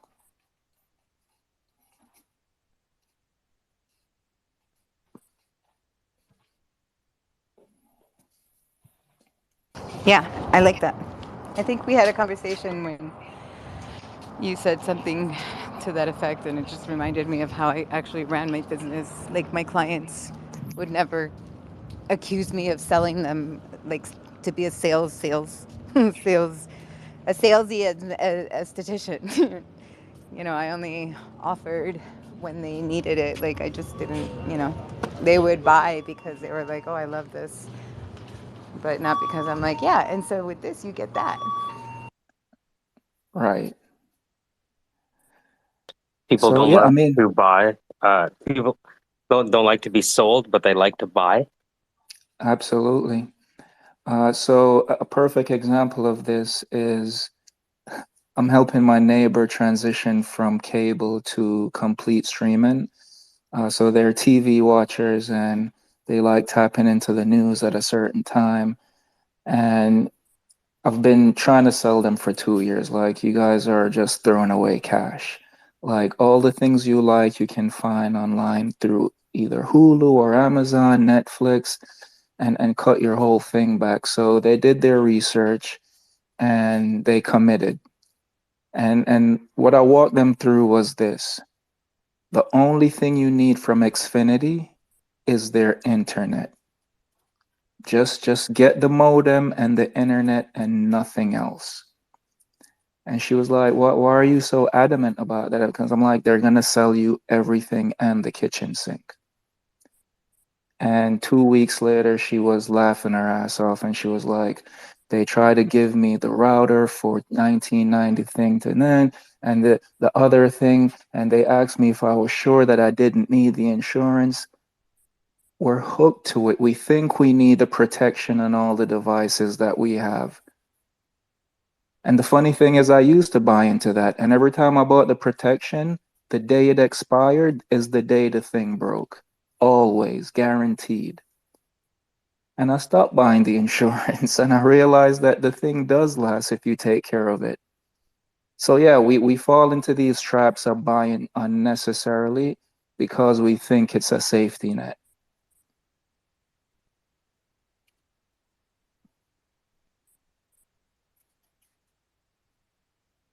Oh, and by the way, yeah, the neighbors, they're up and running. Internet is there. They're happy. The speeds are great. And yeah, they're running the Google Mesh network. And it's like it's a couple, they're teachers and they're not tech savvy. So to me, that was a win. So everybody's happy and they have all their shows and it's good. And I think this is how like community grows. Like, if my neighbor now has streaming internet and they're controlling their bill and they can do and make better decisions, yeah, we all pass it along, right? Now they can teach at home and do other important things because the internet is faster, and these are the things that have value. We don't have to sell each other and helping each other all the time. And this is what I saw. It's like it's hard to see yourself in the bubble when you're in it. And I think the advantage of being someone from another country, you come in and you kind of see these habits. And it's hard to tell the fish that it's in water, right? Like, you try, but it's like, what the hell are you talking about? So yeah, man, it's just how do you compete without selling? This is the challenge.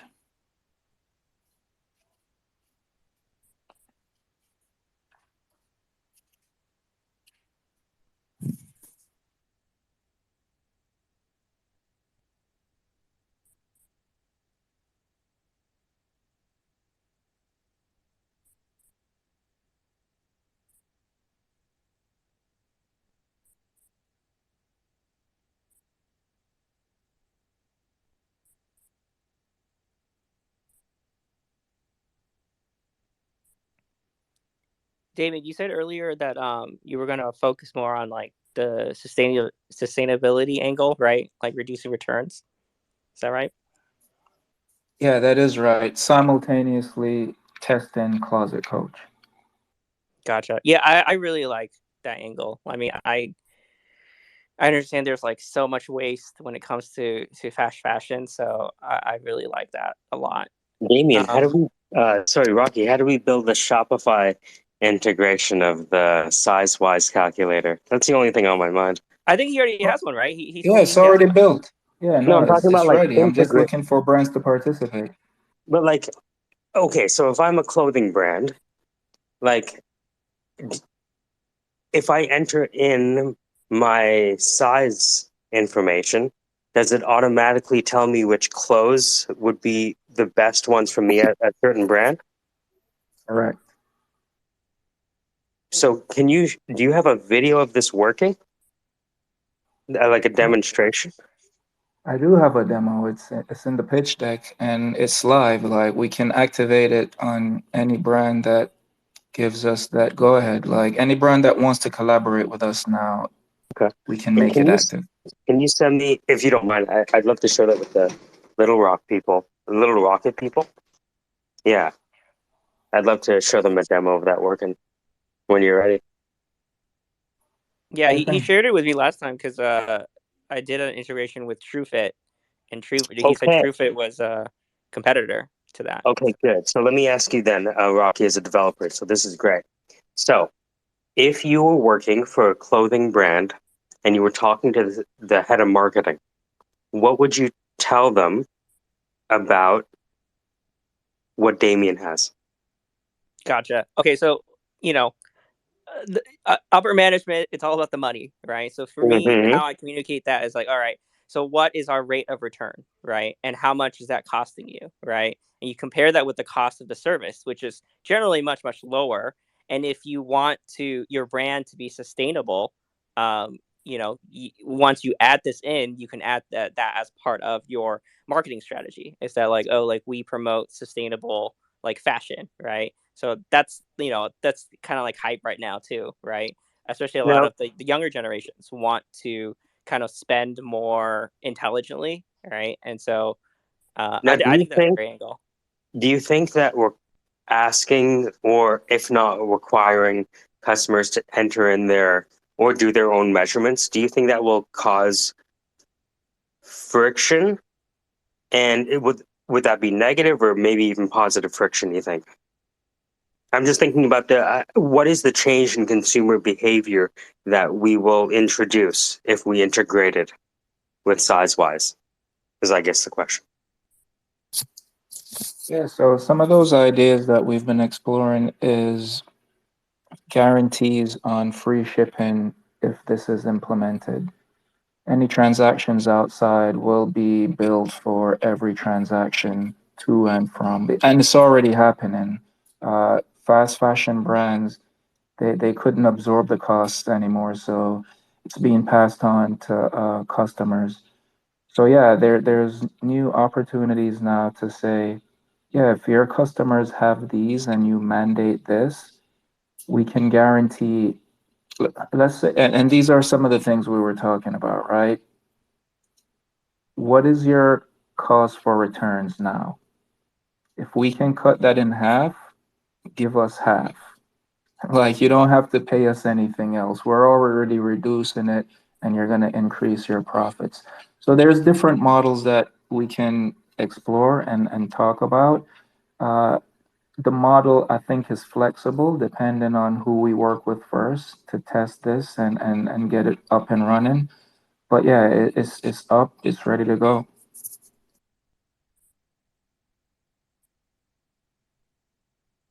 I'm curious, Damon, if you've looked into all of the sort of like reseller or like pre-owned market, because that's like a huge market too in apparel. Like companies like Trove, because I think it's like one thing to like find size when you're shopping for one particular brand, like you go to one like the Shopify store for like one brand, but I think like the tool would be super useful when you're basically shopping in a marketplace, right? because like a lot of the reseller platforms are selling multiple different brands on their marketplace, right? And so finding sizes cross brand is generally much harder than if it's a single brand. And so like I think a really cool market to look into is actually the reseller market, because like one you're helping out companies that are reselling products instead of just throwing them away, right? And I think the messaging of like responsible apparel and like reuse is really good for that type of marketing as well. Listen, you're spot on, and that's a section of the site that is ready to go as well. Like it's built for tailors, it's built for seamstresses, it's built for anyone with a collection, and it's gonna be, to your point, a marketplace. Think of an Etsy. So now anyone that has product that can fit the body, rings, bracelets, anything that we can capture as a measure can live on size-wise as a community. And I think you hit the nail on the head too. A part of this community is to demonstrate that we can connect all the brands. This is a community property. Some of the solutions that are available today can only exist on the brands that they've made agreements with. So if ASOS has a solution for fit, yeah, ASOS customers, they'll get ASOS products that fit. But ASOS customers also shop at Under Armour and Lululemon. Those brands are left out of that ecosystem, and that's what we're trying to bridge, giving everyone So, accessibility. so what's the next step where you left it with Zach? You said you're updating the deck. What's the next step with Zach? That's it. Update the deck. He's gonna introduce me to a few folks. One of them is a founder. They're already working on a project which I think is pretty cool. They're using AI to scrape the web and build customer profiles. So if you put in the criteria for what you're looking for in your product, this AI will emulate your audience and you can ask them any questions. And I think that's brilliant. And where they are now is testing the answers to a real group of live humans to see how closely the data aligns. And yeah, I think if they even get to 98%, that's really good. So yeah, he wants me to connect with that guy and just share stories.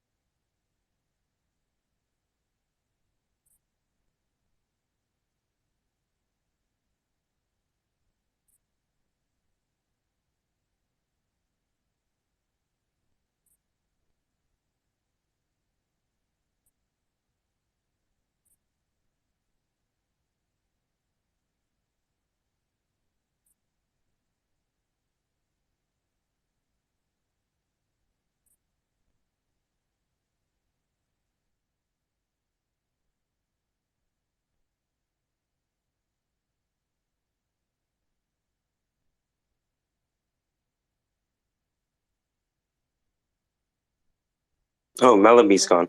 I was hoping we can get back to fighting. Anyways. That wasn't fighting. Yeah. That's not fighting. No. That's high impact dialogue. I don't think it's a dialogue. I think it's a monologue happening at the same time. There's a difference. There you go. Okay. Yeah. We're just having monologues together, not dialogues together. Dueling pianos? Dueling pianos, yeah. Except they can't hear each other.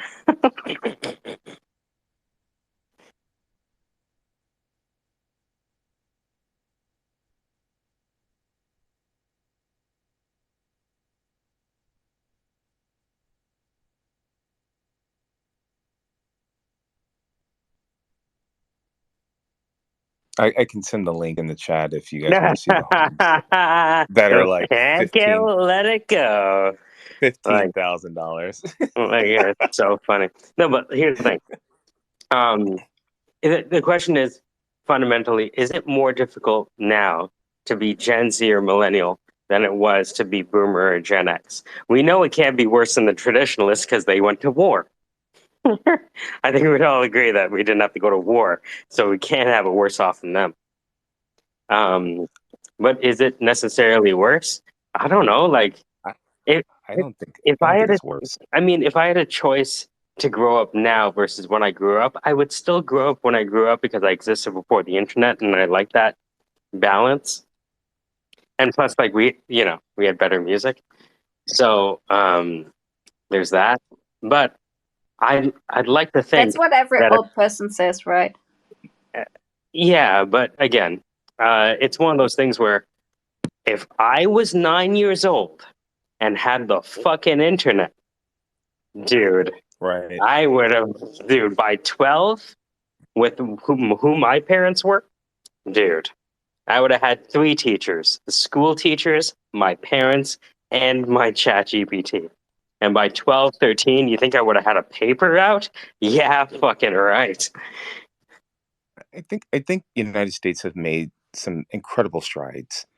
Most notable, Barack Obama, the first African American president, and we can credit that to the change in demographics, to the change in culture. The next notable stride for me is Black Lives Matter. There were white faces in those groups. Again, culture, the change, and this is why the millennials have so much power, right? These are the most notable times to me where I can say, I grew up in this, 80s, and I can see the change. And now the pandemic, no one has ever seen this happen before. No one. 100% wage increase in 2 years, right? 60% of people have received a wage increase. 4 million people left the workforce. I mean, these are incredible times. These are once in a lifetime opportunities. We've actually seen the 2021 bull run market. I mean, yeah, it gets better and better, in my opinion. And I mean, I know you make fun of me because I post a lot, but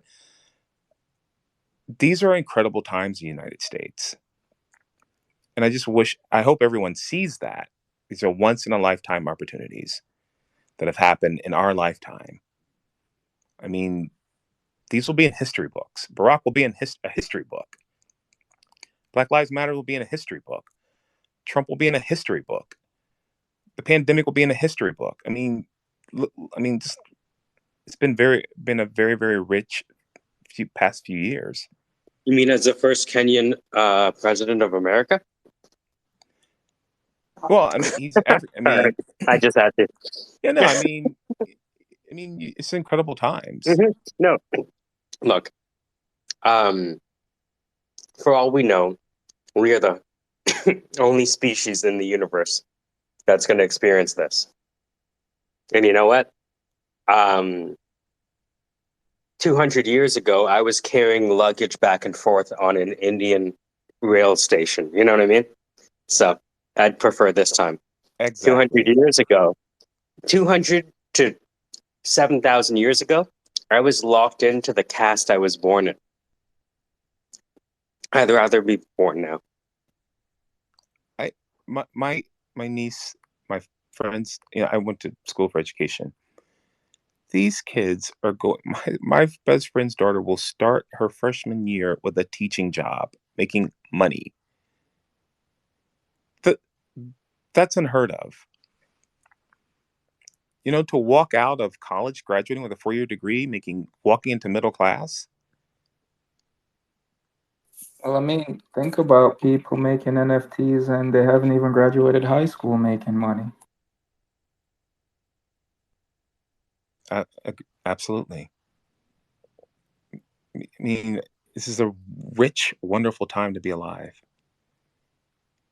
I had a student of mine who was making $300 a month reacting to Chief Keef videos. Go ahead, Rich. Do y'all know who Cosmo de Medici is? No clue. Okay, never mind. But Make on it 10 the Oh, go ahead. me or her. No, go ahead. Go ahead. I was just going to say, on the point of the wage increase, yeah, that's really great, but it should have happened years ago, like years and years ago, like years and years and years and years ago. It should have, right? So that's why it jumped so much, though, when people got sick of taking shit, right? Well, it jumped because it started in 2018 when boomers started retiring. It was very subtle. For the pandemic, you had 4 million people leave the workforce, and then it was all at once, which doesn't happen. It should have never happened. And so, Did 1 million of them die? yes, 1 million people did die, but those were in a lot of those were in long-term care facilities. But that Great I just Resignation. meant like of the people that you're counting or talking about the people that died. Is that in that 4 Oh, million? no. 4 million people, at least 3.5, 4 million people left the workforce, the Great Resignation, which led to the Great Reshuffle because it created holes in the workforce, the labor force. And so that's why, I mean, you became valuable. Your body became valuable because we were in the middle of the other supply chain disruption, which was bodies. You can't make bodies overnight. So people became more valuable, and careers were fast tracked. And McDonald's went from $7 an hour to $11 an hour to $15 an hour in 2 years. And so, yes, we cried, we bemoaned because we're working with college degrees at these low-paying jobs at Burger King. You guys remember that?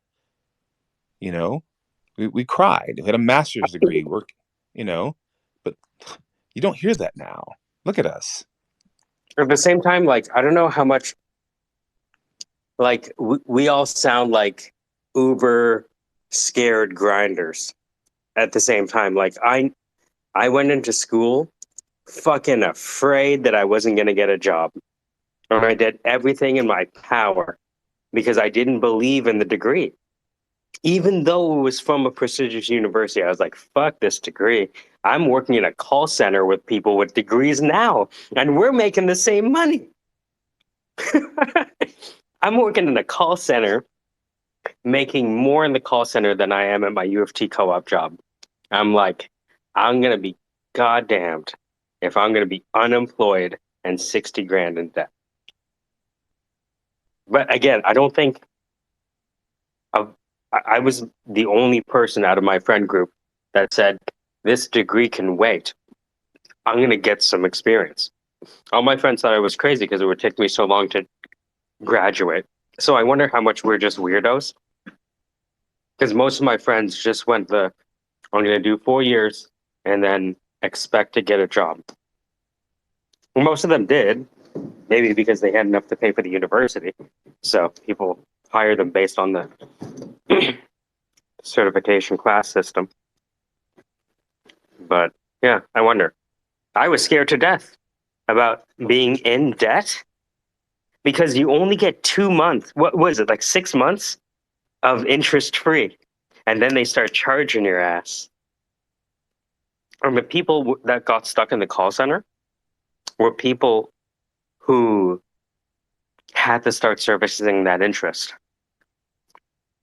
Call center job. And some of those dudes were there for 15 years. And I'm looking at this guy, and I'm sitting beside this guy, and he's talking fucking like we're talking intelligent now, right? Supposedly, sometimes, rarely. You understand, right? Talking like we're talking now. I'm like, how the fuck am I sitting beside you and you have a degree? I don't have a degree yet. I'm trying to get to your education level, yet we're sitting beside each other making the same money. So that shit scared me to death. That's so discouraging. How did you start? What was the start of your career like? Was it all sunshine and roses? Mine? Yeah. Well, it's different because I was a teacher, right? Mhm. So, no. Sorry, I was thinking about my. Did you just waltz into your first job? Let's put it that way. Good gracious, no. You start at the bottom. First of all, you got to wait by your phone for someone to call you to supply for you. And back when I was a supply teacher, it was all about like, you had to know somebody. So you're sitting there going like, well, am I going to work today? Do I get to eat today? And then by the time you finally get in, oh my God, my first, what's it called? Long-term occasional. I finally got one. And one day in, a retired teacher, because he had more seniority, said, nah, I'll take it. And he got to have my long-term occasional, and I went back to be supply teacher. I'm like, are you serious? You're retired. You're double dipping.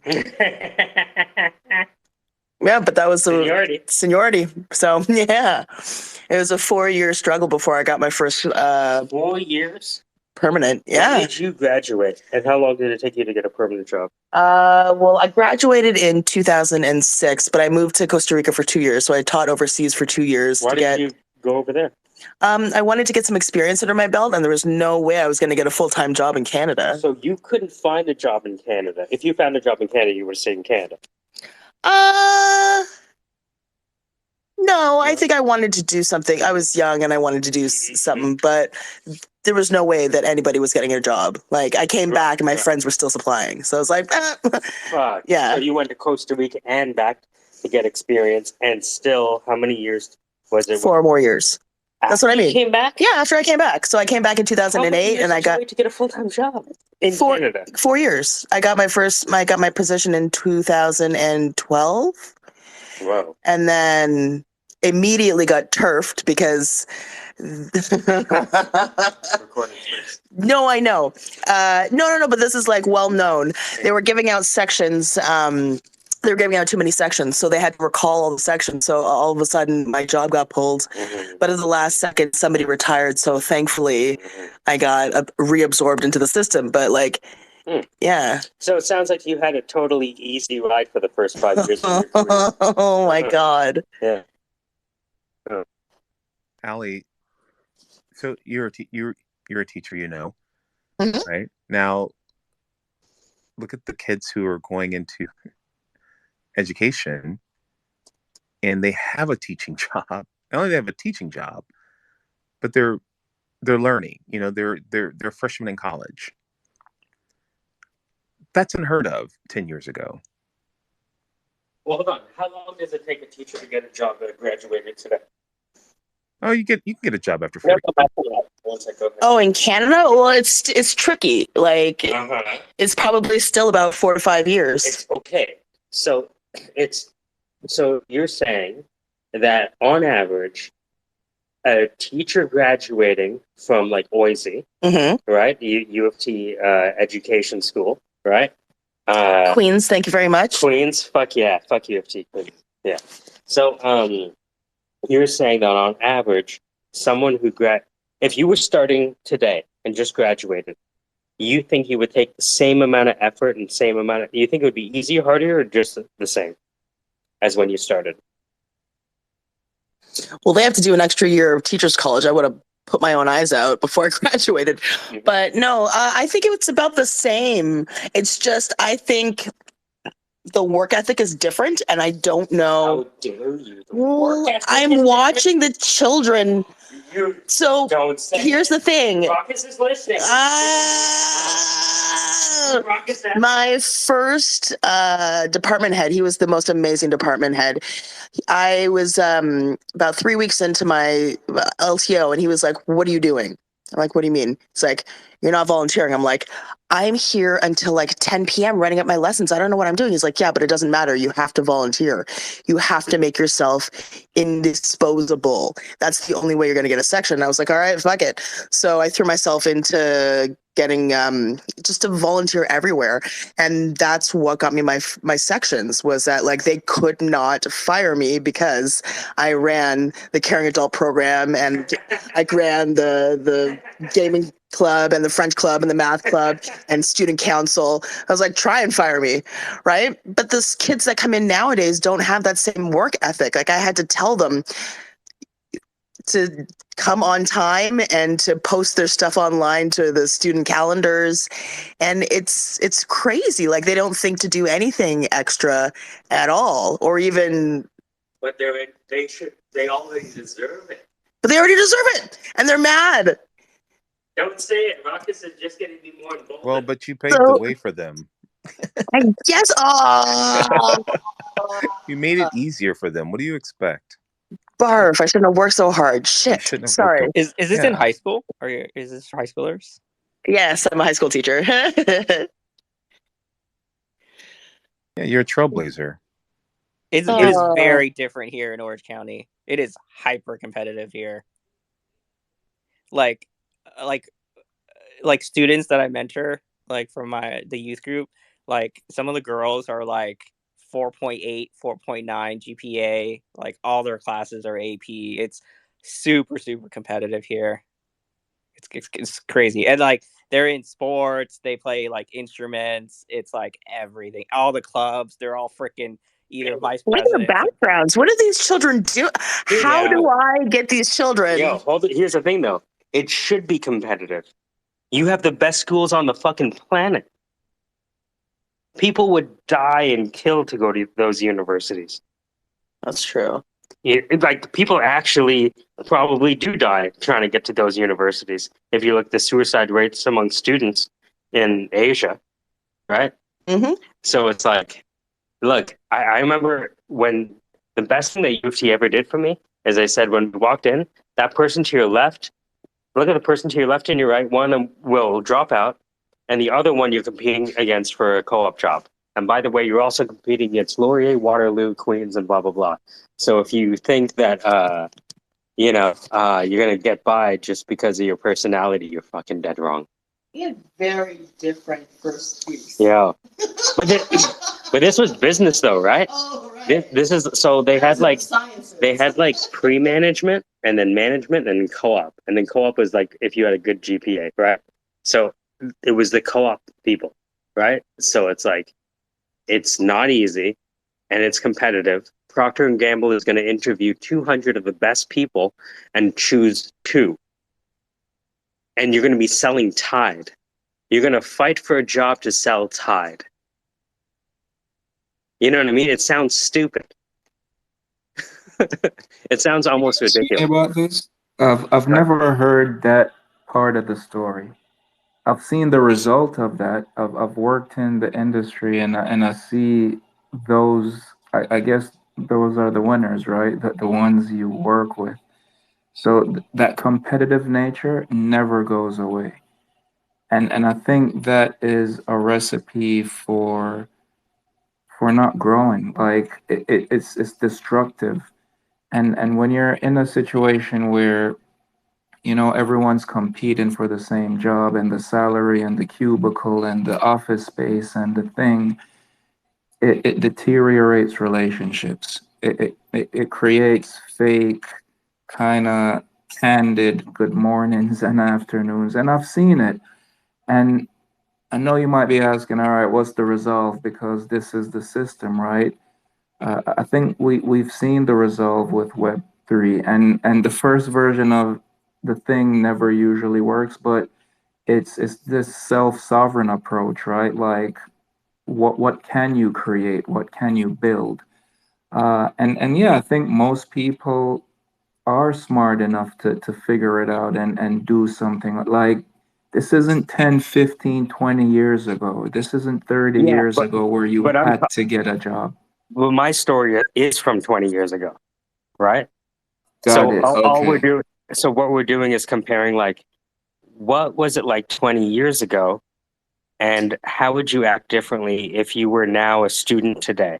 Like if you were 16 years old today, do you think you would have followed the same route that you did when you were No, and I coming up? think this is the rub we have with millennials. They're Mm-hmm. not seeing it that way, and when you're in an organization that's kind of forcing these rules down, it does become difficult. So I think the 16-year-old today, the vision is become an influencer, become a YouTuber, Mm-hmm. the That's one of the. options are, Uh-huh. yeah, like if I create a channel now on YouTube and I speak till I'm 21, I can gather at least 10 to 100,000 people.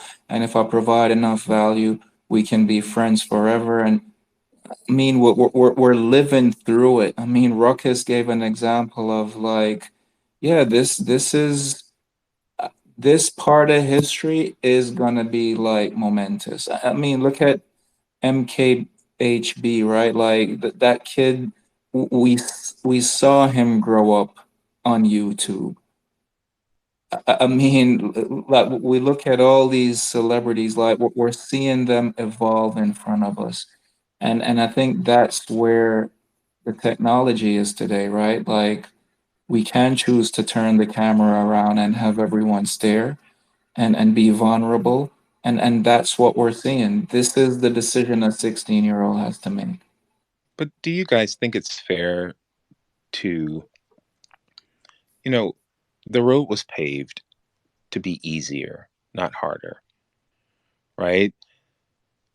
So I want to be careful with generalizations, but do you think it just requires management from parents on the road being easier than it was 20 years ago? Like, it's not it's not the internet that's bad. It's not the phone that's bad. It's not YouTube that's bad. Does it require, oversight, like guidance? Is that what's missing from, the average 16-year-old, the ethic that they have? I just think it's hard for like, no one can tell the future. Like my mom thought computers were going to go nowhere, and um, she was totally I'll against show me you, going. Mom. Sorry. I'll show you. Yeah. But Yeah. yeah, like it's kind of hard. Like okay, so like for example, like my sister is like super into Roblox, right? She's in the sixth grade, right? And like I think my mom definitely eased off on my little sister. So I have three siblings, so I'm the oldest, right? And I think like I had the most rules.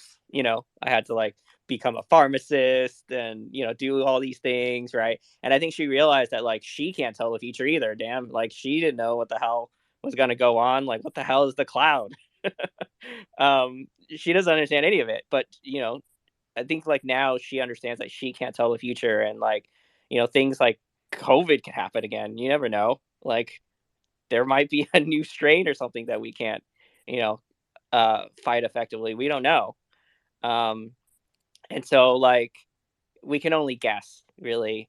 And so like I think like at least from just observing like her attitude now is that like try to be the best parent you can be and like support them when whatever they do, because honestly we all could just be doing nothing and AI takes over. So Yeah. could be totally different in like 5 years. You don't know. Yeah, but at a time there were people, and you're right. You're absolutely right. There were people walking, and then there were cars. Now we have more cars, so we have it easier, right? We have it a lot easier than people did 100 years ago. I mean, we're supposed to. I mean, we tell our kids you're going to be better than us. So we tell our kids that a lot. We want you to be better than us. But I think it takes managing that also. I think that's what even I miss, managing those expectations. I know, Rocky, you said, I laughed because we tell our kids you're poor. You know, you don't have anything. But we put them in a school district that's really good around people who have things, right? And so their peer group have all these things. I can't control their parents, what their parents buy their kids. You know, my kids bounce home and say, I want a phone. I'm like, well, you know what I mean? And so that has to be managed, I guess, you know? And so now my kids know that something's up, like they're not poor. Do you know what I mean? Like they know something's Yeah, going on. that's Do you know that's what I funny mean? you brought that up because like what is it? My brother for what my one of the middle brother, his name's Robert. For whatever reason, he got like a free phone and like it comes with like 1 year free of like phone service, whatever. And he's like, oh, should we give it to our little sister or whatever? And I'm like no. I'm like you and me didn't get our phones until we were like sophomores in high school. You know, like at least wait until like that kind of goes along the line of like controlling what they have, right? It Um, does. It yeah, does. And I But ground up my also, son. like, Oh, go ahead. I was just gonna say, like, but like back when we were growing up, keeping away your phone didn't mean much because the screen was shit. Now yeah, keeping yeah. away your phone is like, what do you mean you're gonna take away the PlayStation 64 of all of mankind's knowledge? Like, it's different when you're Well, restricting your phone now. you got grounded from the TV, and that hurt. Like you know, that Oh, when yeah, you get yeah, grounded yeah, for a yeah. week from the television, you know, I grounded my son yesterday. I want him to manage his time, so I grounded him. I was like, you know, no more phone. Boy, my gosh, you know, there are times he's like, "Can you beat me?" I'm like, you know what I mean? Like, can you? You know what I mean? You know what I mean? I'm like, Yeah, why don't we this don't beat our Roderick kids? makes that joke about how, like, um, you know, whatever you do, just leave the Nintendo. Exactly. You know, I don't. The Wi-Fi goes out, my kids come out of the room. You know what I mean? I have kids again. Do you know what I mean? You should, you know Kids what can would be go. funny? That would be a really hilarious, even if you never publish it, like a video where you set up like the phone and you just like lean it against the floor and then unplug the modem and just watch them come out. It's funny because my parents are like not technical, and so like it's the opposite. It's like the internet goes down and people are in my room. Be like, what's going on with the internet? My show's not loading. I think it takes a managing of. I think we've mismanaged a culture. You know, we've mismanaged our kids because we've gotten better. But you know, and that's why I believe in immigrants coming to the United States. Exactly why. Because they'll come in and they'll bring a different work ethic. They'll bring, you know, they'll be, you know, they'll work. And that's how America was built off immigration. That cycle repeats. You know, it's very hard for my wife to, you know, she came off, you know, first generation, and I'm like, you know, you're working a fine line. You want to spoil the kids, but you want to be hard workers too, and you're not gonna. It's hard to pull off. But when you bring the immigrants in, they repeat that cycle of the hard workers, and you know, and they're conservative. They're the true conservatives of this country. I don't care what anyone says. They're conservative. Now their kids might not be, but they are. You know, the kids are going to grow up. They're going to grow up eating my kids' lunch because they're going to come from a lot less, and they're going to work hard for it. And that work ethic is what we miss. But I'm rambling. But you cycle them back in, and it just repeats itself. You know, we have an So I don't think affluence. you're rambling, Rock. So I I'm agree sorry. with you 100%. And I think what you're sharing is, I think it is a cultural thing. And I wouldn't blame anyone. Like, I don't think there is any one particular person or group to blame. But just looking at where we are culturally, we've kind of phased the whole family structure out. And what I mean by that is just by comparison, right? In Jamaica, grandparents live with you. In America, we ship off grandparents. Kids want to be older, adults want to be young.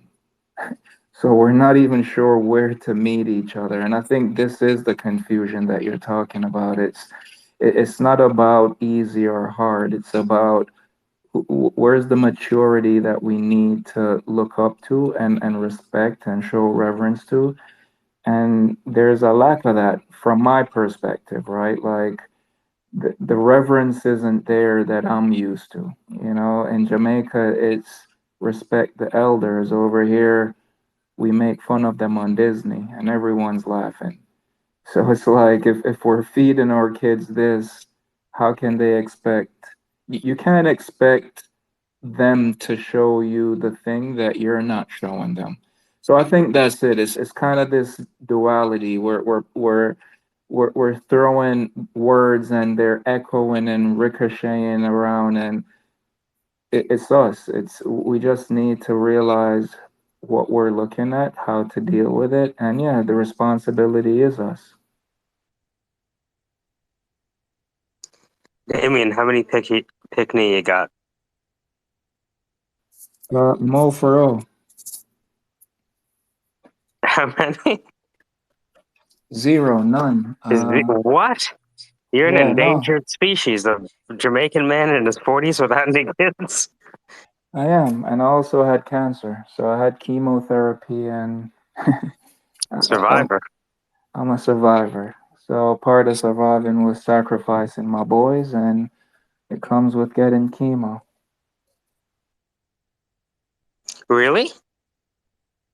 Oh, absolutely. Chemo is a shotgun blast to the system, You're eradicate kidding everything, me. all foreign objects, and what heals, heals, and what goes, goes.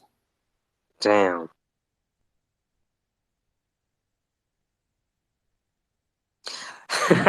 This is gonna sound really bad.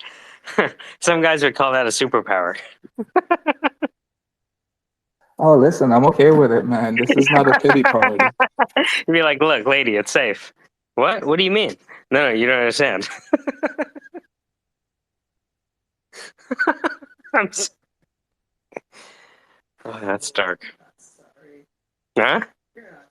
No, because the guy had that joke. Remember, there was this guy that has a joke about how he had this medical condition where he felt like he was ejaculating 5 seconds before he actually did.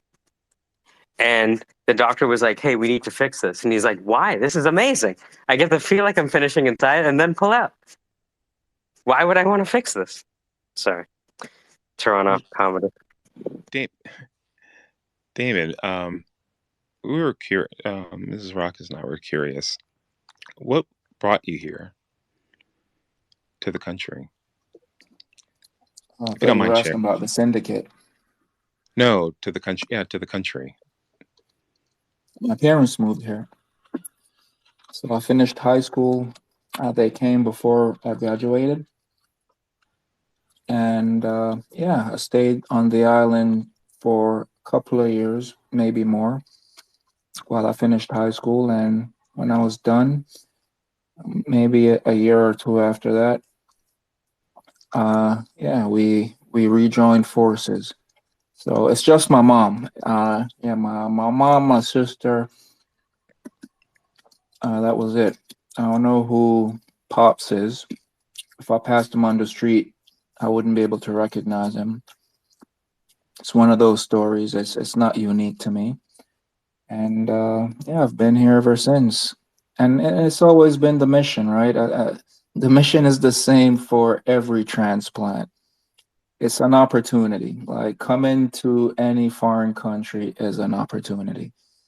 And yeah, when you're in that position and you get that place, I mean the competition that we were talking about, it is a competition to come here. There is a line, there are restrictions, there are rules, and when you cross those hurdles and you get here, it is an opportunity. And that's why you see most people treat it that way. And yeah, man, it's just been that. I mean, even for my mom, it's all the same thing. Like it's difficult living on the island. I know the brochures don't say that, but it's those are designed for tourist dollars. It's rough. I mean, the things that we talk about here in America, I mean, I still have friends home that I talk to, and I mean, I can't even share some of the things they're experiencing. And yeah, we're talking about brownouts, right? We want a refund from FPL because the electricity went out for 2 hours. In Jamaica, the grid goes for a day. There is nothing for weeks, and yeah, we're calling supervisors and managers for. So it's different, when you see the balance of how people live and you're in the middle of it, the only thing you can do is try to help. That's so funny. I used to do my customer service job was calling FPL in Florida. Hello, Mr. and Mrs. Client. Did you recently have your pilot light serviced by a technician? Yeah? Would you like to talk to me for 15 minutes about how that visit was? Because I needed to make my quota for this hour.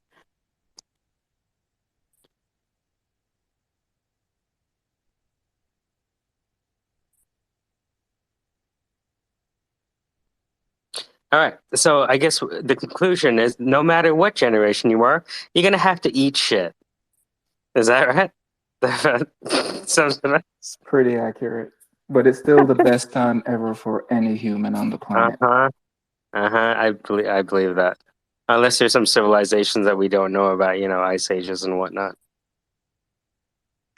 In 10 years, I mean, from this is going to become. I brag about you guys today. I did. You guys are amazing Yeah. Do you generation. defend us, our your little internet friends? That was my daughter who said that. Yeah. But you guys are creating. I mean, in 10 years, it's going to be amazing. And this is how innovations and ideas are created in this muck. You know what I mean? Right here in the mud. And it's not bad. It's just sometimes it feels bad to a lot of people. But this is a great time to be alive. It's just messy, but It messy is is. fun. It's noisy, and people. You have to You have to listen to ignore the noise and watch the signals. I mean, Rocky, you're amazing. You're doing a great job. I was sharing with my wife the information you gave us, and you're amazing. You know. The other side of things is like with immigrant parents, you had it better. Like you had it better. Like Allie's parents and grandparents were like escaping multiple life and death scenarios. So Yeah, in 10 years, we're going to have a tale. We're going to tell the best stories. So or my not grand have electricity to write with. You know what I mean? I can see the best and worst case scenario. You know what I mean? It's going to be really great, or it's going to be Skynet. You know what I mean?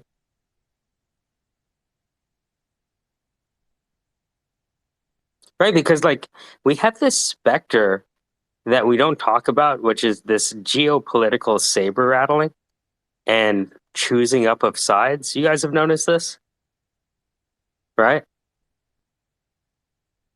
what do you mean choosing your sides? So like NATO and not NATO, for example. So right now, if you look at the interviews with India, they're like, "Hey, India, are you going to pick a fucking side?" Yeah, I don't know. Maybe I'm the only one that looks at Indian geopolitics and watching them like get offered. I just know that their news is mhm. like a lot of yelling. That's the It only. is. Yeah. Well, because They like they just have want like a to. ton of different like parties, right? Like they don't really have like a two-party system, Mhm. do they? Yeah. You guys ever think about Taiwan? Am I the only one that thinks about Taiwan? What about Taiwan? Like about just how much of a powder keg that is. Yeah, Like that's a we scary one. we have ships over there, and Yeah. I don't think China is gonna. Do you see any universe that China doesn't take over Taiwan? They already said they are going to, right? Right, and we're gonna stop them, right? Right. Yeah, I think they just said last month they're going to, they confirmed it. You saw that a North Korean missile flew over fucking Taiwan? Go ahead, keep it down. Sorry to butt in, I just joined the conversation, but I heard you talk about Taiwan. I was thinking about this the other day, and I think I have a solution to the problem, but I'm not sure What? I'm not sure anyone's gonna like it. But when you look at Taiwan on the map, it's tiny, like teeny tiny. So is it really worth causing like a world war potentially or global recession over this very small piece of land? What is important though is the people and their industry and all that, right?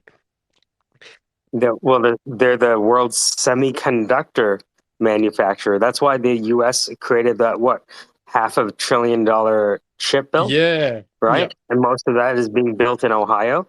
That was direct result of what's happening in Taiwan. Direct. So what you want to kind of do is like, at the end of the day, China's just getting stronger every year and they're going to try and take it eventually. And so we're kind of heading towards this like car crash situation, but it's kind of happening in slow motion. And if you can come up with some sort of deal where some sort of political deal and you stretch it out for like 20 years and maybe give, I don't know how the Americans would feel about this, but maybe give the Taiwanese like the option to like maybe a dual citizenship and then try and move, Oh, you you're a know. fucking genius. Do you know how much we would value? We won World War II because we had all of the best scientists from Europe flee and build the nuclear bomb. If we could get all of the best semiconductor manufacturers out of Taiwan, what? Instant We passport. win the AI war. We win the AI war. Damn, you're smart. You need to tell that to Zach. Put a note in that. Maybe they can hire them through the military.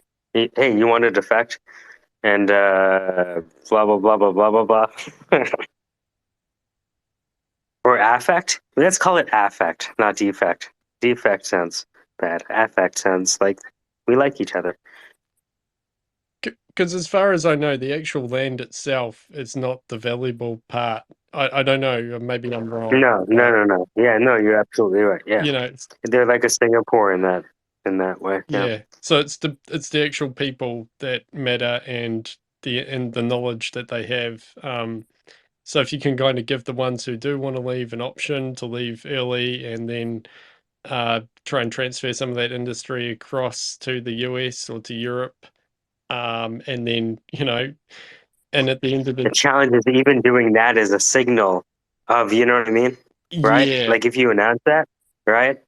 So I understand. The alternative is what they're currently doing, which is they call it like the porcupine strategy, that they just make, they're a small country, but they make themselves like a porcupine. And yeah, so they could just arm Taiwan to the teeth, and then that kind of may delay China. But then maybe you're just kicking the can down the road. You're just kicking the can down the road. The supply chain alone makes it unfeasible if it's protracted. You just wait it out. You're gonna have to refuel sometime, and by then we'll have, any number of, the Great Seawall of China. You know what I mean? That kind of thing.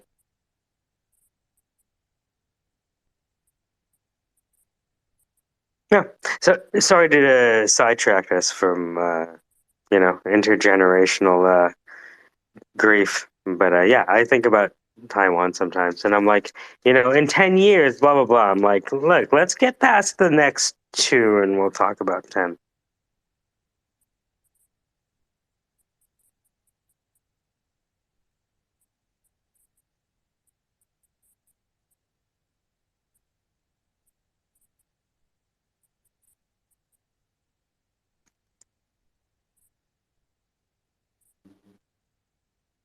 You're listening to the Syndicate. Rockish just doesn't get it. Did do did. That's the sitcom music. Sorry.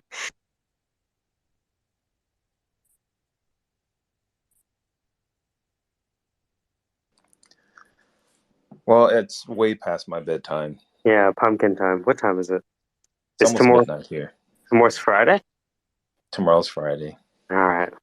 Good job, everyone. We did it. We survived. Yet another Ruckus transformation into Hulk. Or Hulk.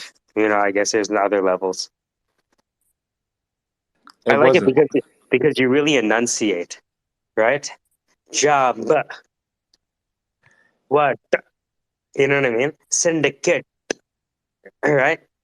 It wasn't that bad. No, you do this, dude. Fucking my hair blew back when the plosive came through the phone. Yeah, you really enunciate. You hear that? Manish does it really good. I've been learning from Manish. That's how they do it too. We're harder on our own people. You know, that's just. Look, being harder on each other is part of survival. It's part of love, right? Yeah, it's part of love. It can go too far, right? But look, my parents hit me, and I think I deserve it. And I think I'm better for it. Not to say that that's the way you should. Oh, hold on. You got to hear Manish do that. Manish, give him the Indian tea.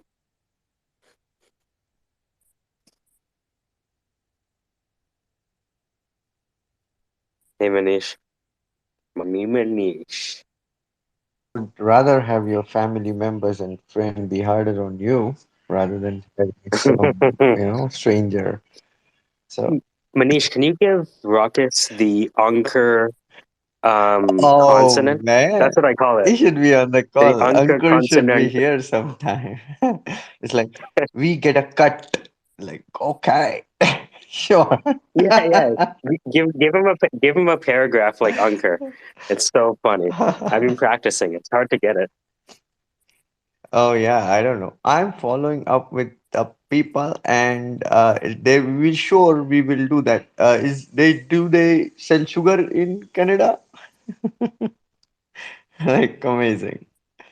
I like it.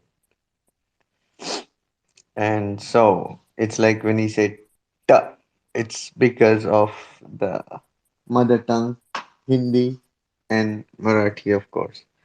Sometimes I too do that. So Rakas, it's a global thing. But Ruckus only does it when he's Hulk. When he talks statistics, right? I mean, You got it. You got it. When he's framed, when the situation is framed in his domain, he doesn't hold back. Look, I can see the data. I know which ways the cows are herding, and this is where we have to set up the fences. yeah, Uncle will say data, like da. There has to be a like air. Interested. Yeah. Good. Yeah. All right, guys. Great show today. We had our weekly frictional conversation, which should be good because it's just one of those things where I love when Melody comes up recently because she's driving the whole time. She talks to her. She's in the car, right? And she's always arguing with one of us, which I don't know about you guys. I really enjoy. I'm not going to engage, but I enjoy. Makes for good audio TV. What can I say? Blah, blah, blah, blah. I think you did a fantastic job, Ruckus. I think you have so much patience. You are my role model. No, you are the wind beneath my wings, Rocky. Until next karaoke, everyone. Ruckus' next song, I Bet Midler.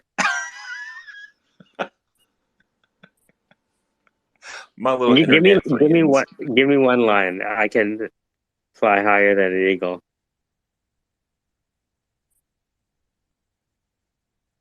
Because I can fly higher than an eagle. There you go.